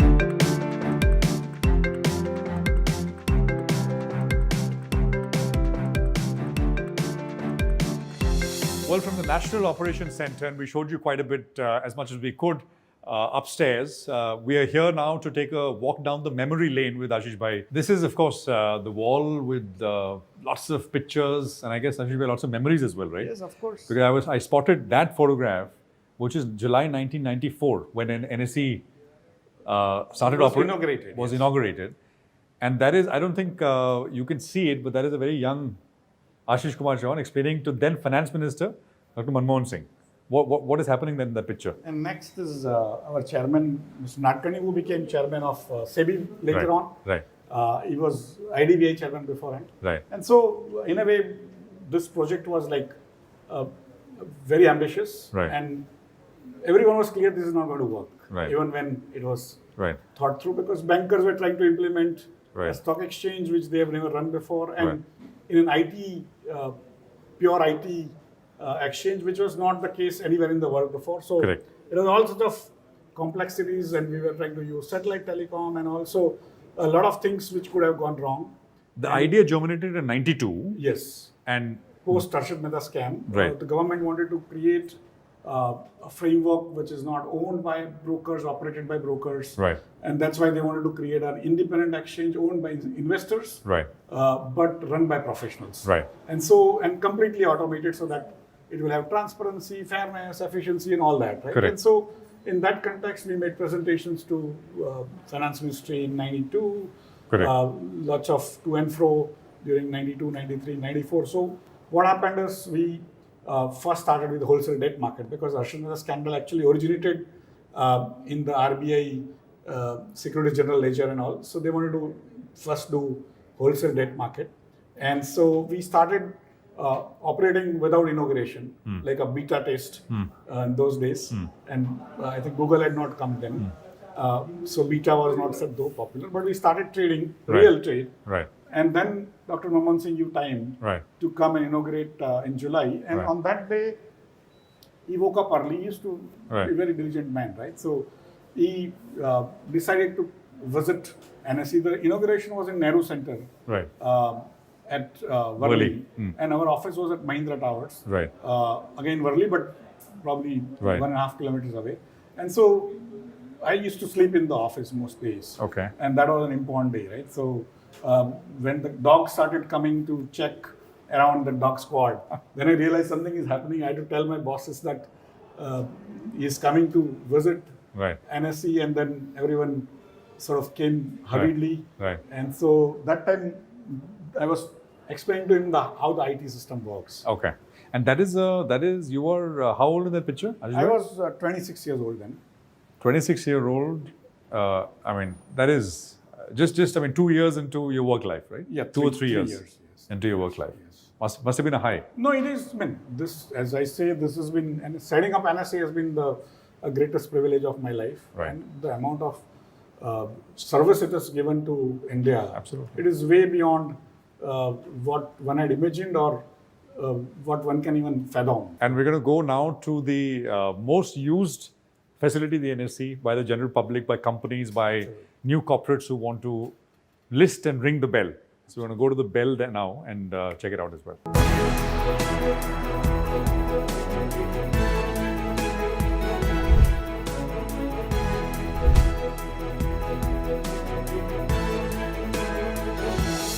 Well, I hope we've given you a 360 degree, if not a 360 degree, a 180 degree kind of view of how NSE as an organization runs.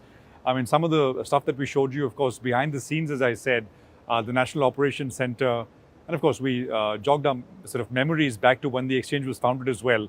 This is also an iconic place. This is the, Ashish Bhai, the atrium, right? Yes. And I think corporates who may be watching this, for a lot of them who are recently listed or even listed for a while, I think they would remember this place. With the ringing of this bell, absolutely, the listed journey starts. Yes. And it's been such a vibrant place, right? Yes. Ashish Bhai, last couple of years especially. Yeah, every day there are many listings. The largest company usually does bell ringing here. We have other places where there are bells, including in other cities also. Yeah. But this is the most coveted sort of listing place today in the country. You're here, as you told me, for the big ones at least, 9:15. If I'm in Mumbai, I try to be there. You try to be there. For listing, because again, it's an important occasion for the company's life. And as what I call a head priest of this temple, it's my duty you have to be there. present. Yes. When do we see NSE's bell going off in terms of listing? Once the SEBI gives no objection certificate, that's the minimum we require as a regulated entity by SEBI. Right. After that, we'll prepare the DRHP and then submit to another department of SEBI, which will go through it. And broadly, it would take probably at least 4 months to prepare the DRHP. Right. 4 months for them to do queries and ask us any issues, questions, etc. Clarification. Right. And then so. But from the day that the NOC is received, whenever it is, we don't know when that is. Probably 8-9 months is what looks like after that. To the listing date, basically. So I mean the work in terms of having the background, etc., is work in progress. In 2016, NSE had filed. That time I was not there in NSE. But 2016, NSE had filed the first DRHP. So since then, NSE has been in a way in a status of some readiness, not always, because it's almost now 9 years. Right. But in a way, we are sort of prepared. And in terms of the size of listings, you said big companies. I think this is going to be the biggest of all. No, in a way, terms of... And we are also 100% public. See, unlike other companies, we are already 100% public. I have like 172,000 shareholders already. Correct. Right, and so 0% is with any promoter. I have no identifiable promoter. In terms of the shareholding, last 5 years is when the numbers have really exploded, In fact, since March only, it has gone up from probably 30,000 to 172,000, right? Last March? That is 25 March. Wow. Right, so because earlier we used to approve each transaction with fit and proper, and then... Correct. It used to take time. There used to be 4, 5, 6 months. And things like that. Now, it's all automatic in the depository, so that's why many more people... So transactions are taking place a lot more. Yes. And all those, what you said, 172,000 shareholders now. So, and they're all waiting and watching when this is going to happen. I mean, what, close to 5 lakh crores in market capitalization? At least in terms of, because transactions are taking place. Right? But again, when you go to do the IPO, that is the time you need to see. Depends on the situation, your profitability and other things. Right. So, well, I hope that day is not very far. The NOC comes soon, and as you said, within the next 7 or 8 months after that, it is listing. So, let's do some practice, Ashish bhai, in terms of the listing. Yes, of course, it will not be done here. It will be another exchange. Of course.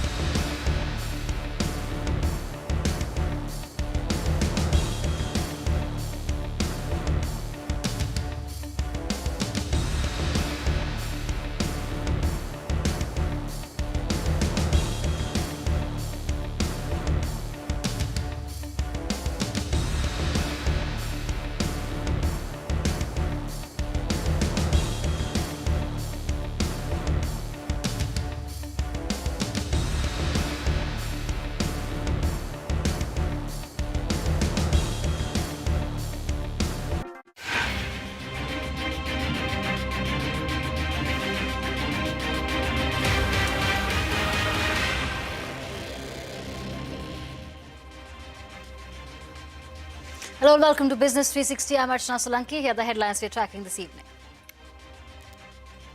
Nifty and Sensex snap an 8-day winning streak to end with marginal losses. Financial stocks and mid-caps buck the trend to end in the green. India's exports rise nearly 7% in August. Shipments to the US see a sharp spike just before the 50% tariffs took effect. Imports declined by 10%. Trade deficit narrows to just over $26 billion. US Commerce Secretary Howard Lutnick criticizes India for not opening up its farm products market to America, says India put up a wall against imports while freely selling everything to them. Indian officials to hold talks with USA's chief negotiator in Delhi tomorrow. India-EU FTA talks are in a sweet spot, say government sources, and they are on track to be concluded by year-end. The next round of talks have been scheduled in Brussels between the 6th and the 10th of October. Sources say that EU green-lighting fisheries exports from India may offset the losses due to higher US tariffs.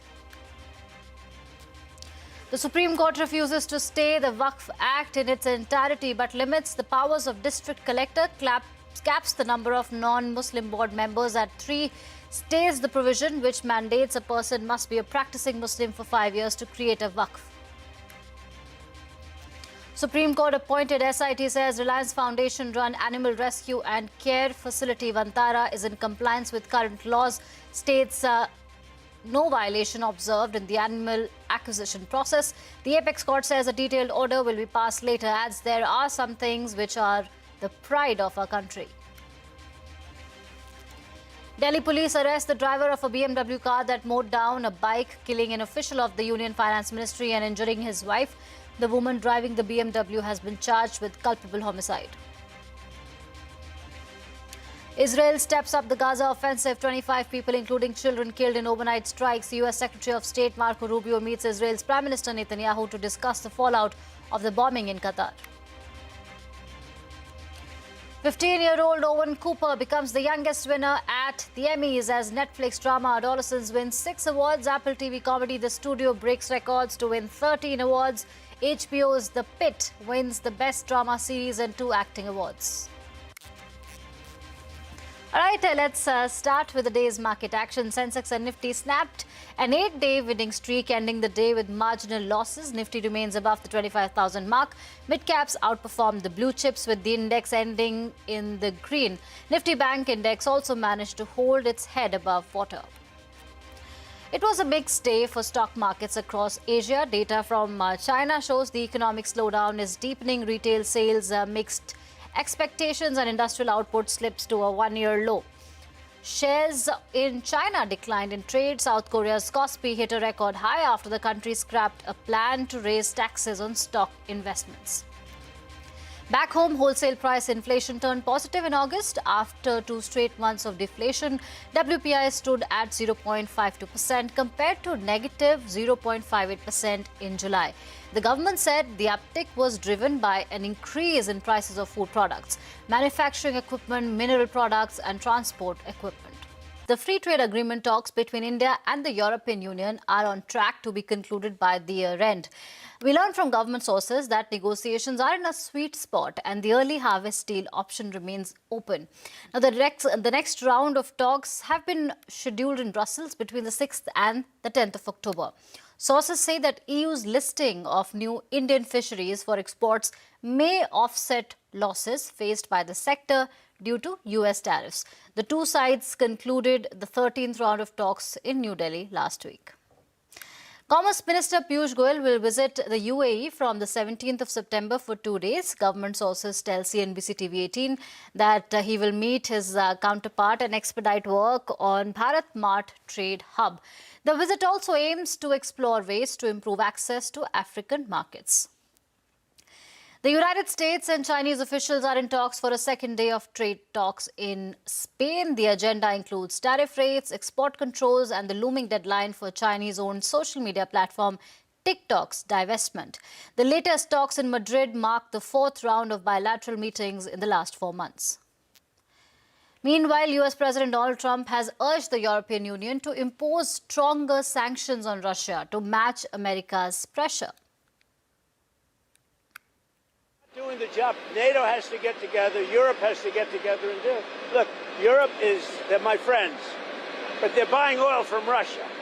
So we can't be expected to be the only ones that are, full bore. But Europe is buying oil from Russia. I don't want them to buy oil. And the sanctions that they're putting on are not tough enough. And I'm willing to do sanctions, but they're going to have to toughen up their sanctions commensurate with what I'm doing. Russia launched 87 drones and missiles on Ukraine in an overnight strike. Ukrainian defense forces said they shot down or intercepted 59 drones. This comes a day after Russia claimed to have intercepted over 360 Ukrainian drones in a day. Now, Ukraine struck over one of Russia's largest oil refineries in the Leningrad region. Meanwhile, Romania has summoned Russia's ambassador after a Russian drone reportedly entered its airspace.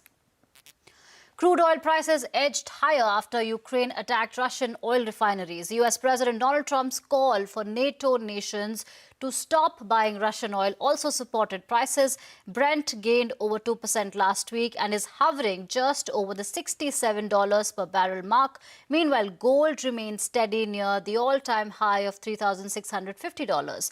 This as traders priced in a 25 basis points rate cut from the US Federal Reserve next week. Now, Danish multinational brewer Carlsberg is exploring an initial public offer of its Indian arm. Money Control has reported that the company has kick-started initial discussions with potential advisors. Carlsberg has been exploring an India listing for the last 2 years. However, the size of the listing and the valuation are not known as of yet. Flipkart Internet, the e-commerce marketplace arm of Flipkart, has narrowed its loss on standalone basis to nearly 1,569 crore rupees in FY25. As per data accessed by Toffler, its standalone revenue jumped by 14% to 20,746 crore rupees. However, its total expenses for the fiscal stood at over 22,300 crore rupees. Meanwhile, Myntra's profit after tax recorded a jump of more than 1,600% from a year ago to 548 crore rupees. Its revenue also climbed 19%.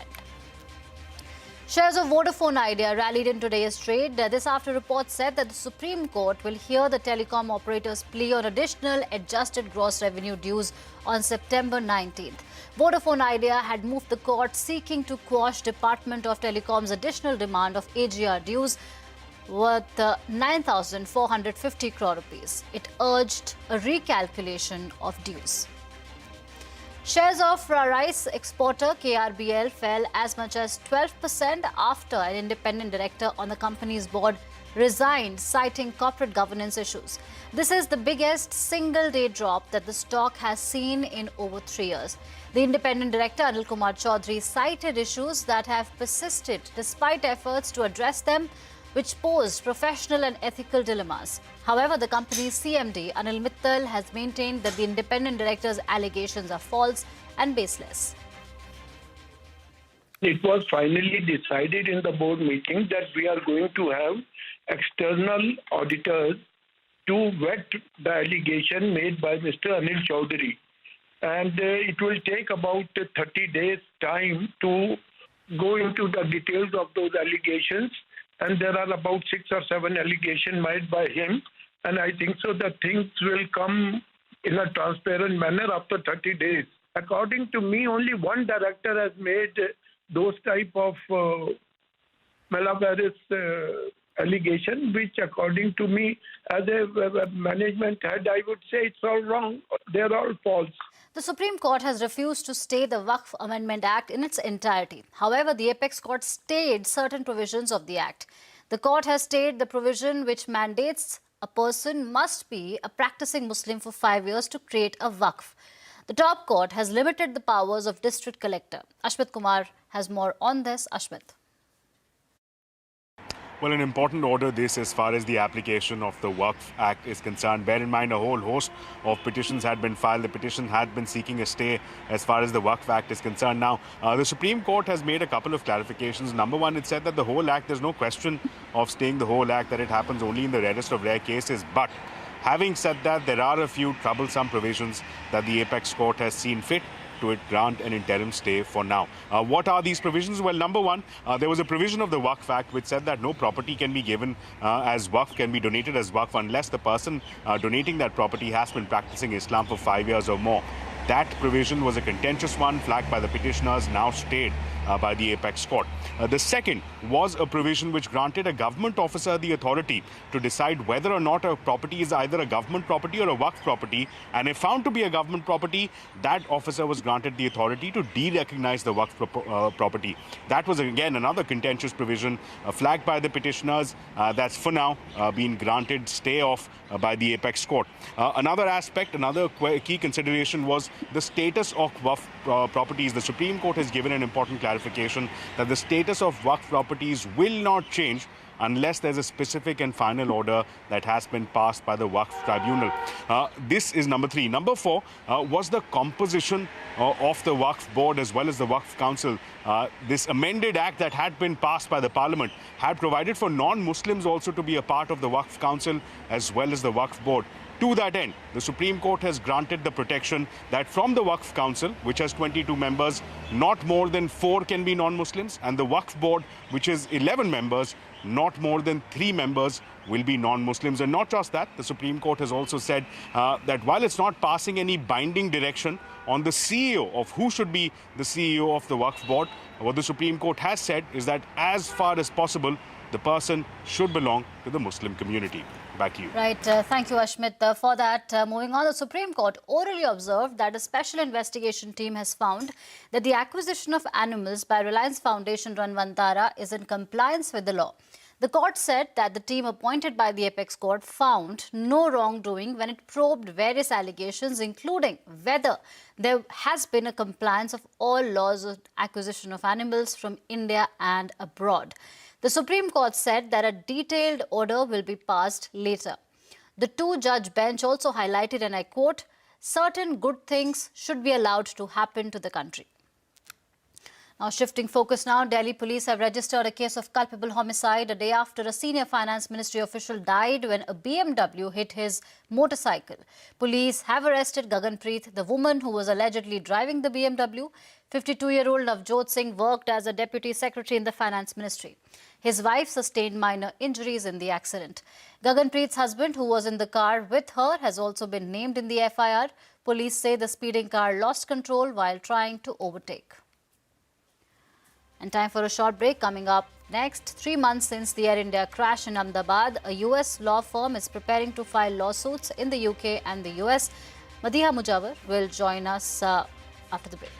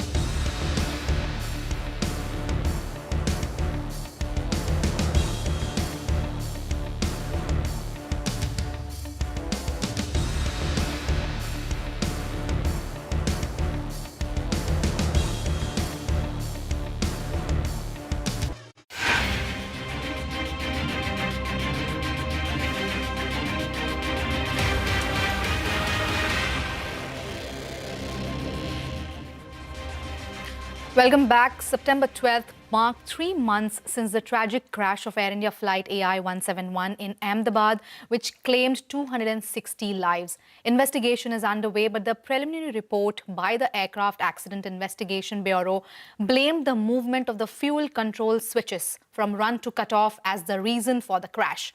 However, the preliminary report does not disclose whether they moved inadvertently or manually. While the interim compensation of 25 lakh rupees has been paid to many families, questions remain about accountability, safety lapses, and the promised 1 crore rupees to each deceased by the Tata Group that has yet to be released. While the final report is still awaited, a separate legal battle is unfolding overseas where US-based law firm Beasley Allen is representing families in potential claims against Boeing. Joining us now is Mike Andrews, senior aviation attorney with Beasley Allen. Mike, thank you very much for joining us. Let me begin by asking you, how many families have joined you so far in pursuing legal action outside India after the AI-171 crash? Currently, we represent the families of approximately 110 victims, and that's a mix of people who were on the aircraft as well as those who were on the ground. Mike, what kind of compensation these families have received so far? Could you tell us what these families are telling you? So far, many of the families are receiving the compensation, the interim payment from Air India. But so far, few, if any of those, have received any money under the Tata Fund. We understand that that fund was registered last month, and they anticipate beginning to make payments sometime, hopefully this month.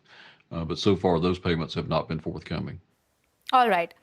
Mike, you've also been meeting several families in Ahmedabad. You were here last month, and Ahmedabad and elsewhere, also in Gujarat. What kind of difficulties are they sharing with you right now, both financially as well as emotionally? Well, obviously, because the families and the victims cut across all socioeconomic groups, both on the plane and on the ground, they are met with a host of varying problems and difficulties. For example, in many cases, the primary breadwinner was lost in the household, which creates enormous financial difficulty. And as an example, I can tell you that in one case, at least, an elderly woman, a mother, who was depending on her adult son to help provide for her medical care.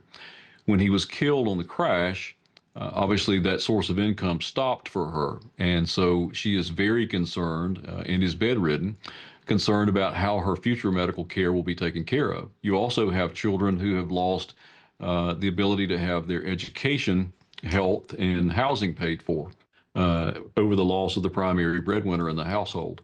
So you have financial and economic difficulties on top of the pain, suffering, grief, and loss that these families have gone through.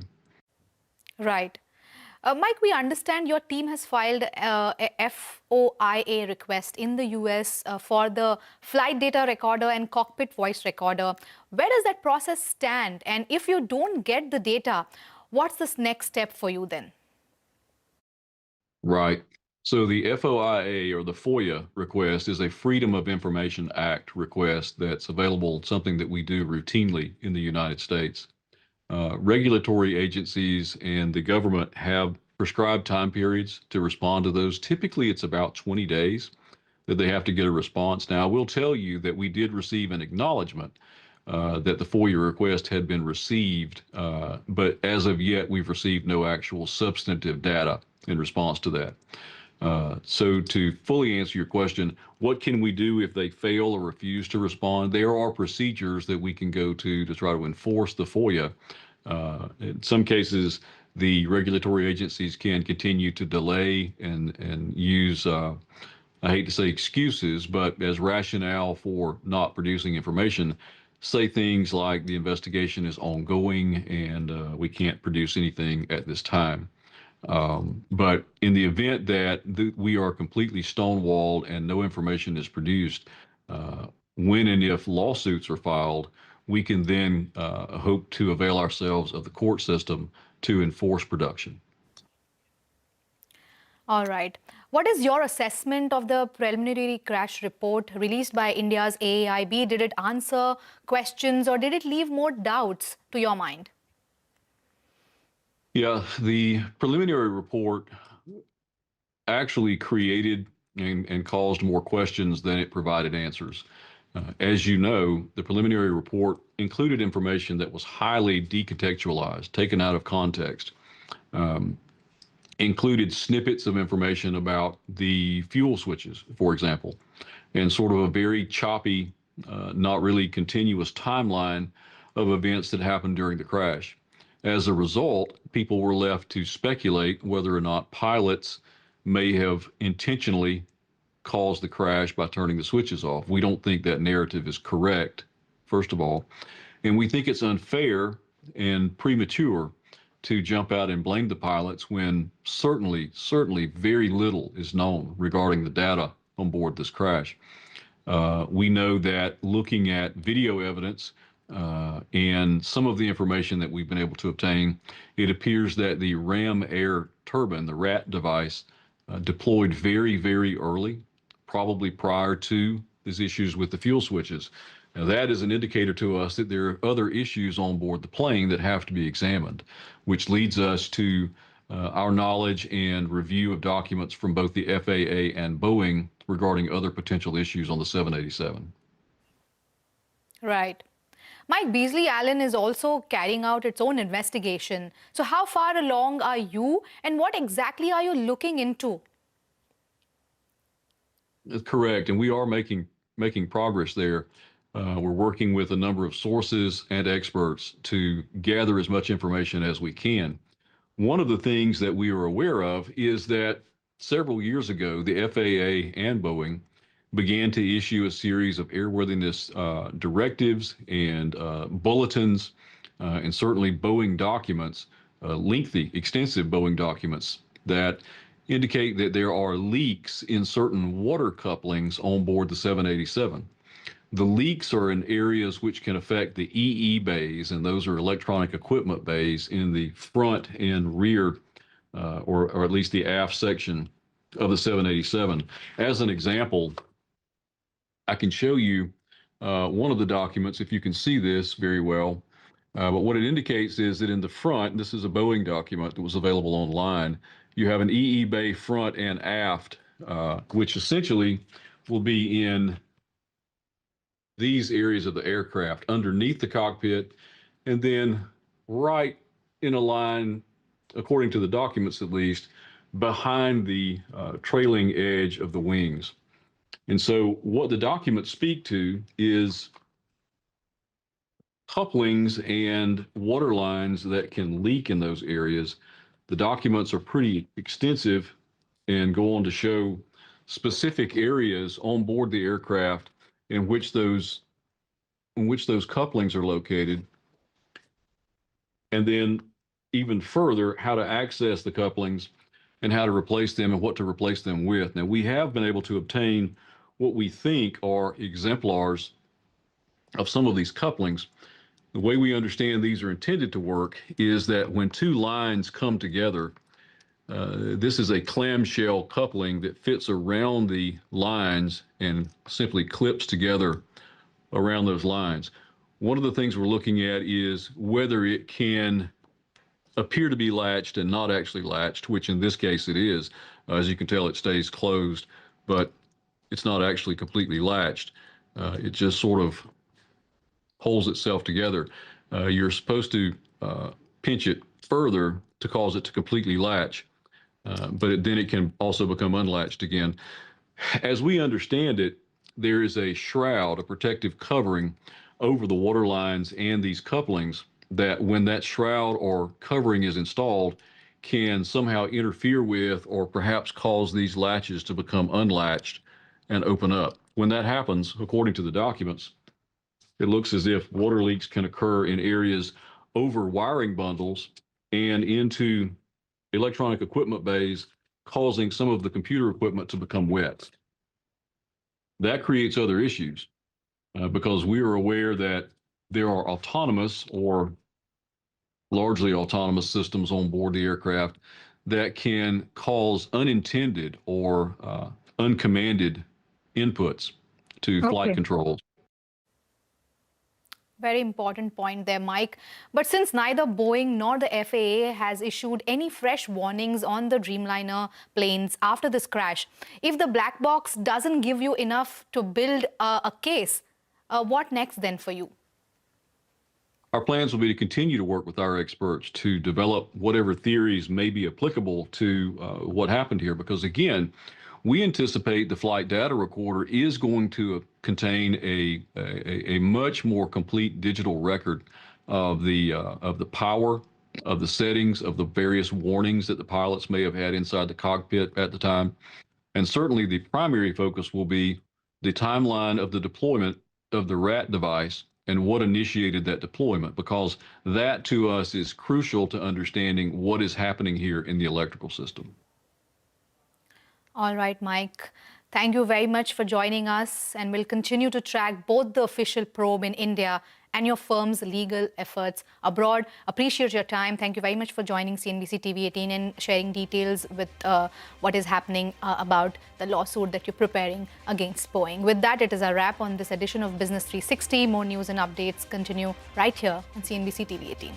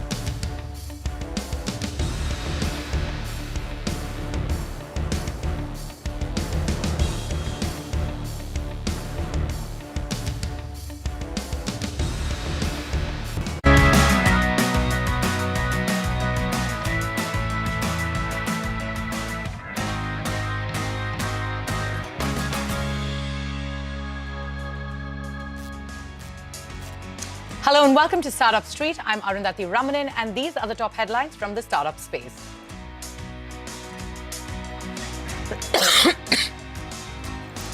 Grow is gearing up for an IPO that could value the company at around $9 billion. The fintech firm is expected to submit its updated DRHP this week with a potential listing in November. The company also recorded profit growth in Q1 FY26.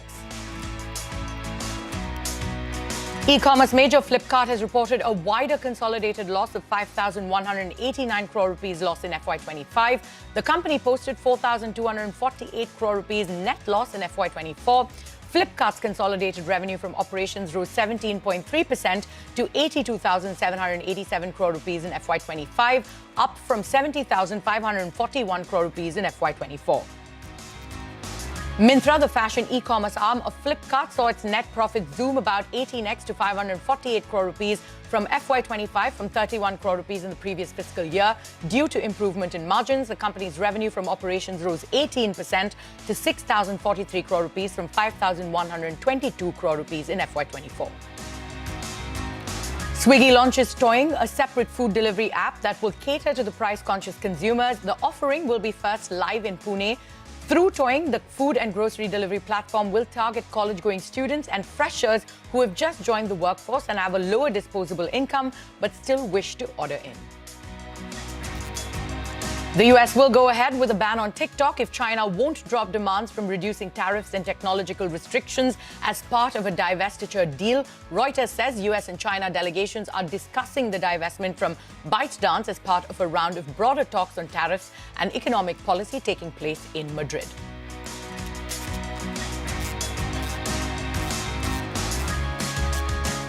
Those were the headlines that we're tracking for you this evening. But on what's brewing today, Flipkart Internet, the e-commerce marketplace arm of Flipkart, has narrowed its consolidated loss, while e-commerce major Flipkart's consolidated losses widen as per data access from TOFLA. Meanwhile, Myntra's net profit saw a multi-fold jump of more than 2,000% from a year ago. Shilpa Ranipeta is standing by to break down those numbers for us. Shilpa? Well, you're right. Flipkart India, which is the wholesale arm of the group, posted about a 17% jump in its income to 83,105 crore rupees in FY25. Meanwhile, revenue from operations stood at about 82,787 crores, but losses also widened by about 24% to 5,189 crore rupees. Meanwhile, the total expenses climbed to over 88,000 crore rupees. Now, as per data source from TOFLA, the company's marketplace arm, which is Flipkart Internet or Flipkart.com, from where we actually order, has managed to tighten its belt. This year, its consolidated loss narrowed to about 1,400 crore rupees in FY25 from about 2,300 crore rupees about a year ago. And revenues also rose 14% to 20,807 crore rupees. Now, what's driving this? Flipkart's marketplace services more than doubled to 7,750 crore rupees. Now, that's the transaction and fulfillment fees that it collects from sellers each time an order is placed. Now, its advertising business revenues from there also jumped about 27%. And this is essentially the money that brands pay to get their products in front of customers on Flipkart's app. Now, costs, however, continue to weigh. They rose over about 8% to 22,310 crore rupees. Now, meanwhile, Myntra, that seems to have turned into a real star performance in the larger group. Its net profit jumped more than 20 times from just 26 crore rupees last year to nearly 549 crore rupees in FY25. Now, revenues also grew almost 19% to 6,137 crore. And the push largely came from revenue from logistics services, which grew about 20%. Now, that's usually the warehousing, packaging, delivery charges, and marketplace services also. That was up about 16%. And the fashion e-tailers' expenses too largely remained flat. So while Flipkart is still trimming losses on its marketplace end, Myntra has turned around sharply, becoming sharply profitable, making it the key growth engine for the group that is eyeing an IPO next year. So Myntra being the big money maker there. But Shilpa, stay with us. Swiggy has launched a new app for affordable food options, taking, the firm's total offerings now to 7, right? Can you take us through those details and what it means for Swiggy? Absolutely. Swiggy isn't just delivering food anymore. It's serving up experiments, a new one every day. Now, the newest dish from the kitchen here is Toing. This was launched in Pune. It's aimed squarely at value-conscious eaters, with most dishes priced between 100 to 150 rupees. But here's the catch. Toing is not very different from Swiggy's existing food delivery service, or even the value offering of the 99 store on Swiggy, or even from its 15-minute food delivery offering Snack. I actually tried placing an order for the same dish from both the apps, apps, and Toing was just 15 rupees cheaper than ordering from the main Swiggy app. Now remember, this also comes at a time where competition in the food delivery space is heating up, especially after Rapido launched only targeting value meals as well. And Swiggy did say during its Q1 earnings that it will continue to roll out new offerings, especially on the affordability front, to ensure that competition does not get a clear opening. But the larger question here is if Swiggy is attempting to cook multiple dishes at once, with many having a similar recipe. With Toing, Swiggy now has 7 different offerings and 6 different apps. Now the others being Instamart for quick commerce, Dine Out for going out, concierge services under Crew, and professional services under Ping, and it even incorporated a sports-related subsidiary last year, and now we have Toing. So, can Swiggy whip up a menu that boosts both revenue and profitability, or is it biting off more than it can chew? Only time will tell. Back to you. Absolutely, Shilpa. Only time can tell. But thank you so much for bringing us those details. Now, moving on what's brewing, a new wave of capital is flowing into tech-driven interiors. Mumbai-based Flip Spaces has secured $50 million in an expanded Series C round, backed by investors from the UAE, Singapore, and Japan. The company is blending AI and VR to disrupt the design and build industry, bringing speed, efficiency, and transparency to a sector long plagued by delays and fragmentation. With the fresh funding, Flip Spaces plans to scale operations across India, the US, and the UAE, strengthen its supply chain, and pursue strategic acquisitions as it eyes global leadership in the space. Joining me now to discuss this further is Kunal Sharma, the founder and CEO of Flip Spaces. Kunal, thank you so much for taking time out and being here with us on Startup Street. Let's begin by talking about how this $50 million Series C funding will be deployed across India, US, and UAE, and which market do you see driving the fastest growth? First and foremost, thank you so much for having me on the show, Arundhati. It's always a pleasure and privilege. There are 3 primary areas of deployment of the capital that we've raised right now. One is to power growth by unlocking more number of geographies across India and US. Currently, we've been present in just 3 geographies across India and the US. Obviously, we want to unlock more number of states and cities. Each one of them will be unlocking a new revenue. Additional to that, we've also recently expanded our footprint into the UAE market. So obviously, that's another geography to unlock. So that's the first deployment of capital. The second one, as you articulated right or just before, I think the last 1.5, 2 years has seen an advent and a wave of AI and large language model-based products, which are challenging the incumbent workflows in every domain of business, right? And interior design is no different.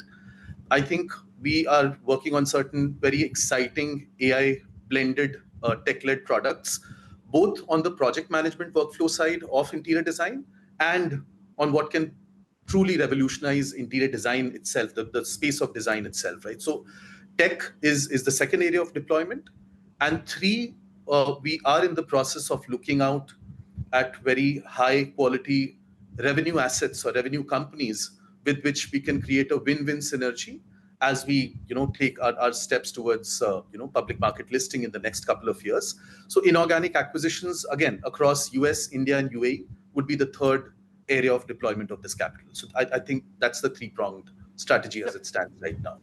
So you neatly pointed out to us how these funds are going to be allocated, but let's delve deeper into those, right? Like you pointed out, FlipSpace has built its brand around technology-led interiors. So how exactly are AI and VR transforming the customer experience as well as the execution process? Sure. Let me start with how we think design can be revolutionized in the future, right? So obviously design has been a domain which in some sense, the legacy tools and the legacy softwares that exist for design are way too slow to democratize the process of design, right? The world that we envisage as it stands right now is a world in which probably with text prompts or probably with just voice prompts, you would have a 3D visualization of a space spring up, right? And more importantly, the 3D visualization of a space that would spring up maybe of a boardroom or maybe a reception area for an office or a cafeteria just by text prompts, right? And more importantly, what would spring up from these text prompts would probably be supply chain integrated with supply chain that's backing the fulfillment promise. So that's what we're trying to do on the design side, or that's the world that we envisage on the design side. On the project management side, I believe, with agentic AI coming in, there are a whole lot of interventions that can make the job of project management far more cost efficient and time efficient with AI-based agents, making sure that there are no slippages in terms of the workflow getting missed out or timelines getting missed out or quality parameters being missed out. So, it's the agentic side of AI that we are exploring on the project management side. So that's broadly the two themes that we're working on. Of course, there are very many other areas of dev also that we're looking at right now. Sure. And you also pointed out that strategic acquisitions are on your roadmap, right? If you could sort of give us a sense of which adjacent categories you're most interested in, and are you in talks with any companies at the moment? Like, what's the timeline looking like? So we would divide our acquisition approach probably into two buckets, right? One would be to continue looking at high quality revenue companies, like I said, in the 3 geographies where we're operating, within the same categories that we're operating in. So, there would be no adjacency in terms of category, right? But probably these companies would be operating in geographies where we currently don't have any presence in, right? So they would bring with them the legacy, the body of work, which sometimes you can't just throw money and bodies at that problem to solve it. So, probably working together with a legacy company in a different geography where we want to, kickstart our revenue would be, the first area of deployment of funds. And second, as you correctly pointed out, currently our strong suite has been in the workspace, in the restaurants and the HoReCa category. But there are multiple other categories of commercial interior design, for instance, healthcare, educational institutions. So again, if there are companies which have created a legacy and are doing great work in those adjacent categories, we would want to take a buy versus build, approach in some of these areas. So Sure. I think it's going to be a mix of both.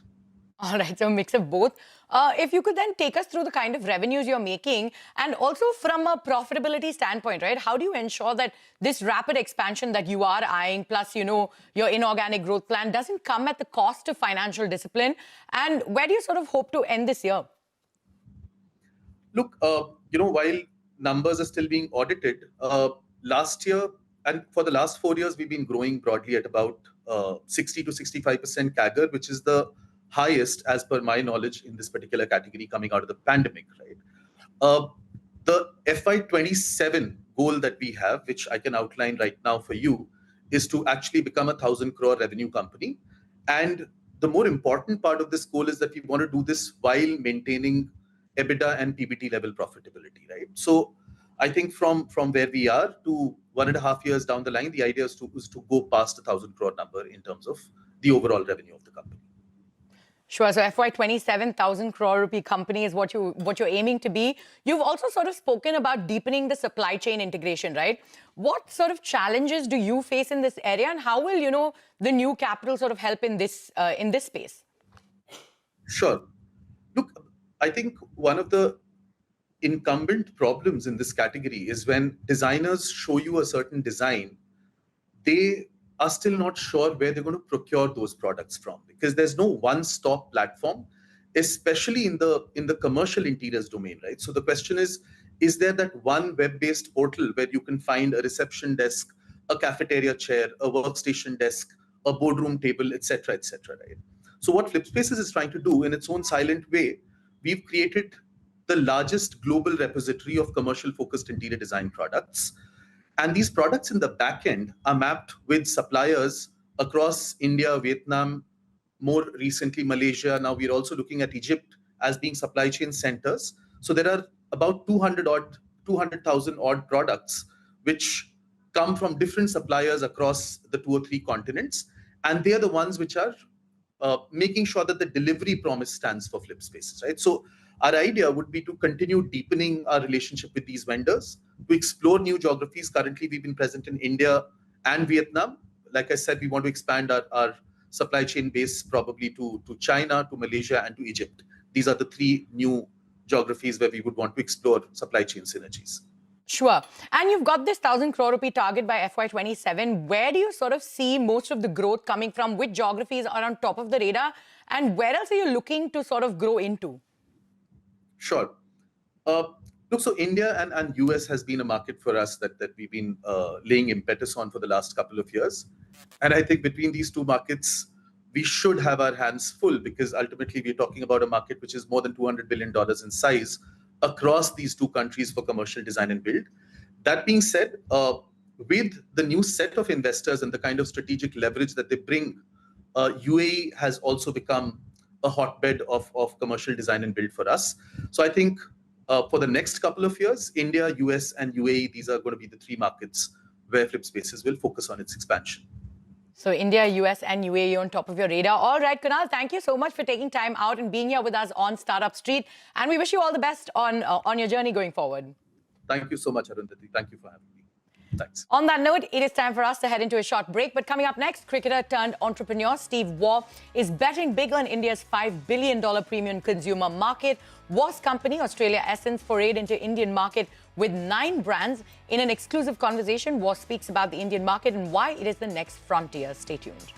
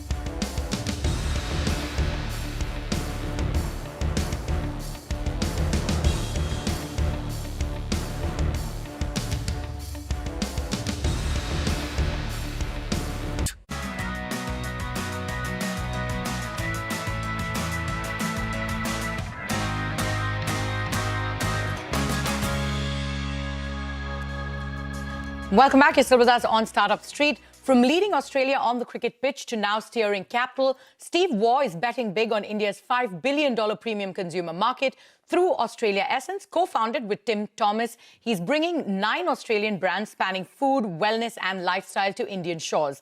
My colleague Zenia Baria caught up with Waugh as he explains why India is the next frontier, what makes the market so attractive, and how he plans to turn aspiration into opportunity. Take a look. You've led teams, you've led innings, now you're leading capital. What made you enter into the investors game? Look, I guess it's a natural progression. I've always enjoyed business and being a bit of an entrepreneur. I've invested in a few startups in Australia. I've self-published a couple of books. I've written 14 books, did 2 photography books.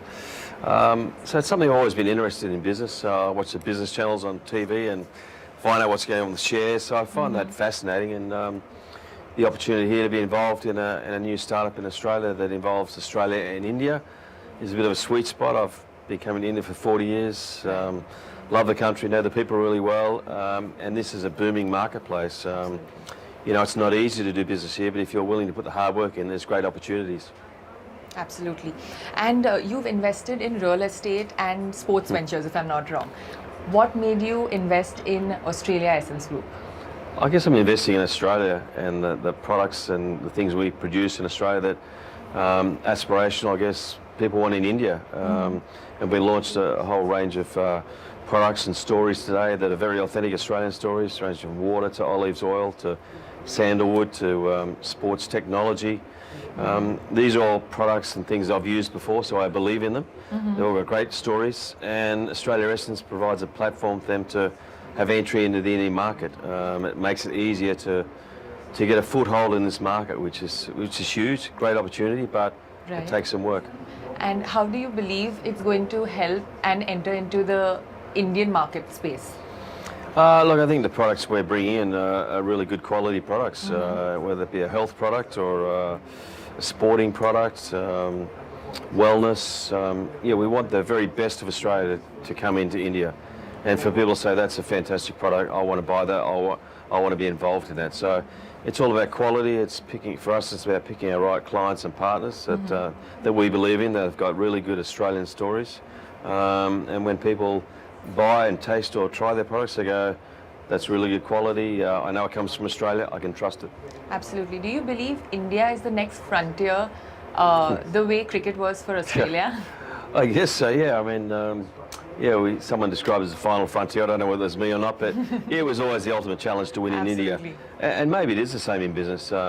Great opportunities here in India, but everyone thinks, you know, it's the place you can make it easy, but it's not. You've got to work hard here. You've got to have something that's of value to the Indian consumer, and it's got to be quality. You can't just turn up and think it's going to work. So if you come in with the wrong attitude, you won't be successful. So you've got to, a bit like cricket, I suppose, be positive, have a good attitude, have a good team around you, and a good work ethic, and it's possible you can do well. What's the size of the opportunity you see in India when it comes to premium brands like wellness, food, beverages, lifestyle? We've had a bit of a snapshot, and we've done our research. I mean, the Indian market is growing really quickly, particularly aspirational and people who have disposable income. It's sort of going to double over the next couple of years. So there's a huge opportunity, but again, a lot of people think India's the place to go. I'm going to go there, so there's going to be a lot of competition. At the end of the day, it comes down to quality and what you're trying to sell. Is it good enough, and do people want it? So that is the challenge. The numbers are there if you're good enough. A bit like cricket, if you know, the opportunity is there, but if you're not willing to put the hard work in, you're not going to be successful. Absolutely. And what are the cities you guys plan to target?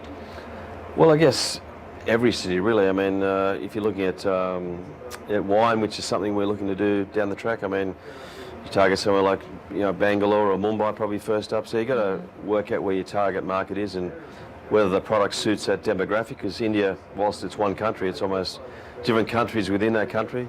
We have different tastes and different needs, so you've got to do your homework and make sure you've done your research and the product you're trying to sell matches that particular market. Apart from Australia Essence, is there any other investment you're eyeing on? Yeah, there's some Australian companies I'm involved in, definitely. One in laser printing houses, a company called Contour 3D in Australia. I'm involved in that. That's an amazing opportunity. And another one called Space Machines, which builds satellites and has a joint venture with the Indian Space. Next year they're launching a rocket with an Australian satellite on it. So yeah, there's laser printing, housing, 3D, let's say space machines, and there's a couple of other projects I'm looking at. And India is always on the horizon. Absolutely, I know it's your favorite. For sure. And everyone's calling AI the next big revolution. Do you believe so, and why? Well, if you don't, then I guess you're a bit of a dinosaur. You've got to go with what's happening. I don't think you have to understand AI particularly, you've just got to use it. I mean, we're all using AI now without even knowing it. So even if you don't understand it, you're still using it and getting the benefit from it. But yeah, look, I'm an investor in certain different companies. I follow the share market, so AI definitely is of interest to me, and it's the way of the future. It's going to happen. You've got to embrace it. You don't have to fully understand it, because I don't fully understand it, but you just got to know how to use it. From your smartphone to the living room screen, YouTube now wants to be India's new TV. CNBC TV18 Shilpa Ranipeta reports that YouTube's strategy to scale up connected TV audiences involves doubling down on the country's creator economy. Take a look. YouTube isn't just about the phone screen anymore. The platform says its fastest growing surface is connected TV. that's when you watch YouTube on your home TV through inbuilt apps and casting. As of April 2025, YouTube says it reached over 75 million Indians in the 18-year plus age bracket through connected TVs. That's more than the population of France, by the way. YouTube is betting on India's booming creator economy, where more and more independent creators are joining online platforms every day to drive reach. It's been already the fastest growing surface for YouTube for the last 5 years. And I'm very proud to share that we are now touching 75 million users on connected TV. I think that just makes YouTube, I would like to say, the new TV for India. And what that does is it then makes these IPs even more powerful and helpful. And it's really worth for creators to invest in the quality of content because it's going to go on the large screen. The bet is clear. Audiences are consuming YouTube the way they once consumed traditional television, and this is great news for creator-led IPs, beauty and lifestyle vlogs, comedy specials, podcasts, micro dramas, and the like. So it's not surprising that YouTube is investing heavily in its creators, incentivizing them to earn beyond just through embedded ads. Interestingly, fan funding is becoming quite meaningful. And we saw that, by the end of last year, 2024, nearly 43,000 creators have earned using fan funding. And I think that just speaks volume to the trust that they're building in their community so that, Apart from fan funding, YouTube is also betting on affiliate shopping, partnering with platforms like Flipkart and Myntra to let creators tag and sell products directly through their content. Add to that Shorts' 650 million monthly viewers and the scale of connected TV, and YouTube is positioning itself as India's go-to screen where content of all kinds, from information to sports to entertainment to news, can be found, and where fandom and commerce converge. In Mumbai, Shilpa Ranipeta. And with that, it is a wrap on this edition of Startup Street. More news and updates coming up on the other side. Stay tuned.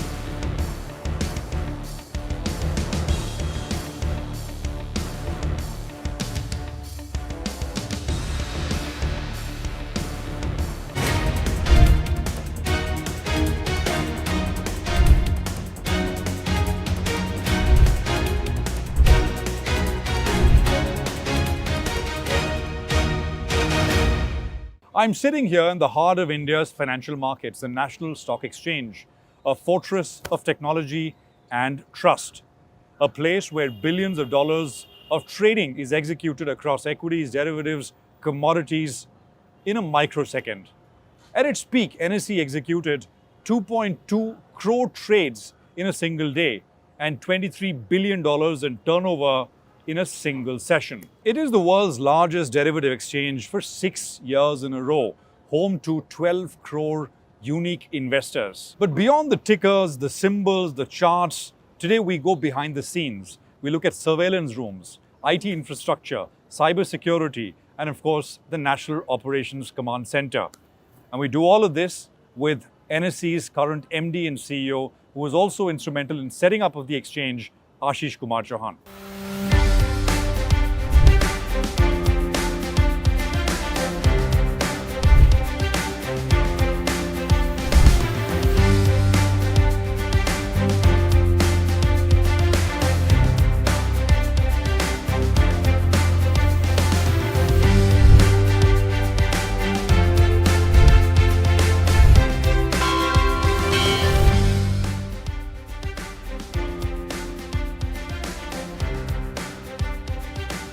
Hi Ashish bhai. Hi. How are you? Good to see you. Good to see you. And I think we are meeting here in your cabin for the first time. Yes. We see you at the atrium, at the opening bell. We see you in our studios. But I think this is your den. Thank you. Thank you for coming. It's a lovely office, by the way. I want to start by asking you, Ashish bhai, what does a day look like for you at the NSE? In a way, our days are 24/7 by 365 because markets run only for a sort of shorter period. Right. But we have to prepare and ensure that the markets continue to run, prepare them for the next day. Even the weekends we have to work. So in a way, the life is kind of continually rolling. Right. And then, of course, you have a time of the day where you go to sleep. But broadly, you are available on your screen, on your mobile continuously. Machines have not taken over yet completely, or have they? No, broadly. But they need supervision. Yeah, they need supervision. And of course, there are changes that happen. So we need to plan for that. The regulations have to be... So hour by hour, not hour by hour, but maybe 2 hour, 3 hour blocks. What is it? When do you get to office and how does it flow? No, I come, if it's a listing, I come a little early, like 9. Right. Otherwise, I come... Which is pretty much every day nowadays. Yeah, nowadays.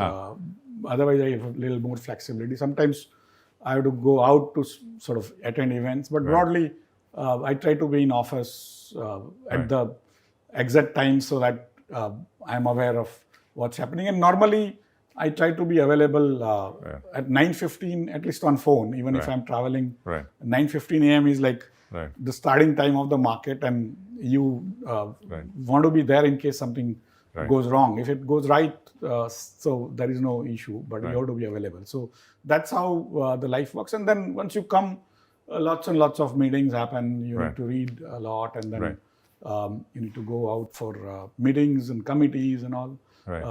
And then at some point in time, you will go out to attend some events in the evenings. Usually evenings, there are a lot of events. And then go home at whatever time you're allowed to. I mean, activity has just exploded, right? Both on the cash front, derivatives front, etc. If you recall, when Mr. Modi took over in 2014, because that's the time I still remember some numbers, India had 1.67 crore investors. Wow. Today, India has 11.8 crore investors, unique. Both. Because those are the NSE numbers, right? 11.8 crore investors, 25% women. That's 8.5 crore or 9 crore households. And that's almost 25% of India's households now. And that time, India's market capitalization, when he took over, was I think 67 lakh crore.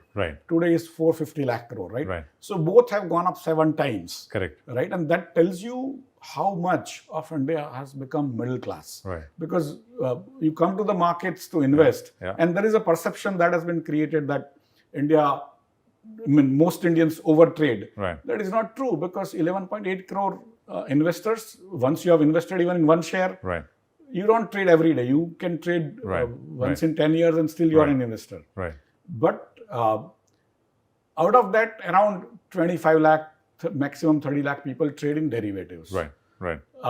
And so literally 2% people trade in derivatives. Right. And out of them also, most of the people, I mean, almost 85-90% people also trade in they trade in equities as well, and cash as well. Yeah, so it's like they're buying insurance, right? And so for me, lots and lots of misperceptions get created. Right. But overall, the amount of wealth Right. that this organization has generated when it started in 94, Right. on November 3, 94 equities market, Right. it was the total market cap of India was 3.7 lakh crore. Right. Today, it's 450 lakh crore. Right.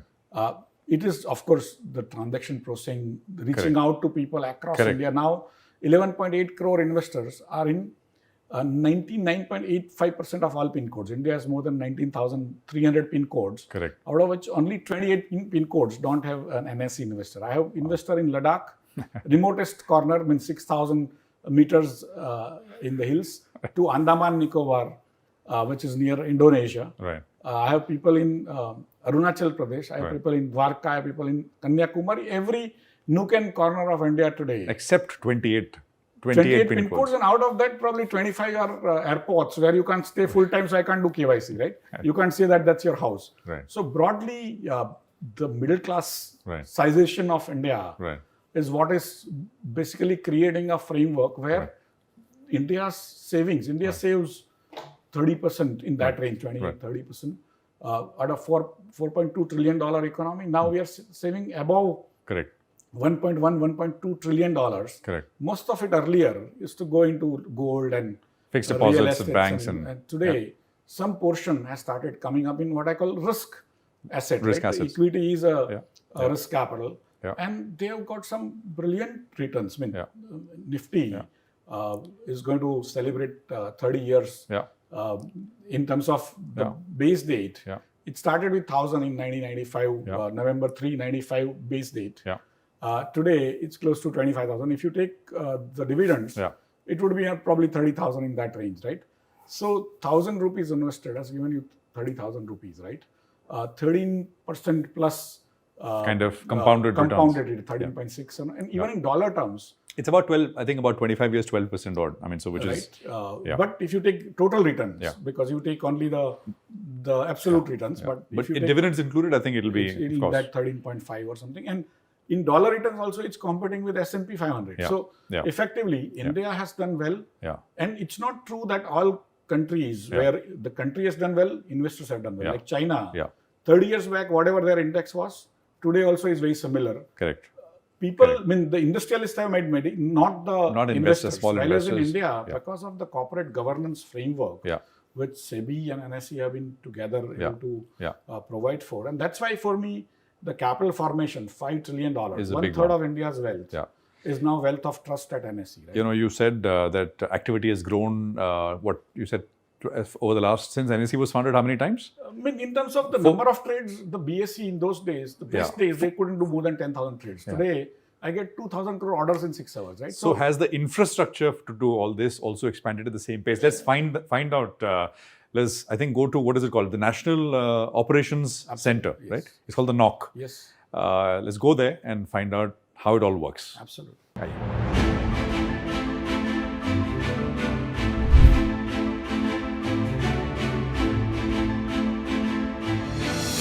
Well, as promised, we are showing you a rare behind-the-scenes footage or visuals of the National Stock Exchange, the largest exchange of the country by far. And of course, we have help in the form of the MD and CEO of NSE, Ashish Kumar Chauhan. Ashish bhai, so this is the National Operations Center, right? Yes. NOC. It's got a military-sounding terminology to it, Yeah. because it requires precision, it requires discipline, and I think this is where it's all sort of controlled from. Absolutely. Tell us a little bit about what we're seeing, and I mean, No, this is an entire floor, but floor is divided into different rooms. Each team has their own work. Correct. And there is a full backup, even in terms of the number of people, number of computers, number of screens in Chennai. Right. So anyone doing anything here Right. as a checker in Chennai, anyone doing something in Chennai has a sort of checker. But that is only for it's for disaster recovery. But when disaster happens, when you try to recover, it doesn't work. Ah. You have to make them on. So whatever things happen So here, it's fully actually, operational. It's fully operational, and actually we do mock trading from Chennai every month, at least once. And twice a year, at least for 2 days consecutively, we run the live operations from Chennai. So it's a fully functional thing, but how do you continue to make it run in a heightened sense is by involving them on your day-to-day activities as if they are next to the computers, and which is now allowed by the communication systems. So that's where the team here and team there are like working as one. And in case this place by chance goes down for whatever reason, that team should be able to seamlessly pick up and run without anyone. So as an investor, as a trader, I should not feel the difference. I mean, basically. You probably will get logged out, and then you will your broker will log in, and it'll be business as usual probably in few seconds. Right. So what happens from here? I mean, what kind of activity? This place is what we call business knock, where all the companies that get listed or IPOs that happen or daily price bands of companies, the new derivatives, contracts getting introduced in equities or currencies or commodities or in bonds, all that thing starts being set up. Even sometimes we have to set up a new broker or sometimes we have to actually stop a broker from functioning because of the SEBI regulations or orders, or sometimes even specific investors are not allowed to trade by some of the court orders or otherwise. So everything happens here. But during the market hours, especially between 9:15 and 3:30, this people who are working here have to do nothing actually. They have to just monitor, and it's like an autopilot. If they are doing something, then there is something has gone wrong, right? So that is where physical manual sort of override is required. Otherwise, their work happens 24/7 by 365 days. During the day, they are not supposed to do anything, but end of the day, they have to create files, download to all brokers. Then they have to prepare for the next day all the new contracts coming in, the price bands, other things, 2%, 5%, ASM, GSM. The much awaited Bhav copy comes from here? Or? Absolutely. So everything which has to do with business comes. Similarly, there is another room for cyber security where we get a lot of. And we're going to go there in a bit. So. And then we also have hardware operation center, which is basically where we have several sort of machines which we need to ensure that there are no queues. And this was the first public digital infrastructure of India. This is the first fintech of India. It's still the largest fintech of India. And it allowed India to create capital formation on a scale where no similar sized or similar per capita income having country. I mean, today, after so many years, our per capita income is only $3,000. Although we have become $4.2 trillion economy, but we are still per capita is still no country has with $6,000 also have that kind of market. $12,000 also no market. $24,000 there is one market larger than us called China. But when the prices go down, the government has to go and buy the shares. In India, government is actually hands off, right? So there is no similar market. And if you look at it in a poor country, per capita income country, people investing in other people's businesses is not unheard of. There are books written in economics which says that poor per capita income countries cannot, or societies cannot have well-functioning capital markets because they cannot save. And if they save, they don't trust their brothers also. In India, this has happened where 20% of India is now all households. And we spoke about the long track record of returns, which has been spectacular, matched only by, I think, the US, right? As a market over a long period of time. That's why I call this trust markets. Because trust has developed. You know, I want to show our viewers the cyber sort of control center as well. So let's go there, and why don't you tell us about that?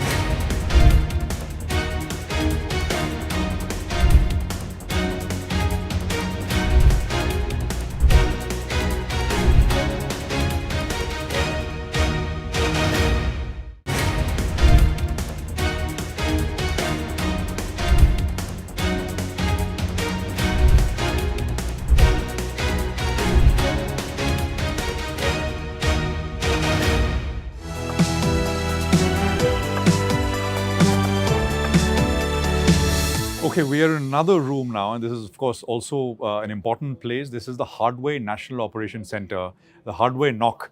And you can see the screens behind me. This is where they monitor, Ashish bhai, the hardware. Yeah, there are thousands of servers which NSE manages, and each server has different work and different softwares, and so all of them have to work well. And that's where basically each person has his own job, but there are what we call dashboards which are giving you aggregate numbers. So in case again they are not supposed to do anything real life except they do their normal office work. But if something goes wrong, that is the time they need to intervene. Otherwise, during the day, it's on autopilot, and there are softwares which are self-healing and things like that. So overall, it's basically on a good day as like we get 2,000 crore orders, 30 crore trades in kind of different markets. So all the hardware, literally whatever people do here is sent to a nearby site called NearDR, and a Chennai site, literally gigabits of information bytes, is transferring. Okay. And we have like petabytes of data stored. Some people access from there, some people access from here, and so it's like a very large setup which needs to be monitored on a. So there's we were in the business knock, there's the hardware knock, and then we have a security knock, which is the cyber security and security knock. So let's go there and check it out as well.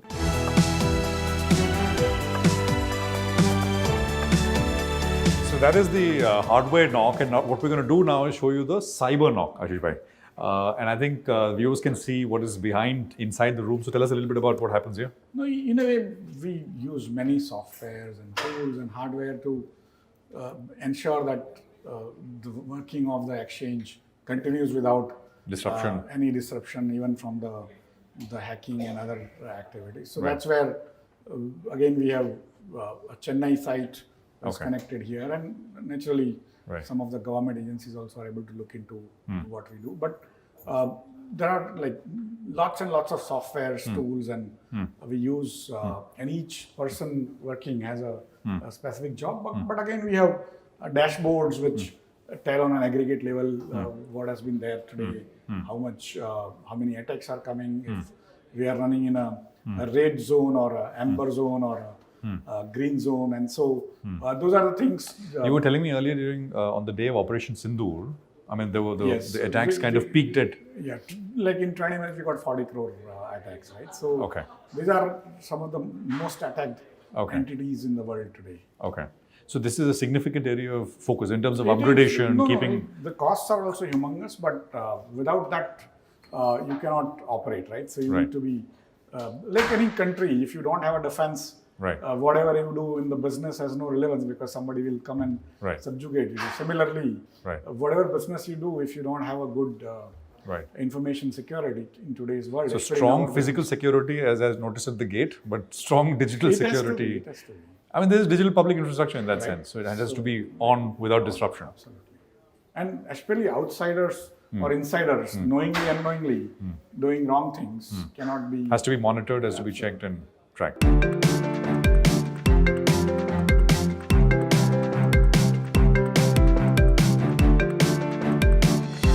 Well, from the National Operations Center, and we showed you quite a bit, as much as we could, upstairs.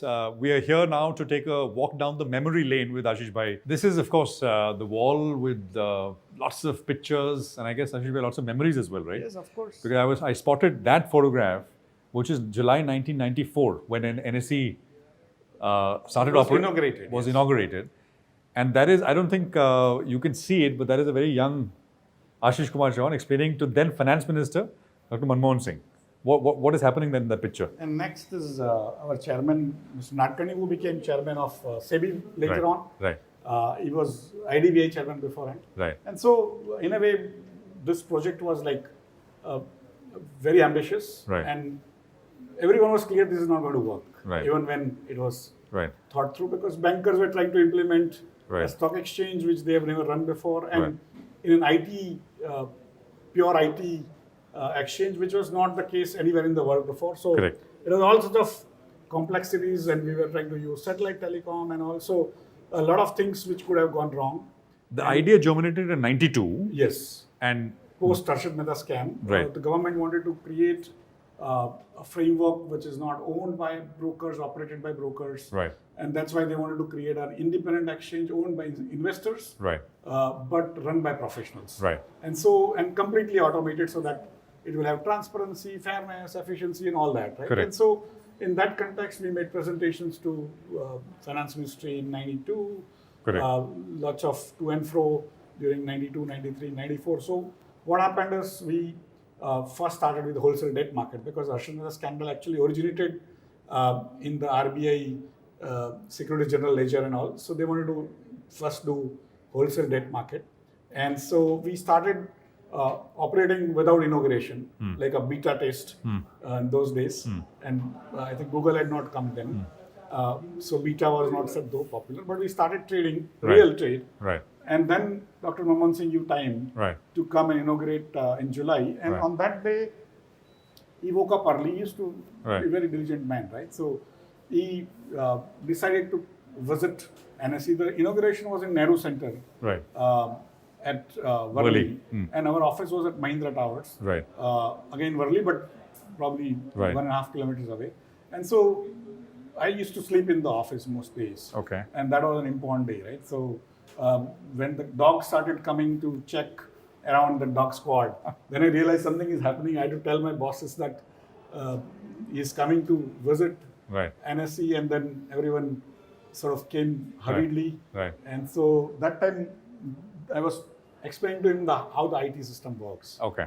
And that is you were how old in that picture? I was 26 years old then. 26-year-old. I mean, that is just I mean, 2 years into your work life, right? Yeah, 2 or 3 3 years, years, yes. into your work life. Must have been a high. No, it is. I mean, this, as I say, this has been, and setting up NSA has been the greatest privilege of my life. Right. And the amount of service it has given to India. Absolutely. It is way beyond what one had imagined or what one can even fathom. And we're going to go now to the most used facility, the NSE, by the general public, by companies, by new corporates who want to list and ring the bell. So we're going to go to the bell there now and check it out as well.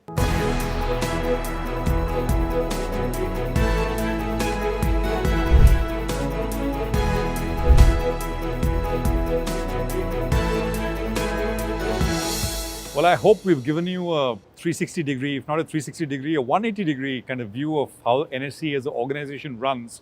I mean, some of the stuff that we showed you, of course, behind the scenes, as I said, the National Operations Center. And of course, we jogged our sort of memories back to when the exchange was founded as well. This is also an iconic place. This is the, Ashish Bhai, the atrium, right? Yes. And I think corporates who may be watching this, for a lot of them who are recently listed or even listed for a while, I think they would remember this place. With the ringing of this bell, absolutely, the listed journey starts. Yes. And it's been such a vibrant place, right? Yes. Ashish Bhai, last couple of years especially. Yeah, every day there are many listings. The largest company usually does bell ringing here. We have other places where there are bells, including in other cities also. Yeah. But this is the most coveted sort of listing place today in the And country. you're here, as you told me, for the big ones at least, 9:15. If I'm in Mumbai, I try to be there. You try to be there. For listing, because again, it's an important occasion for the company's life. And right. As what I call a head priest of this temple, it's my duty You have to be there. Yeah. present. Yes. When do we see NSE's bell going off in terms of listing? Once the SEBI gives no objection certificate, that's the minimum we require as a regulated entity by SEBI. Right. After that, we'll prepare the DRHP and then submit to another department of SEBI, which will go through it. And broadly, it would take probably at least 4 months to prepare the DRHP. Right. 4 months for them to do queries and ask us any issues, Questions, etc. Clarification. Right. And then so, but from the day that the NOC is received, whenever it is, we don't know when that probably is. 8-9 months is what looks like after that. To the listing going date, live, basically. So, I mean, the work in terms of having the background, etc., is work in progress. In 2016, NSE had filed. That Right. time I was not there in NSE. But Right. 2016, NSE had filed the first DRHP. So since then, NSE has been in a way in a status of some readiness, not always, because it's almost now 9 years. Right. But in a way, we are sort of prepared. And in terms of the size of listings, you said big companies. I think this is going to be the biggest of all. No, in a way, in terms of, and we are also 100% public. See, unlike right. other companies, we are already 100% public. I have like 172,000 shareholders already. Correct. Right, and so 0% is with any promoter. I identifiable And promoter. in terms of the shareholding, last 5 years is when the numbers have really exploded, In right? fact, since March only, it has gone up from probably 30,000 to 172,000, right? Last March? That is 25 March. Wow. Right. So because earlier we used to approve each transaction with fit and proper, and then Correct. It used to take time. There used to be 4, 5, 6 months. and things like that. Now it's all automatic in the depository, so that's why many more people. So transactions are taking place a lot more. And all those, what you said, 172,000 shareholders now. So, and they're all waiting and watching when this is going to happen. I mean, what, close to 5 lakh crores in market capitalization? At least in terms of, because transactions are taking place. Transactions. Right? But again, when you go to do the IPO, that is the time you need to see. Depends on the situation, your profitability and other things. Right. So, well, I hope that day is not very far. The NOC comes soon, and as you said, within the next 7 or 8 months after that, it is listing. So let's do some practice, Ashish bhai, in terms of the listing. Yes, of course, it will not be done here. It will be another Of course.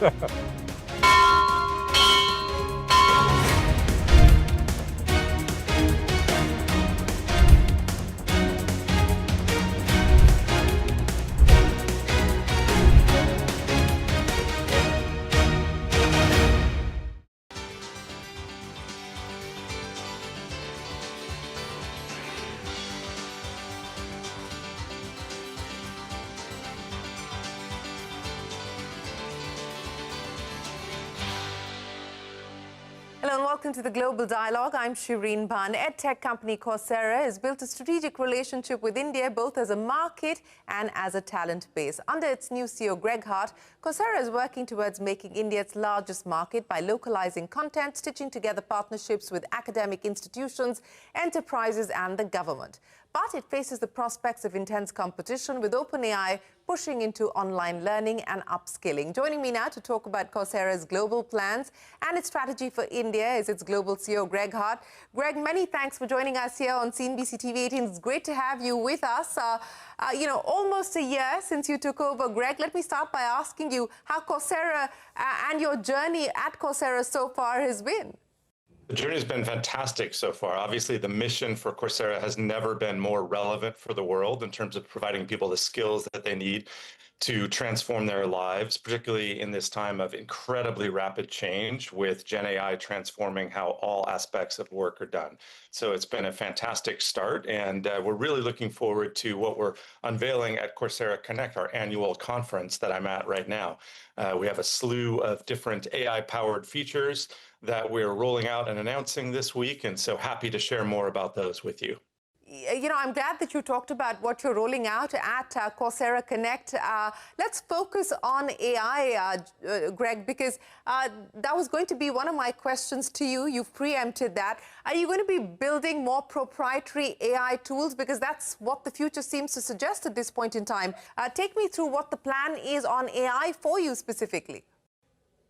Absolutely. So in the same way that everybody is reading about AI, we have been using AI really since its very earliest days. So very shortly after ChatGPT launched in November of 2022, we rolled out a number of AI-driven features, Coursera Coach, Coursera Course Builder, and a slew of others, and we continue to improve on those. And so a few of the things that we are announcing at Coursera Connect this week, Skill Tracks, which is a data-backed learning solution that really maps the relationships between jobs, skills,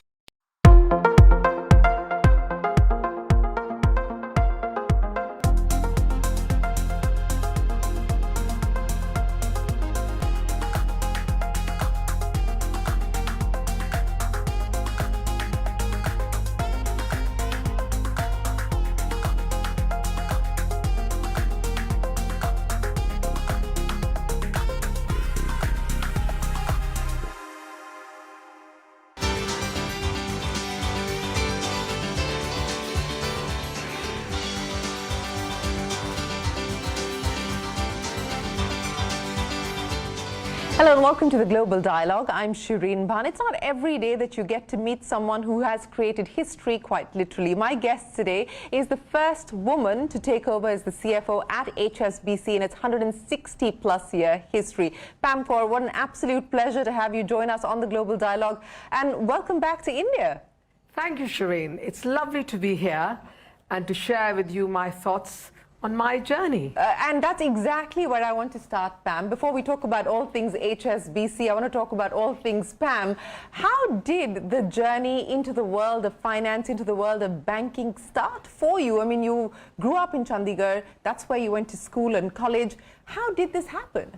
I went to school, college, and also did my MBA in Chandigarh. I had the opportunity to do my summer placement with IBM in UK. My parents have always lived in the UK, and that's when I thought, well, I think I need to go into finance and be a chartered accountant. And I joined Ernst & Young, and from there on, just stayed pretty steadfast in banking since 1990. And it's, you know, over 3 decades now of being in the banking industry. But, you know, from the days in Chandigarh to Punjab University to Ernst & Young to now HSBC, what would you say have been some of the defining moments where you really found your voice and your feet? So when I started in banking, or indeed even in Ernst & Young, clearly the world was very different. There were much fewer sort of role models from a female perspective. And as somebody who had grown up in India, to go to the UK, it was an effort I'd made to say, this is the journey I want. And for me, when I faced the biggest challenges, typically through macro environment challenges, that's when I learned the most. And it's then you sort of start thinking, if I can live through this, I can live through anything. And that gives you that confidence to continue. And as I've grown through my career, it's that experience and that confidence that's helped me through. You know, as I said, you've created history, becoming the first woman to take over as CFO at HSBC at 160 plus years, Pam. You know, take me back to that moment when the announcement happened, and what was going on in your head at that point in time? You know, you sort of think through the journey of your career, as you've quite rightly outlined. At one level, it's deeply humbling, because when I started my career, I never thought I would do a role like this. It's not because I wasn't ambitious, but then I was also quite realistic. So when the opportunities came, I obviously embraced them. And I also thought that as I worked through this journey, how I perform, the sense of responsibility you carry, not for just yourself to do your best, but also others, perhaps who, seeing your path, may have that little bit more confidence to continue their journey. So it's that sense of responsibility and chance to inspire others that truly motivates me. So it was thinking about Pam and then thinking about the others who may follow your footsteps. You know, but Pam, you're a role model, without doubt, for millions of young women and men as well, and parents who are watching this program. You know, and as you've said, it wasn't a lack of ambition, but with experience, you get the confidence, you get that sense of authority. But who was it when you were growing up that inspired you? Where did you look for, you know, or where did you find the role models when you were growing up? So when I was growing up, I was in a good position to have leadership roles. So I was a school pupil leader, right from my school days. So I had those opportunities come at a very young age. You know, you become your class prefect and then the school prefect, and you live through those moments. So there was not one specific individual that I really kind of looked up to, but I always thought about leadership to be more like, you know, the real leaders of this world, the Mahatma Gandhis, the Martin Luther Kings, the leaders who raise above everything that you see around. So that's the leadership journey for me that I always aspired to. Nowadays, I must say, I also look at some very good football coaches who are excellent in motivating their teams. Absolutely. Are and you that's passionate about football? Yes, absolutely. So Jurgen Klopp. What team are you backing? Well, at the moment, I'm not really backing any team, but I did back one manager because I thought he was such an excellent team manager, to say, what can I learn from somebody like Jurgen Klopp, who was the manager and to a great extent behind the glory that Liverpool as a football club had, that I thought I can learn from there and bring out the best out of my team. And that's what really drives good performance. Well, speaking about driving good performance, you're here in India with the rest of the HSBC Global Board. You've had meetings with government ministers, including the Finance Minister, the Commerce Minister. What is your read on what's happening in India today? I mean, the macroeconomic, indicators are all very stable at this point in time. Of course, the geopolitical mix is uncertain. But what's the read on India as you observe it? So for us, India is a very important part of our franchise. Right from the time when the first ATM came in India in 1987, it was an HSBC ATM. Now, many years later, it's the country which has the largest number of our colleagues and employees based in India. We have 45,500 people, so we are deeply embedded in India.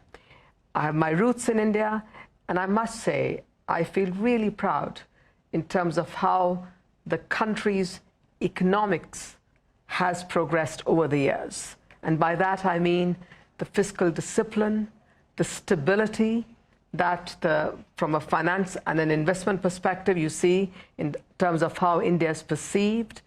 You look at the resilience of the economy. That is a huge factor for anybody looking at India from the outside in. And I'm a great believer that given the demographics in India, given where the youth is, and the real enthusiasm in the country to make things happen, the energy you can absolutely feel when you're in the country, that says it all. So what is that going to mean in terms of accelerating the existing priorities for HSBC in India? As you pointed out, 45,000 people in India for HSBC. In terms of contributors, it is amongst your top 5 markets. What would you prioritize for India, given the mix that you see today? It's a priority market for us. In our strategy, we always look at things where we have a competitive advantage. And the areas we are focused on is international connectivity as well as wealth.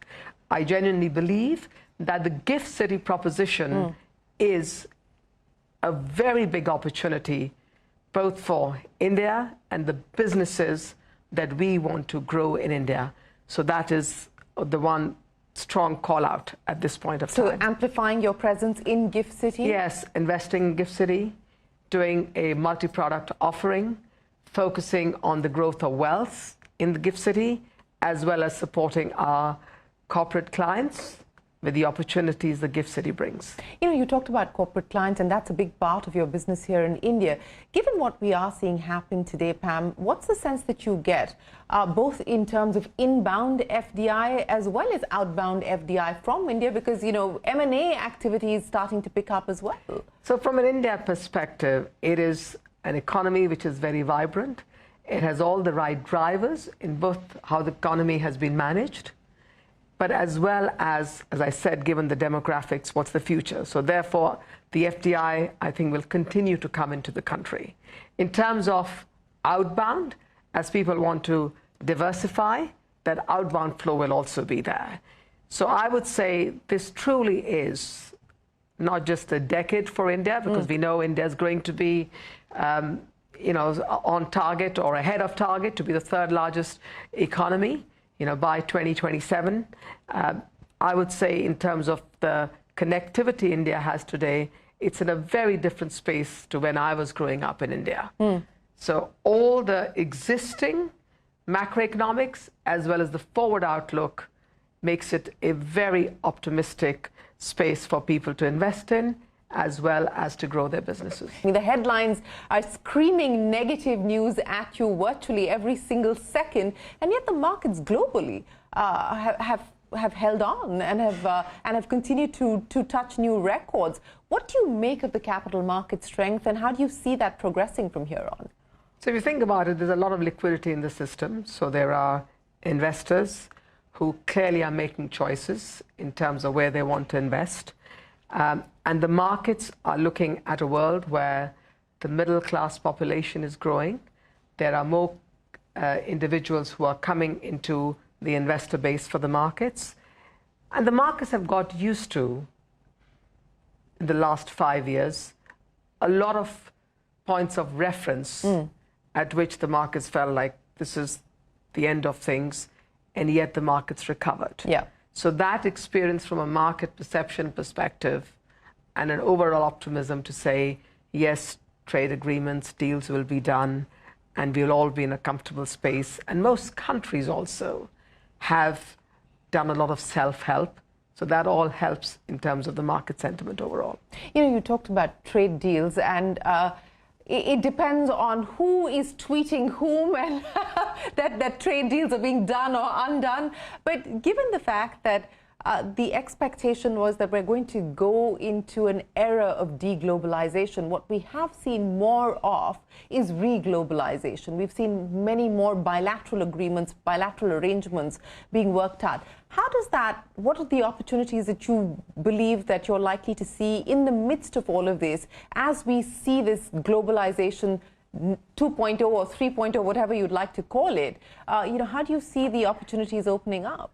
So firstly, you know, as everybody recognizes, and we see with our own customers, that we are facing a world which is different. It brings the best in people in terms of seeing what else they can do to navigate their way through. And in those kind of circumstances, the bilateral agreements clearly on a rise. You've had more bilateral agreements recently than you've had for many years before. Yeah. And that helps in terms of corporates adjusting their business models, countries being really moved in terms of the crisis they face in certain situations to do their best to engage. So I look at in all of that, everybody is facing a new challenge, a different world, and within that, they're finding the pathway that best works for them. Well, speaking about finding pathways, you're in the midst of a restructuring exercise. Explain the rationale behind that and what you hope to be able to achieve at the end of it, not just in terms of business outcomes for the bank, but also in terms of financial metrics that you're going to be tracking very closely. And we are already. So from our perspective, the ethos of the transformation we're doing is we want to be very simple in how we operate so that we can best deliver to our customers and meet their needs. So that is one driver.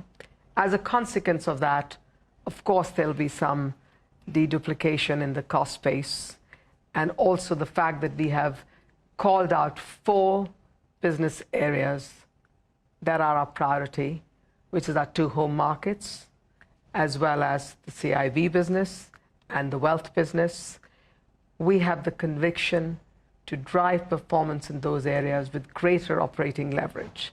So it's clarity and simplification with a cornerstone of supporting our customers, and then as a consequence of that, having a performance metric that we can stand behind and deliver and hopefully outperform. So do you believe that this will now help you accelerate the kind of growth targets that you have been accustomed to? Do you believe that this could perhaps be a step up as far as the growth aspiration is concerned for the bank?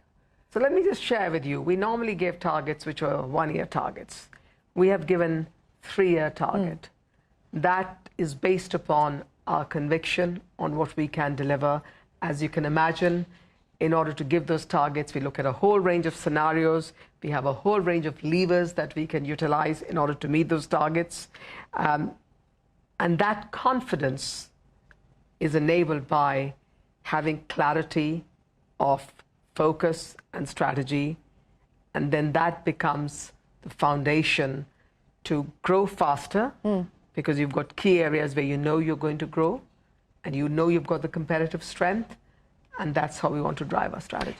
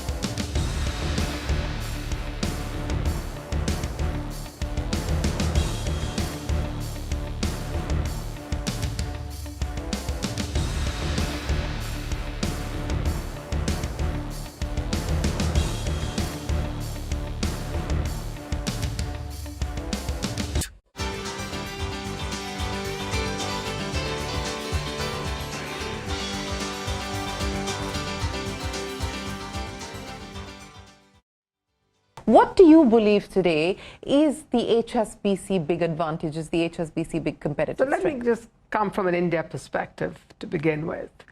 We are the largest international bank in India. We have stood by our franchises through all times. We are a customer-driven organization, so we want to do more with our customers. We don't want to be just individual product-led.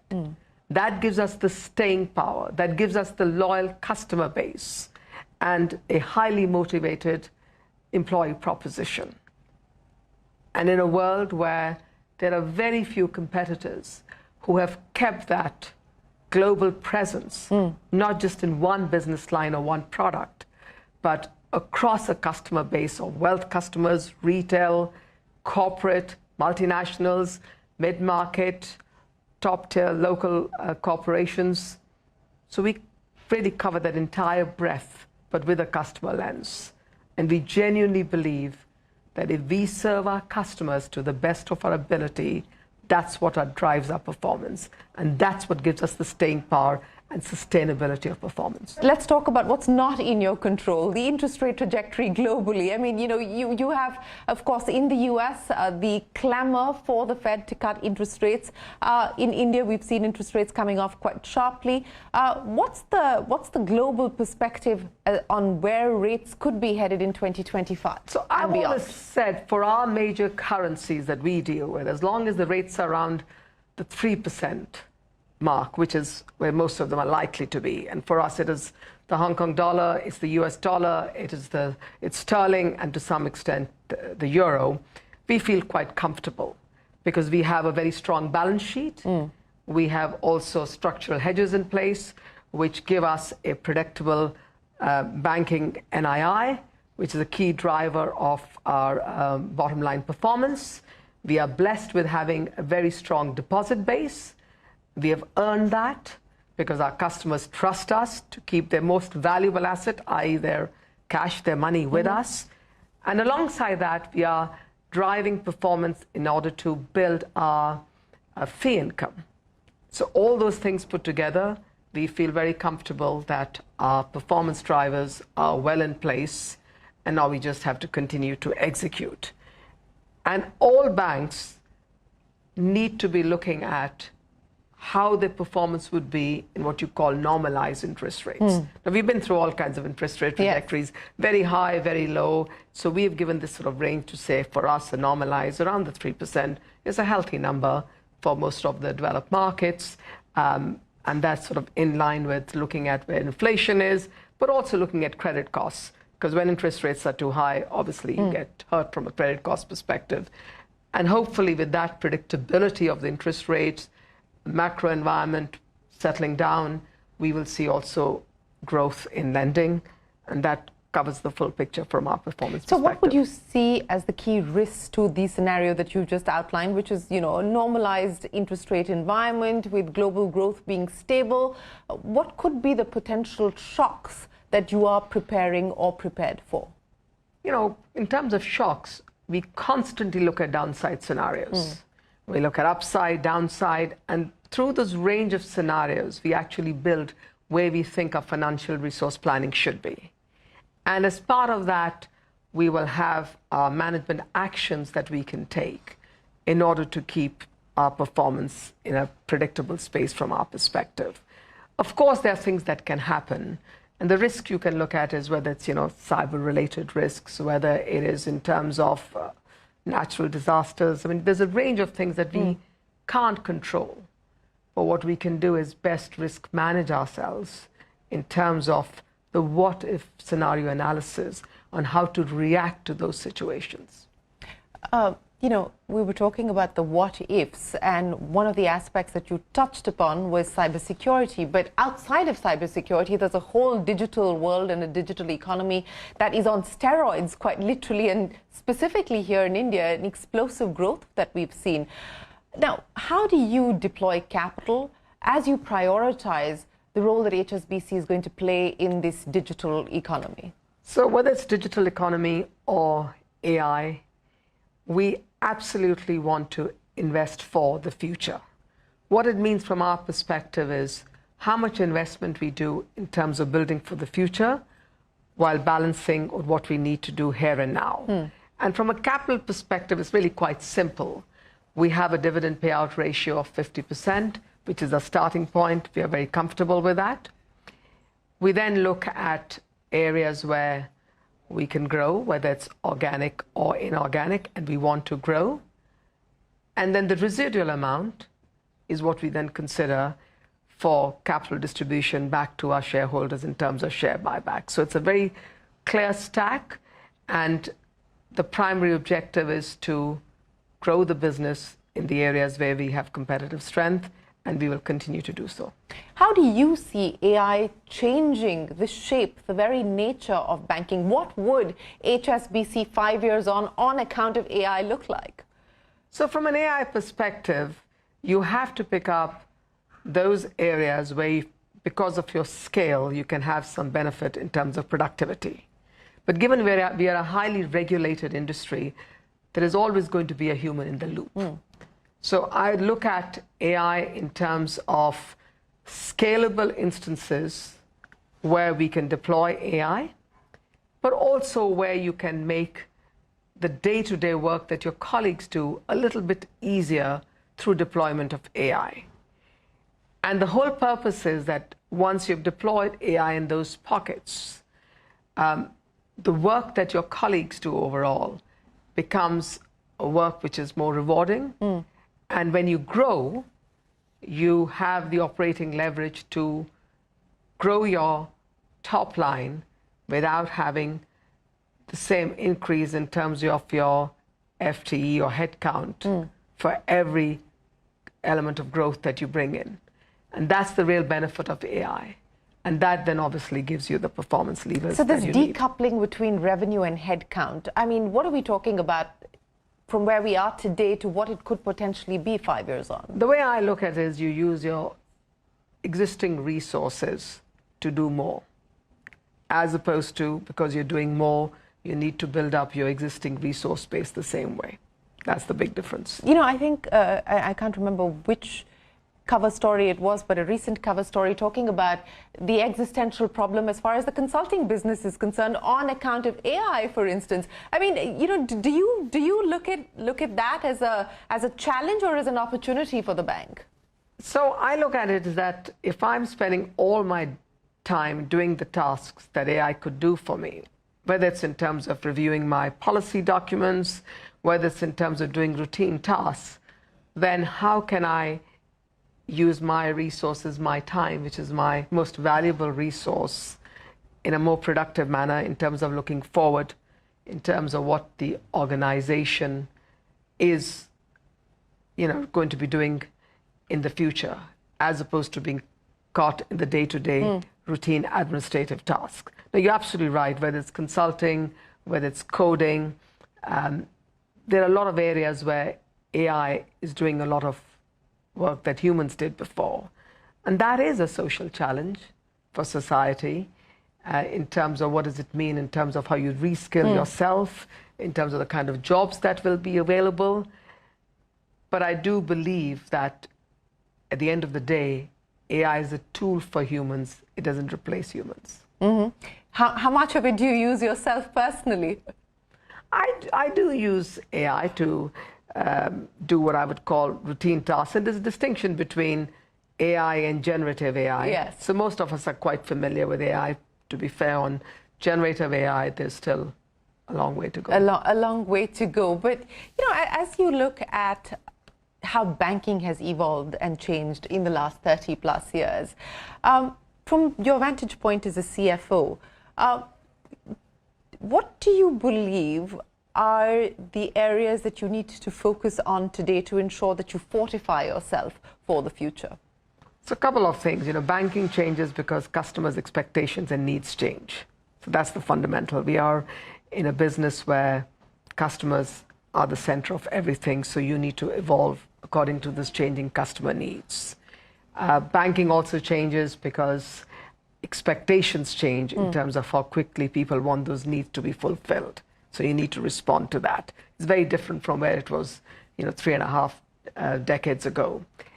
I also think from a underlying connectivity perspective and the way economies are growing so quickly, both from an emerging markets perspective and the role that the developed markets are having, there is a shift in balance, whether it's from a demographics perspective, whether it's a product proposition. So that all impacts banking. What do you miss the most about being in India? The thing about India, which I'll always miss and remember, and I'm married to a German, my husband says the same about India, is just the color, the depth of color in the country. Color in everything. Color in what you wear, the color in the culture, and it's actually very energizing. It is so vibrant, and that's just so uplifting and so optimistic. So it's a good thing you have HSBC, because it doesn't get more colorful than the lovely HSBC red, right? I know, it's an auspicious color for India as well. Well, Pam, it's been an absolute pleasure. Thank you so much for speaking to us here on the Global Dialogue. We look forward to seeing more of you here in India, and we wish you the very best of luck with all that you have planned for HSBC over the next few years. Many, many thanks for your time today. Thank you, Shireen, for the opportunity. It's been delightful to have a few thoughts exchanged with you. Thank you so much. With that, it is time for us to wrap up this edition of the Global Dialogue. From all of us here, for now, on the team, goodbye. Many thanks for watching. We'll see you again next week. Till then, thanks very much.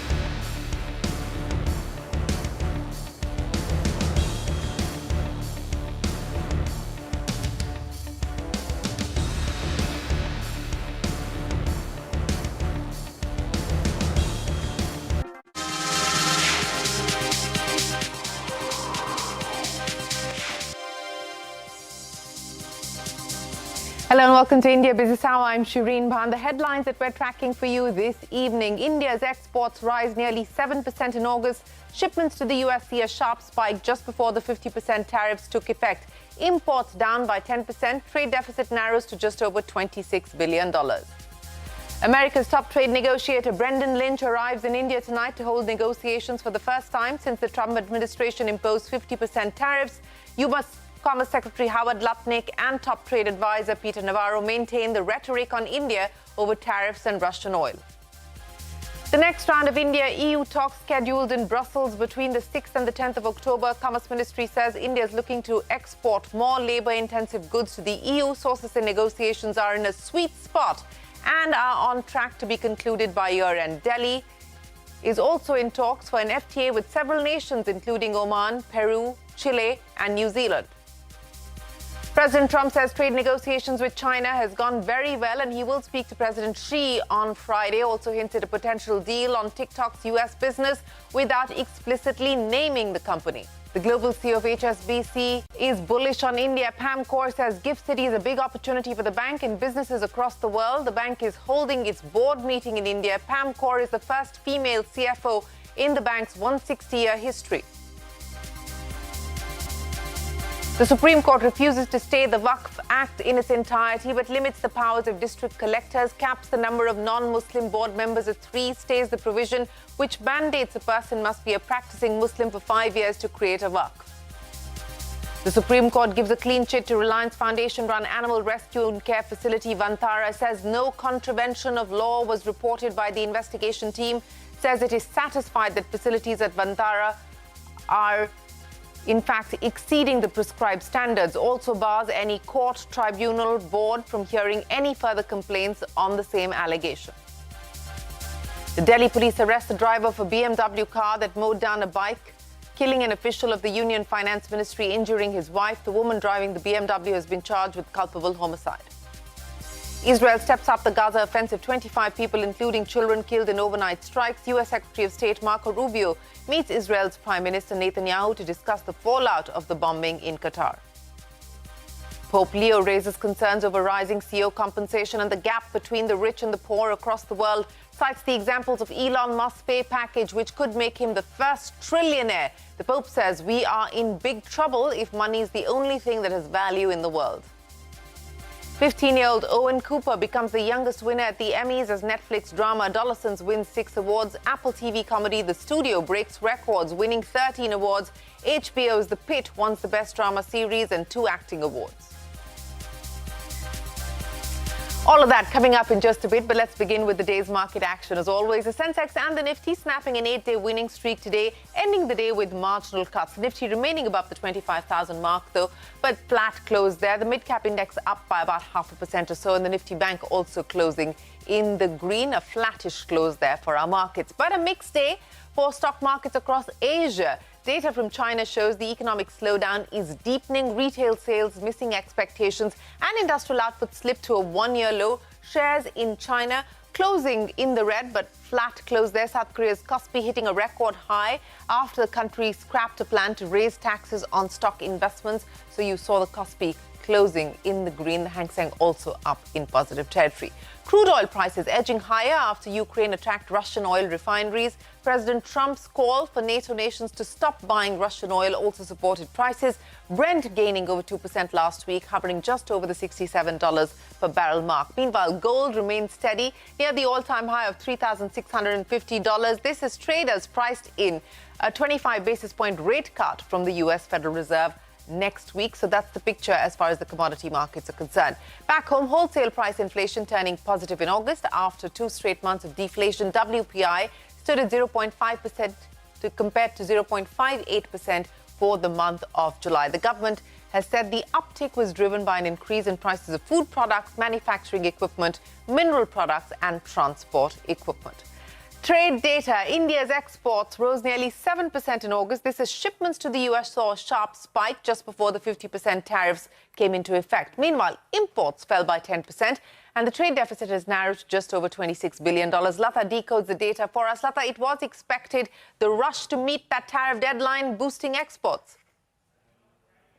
Well, the surprise positive part is that considering we worried about tariffs for the better part of last 3 months, the trade deficit has actually gone down compared to last month and compared to year-ago levels. The trade deficit has come down to $26.5 billion. That's only goods, compared to $27.4 billion in July. Likewise, merchandise exports have gone up compared to year ago and compared to July. It's at $35.1 billion compared to $32.89 billion in the previous August. Services exports are also up. Of course, they were never under threat. In August, they are up to $34 billion compared to about $30 billion year ago. Overall, if you take India's goods and services, the deficit is meaningfully low at just about $5.9 billion for the month of August. So let's come to the exports to the US itself. April, August, that is the 5-month exports to the US is actually up at $40.4 billion versus $34 billion a year ago. Now, here we have to come to terms with the fact that this is because there has been advance sending of exports, advance booking to escape the 50% tariff. The 50% tariff became applicable on August 7th, but orders had been pre-booked, and the understanding was that up until September 17th, the goods that landed on US shores will be charged the 25% tariffs, and that's why there's clearly been advance booking, leading to this good nearly 20% increase in Indian exports to the US for the first 5 months. Likewise, April, August imports from Russia are also somewhat subdued at $26.4 billion compared to $28 billion a year ago, clearly because even the price of oil has fallen. But let me leave you with one slight worrying number. The April-August imports from China have risen very sharply to $51.5 billion compared to $46 billion a year ago. That's a jump of about 10%. So that's perhaps the source of, continued worry. Well, Lata, many thanks. That's the trade data for you. America's top trade negotiator, Brendan Lynch, will arrive in India tonight to hold negotiations for the first time since the Trump administration imposed 50% tariffs. This comes as U.S. Commerce Secretary Howard Lutnick once again reiterated the demand for India to open up its farm products to America. Trump's top trade advisor, Peter Navarro, also maintained his rhetoric on India and continued with the tirade that he has been on. The next round of India-EU talks will take place in Brussels between the 6th and the 10th of October. The Commerce Ministry said that India is looking to export more labour-intensive goods to the EU. We learned from sources that negotiations are, and I quote, in a sweet spot and on track to be concluded by the end of the year. Abhimanyu here with more details. Abhimanyu, things picking up pace as far as the India-EU talks are concerned. The 14th round of India-EU FTA negotiations is slated to take place in Brussels from the 6th to the 10th of October. It remains to be seen how early both the sides are going to decide on conclusion of talks for a free trade agreement, even as there have been indications that both the sides intend to conclude talks by the end of this year. Now, India is trying to increase exports of its labor-intensive products, whereas the EU wants more access for its automobiles and liquor into the Indian market. India is also engaged in FTA talks with several other geographies, including talks for a BTA with the United States and FTA talks with the Eurasian Economic Union, Oman, Chile, Peru, New Zealand and Sri Lanka. Apart from that, India expects to offset the losses to its fisheries exports due to the US tariffs by exporting more to the European market in view of the recent nod which has been given to India's exports of fisheries products into the European market. So clearly, India is hedging very clearly as far as its export avenues across the world are concerned, not just to ensure more jobs and exports from India, but also to ensure availability of intermediary products into the Indian economy for production of several goods, as well as to maintain certainty in supply chains and certainty in prices across the country. All right, many thanks. The bunch of FTAs that India is currently negotiating. Abhimanyu, thanks. United States President Donald Trump has said that trade talks with China and Spain have gone very well and will conclude soon. He also hinted that a deal may have been reached to keep TikTok operational in the US. On Truth Social, President Trump said, and I quote, a deal has been reached on a certain company that young people in our country very much wanted to save, end of quote, adding that he will speak with Chinese President Xi Jinping on Friday.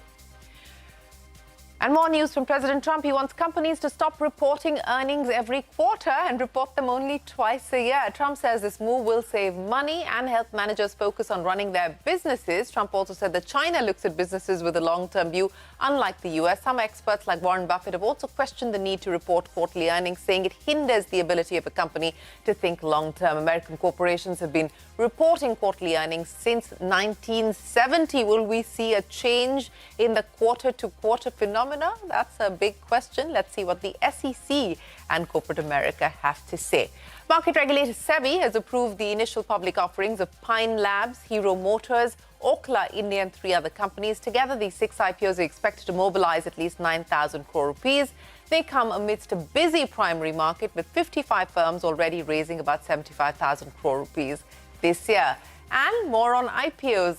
Here's a Money Control exclusive, call it the Hyundai effect, but yet another MNC IPO is brewing. Denmark-headquartered global beer major Carlsberg is evaluating the listing of its Indian arm. Ashwin here with the story that he broke. Ashwin.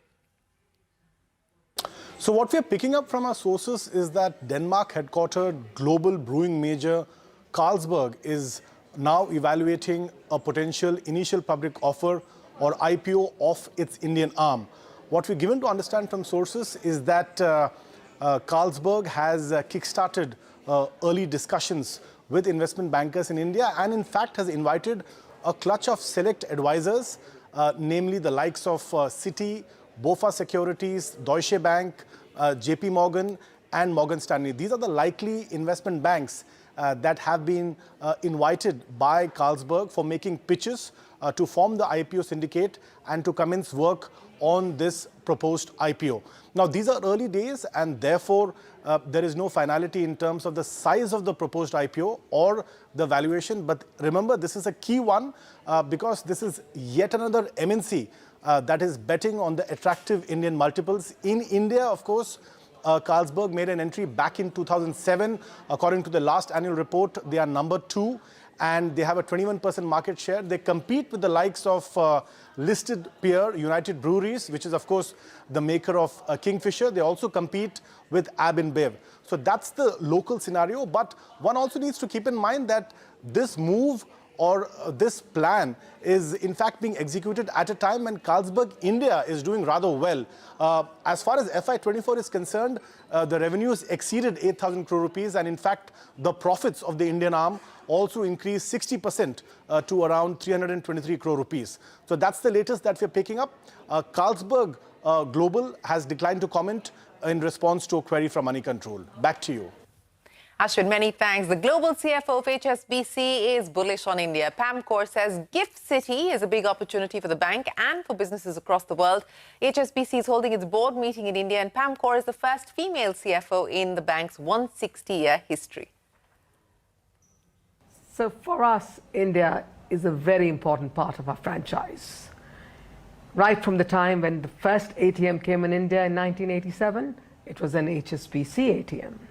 Now, many years later, it's the country which has the largest number of our colleagues and employees based in India. You know, we have 45,500 people, so we are deeply embedded in India.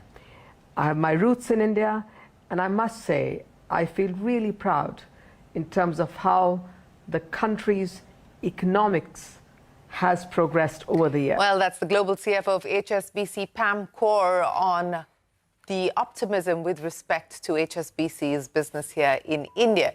Shares of Vodafone Idea rallying in trade today. This after reports said that the Supreme Court will hear the telecom operator's plea on the additional adjusted gross revenue dues on the 19th of September. Now, Vodafone Idea had moved the court seeking to quash the Department of Telecom's additional demand of AGR dues worth 9,450 crore rupees. It urged a recalculation of dues. So let's see what transpires in that hearing. Shares of rice exporter KRBL fell by as much as 12% after an independent director on the company's board resigned, citing corporate governance issues. This is the biggest single-day drop for the stock has seen in over 3 years. The independent director, Anil Kumar Chaudhary, cited issues that have persisted despite efforts to address them, which posed professional and ethical dilemmas. However, the company's chairman and managing director, Anil Mittal, has maintained that the independent director's allegations are false and baseless. Take a look. It was finally decided in the board meeting that we are going to have external auditors to vet the allegation made by Mr. Anil Chaudhary. And it will take about 30 days time to go into the details of those allegations. And there are about 6 or 7 allegations made by him. And I think so that things will come in a transparent manner after 30 days. According to me, only one director has made those type of malicious allegation, which according to me, as a management head, I would say it's all wrong. They're all false. Well, that's KRBL, the stock under pressure today. Up next on India Business Hour, the Supreme Court gives a clean chit to Reliance Foundation-run animal rescue and care facility Vantara, says there's been no contravention of law as was being alleged. That and more when we return. Catch all of CNBC TV18's news and updates on YouTube, Facebook, Instagram, X and Jio Hotstar.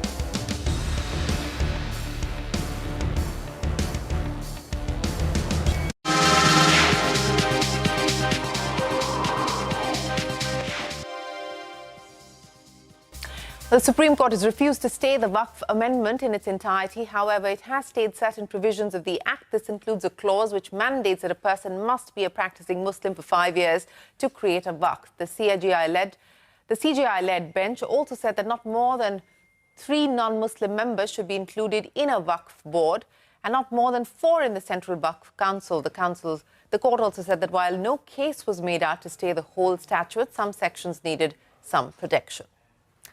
And staying with the Supreme Court, it has given a clean chit to Reliance Foundation-run animal rescue and care facility Vantara. The court in its order has said the investigation team, that's the SIT, which had been set up by the Supreme Court, has not reported any contravention in law.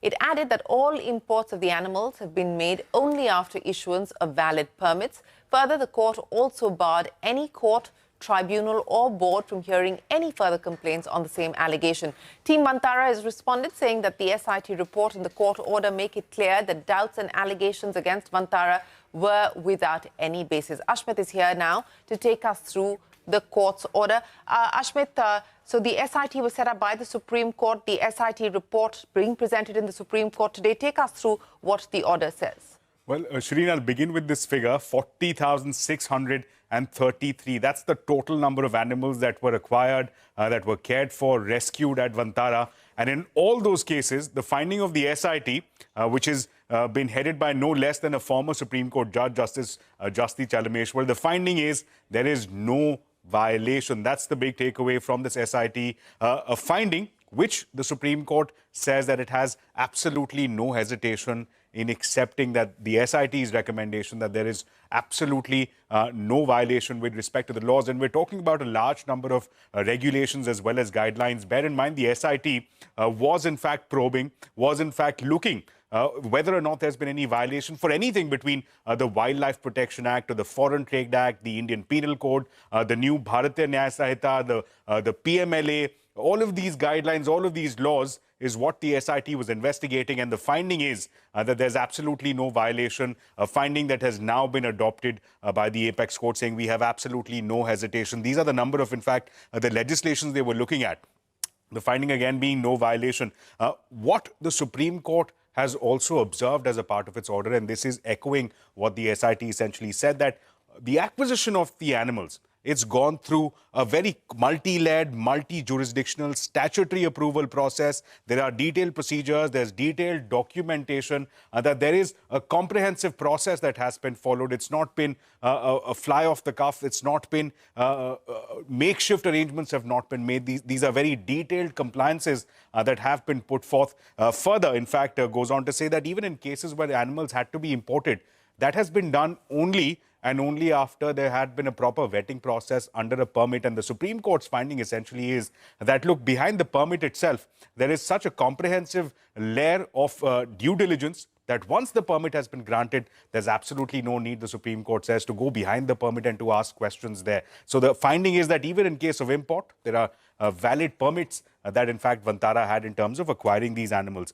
The Supreme Court here makes an important reference here on page 4. Here, the Supreme Court says that there have been repeated requests, complaints, allegations that have been thrown at Vantara, but repeatedly the findings given by various courts, tribunals has been that there is no violation, which again gets confirmed today by the SIT as well. Another interesting aspect on the issue of conservation and preservation, what the SIT concluded is that on various benchmarks, the standards that had been provided for care of the animals in question far exceeded the prescribed standards, which in fact is something that even the Apex Court concluded far higher than the prescribed standards. In fact, at one point, the Supreme Court also makes references to global benchmarks and then goes on to say that even in those cases, the facilities that are being provided at Vantara significantly higher than even the prescribed standards, not just by domestic standards, but also by international standards. Further, on the issue of the complaints that are concerned. Here, the Supreme Court, and this is a part of the conclusion of the order, here the Supreme Court concludes that given as how there are detailed findings, the SIT itself has given a detailed finding. In light of that, all the complaints, allegations that have been put forth, whether in the form of petitions, whether in the form of news stories, they all now stand closed. The Supreme Court looking keen to put a full stop to all these allegations and questions that are being raised. In fact, the Supreme Court, in fact, goes on to say that Vantara in the past has been subjected to judicial scrutiny at multiple levels. And again, the finding has been no violation, that to permit this cycle of speculative complaints is not something that the Apex Court will allow, going on to say that this is something that would be tantamount to an abuse of the process, which the Supreme Court says it will not allow. And with that, and this is an important direction, the Supreme Court has said no court, no tribunal, no board, no judicial authority, statutory authority, or administrative authority will take up any further case as far as allegations, these specific allegations against Vantara is concerned. So clearly, a clean sheet coming in as far as the SIT is concerned, the Supreme Court adopting them and granting a waiver, making it clear that all is kosher, all is well at Vantara, the animal rescue facility. Ashwit, many thanks for joining us. The Delhi police has registered a case of culpable homicide a day after senior finance ministry official died when a